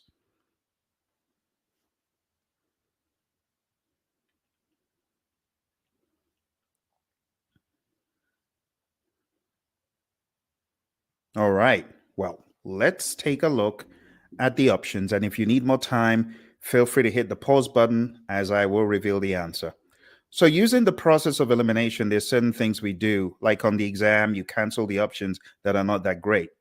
A, coach the team member in confidence to take on the role. Now, whether that says coach them in private or whether this says give them coaching in how to be confident, this does not address the issue. The issue is unclear responsibilities. C, hold a team meeting to identify other team members with this problem is not solving the problem and is redundant. And D, ensure Maslow's pyramid and hierarchical structure is inherent and rewards and recognition mechanisms. That could be all well and good, but still this individual could end up being confused. So the best answer is B. Hold a meeting to clarify roles and document them. So when you clarify and document roles, ensuring that all team members understand their responsibility, you are promoting efficiency and reducing confusion. Let's go to the next one. Two team members, Sarah, the data analyst, and Michael, the product lead, repeatedly clash. Their heated exchange starts to veer into personal territory. With raised voices and pointed language, you sense the tension rising and a potential for the disagreement to derail the meeting's momentum and worse, damage team morale. What should you do first? A, schedule a private meeting to understand the issues they are facing. B, let them resolve it themselves to foster independence. C, issue a formal warning and document the behavior. D, immediately request the human resource department to intervene and mediate immediately.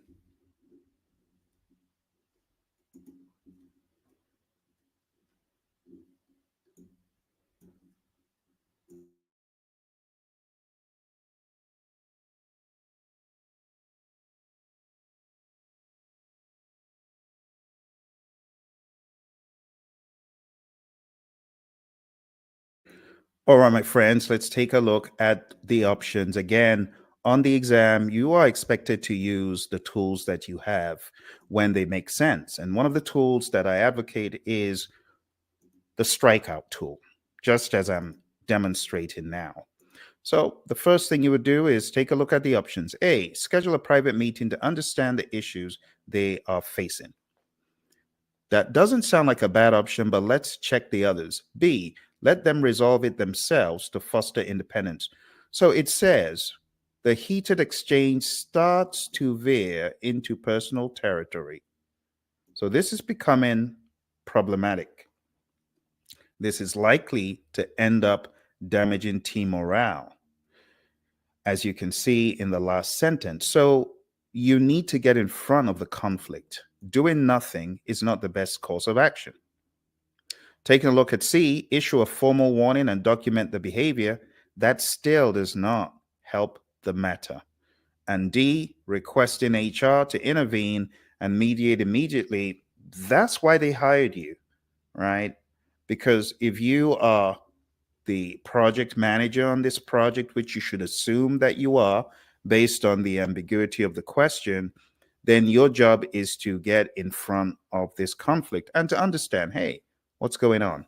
So the best answer, my friends, is A. I hope this is helping you boost your confidence and give you some hope as you prepare for the exam. Again, it's all about reading the question and then analyzing what is the best thing to do. And we are in the people domain. Number 3, you are the project manager on a large-scale infrastructure implementation project. The project sponsor is unavailable for critical decisions. What is the best approach to maintain project momentum?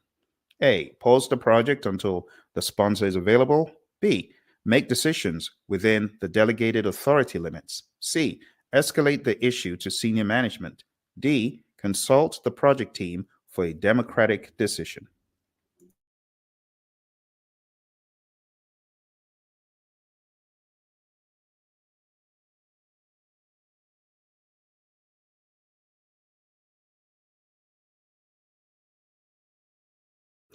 All right, so let's take a look at the options. Again, using the strikeout tool for the process of elimination.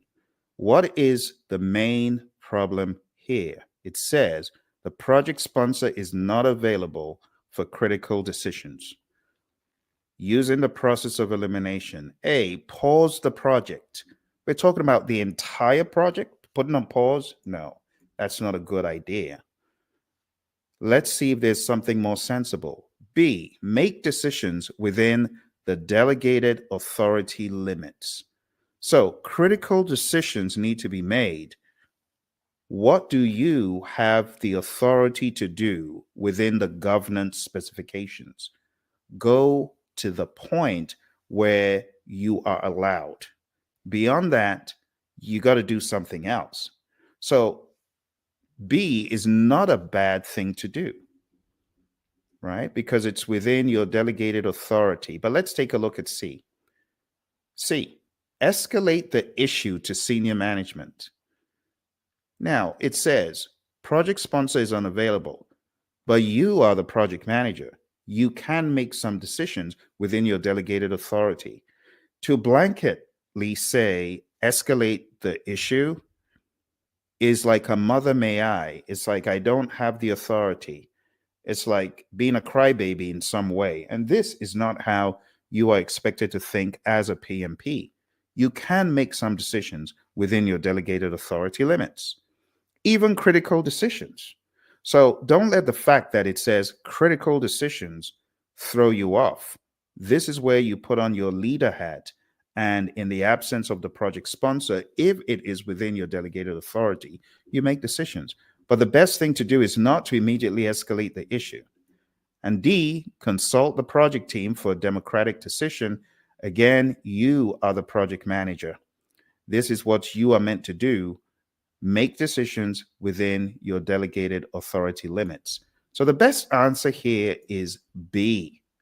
Everything else isn't bad, but it still boils down, when you chose D, still boils down to you being the PM. Remember, the PMI tell us that the one thing you cannot delegate is integration, right?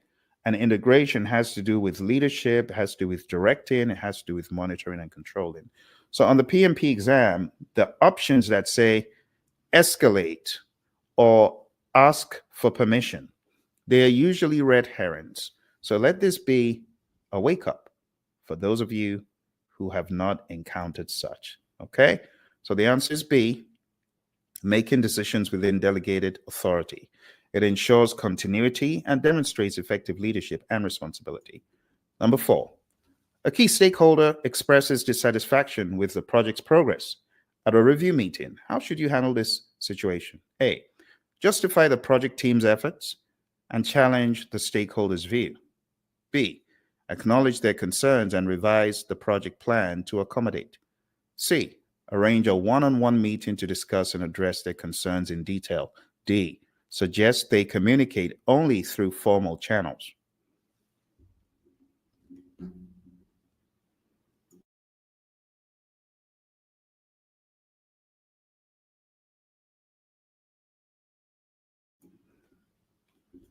Okay. Taking a look at the options and using the process of elimination. So it says dissatisfaction with progress. Justifying the project team's efforts and challenging the stakeholders' view sounds combative. This is not the best way to go, so we will cancel that. B, acknowledge their concerns. That's good. But it says revise the project plan to accommodate. Well, acknowledging their concerns is good, but you don't just revise a project management plan without further context and understanding. So B is not the best answer either. D, suggest they communicate only through formal channels. That is rigid and that is anti-PMI right off the bat. So it seems like we're left with C, arrange a one-on-one meeting to discuss and address their concerns in detail. And that would be the best option. Okay, let's move on. Number 5, you notice a decrease in team morale after announcing a project extension. What is the most effective way to boost morale? A, offer incentives for early completion of tasks. B, organize team building activities. C, increase the frequency of performance reviews. D, implement mandatory overtime.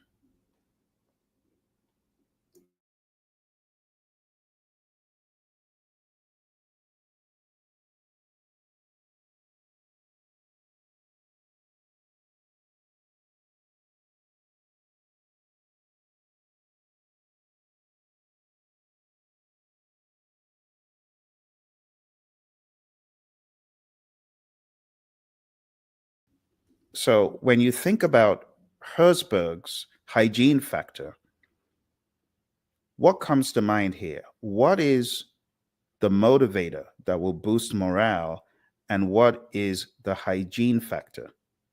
The hygiene factor is incentives. The real motivator could be other things, such as those activities to boost their morale that show worth, relevance, and importance. So when you think about Herzberg's two-factor theory, it becomes very evident that the monetary rewards and incentives are the hygiene factors. If you really want to boost morale, there should be something more long-lasting and intrinsic and meaning. So, using the process of elimination, offering incentives is not necessarily the best way to boost morale. If you take away incentives, it could demotivate, but increasing them under most circumstances does not. So you're left with B, C, and D. Increasing the frequency of performance reviews is not likely to do that. And D, mandatory overtime, sounds like more drudgery. Definitely not. So when you really boil it down, the best options you had were A and B. A is an illusion. It could work for some people depending on the circumstances, but the best option with the information that we have is to organize team building activities. This is where we boost the team's morale. Remember, it said team morale. This is not the morale of one singular individual. This is as a team. So if you're looking at the team as one organism, the best way is option B. All right, let's move on to the next one. So there's the rationale for option B. Let's go to number 6. A project team member from a different cultural background is misunderstood often by the team. What should you do to improve communication? A, provide cultural sensitivity training to the team. B, assign someone to translate for the team member. C, ignore the issue as it might resolve on its own. D, reassign the team member to another project. Give you some time to think about it.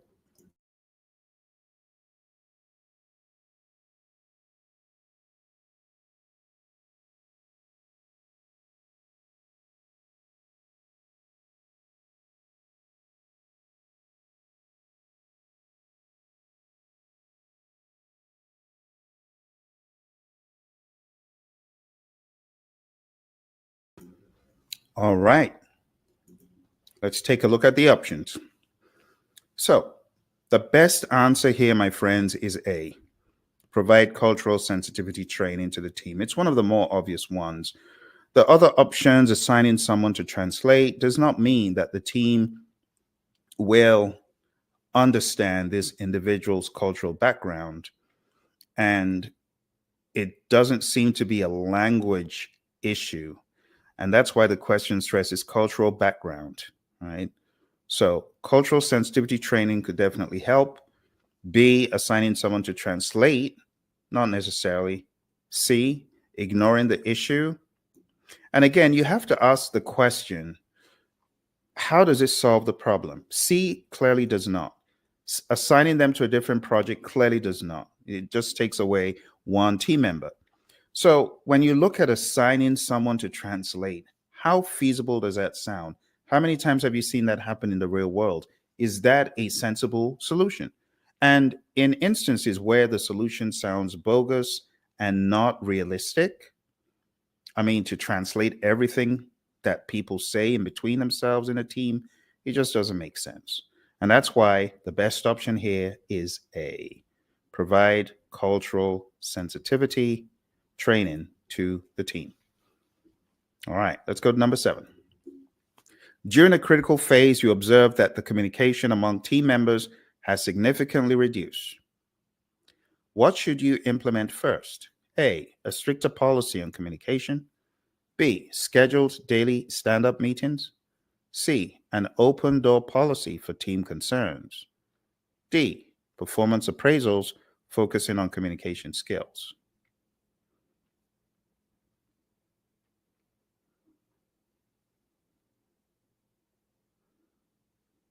All right. Well, let's take a look at the options. So, a stricter policy on communication sounds rather draconian. It's not necessarily going to go down well with the team. Remember, we're talking about team morale, team growth, the ability for the team to communicate transparently. B, schedule daily stand up meetings is not a bad option.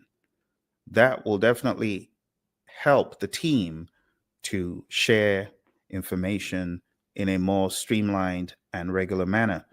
C, an open door policy for team concerns is not going to help the communication among team members. And D, performance appraisals is not going to help communication among team members because that's our major issue. So the best option, my friends, is B. I hope these questions are helping you. Remember, this series in particular is designed to boost your confidence. For those of you that have been for training, you're trying to get into the swing of things. A lot of these are softball questions put in the context of the relevant domain to help you get back into the swing of things. All right. So I hope this helps you and serves as a kind of pick me up quiz so that you can leverage how you feel about these questions and go on to the more difficult questions, the more very technical questions. All right. So if you're enjoying it, smash the like button. Let's move on to the next one. Number 8. A project team member is consistently missing deadlines. What is the best immediate action? A, assign another team member to share their workload. B, discuss the issue with the team member to identify causes and solutions. C, report the behavior to higher management for disciplinary action. D, decrease their task assignments and responsibilities.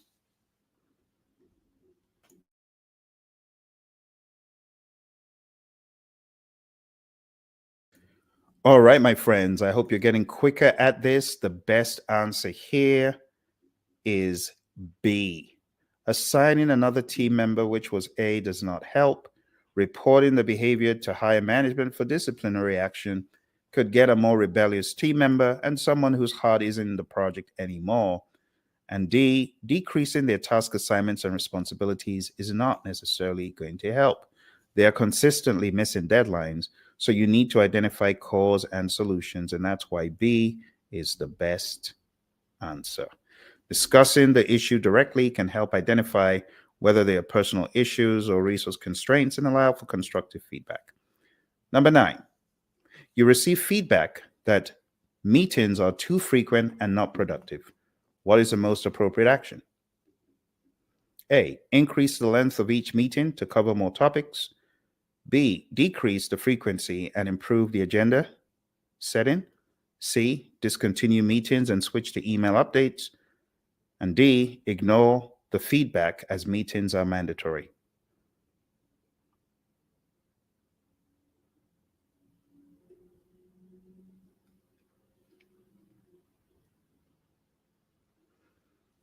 All right. So, taking a look at the options, increasing the length of the meeting, A, doesn't make sense, does it? The meetings are not productive. Why do you want to make them longer?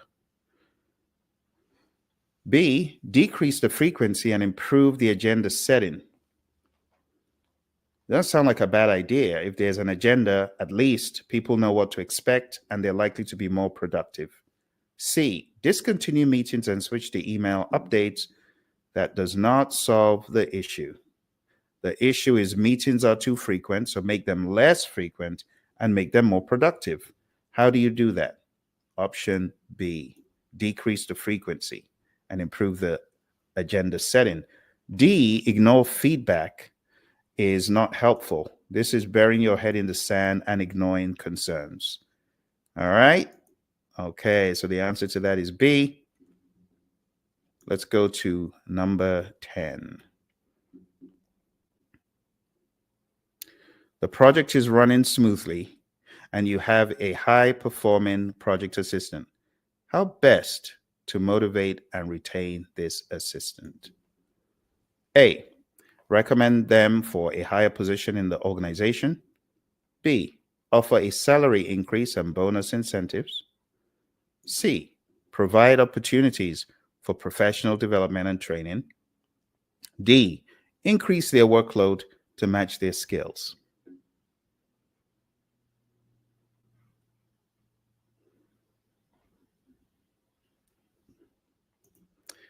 All right. This again is drawing on your understanding of the whole Maslow Herzberg idea.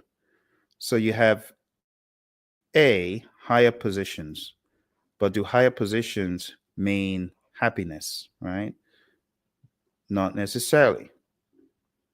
And then B is another form of a hygiene factor, offer a salary increase and bonus incentives. Again, this is something that is a hygiene factor.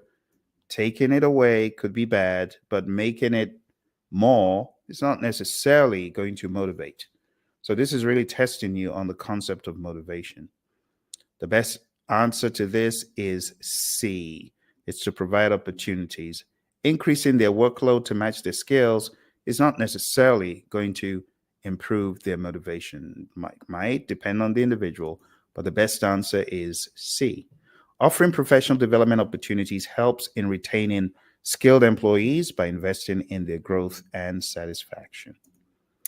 Okay, we're almost at the point where we will take a break, but let's jump into a few more. John is a project manager at a large engineering firm working on a major infrastructure project. During a team meeting, two key engineers have a heated argument about the design approach. The conflict is escalating and causing disruption. What should the project manager do first? A, immediately refer to the team charter to understand how best to resolve conflict. B, ask both engineers to explain their perspectives and find common ground. C, use emotional intelligence to understand the source of the conflict and use a compromise strategy to make everyone agree. D, mentor both engineers from the project on anger management to eliminate the conflict.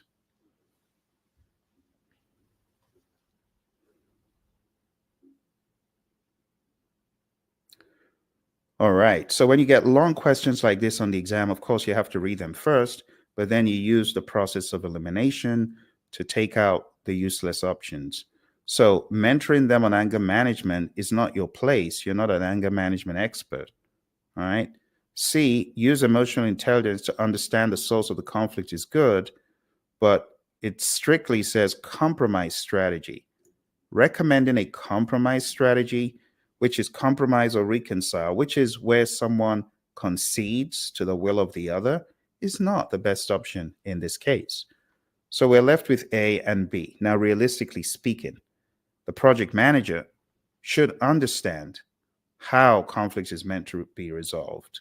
Referring to the team charter to understand how best to resolve such conflict is not realistic. It sounds rather goofy as well.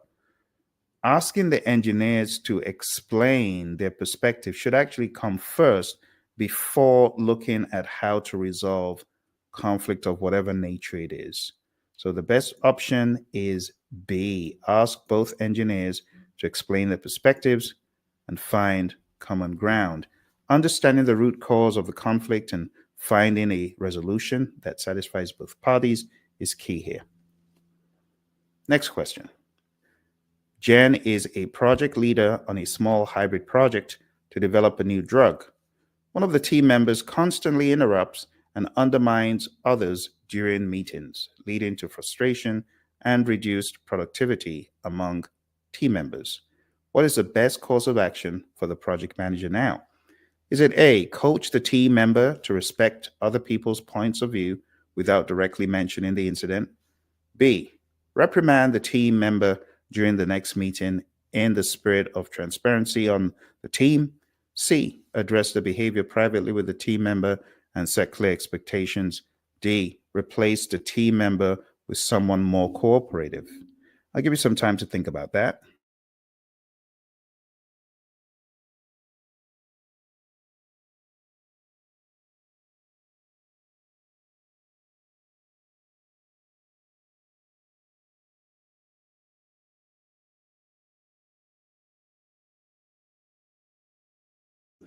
All right, well, let's take a look at what the possible answer could be. So, what is the problem here? One of the team members constantly interrupts and undermines. So, do you coach the team member to respect other people's point of view without mentioning the incident directly? That's not being transparent and not being honest. B, reprimand the team member during the next meeting. That doesn't make much sense in the spirit of keeping things confidential and not berating people in public. It's just poor leadership to do that, even though some people do. So we'll cancel A and B. Going over to the next one. C, address the behavior privately. That's key with the team member and set clear expectations. C is a more worthwhile option. And D, replace the team member with someone more cooperative. That again is not a solution to the problem at hand. So, over the past number of minutes, my friends, we've been taking a look at confidence booster questions. The idea of these questions are to help elevate those of you who are taking the exam, about to take the exam, or gearing up to get your mojo back. Because when you go for a live class and you don't work on questions immediately, you tend to lose steam and forget.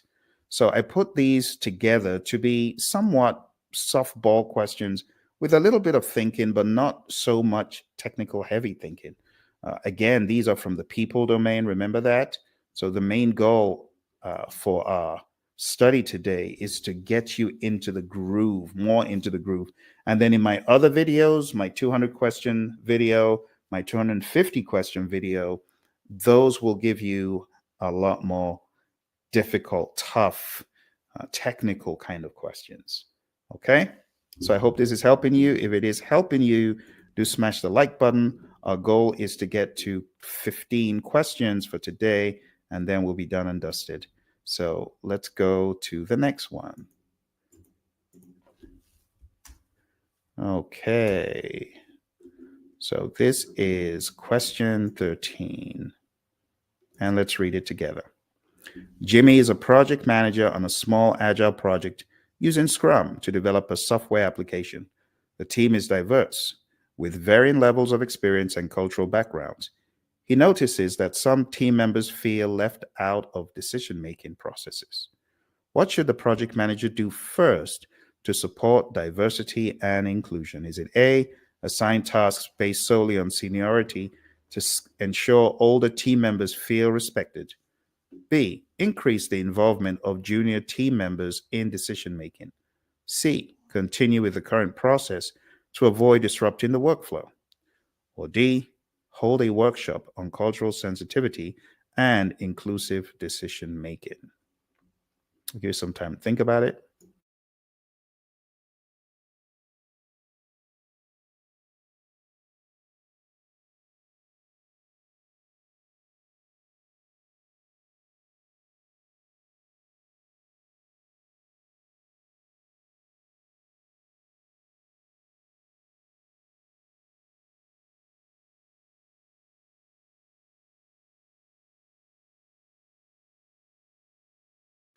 All right, my friends. Well, let's rationalize. So, if this is an ongoing issue in a team, how best should one handle it? Should one handle it by just making more people speak during meetings and demanding that they speak, or almost as it were, force them to speak? Or is it better to expose them to the logic and the rationale behind decision making and cultural sensitivity? Because it says the team is diverse with varying levels of experience and cultural backgrounds. So, this is something that should be addressed at the team level. So, taking a look at the options, assigning tasks based on seniority, no, you're not going to help inclusion because the junior employees are going to feel not valued and not respected. B, increase the involvement of junior team members in decision making. Now, that's not bad, but how?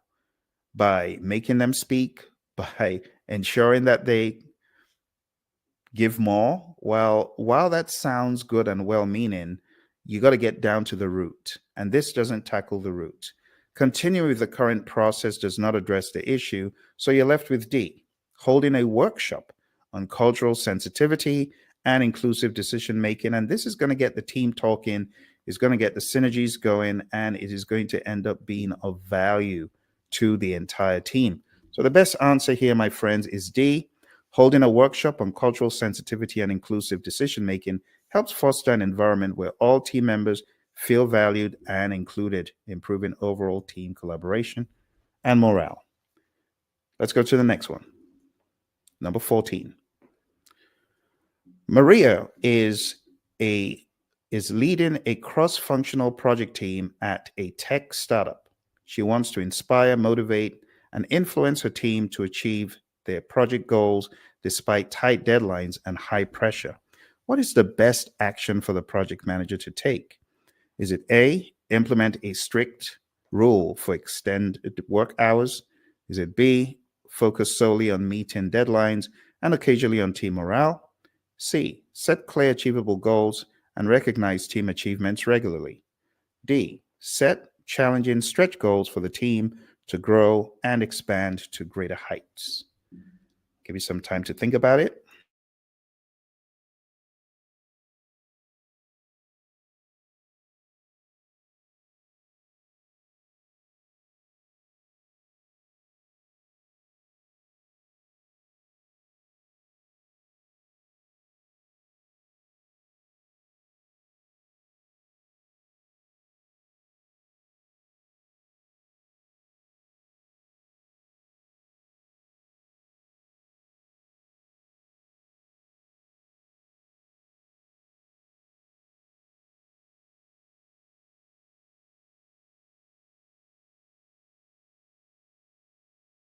All right, my friends. So let's take a look.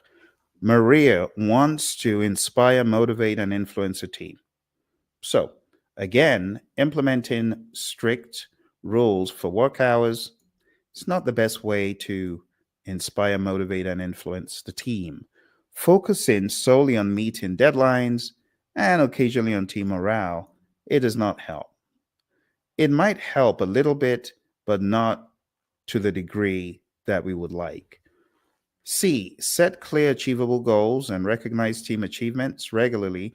Recognition goes a long way when it comes to motivating and inspiring and influencing. So C is not bad. D, set challenging stretch goals for the team to grow and expand to greater heights. So, challenging stretch goals. Stretch goals are not bad, but let's read a little bit more. She wants to inspire, motivate, and influence a team to achieve their project goals despite tight deadlines. So when we talk about stretch goals really stretch the individual to the ends of their prowess and ability. And stretch goals don't happen overnight.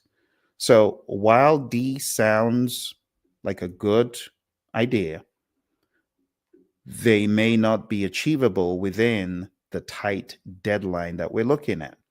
And besides, we are focusing more on project goals, not stretch goals. So the best answer here is C, set clearly achievable goals and recognize team achievements.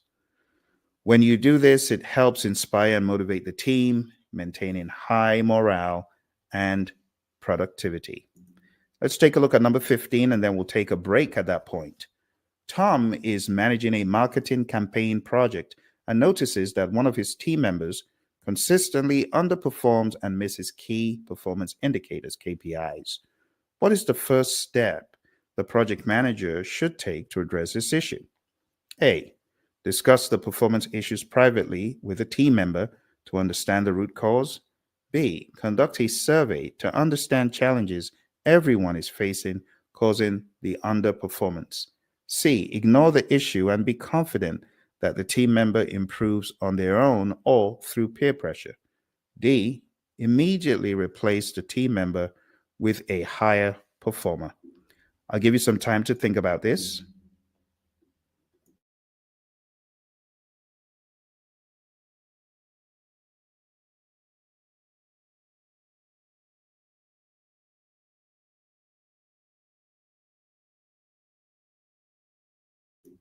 All right. So what we're seeing here is a team member that is missing KPIs. It's not the entire team, it's just one team member. And you can see that from the underlines here. One of his team members. So this isn't something we are going to do publicly, right? So A is not a bad option. Discuss the performance issues. B, conducting a survey to understand challenges other people are facing is not a bad thing, but it's not going to solve the problem and it's not the first thing we do. C, ignore the issue. It's not going to help ignoring the issue. We got to address the issue, right? And that's in the spirit of PMI with transparency and leadership. And D, immediately replace the team member with a higher performer. That still leaves the initial team member in a lurch and it doesn't solve the problem. Okay, we're not just going to go pull someone else in. We are going to likely want to help that team member. So the best option is A, discuss the performance issues privately with the team member to understand the root cause. That is the best course of action. I will give you 10 to 20 seconds to answer each question. Hit the pause button for more time. Let's go. 1. You have just received a request to initiate a new project. Within the project, what is the first document you should create to formally authorize the project and appoint a project manager? A. Needs assessment. B. Project charter. C. Business case. D. Benefits register.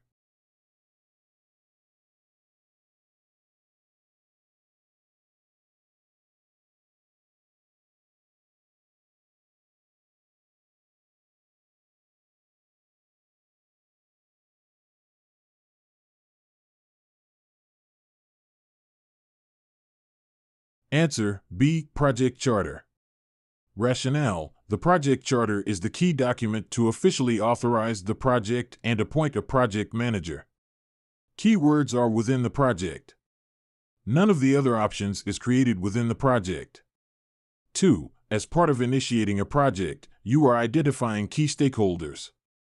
Which document should be developed to capture information about individuals, groups, or organizations that may impact or be impacted by the project?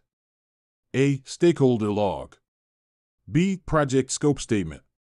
C. Project management plan. D. Risk register.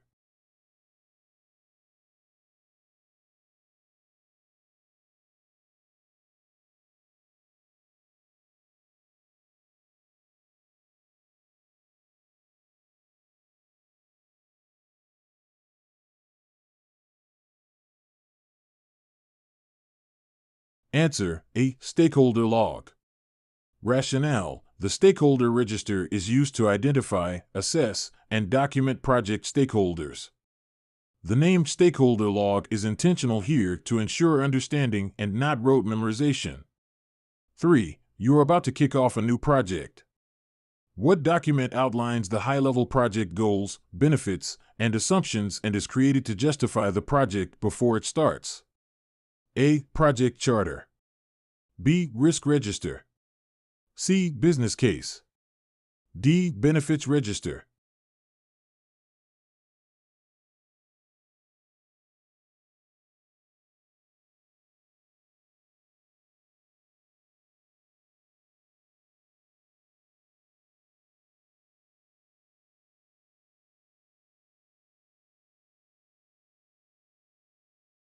Answer: C. Business case.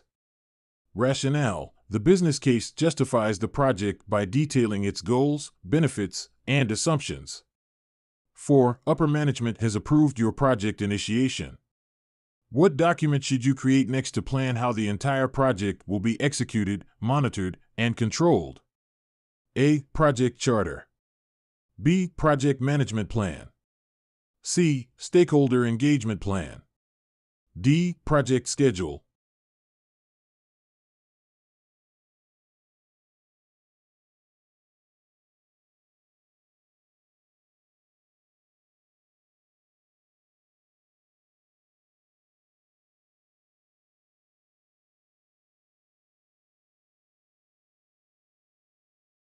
Answer: B. Project management plan.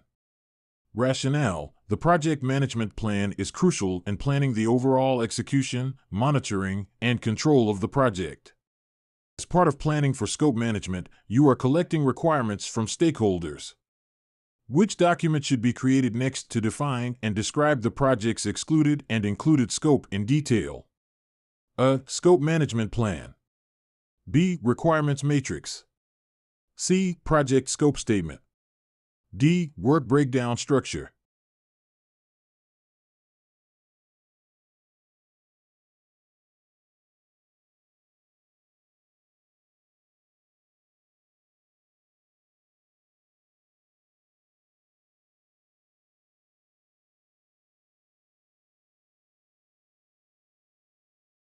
Answer: C. Project scope statement.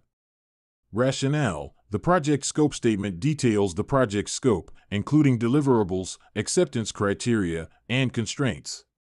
7. You have identified all the work needed to meet project requirements. What document should be created next to provide a visual representation of the project's hierarchy and decomposition of work? A. Work breakdown structure. B. Scope management plan. C. Project management plan. D. Work breakdown structure dictionary.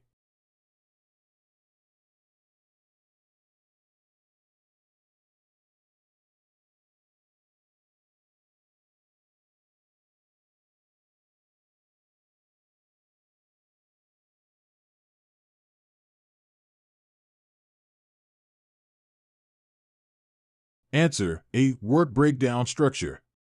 Rationale: the work breakdown structure, WBS, visually represents the project's hierarchy and breaks down work into manageable components. 8. The customer has inspected the deliverable, and you now need to ensure that it aligns with the project's requirements. What option should be the artifact next to formally accept or reject the deliverable? A. Project Charter. B. Quality Management Plan. C. Project Scope Statement. D. Accepted deliverables.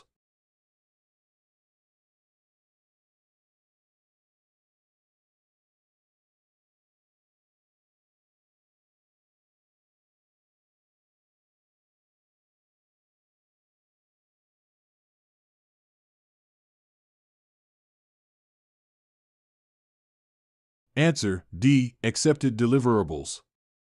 Rationale: accepted deliverables document formal acceptance or rejection of project deliverables by the customer. 9. You are managing a project scope and need to monitor performance to prevent scope creep. What document should be updated and reviewed regularly to track and manage changes to project scope? A. Scope Management Plan. B. Work Breakdown Structure. C. Scope Baseline. D. Project Plan.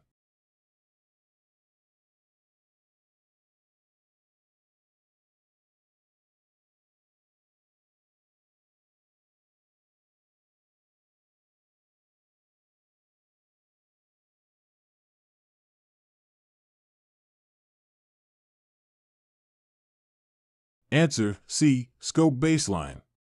Rationale: the scope baseline includes the approved project scope, schedule, and cost and is used as a reference to manage scope changes. 10. Planning how to develop the schedule is your current task. What document should be created next to list all the tasks required to complete the project? A. Schedule Management Plan. B. Activity List. C. Project Schedule. D. Milestone List.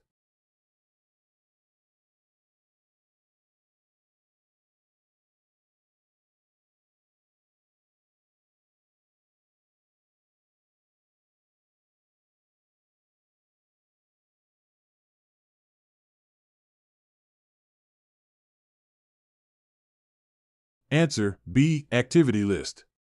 Rationale: the activity list identifies and lists all the tasks needed to complete the project. 11. You have arranged the tasks in order and decided how long each will take.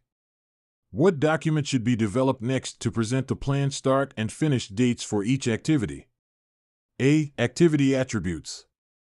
B. Project Schedule Network Diagrams. C. Activity Duration Estimates.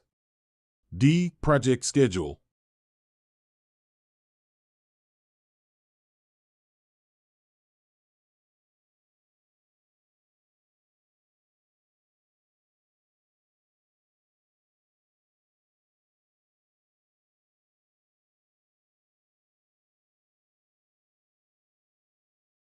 Answer D. Project Schedule. Rationale: the project schedule presents planned start and finish dates for each project activity. Per the question, all the preceding processes are complete. 12. After creating the project schedule, you need to establish a baseline to measure performance against. What document represents the approved version of the project schedule and is used for comparison? A. Schedule Management Plan. B. Project Schedule. C. Project Schedule Network Diagrams. D. Schedule Baseline.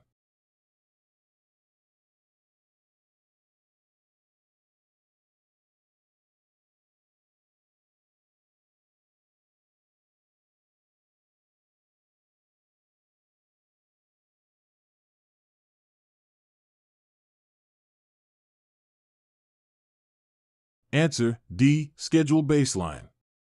Rationale: the schedule baseline is the approved version of the project schedule and serves as a basis for performance measurement. 13. You are planning how to manage project costs. What document should be developed next to estimate the cost of each task in the project?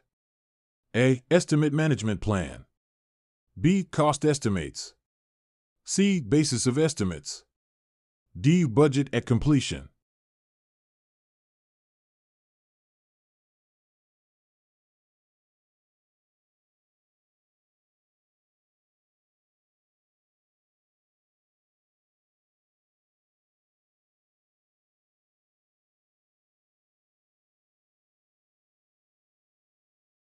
Answer B. Cost estimates. Rationale: cost estimates provide an approximation of the costs associated with each task in the project. Check out our PMP exam prep course at hpmexam.com. PMP Exam Immersion is a half-day bootcamp with lifetime access to a solid PMP exam training program that will get you in shipshape for the PMP exam. You also get access to the Life After the PMP exam program to get you to that next level, so check it out. hpmexam.com. Okay, let's move on to the next question. 14. You have estimated the cost of each task, and now you need to add up all task costs to establish a total budget for the project. What document should be created next? A. Cost management plan. B. Cost estimates. C. FEB, financial estimated baseline. D. Budget at completion.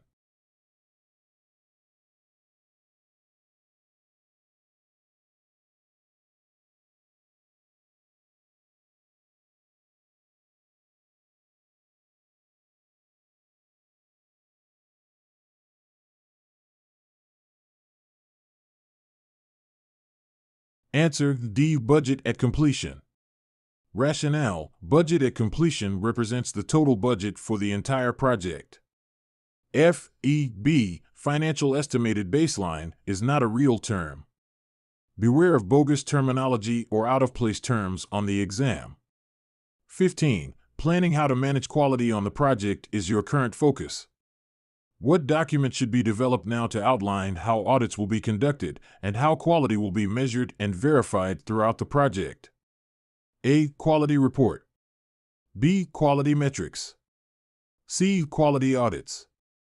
D. Quality management plan.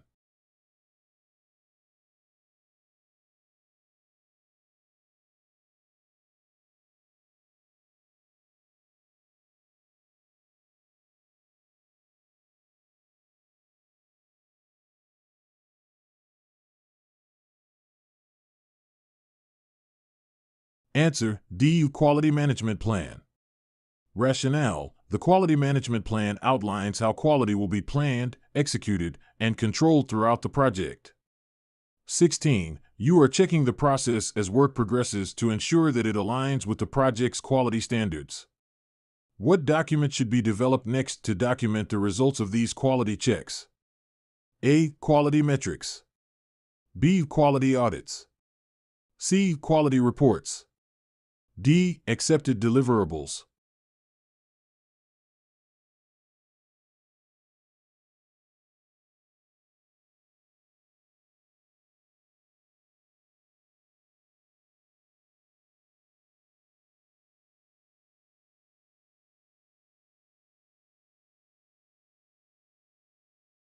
Answer C. Quality reports.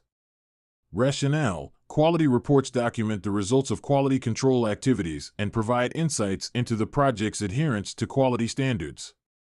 17. You have finished planning how to acquire and manage resources for your project. What document should be developed next to identify the type and quantity of resources needed? A. Resource management plan. B. Resource requirements. C. Human resource management plan. D. Resource calendar.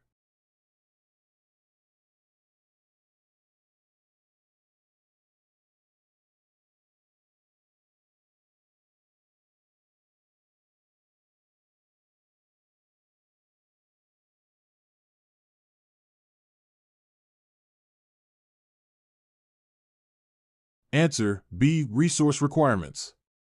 Rationale: resource requirements identify the type and quantity of resources needed for the project. 18. You are creating an organization chart with rewards and recognition in mind. What document should be created next to plan how to acquire the team and physical resources required? A. Resource management plan. B. Resource requirements. C. Physical resource management plan. D. Team charter.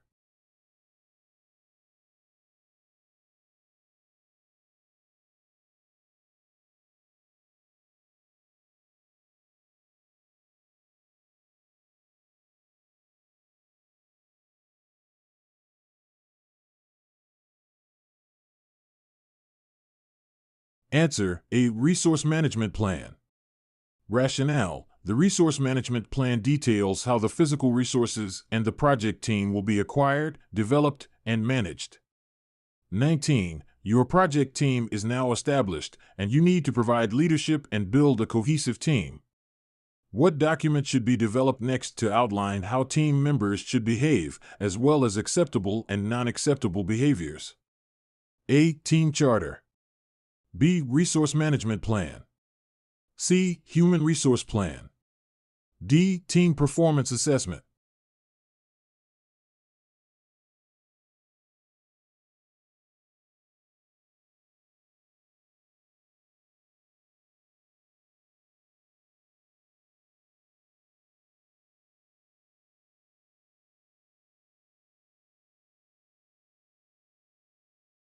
Answer: A. Team charter. Rationale: the team charter outlines how team development and leadership activities will be conducted to foster a cohesive team. 20. With the team in place and in constant training, you are now focused on managing team performance and addressing any issues. What document should be created next to monitor and ensure the alignment of team performance with the project plan? A. Team charter. B. Resource management plan. C. Risk plan. D. Team performance assessment.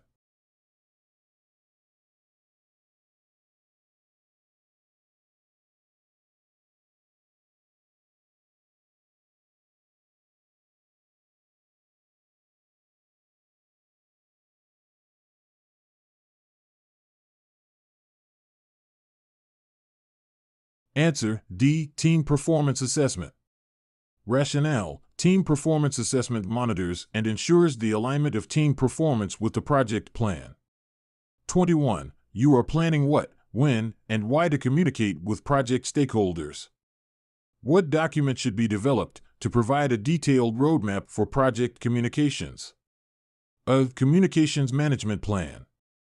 B. Stakeholder register. C. Project charter. D. Project management plan.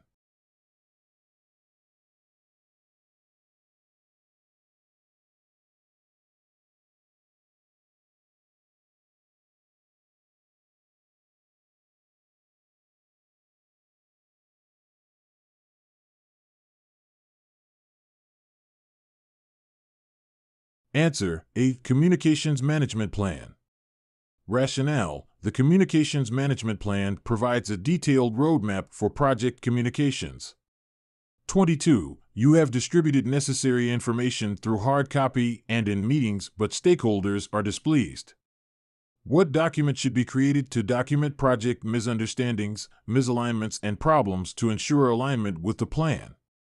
A. Stakeholder register. B. Communications management plan. C. Issue log. D. Conflict management plan.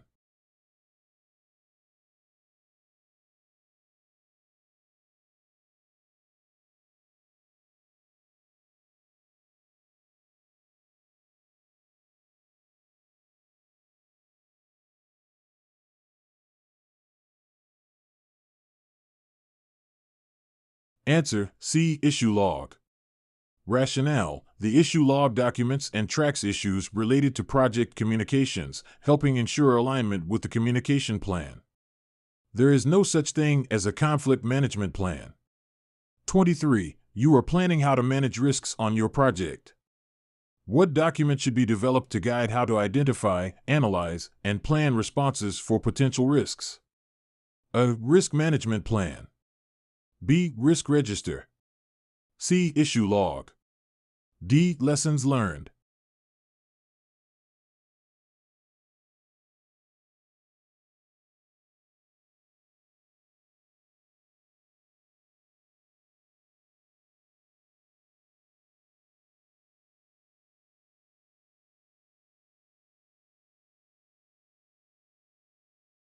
Answer: A. Risk management plan. Rationale: the risk management plan outlines how risk management activities will be conducted throughout the project. The key phrase is guide how to. 24. You have identified potential risks and need to categorize and score them. What should be done next to assess and prioritize risks based on their probability and impact. A. Risk management plan. B. Risk register. C. Qualitative risk analysis. D. Quantitative risk analysis.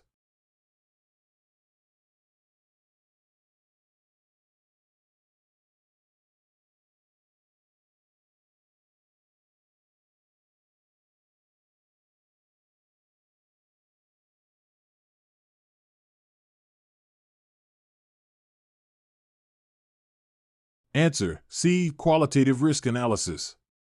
Rationale: qualitative risk analysis assesses, categorizes, scores, and prioritizes risks based on their probability and impact, providing insights for further risk management activities. Quantitative deals more with absolute values of cost or schedule, for example, but categorization is not performed here.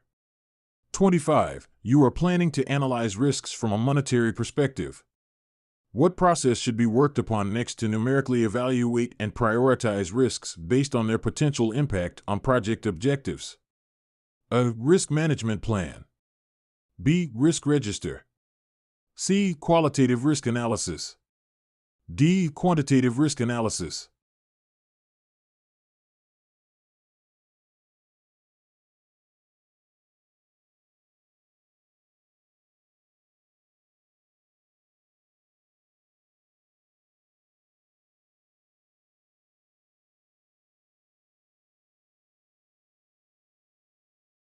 Answer: D. Quantitative risk analysis.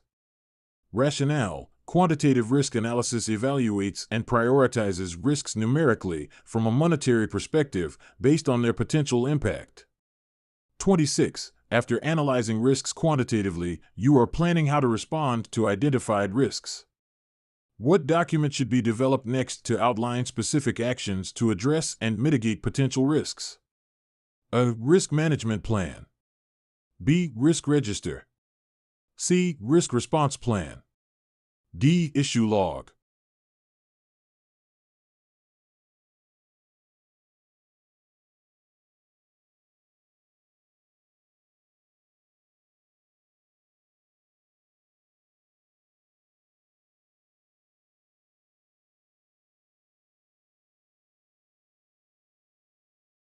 Answer: C. Risk response plan.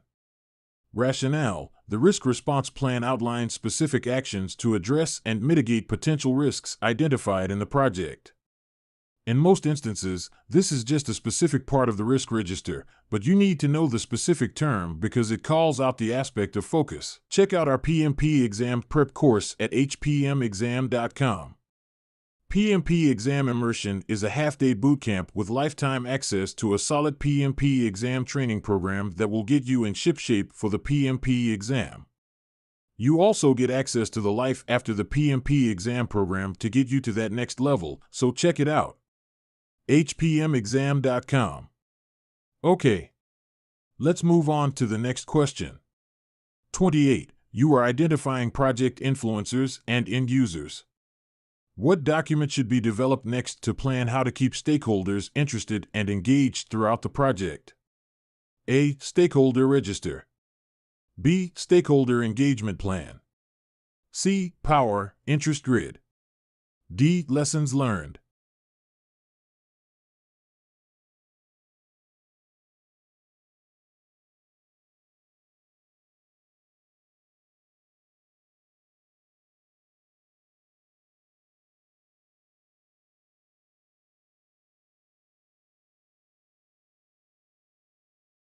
Answer: B. Stakeholder engagement plan. Rationale: the stakeholder engagement plan outlines how to keep stakeholders interested and engaged throughout the project. 29. With the stakeholder engagement plan in place, which process would keep them engaged? A. Risk register. B. Sprint retrospective. C. Sprint audit. D. Sprint review.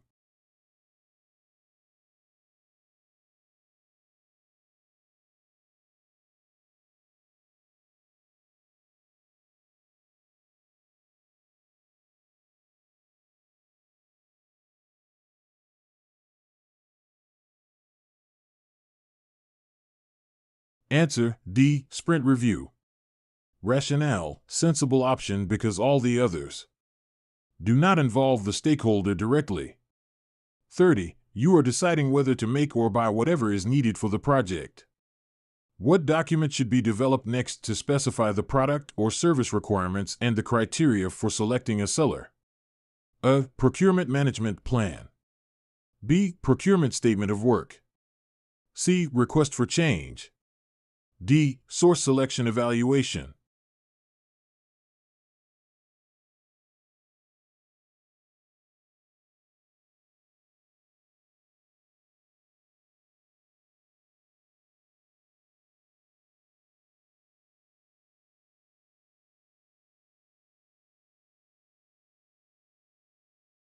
Answer B. Procurement statement of work. Rationale: the procurement statement of work specifies product or service requirements and criteria for selecting a seller. The source selection criteria on its own does not contain enough product detail compared to the procurement statement of work. 31. You have selected a seller and are ready to award a contract. What best document should be created next to formally document the agreement between the buyer and seller? A. Memorandum of Understanding, MOU. B. Procurement Statement of Work. C. Request for Proposal. D. Contract.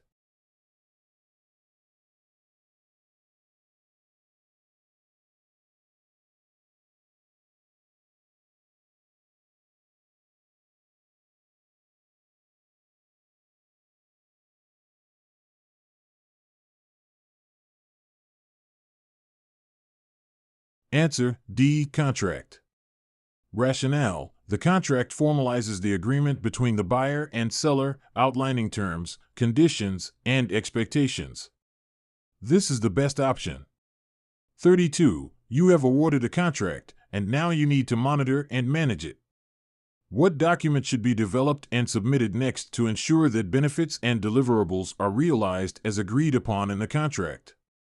A. Procurement management plan. B. Procurement statement of work. C. Contract. D. Procurement performance review.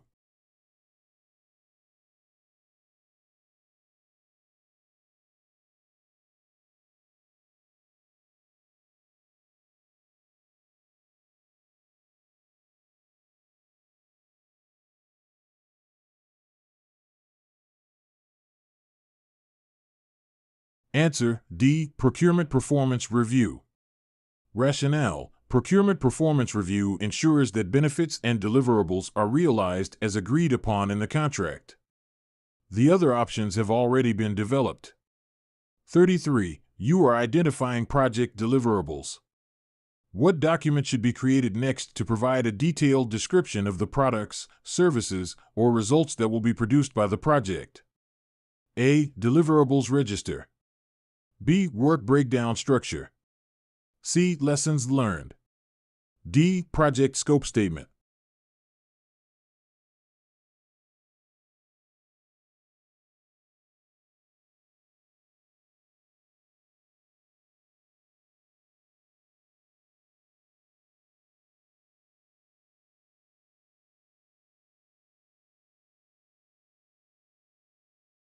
Answer D. Project scope statement. Rationale: the project scope statement provides a detailed description of the project deliverables. Keyword being description. 34. The project is nearing completion, and you need to capture lessons learned for future projects. What document should be developed next to document insights gained from the project, both positive and negative? A. Deliverables register. B. Work breakdown structure. C. Lessons learned. D. Final report.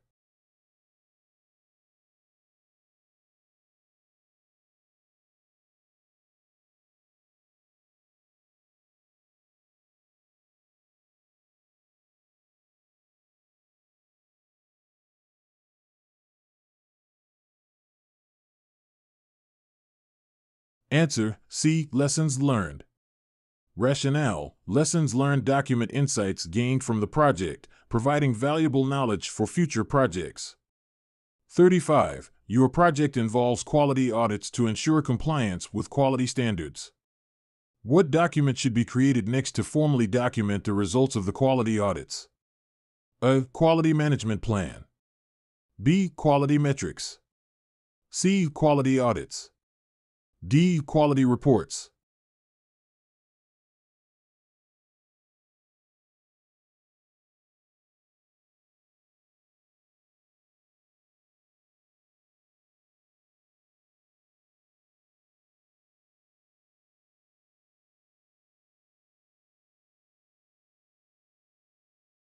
Answer: D. Quality reports.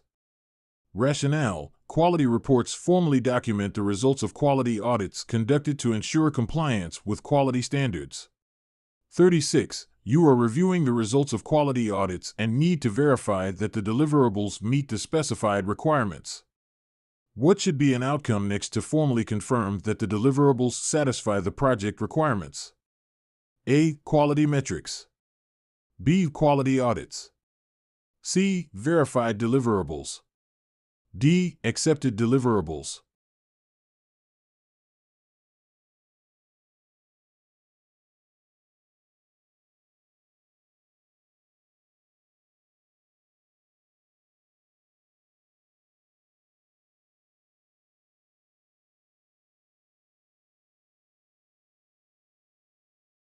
Answer: C. Verified deliverables. Rationale: verified deliverables confirm that the deliverables meet the specified requirements before formal acceptance. This just means that the internal quality team has found the deliverable good to go to the customer for their own review in the validate scope process. 37. With deliverables verified, what output should be generated next to formally accept or reject the project deliverables by the customer? A. Quality metrics. B. Quality audits. C. Verified deliverables. D. Accepted deliverables.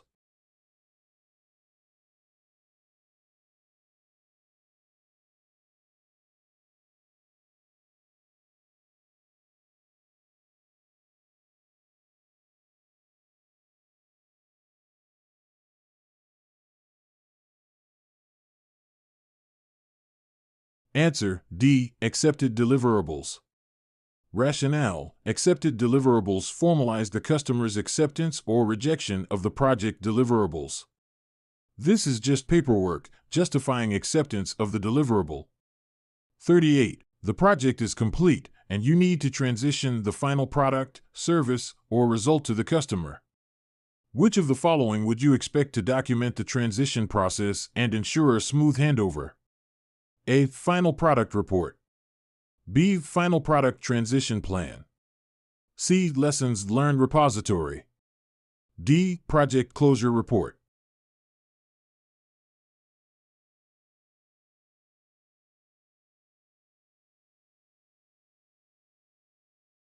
Answer: B. Final product transition plan. Rationale: the final product transition plan documents the process of transitioning the final product, service, or result to the customer. On the PMP exam, be ready to see never-before-read language. You must rely on the process of elimination and logic in several questions. 39. You have completed the project, and now you need to update documents based on project performance. What document should be developed next to capture the final status of the project and summarize its performance? A. Lessons learned. B. Final product transition plan. C. Lessons learned register. D. Final report.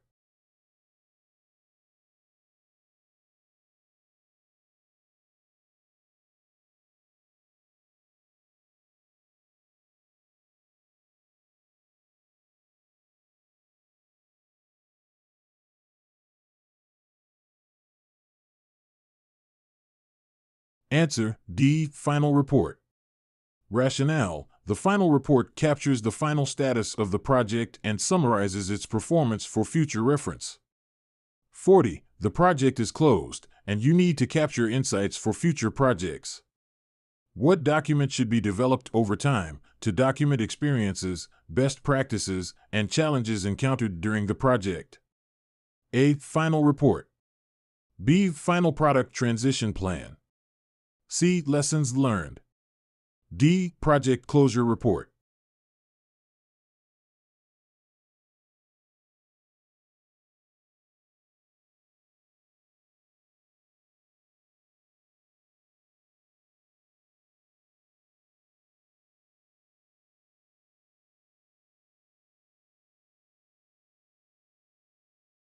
Answer: C. Lessons learned. Rationale. Lessons learned should be documented over time and document experiences, best practices, and challenges encountered during the project, providing valuable insights for future projects. 41. You are planning how to manage changes on the project and need to formally document and track proposed changes. What document should be created next to capture details of requested changes? A. Project management plan updates. B. Change requests. C. Issue log. D. Change management plan.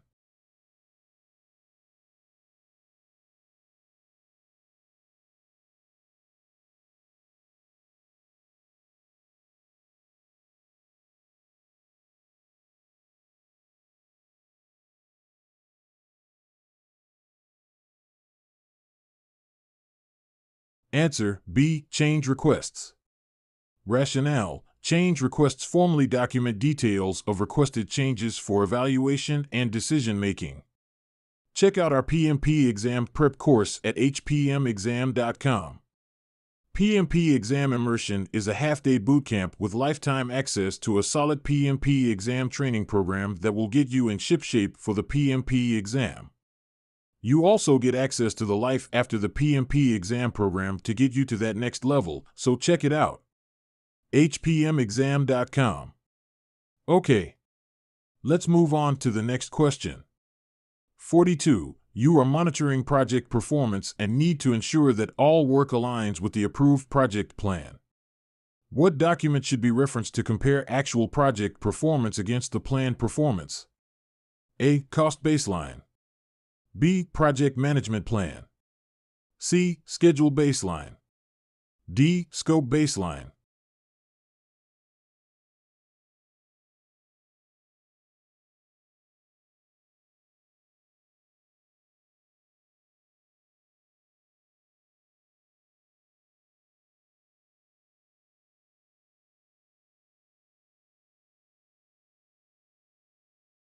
Answer: B. Project management plan. Rationale: the project management plan is referenced to compare actual project performance against the planned performance during monitoring and controlling. It contains all documents listed. 43. You have received change requests and need to decide whether to approve or reject them. What document should be developed next to formalize the decision on whether to implement the requested changes? A. Change management plan updates. B. Change requests. C. Approved change requests. D. Change log.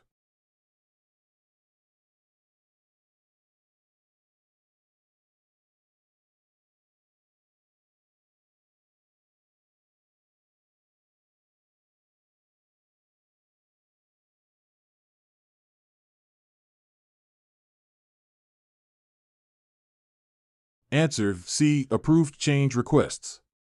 Rationale: approved change requests formalize the decision to implement requested changes and serve as a basis for updating project documents. 44. You are managing and tracking project issues. What document should be updated next to capture and document details about project problems, including their status and resolution? A. Project management plan updates. B. Change requests. C. Issue log. D. Assumption log.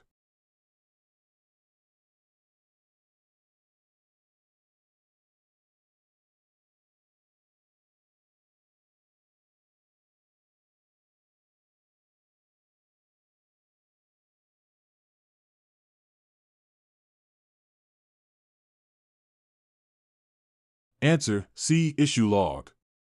Rationale: the issue log is regularly updated to capture and document details about project problems or issues, including their status and resolution. 45. As the project progresses, you are tracking assumptions made during planning.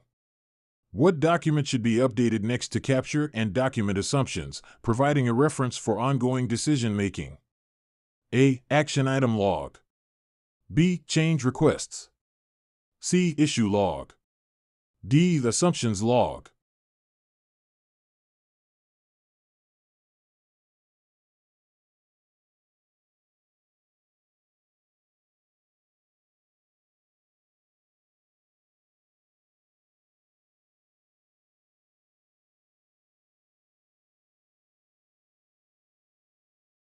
Answer D. The assumptions log.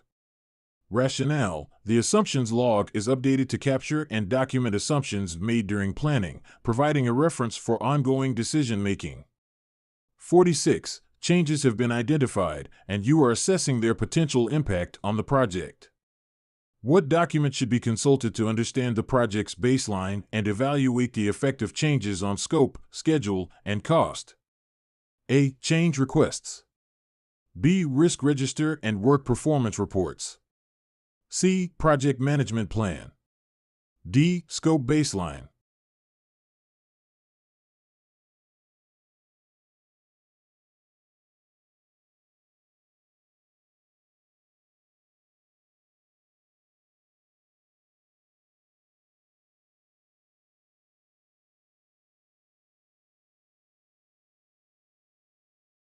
Answer C. Project management plan.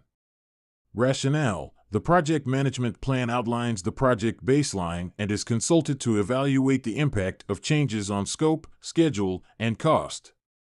47. You are monitoring project risks and need to identify any new risks that may arise. What document should be updated regularly to capture and document emerging risks throughout the project? A. Risk management plan. B. Risk register. C. Issue log. D. Lessons learned.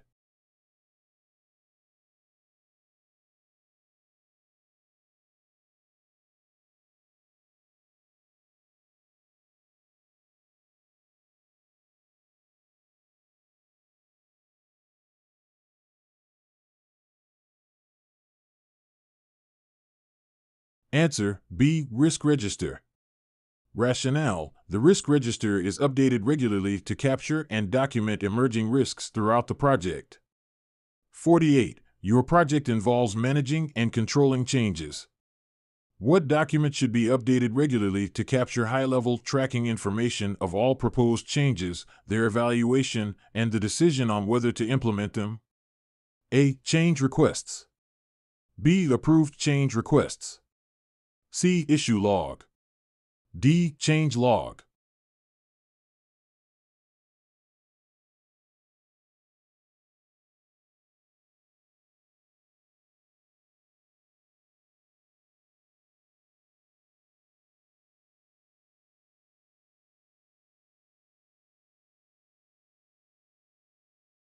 The answer is D. Changelog. The rationale: change logs are used to capture information regarding all proposed changes documented in change requests. 49. You are monitoring project risks and need to identify any new risks that may arise. What document should be updated regularly to capture and document emerging risks throughout the project? A. Risk management plan. B. Risk register. C. Issue log. D. Risk analysis.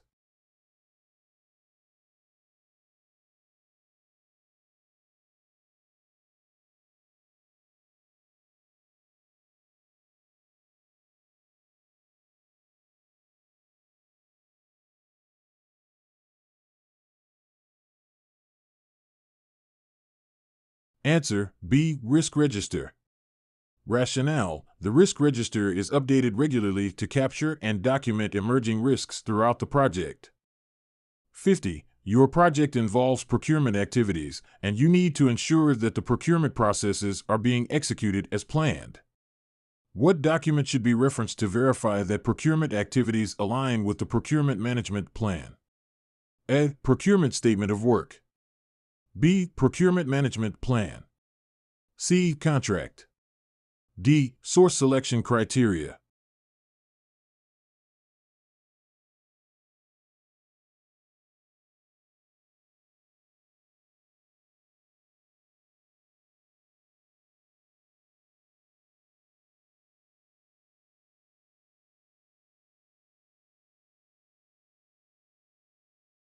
Answer B. Procurement Management Plan.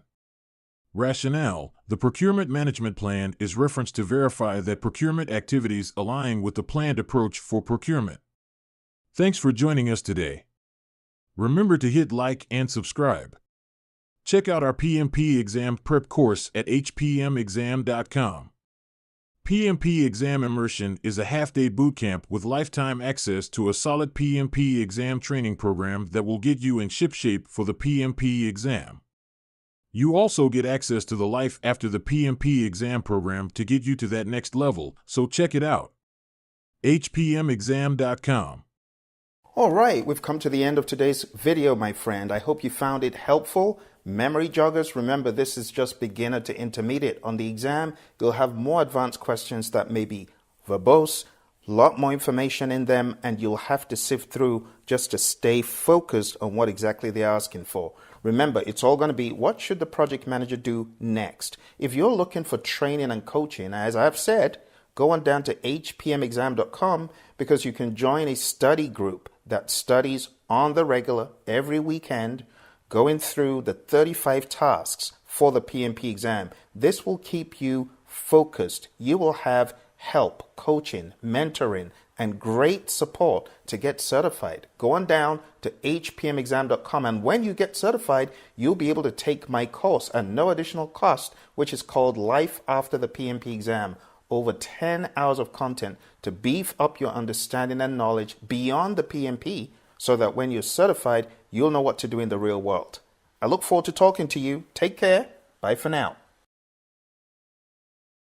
The Power of Three Part 2, PMP Exam Tune-Up. Welcome. Let's jump straight into it. The way it works, I show you a question and I give you three options. The purpose is to find our gaps and to tune up for the exam. I'll let you read the question, hit the pause button to read and have more time. 3, 2, and 1.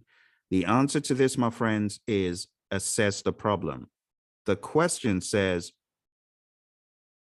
a stakeholder tells you, this is verbal. What you should do first is, of course, go through logging it into an issue log, not a change log. You wouldn't raise a change order. You wouldn't log it in a change log. So the best option in what you've been given is to assess the problem. Next question. As project certainty increases, so does. Okay, time up. If you need more time again, hit that pause button. The answer to this question is, as project certainty increases, so does the need to be predictive. There's no need to use a complex approach. We don't want our approach to be complex. We want to use an approach to address certainty, right? Even if the question said, as project certainty decreases, so does, the answer wouldn't be C. You wouldn't want to use a complex approach. You'd want to use an approach to deal with complexity. And as project certainty increases, the need to be agile decreases. The need to be predictive increases. Okay, I hope that makes sense. As you get more certain, you can be more predictive. All right, let's move on. Your project delivery approach is one time. What does this describe? 3, 2, 1. The answer is iterative. Adaptive is not one-time delivery. That's agile. Change-driven is agile as well. It's not one-time delivery. It's multiple deliveries. So the best answer is iterative. Next question. I'll let you read it. 3, 2, and 1. The answer to this is incremental. This is an example of an incremental delivery. It is well spelled out in the Agile Practice Guide. Would recommend you open it up, take a look. This example is right from there. Next question. What is a sprint? The answer is time box. A sprint is not a deadline. And it's not the earliest time a phase can finish. In fact, we don't use the word phase in the world of Agile.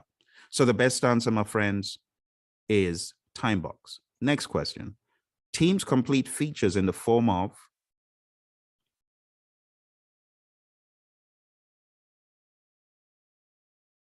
if you need more time, remember to hit that pause button. All right. 3, 2, and 1. The answer to this, my friends, is stories. Teams complete features in the form of stories, not tasks, not work pages, not work packages. Next one. You are the project manager on a small hybrid software project. You're experiencing a schedule delay. What should you do first? 3, 2, and 1. The answer is corrective action based on causes. You don't know the cause of the delay, so you cannot prescriptively say crash or fast track. Next question. You're working on a project with a low degree of change and a high delivery frequency. Which approach should you use? Think about this. Hit the pause button for more time.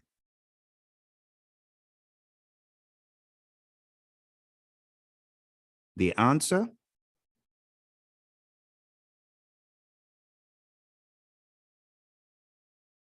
is incremental. Incremental has a low degree of change and a high frequency of delivery. Go to page 18, 19 in the Agile Practice Guide, clarify that. For those of you who are struggling so terribly with your PMP exam, I want you to know there's help. Go on down to hpmexam.com. On most Sundays, we have a 4-hour immersion session. We cover people, process, business extremely rapidly. It will help some of you. hpmexam.com. Here's your next question. As project uncertainty increases, so does what? The answer is the need to use a different approach. As project uncertainty increases, so does the need to use a different approach. Think about it. Project uncertainty, moving away from the simple zone, right? You need to use a different approach from whatever you're using. The best option would be C. Can you argue it and say, well, the need to be agile? You could be more agile, but you may not be entirely all the way to the far right of that Stacy model, or all the way to the far right of the continuum that the PMI has presented. So what I was looking for, the best thing I was looking for is C. Could you argue that A is a plausible answer as well? You could argue it, but I just wanted to call your attention to the fact that not everything has to be agile. It could be hybrid. So you may need to use a different approach from whatever you are using. Definitely, it's not the need to be predictive, right? So the best option is C. A would be the next best. All right, here's your next question. Before committing to user stories, the team should consider the story size and what? 3, 2, and 1. The answer is capacity. You should consider capacity, not velocity. Your velocity is contingent on your capacity after all, right? So the thing to consider when you're taking on a story is, am I available? Is the team available? How available is the team? Next question. Perform frequent incorporation of work into the whole, no matter the product, and then retest to determine that the entire product still works as intended. This is called what? The answer is continuous integration. Not continuous testing, not continuous deployment. but continuous integration. Take a look at page 56 in your Agile Practice Guide. Make sure you know what continuous integration is. So incorporation of the work into the whole is what the integration piece is largely. Next one. In Agile, time box research or experiments are known as what? Again, remember to hit the pause button if you need more time. 3, 2, 1. The answer? Spikes. Next question. Your project delivery approach has a goal for customer value. What does this describe?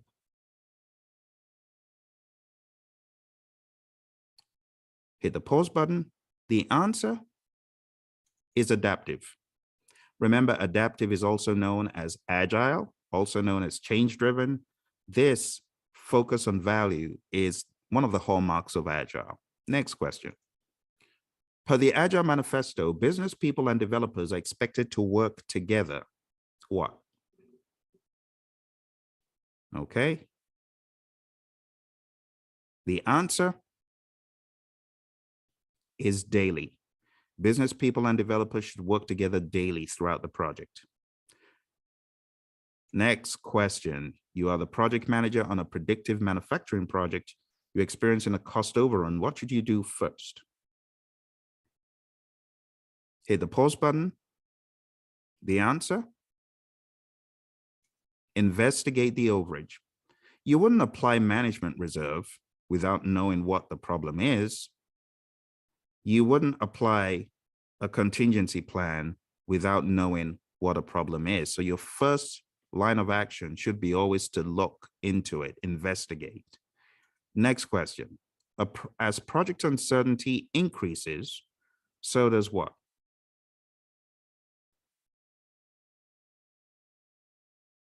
Okay. Hit the pause button if you need it. The answer? The need to use a different approach. Same thing as what you saw previously. It wouldn't be the need to use Scrum. That's prescriptive. It wouldn't be the need to be predictive, obviously, because uncertainty is increasing. You would need to use a different approach. You may need to blend in more agile, but the key thing is you're using a different approach. All right. Again, for those of you just coming, my friends, don't forget hpmexam.com. On Sundays, we have the 4-hour immersion boot camp. You're going to get access to a mock exam of 180 questions to boot you into shape. You're going to get access to a 590 plus page book that has quizzes for every task of people, process, business. It's very rapid and it helps people who are struggling on the test. Here's your next question. Per the Agile Manifesto, value responding to change over what? The answer is following a plan. Responding to change over following a plan. Per the Agile Manifesto, build projects around what? 3, 2, and 1. The answer, motivated individuals. Not small teams. Yes, we could have small teams, but we will build projects around individuals who are motivated. You could have a small team that is unmotivated. You could have a smart team that is unmotivated. Next question. You're working on a project with a low degree of change and a low delivery frequency. Which approach should you use? The answer? Predictive. Low degree of change, low frequency of delivery.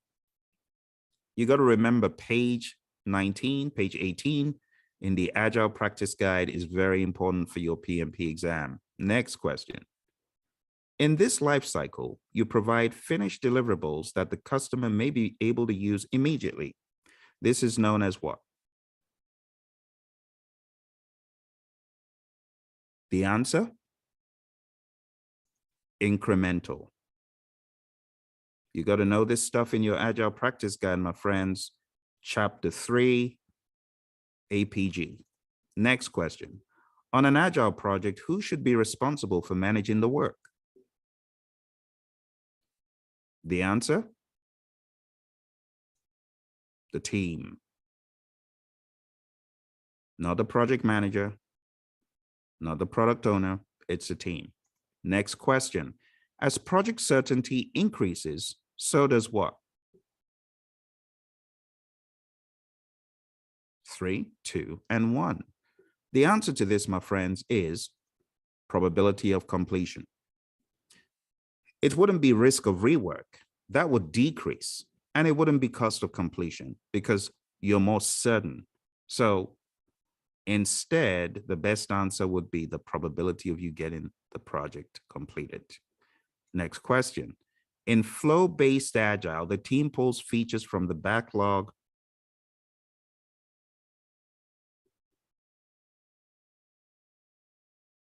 Hit the pause button if you need it. The answer? Based on its capacity to start work. It's not based on cadence in flow-based, and every 2 weeks is the same as cadence. So the answer is A. Next question. In Agile, when an important person requests a scope increase in the middle of the iteration, what should you do as the project manager? 3, 2, 1. The answer is not to refuse it. That's not moving the process or the problem forward or the request forward. It wouldn't be to add it in because remember, we forbid as much as possible any change, as much as possible, I said. So in the middle of the iteration, someone wants a scope increase. You wouldn't just add it in. Remember, all of these things mess up your velocity, 1, 2.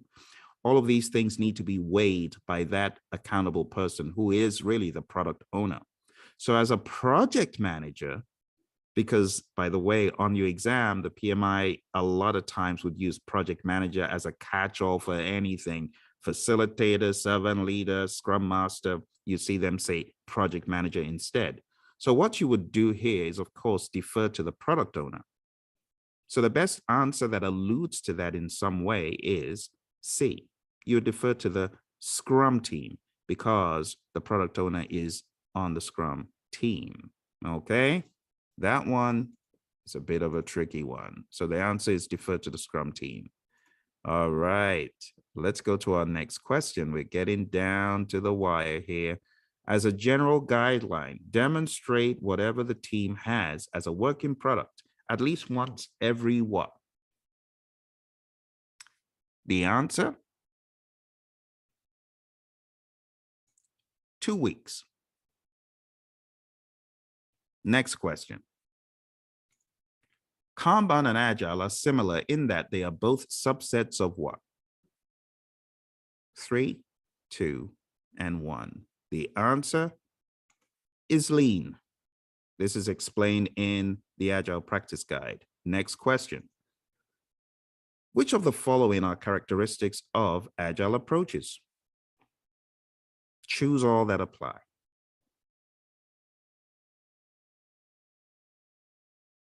The answer is all of them. Reprioritization, regularly updated plans, and frequent delivery. Next question. A more traditional approach with the bulk of planning occurring up front, then executing a single pass, a sequential process.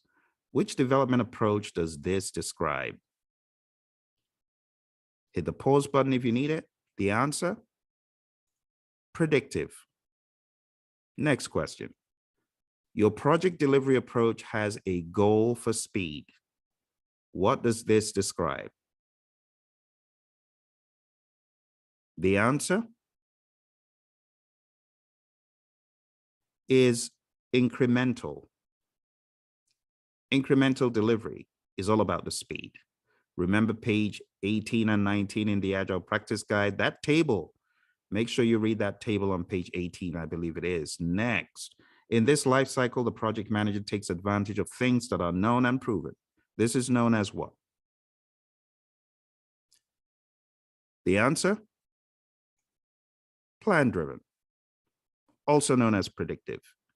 Next question. In this life cycle, you allow feedback on partially completed or unfinished work to improve and modify that work. This is known as 3, 2, and 1. The answer is iterative. Iterative is exactly what this describes in the Agile Practice Guide. Next question. You decide to leverage both aspects of iterative and incremental characteristics. Which life cycle does this describe?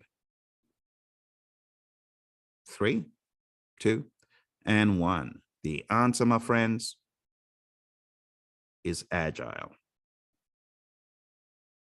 Next question. You're working on a project with a high degree of change and a low delivery frequency. Which approach should you use?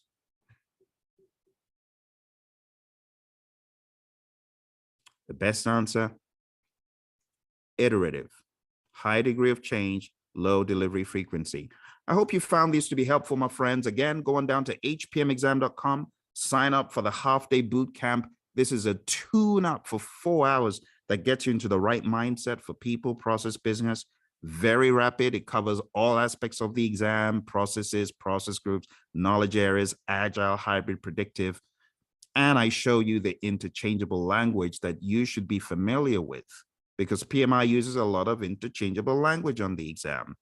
And then you've got mock exams and quizzes that will boot you into shape to get you really ready for the exam. All right. I hope you enjoy this. Don't forget to hit like and subscribe. Don't forget to hit the bell icon so that you'll know next time I have one of these available. And look around the channel. There's thousands of videos out here, my friends, on different aspects of project management. Okay. Thank you very much. You take care and bye for now. Hello, my friends. Welcome to our next set of questions. We've been on this journey for a while. Those of you who've been following, we got to question 100. Today is question 101 to question 125. Take some time to think about the answers. These are more definition kind of questions than overtly difficult situational. So I honestly expect you to get in the high 80s, 90s in this. If there are any definitions you don't know, then it's an opportunity for you to open the book, check it out, make sure you close the gaps, all right? I'm giving you about 15 seconds before the next question, so if you need more time, just hit the pause button, close the gaps, and move on, all right? I hope you find value from this, and I'll see you at the end. Question 101. What is the purpose of having a fallback plan in your project as a project manager in the pharmaceutical industry? A. To provide a plan B in case of unexpected circumstances. B. To reduce risk and improve project efficiency. C. To ensure that the project is completed on time. D. To increase the budget for the project.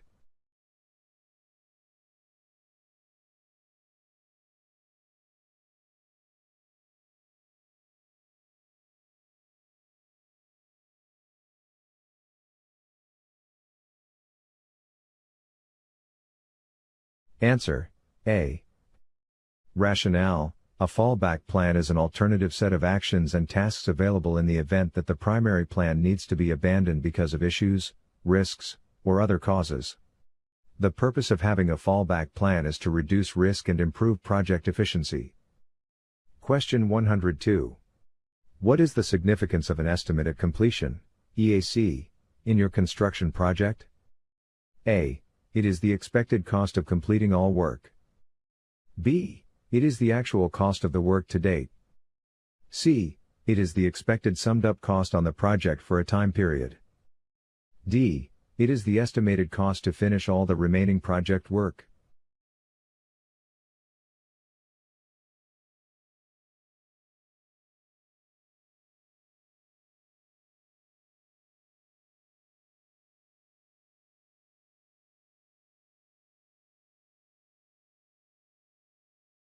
Answer: A. Rationale: the estimate at completion, EAC, is the expected total cost of completing all work expressed as the sum of the actual cost to date and the estimate to complete. Question 103. What is the meaning of free float in your oil and gas project? A. The amount of time that a scheduled activity can be delayed without delaying the early start date of any successor. B. The amount of time that a scheduled activity can be delayed without delaying the late start date of any successor. C. The amount of time that a scheduled activity can be delayed without obeying a cost constraint. D. The amount of time that a scheduled activity can be delayed without affecting the early start date of any predecessor.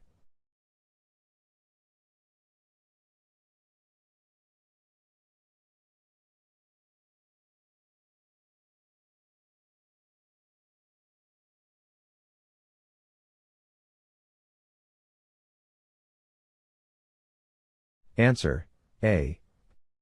Rationale: free float is the amount of time that a scheduled activity can be delayed without delaying the early start date of any successor or violating a schedule constraint. Question 104. In your IT project, what is the significance of a funding limit reconciliation? A. It is the process of comparing the planned expenditure of project funds against any limits on the commitment of funds for the project. B. It is the process of comparing the project's planned expenditure of project funds against the budget for the project. C. It is the process of comparing the planned expenditure of project funds against the actual cost for all scheduled activities. D. It is the process of comparing the planned expenditure of project funds against the earned value or the cost performance index for the project.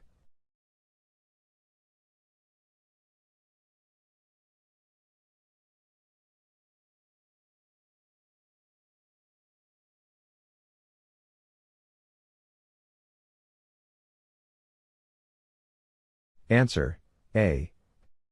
Rationale: funding limit reconciliation is the process of comparing the planned expenditure of project funds against any limits on the commitment of funds for the project to identify any variances between the funding limits and the planned expenditures. Question 105. During an inspection of the work product in a construction project, which of the following is the main objective? A. To determine the level of effort required to complete the work product. B. To determine whether the work product conforms to documented standards. C. To determine the level of risk associated with the work product. D. To determine the budget for the work product.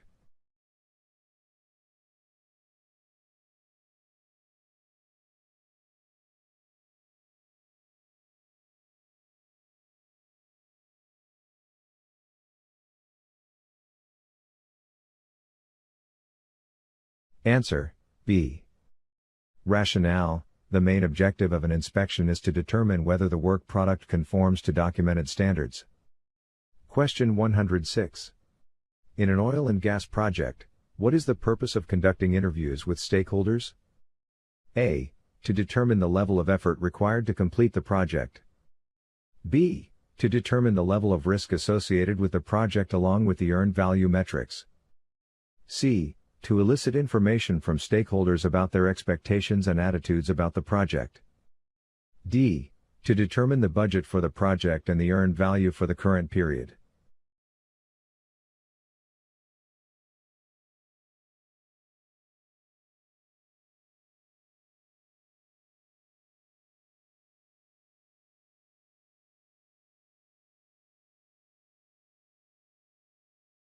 Answer: C.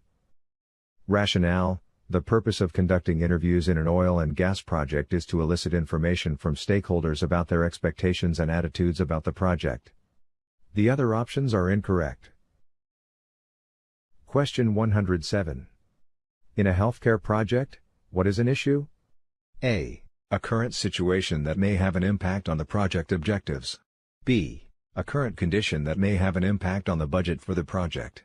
C. A current situation that may have an impact on the level of effort required to complete the project.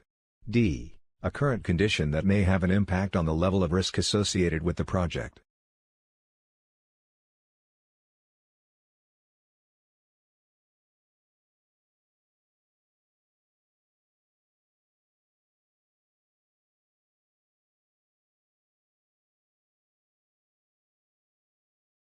Answer: A.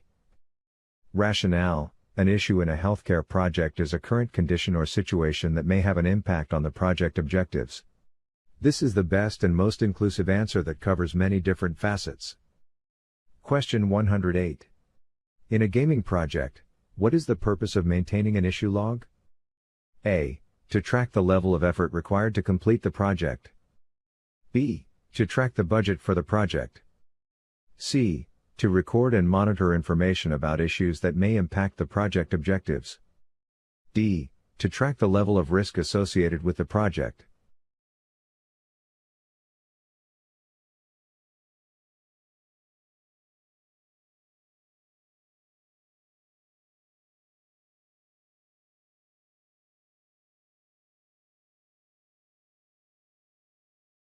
Answer: C. Rationale: the purpose of maintaining an issue log in a gaming project is to record and monitor information about issues that may impact the project objectives. Question 109.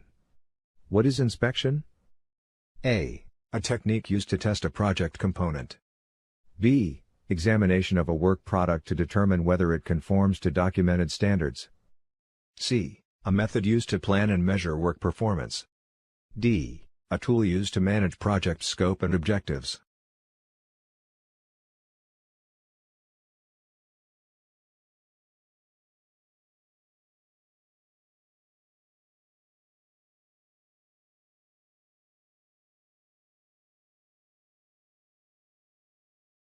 Answer: B. Examination of a work product to determine whether it conforms to documented standards. Rationale: inspection refers to the examination of a work product to determine if it meets the documented standards. It is a quality control process that ensures the deliverables produced by the project team meet the expected quality standards. Question 110. You are a project manager in the IT industry working on a software development project. What is inspection? A. A technique used for dividing and subdividing the project scope and project deliverables into smaller, more manageable parts. B. Examination of a work product to determine whether it conforms to documented standards. C. A method used to estimate the minimum project duration and determine the amount of schedule flexibility on the logical network paths within the schedule model. D. The expected total cost of completing all work expressed as the sum of the actual cost to date and the estimate to complete.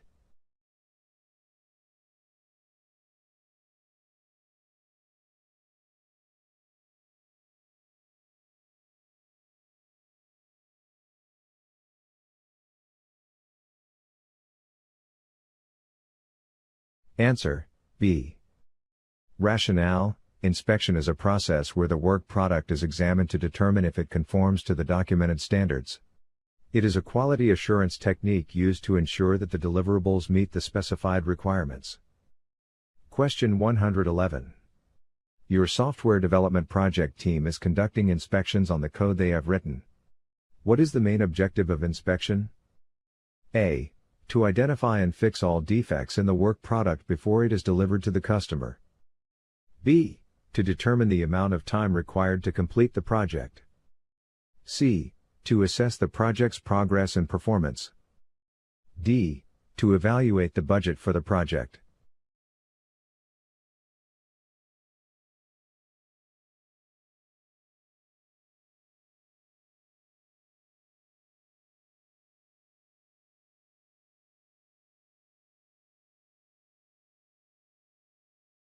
Answer: A. Rationale: the main objective of inspection is to identify and fix all defects in the work product before it is delivered to the customer. This helps to ensure that the deliverables meet the specified requirements and reduces the risk of rework and customer dissatisfaction. Question 112. You are a project manager in the healthcare industry. What is an interview? A. Examination of a work product to determine whether it conforms to documented standards. B. A formal or informal approach to elicit information from stakeholders by talking to them directly. C. A tool used to determine the benefits provided by a project against its costs. D. A document where information about issues is recorded and monitored.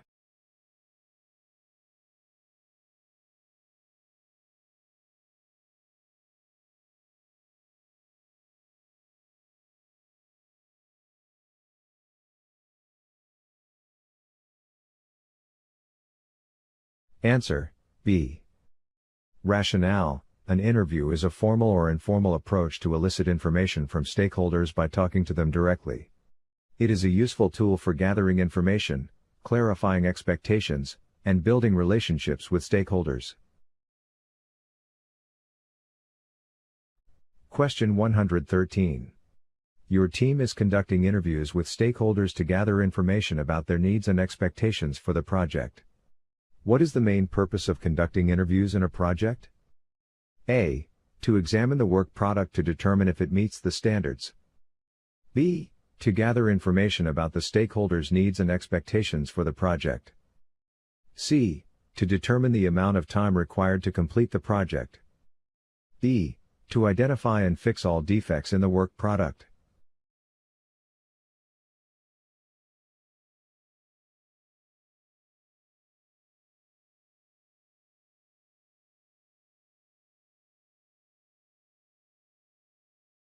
Answer: B. Rationale: the main purpose of conducting interviews in a project is to gather information about the stakeholders' needs and expectations for the project.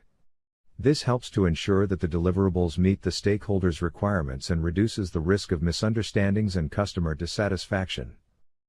Question 114. You are a project manager in the gaming industry working on a game development project. What is an issue? A. A current condition or situation that may have an impact on the project objectives. B. A project document where information about issues is recorded and monitored. C. A tool used to determine the benefits provided by a project against its costs. D. Examination of a work product to determine whether it conforms to documented standards.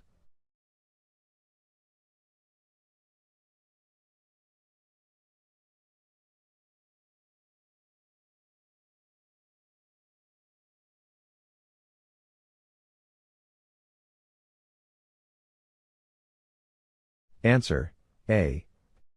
Rationale: an issue is a current condition or situation that may have an impact on the project objectives. Question 115. What is the purpose of an issue log in a project? A. To keep track of risks and opportunities. B. To record and monitor information about issues that may have an impact on the project objectives. C. To keep track of all project deliverables. D. To keep track of project costs and budgets.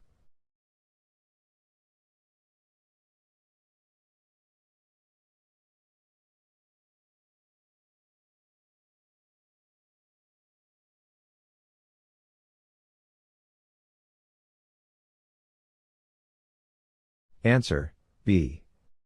Rationale: an issue log is a project document where information about issues that may have an impact on the project objectives is recorded and monitored.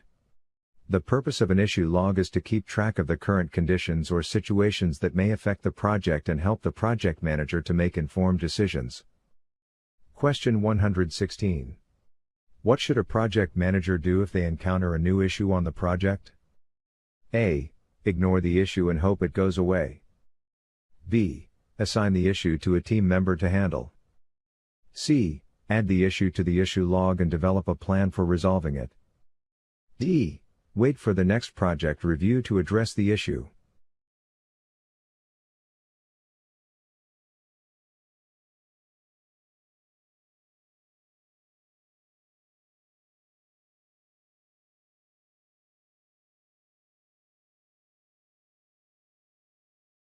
Answer: C. Rationale: when a project manager encounters a new issue, it is important to add the issue to the issue log and develop a plan for resolving it. This helps to ensure that the issue is tracked and managed, and that the impact on the project is minimized. Ignoring the issue or waiting for the next project review is not an effective solution and may result in the issue becoming a bigger problem. Question 117. How should a project manager use the issue log to manage issues on the project? A. Only review the issue log at the end of the project. B. Assign issues to team members without any follow-up. C. Regularly review and update the issue log, and develop a plan for resolving each issue. D. Wait for team members to report issues and then add them to the issue log.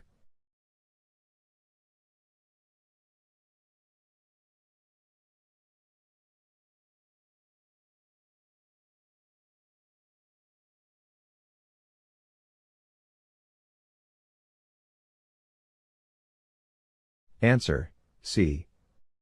Rationale: a project manager should regularly review and update the issue log, and develop a plan for resolving each issue. This helps to ensure that the issues are tracked and managed effectively, and that the impact on the project is minimized. Waiting for team members to report issues or only reviewing the issue log at the end of the project is not an effective solution and may result in issues becoming bigger problems. Question 118. What is the purpose of an issue log in a project? A. To track the status of the project risks. B. To document problems and concerns that arise during the project. C. To track the progress of the project work. D. To document the project budget and schedule.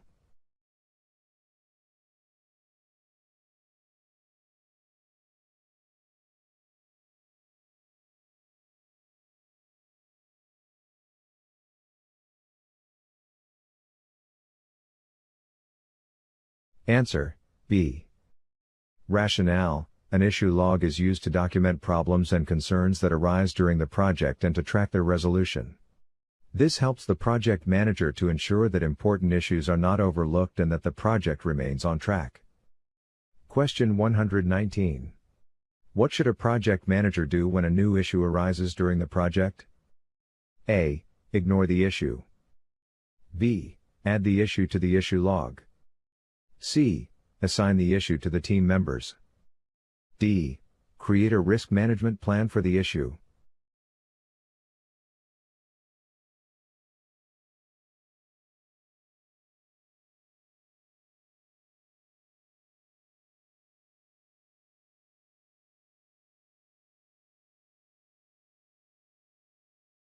Answer: B.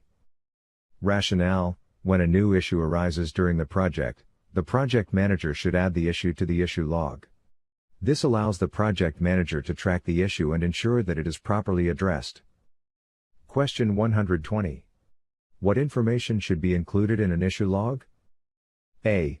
The names of the team members responsible for resolving the issue. B. The status of the issue. C. The date the issue was raised. D. All of the above.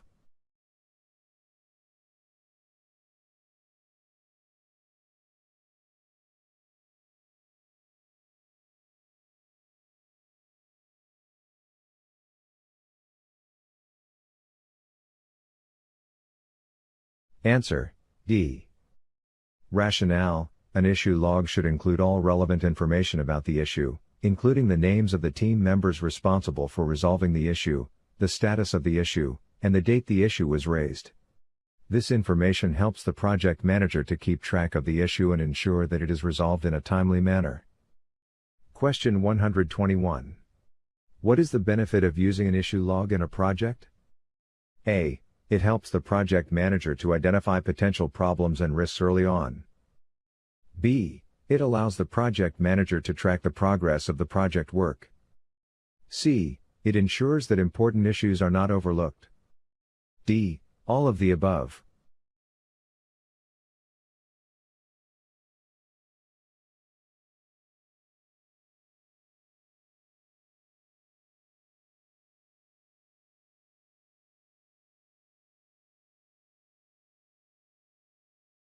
Answer: D. Rationale: an issue log provides several benefits to a project, including helping the project manager to identify potential problems and risks early on, tracking the progress of the project work, and ensuring that important issues are not overlooked. By using an issue log, the project manager can ensure that the project remains on track and that any issues are resolved in a timely manner. Question 122. How can a project manager ensure that the project schedule is effectively communicated to the team and stakeholders? A. Use a Gantt chart. B. Use a mind map. C. Use a flowchart. D. Use a network diagram.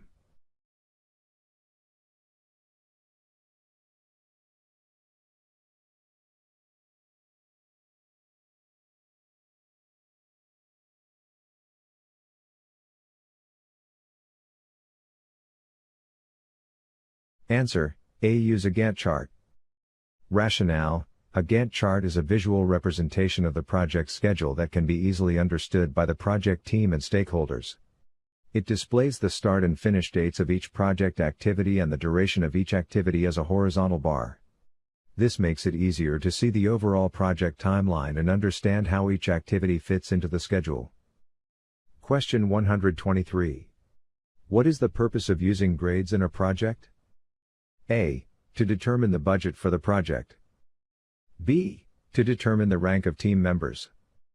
C. To distinguish items that have the same functional use but do not share the same requirements for quality. D. To determine the schedule for the project.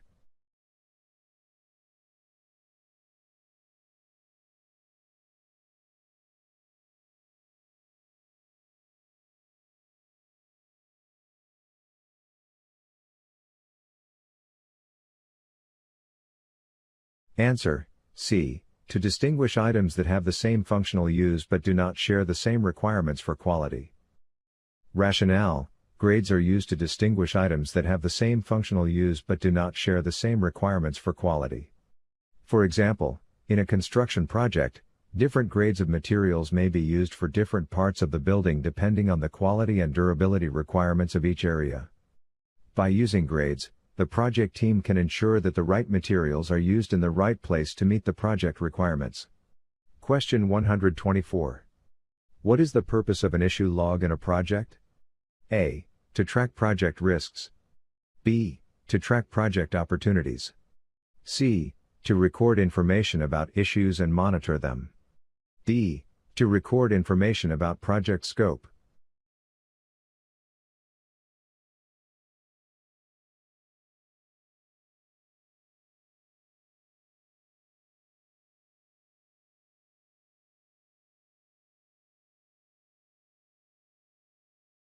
Answer, C. To record information about issues and monitor them. Rationale, an issue log is a project document where information about issues is recorded and monitored. Issues are current conditions or situations that may have an impact on the project objectives. By recording issues in an issue log, the project manager can keep track of them and ensure that they are addressed in a timely and effective manner. This helps to minimize the impact of issues on the project and keep the project on track. Question 125. What is the purpose of ground rules in a project? A. To determine the budget for the project. B. To establish expectations regarding acceptable behavior by project team members. C. To determine the schedule for the project. D. To determine the rank of team members.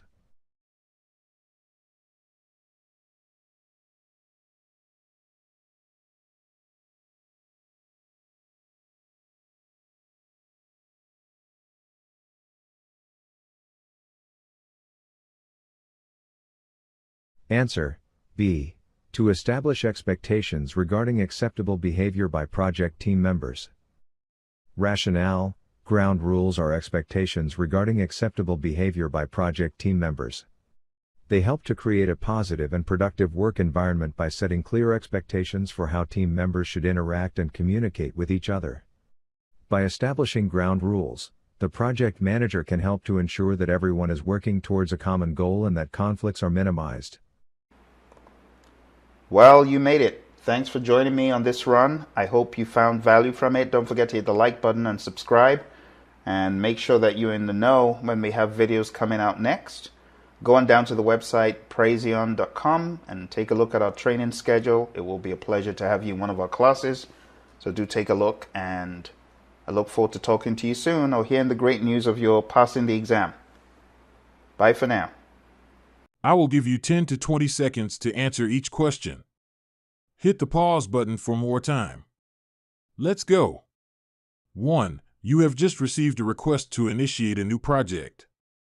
Within the project, what is the first document you should create to formally authorize the project and appoint a project manager? A. Needs assessment. B. Project charter. C. Business case. D. Benefits register.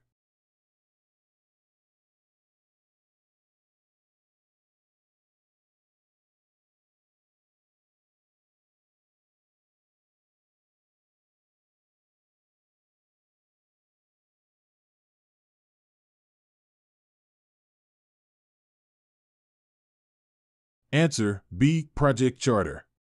Rationale: the project charter is the key document to officially authorize the project and appoint a project manager. Keywords are within the project. None of the other options is created within the project. 2. As part of initiating a project, you are identifying key stakeholders. Which document should be developed to capture information about individuals, groups, or organizations that may impact or be impacted by the project? A. Stakeholder log. B. Project scope statement. C. Project management plan. D. Risk register.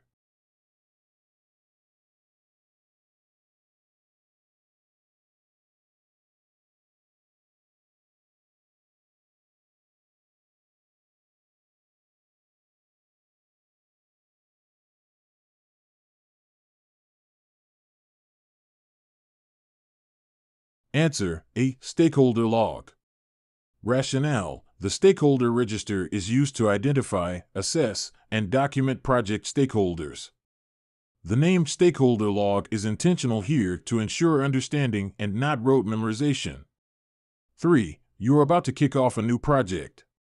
What document outlines the high-level project goals, benefits, and assumptions and is created to justify the project before it starts? A. Project charter. B. Risk register. C. Business case. D. Benefits register.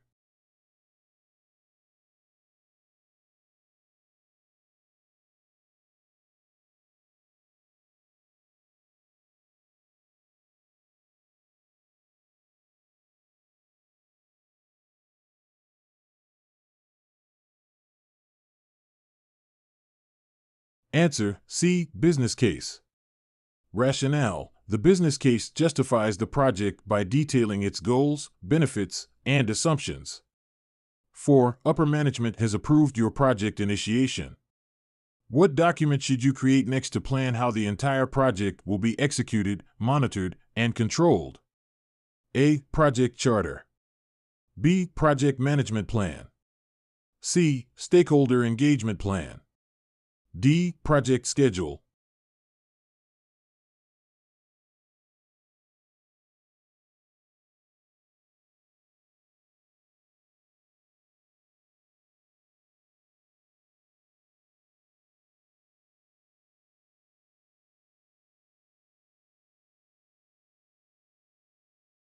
Answer B. Project management plan. Rationale: the project management plan is crucial in planning the overall execution, monitoring, and control of the project.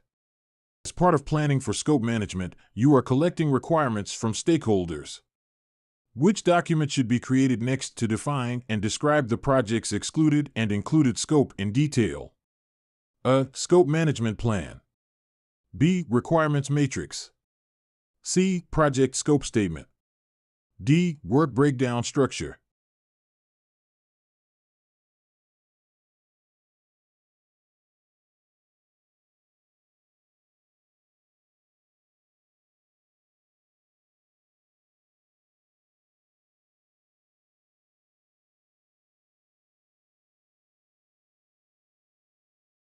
Answer C. Project scope statement. Rationale: the project scope statement details the project scope, including deliverables, acceptance criteria, and constraints. 7. You have identified all the work needed to meet project requirements. What document should be created next to provide a visual representation of the project's hierarchy and decomposition of work? A. Work breakdown structure. B. Scope management plan. C. Project management plan. D. Work breakdown structure dictionary.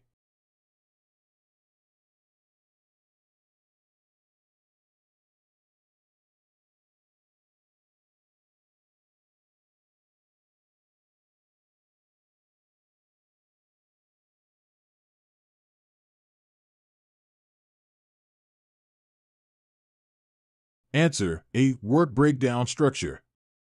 Rationale: the work breakdown structure, WBS, visually represents the project's hierarchy and breaks down work into manageable components.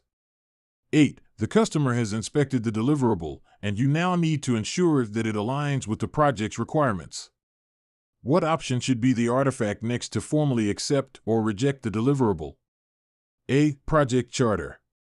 B. Quality Management Plan. C. Project Scope Statement. D. Accepted deliverables.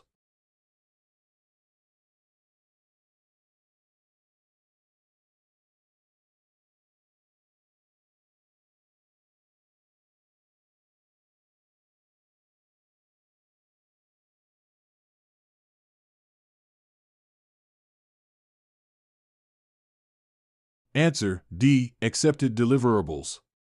Rationale: accepted deliverables document formal acceptance or rejection of project deliverables by the customer. 9. You are managing a project scope and need to monitor performance to prevent scope creep. What document should be updated and reviewed regularly to track and manage changes to project scope? A. Scope Management Plan. B. Work Breakdown Structure. C. Scope Baseline. D. Project Plan.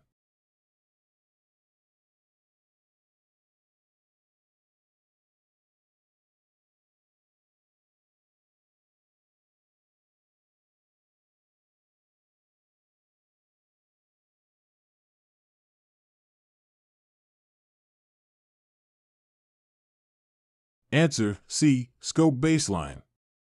Rationale: the scope baseline includes the approved project scope, schedule, and cost and is used as a reference to manage scope changes.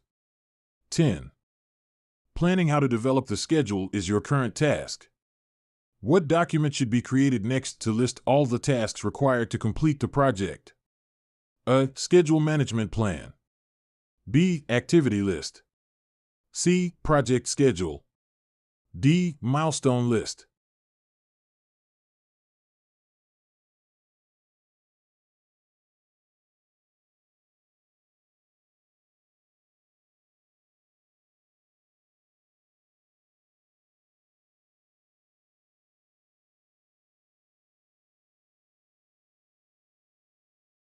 Answer B. Activity List. Rationale: the activity list identifies and lists all the tasks needed to complete the project.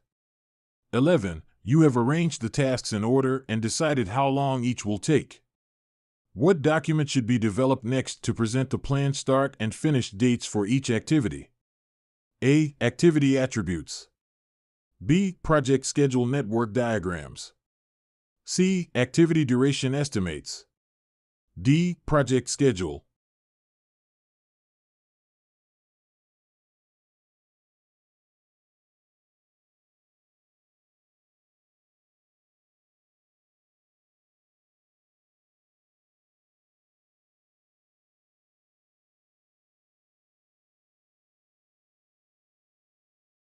Answer D. Project Schedule. Rationale: the project schedule presents planned start and finish dates for each project activity. Per the question, all the preceding processes are complete. 12. After creating the project schedule, you need to establish a baseline to measure performance against. What document represents the approved version of the project schedule and is used for comparison? A. Schedule Management Plan. B. Project Schedule. C. Project Schedule Network Diagrams. D. Schedule Baseline.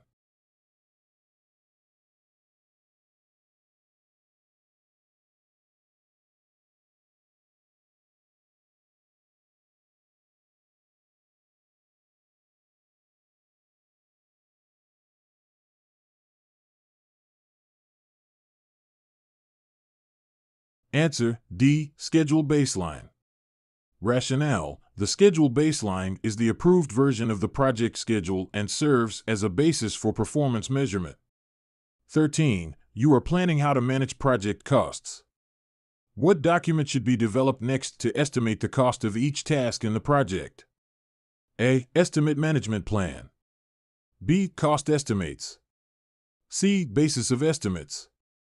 D. Budget at Completion.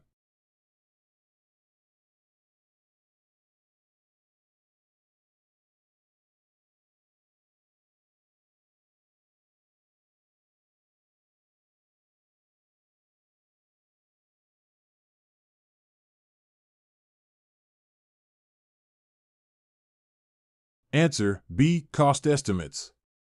Rationale: cost estimates provide an approximation of the costs associated with each task in the project.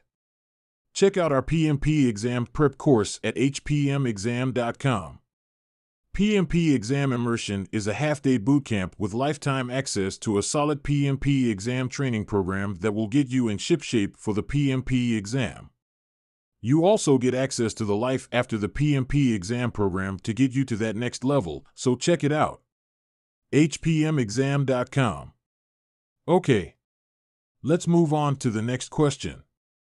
14. You have estimated the cost of each task, and now you need to add up all task costs to establish a total budget for the project.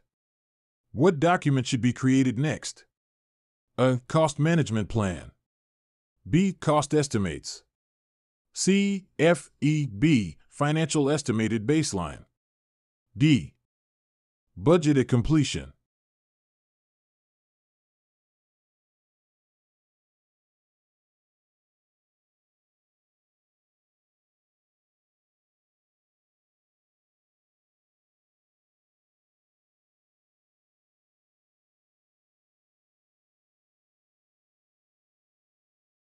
Answer D. Budget at completion.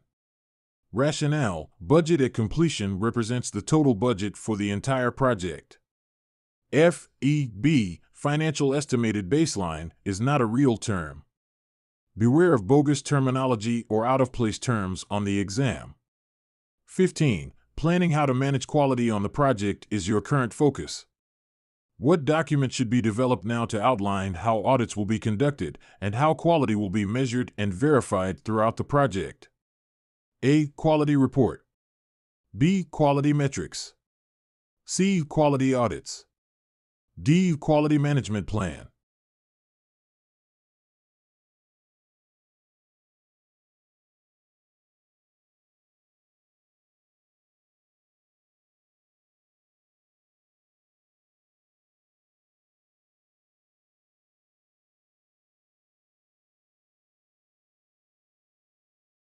Answer D. Quality management plan. Rationale: the quality management plan outlines how quality will be planned, executed, and controlled throughout the project. 16. You are checking the process as work progresses to ensure that it aligns with the project's quality standards. What document should be developed next to document the results of these quality checks? A. Quality metrics. B. Quality audits. C. Quality reports. D. Accepted deliverables.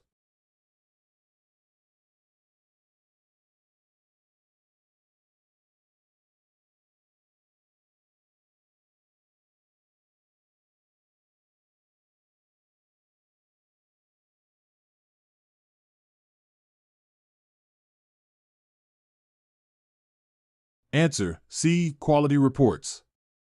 Rationale: quality reports document the results of quality control activities and provide insights into the project's adherence to quality standards. 17. You have finished planning how to acquire and manage resources for your project. What document should be developed next to identify the type and quantity of resources needed? A. Resource management plan. B. Resource requirements. C. Human resource management plan. D. Resource calendar.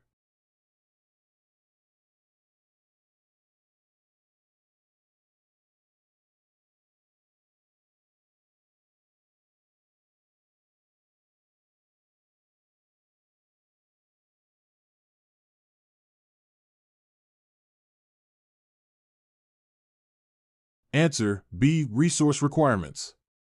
Rationale: resource requirements identify the type and quantity of resources needed for the project. 18. You are creating an organization chart with rewards and recognition in mind. What document should be created next to plan how to acquire the team and physical resources required? A. Resource management plan. B. Resource requirements. C. Physical resource management plan. D. Team charter.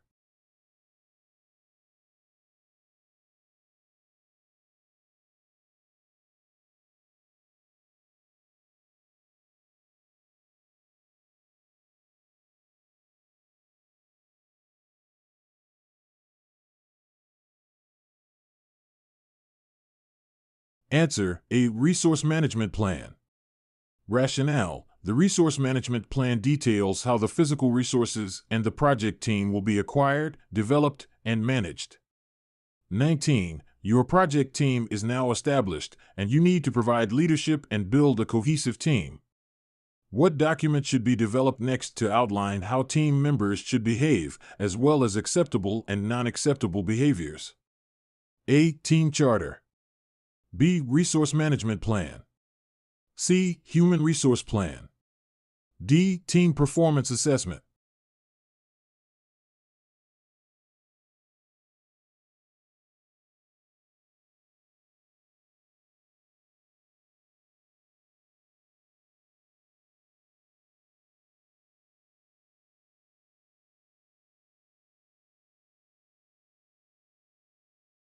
Answer: A. Team charter. Rationale: the team charter outlines how team development and leadership activities will be conducted to foster a cohesive team. 20. With the team in place and in constant training, you are now focused on managing team performance and addressing any issues.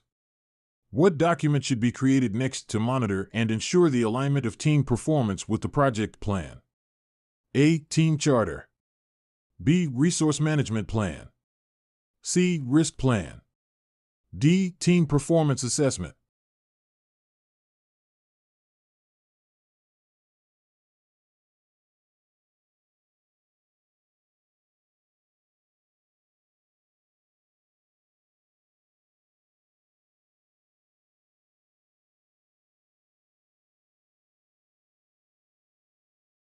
Answer: D. Team performance assessment.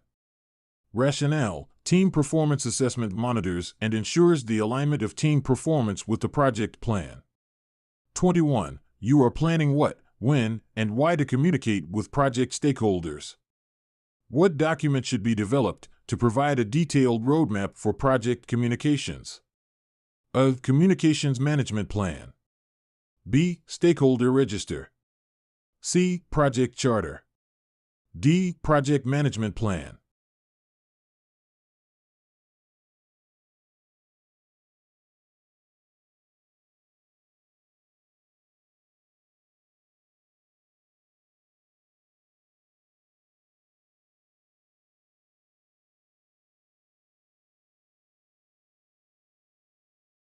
Answer: A. Communications management plan. Rationale: the communications management plan provides a detailed roadmap for project communications. 22. You have distributed necessary information through hard copy and in meetings, but stakeholders are displeased. What document should be created to document project misunderstandings, misalignments, and problems to ensure alignment with the plan? A. Stakeholder register. B. Communications management plan. C. Issue log. D. Conflict management plan.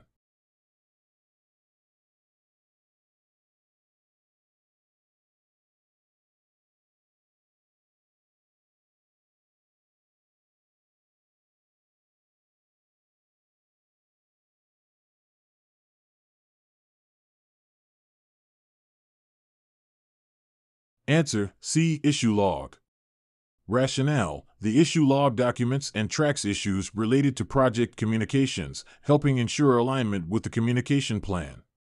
There is no such thing as a conflict management plan. 23. You are planning how to manage risks on your project. What document should be developed to guide how to identify, analyze, and plan responses for potential risks? A. Risk management plan. B. Risk register. C. Issue log. D. Lessons learned.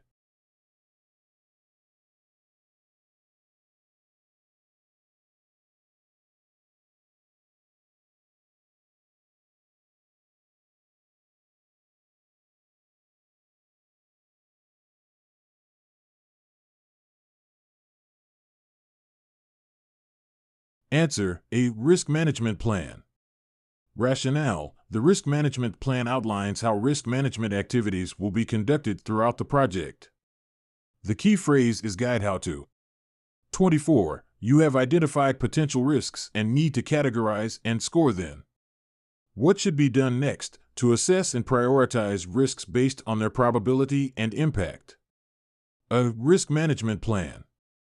B. Risk register. C. Qualitative risk analysis. D. Quantitative risk analysis.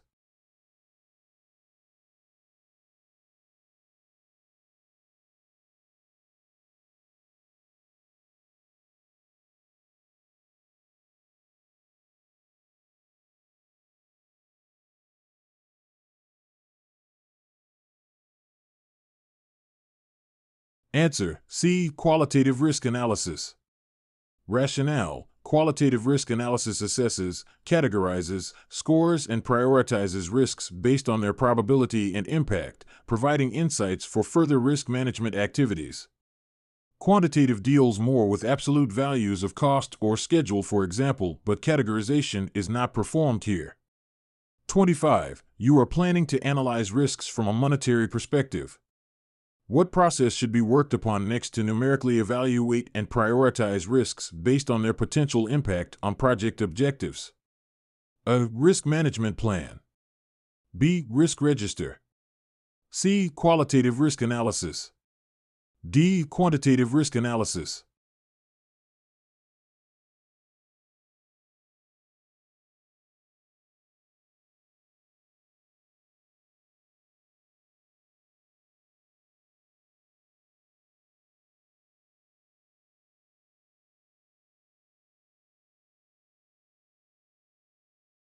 Answer: D. Quantitative risk analysis. Rationale: quantitative risk analysis evaluates and prioritizes risks numerically from a monetary perspective based on their potential impact. 26. After analyzing risks quantitatively, you are planning how to respond to identified risks. What document should be developed next to outline specific actions to address and mitigate potential risks? A. Risk management plan. B. Risk register. C. Risk response plan. D. Issue log.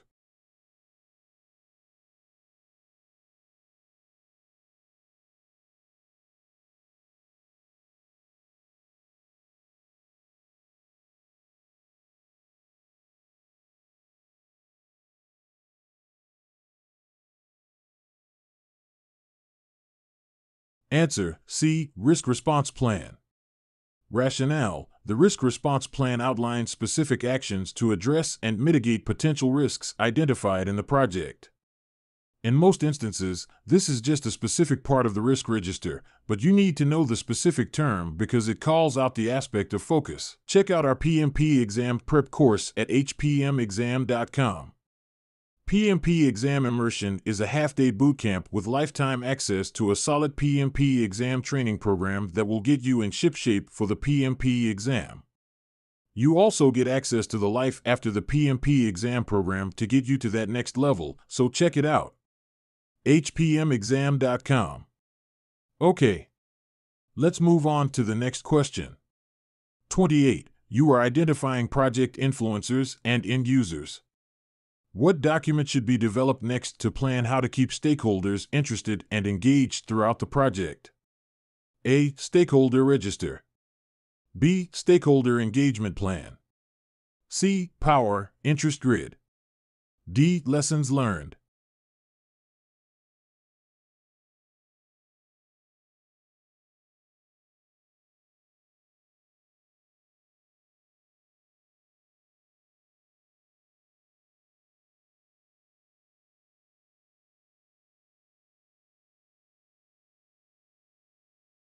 Answer: B. Stakeholder engagement plan.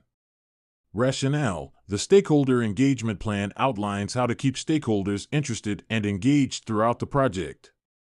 29. With the stakeholder engagement plan in place, which process would keep them engaged? A. Risk register. B. Sprint retrospective. C. Sprint audit. D. Sprint review.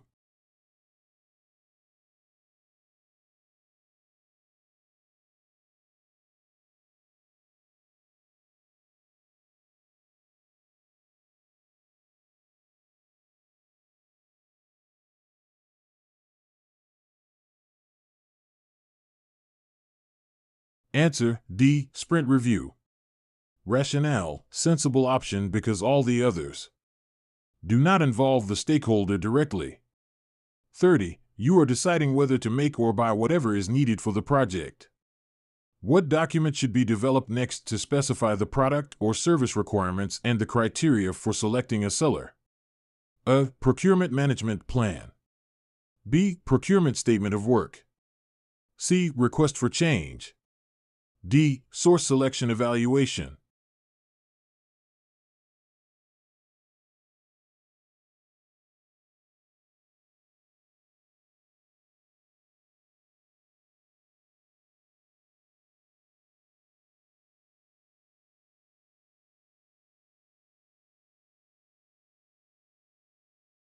Answer B. Procurement statement of work.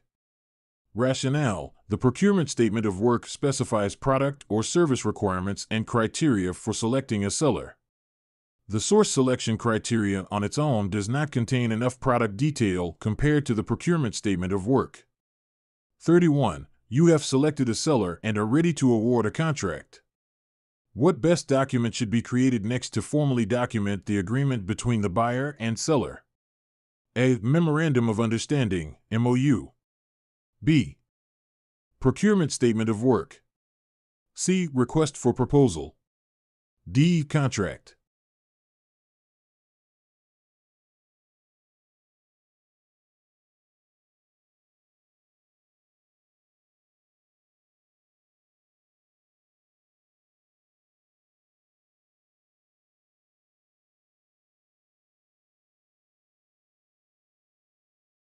Answer D. Contract.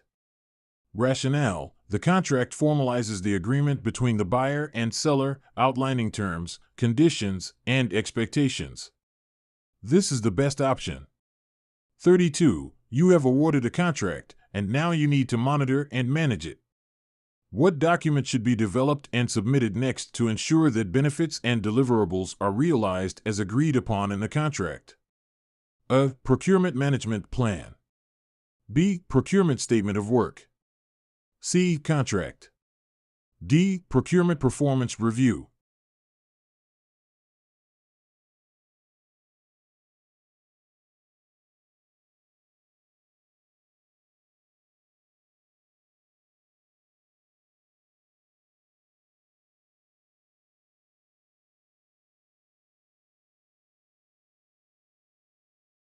Answer D. Procurement performance review. Rationale: procurement performance review ensures that benefits and deliverables are realized as agreed upon in the contract. The other options have already been developed. 33. You are identifying project deliverables. What document should be created next to provide a detailed description of the products, services, or results that will be produced by the project? A. Deliverables register. B. Work breakdown structure. C. Lessons learned. D. Project scope statement.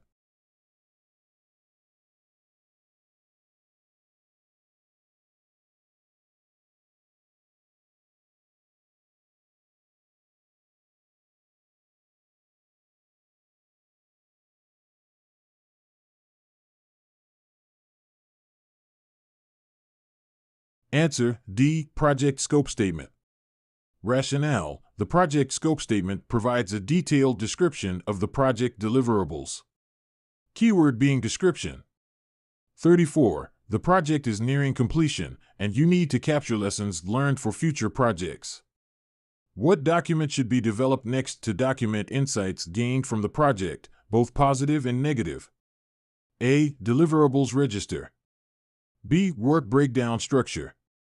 C. Lessons learned. D. Final report.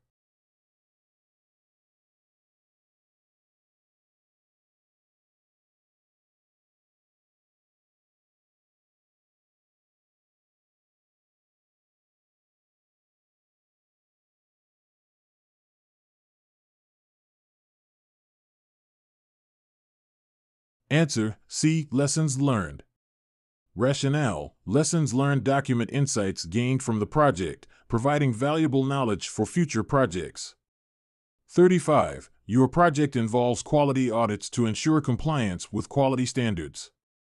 What document should be created next to formally document the results of the quality audits?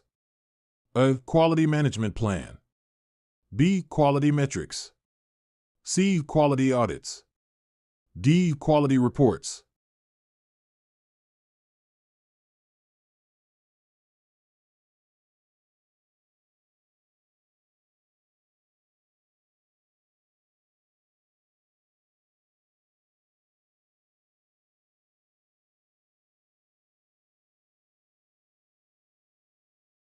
Answer: D. Quality reports. Rationale: quality reports formally document the results of quality audits conducted to ensure compliance with quality standards. 36. You are reviewing the results of quality audits and need to verify that the deliverables meet the specified requirements. What should be an outcome next to formally confirm that the deliverables satisfy the project requirements? A. Quality metrics.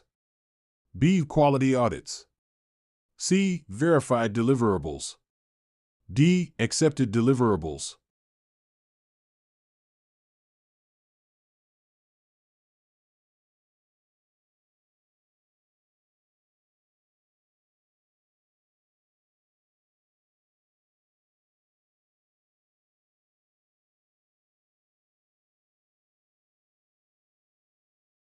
Answer: C. Verified deliverables. Rationale: verified deliverables confirm that the deliverables meet the specified requirements before formal acceptance. This just means that the internal quality team has found the deliverable good to go to the customer for their own review in the validate scope process.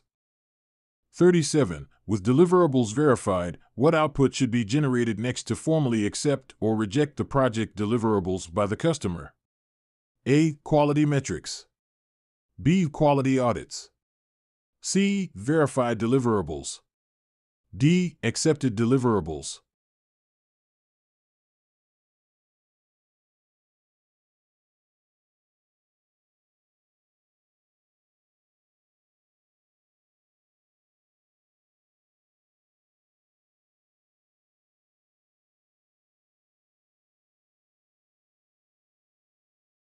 Answer: D. Accepted deliverables.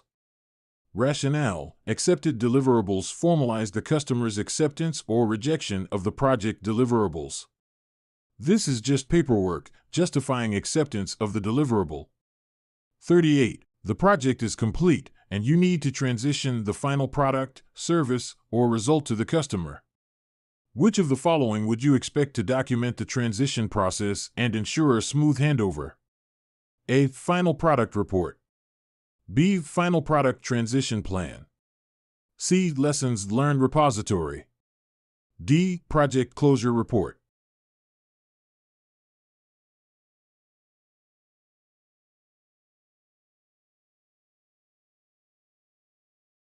Answer: B. Final product transition plan.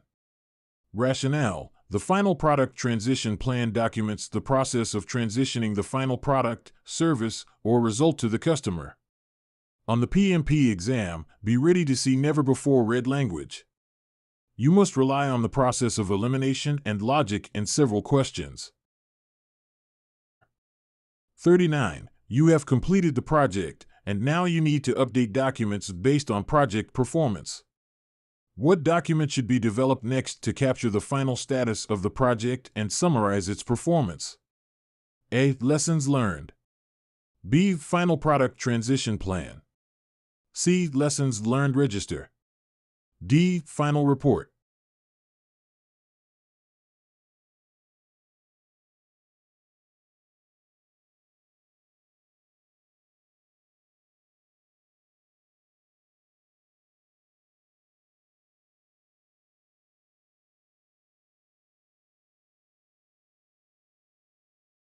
Answer: D. Final report. Rationale: the final report captures the final status of the project and summarizes its performance for future reference. 40. The project is closed, and you need to capture insights for future projects. What document should be developed over time to document experiences, best practices, and challenges encountered during the project? A. Final report. B. Final product transition plan. C. Lessons learned. D. Project closure report.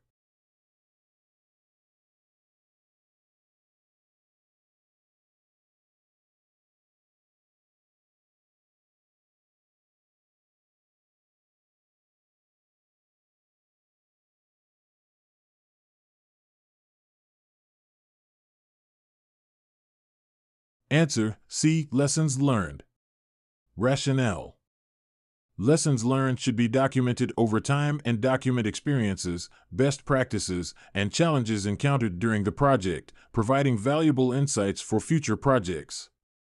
41. You are planning how to manage changes on the project and need to formally document and track proposed changes. What document should be created next to capture details of requested changes? A. Project management plan updates. B. Change requests. C. Issue log. D. Change management plan.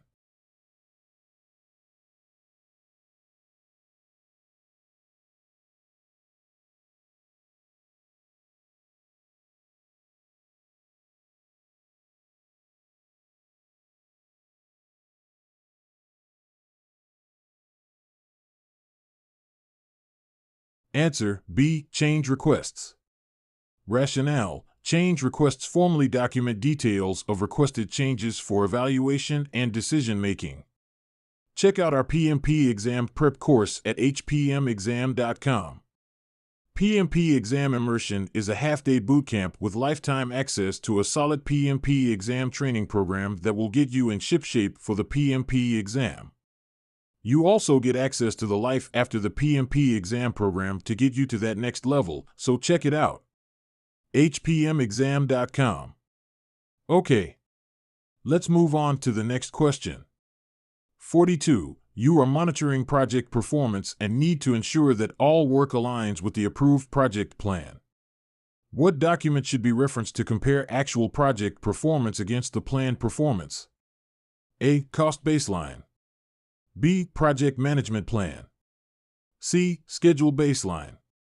D. Scope baseline.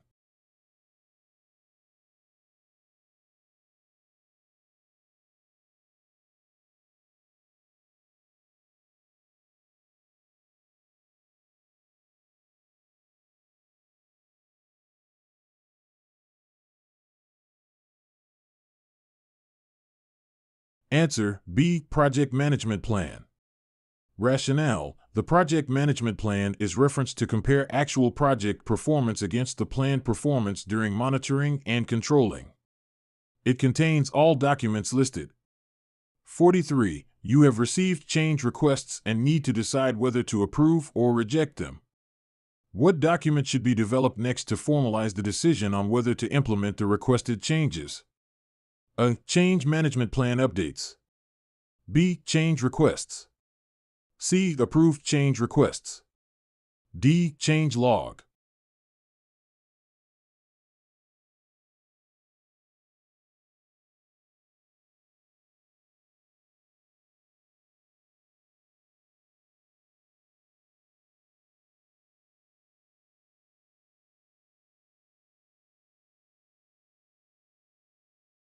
Answer: C. Approved change requests.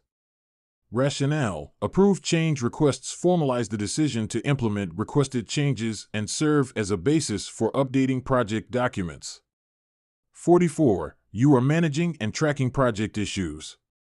What document should be updated next to capture and document details about project problems, including their status and resolution? A. Project management plan updates. B. Change requests. C. Issue log. D. Assumption log.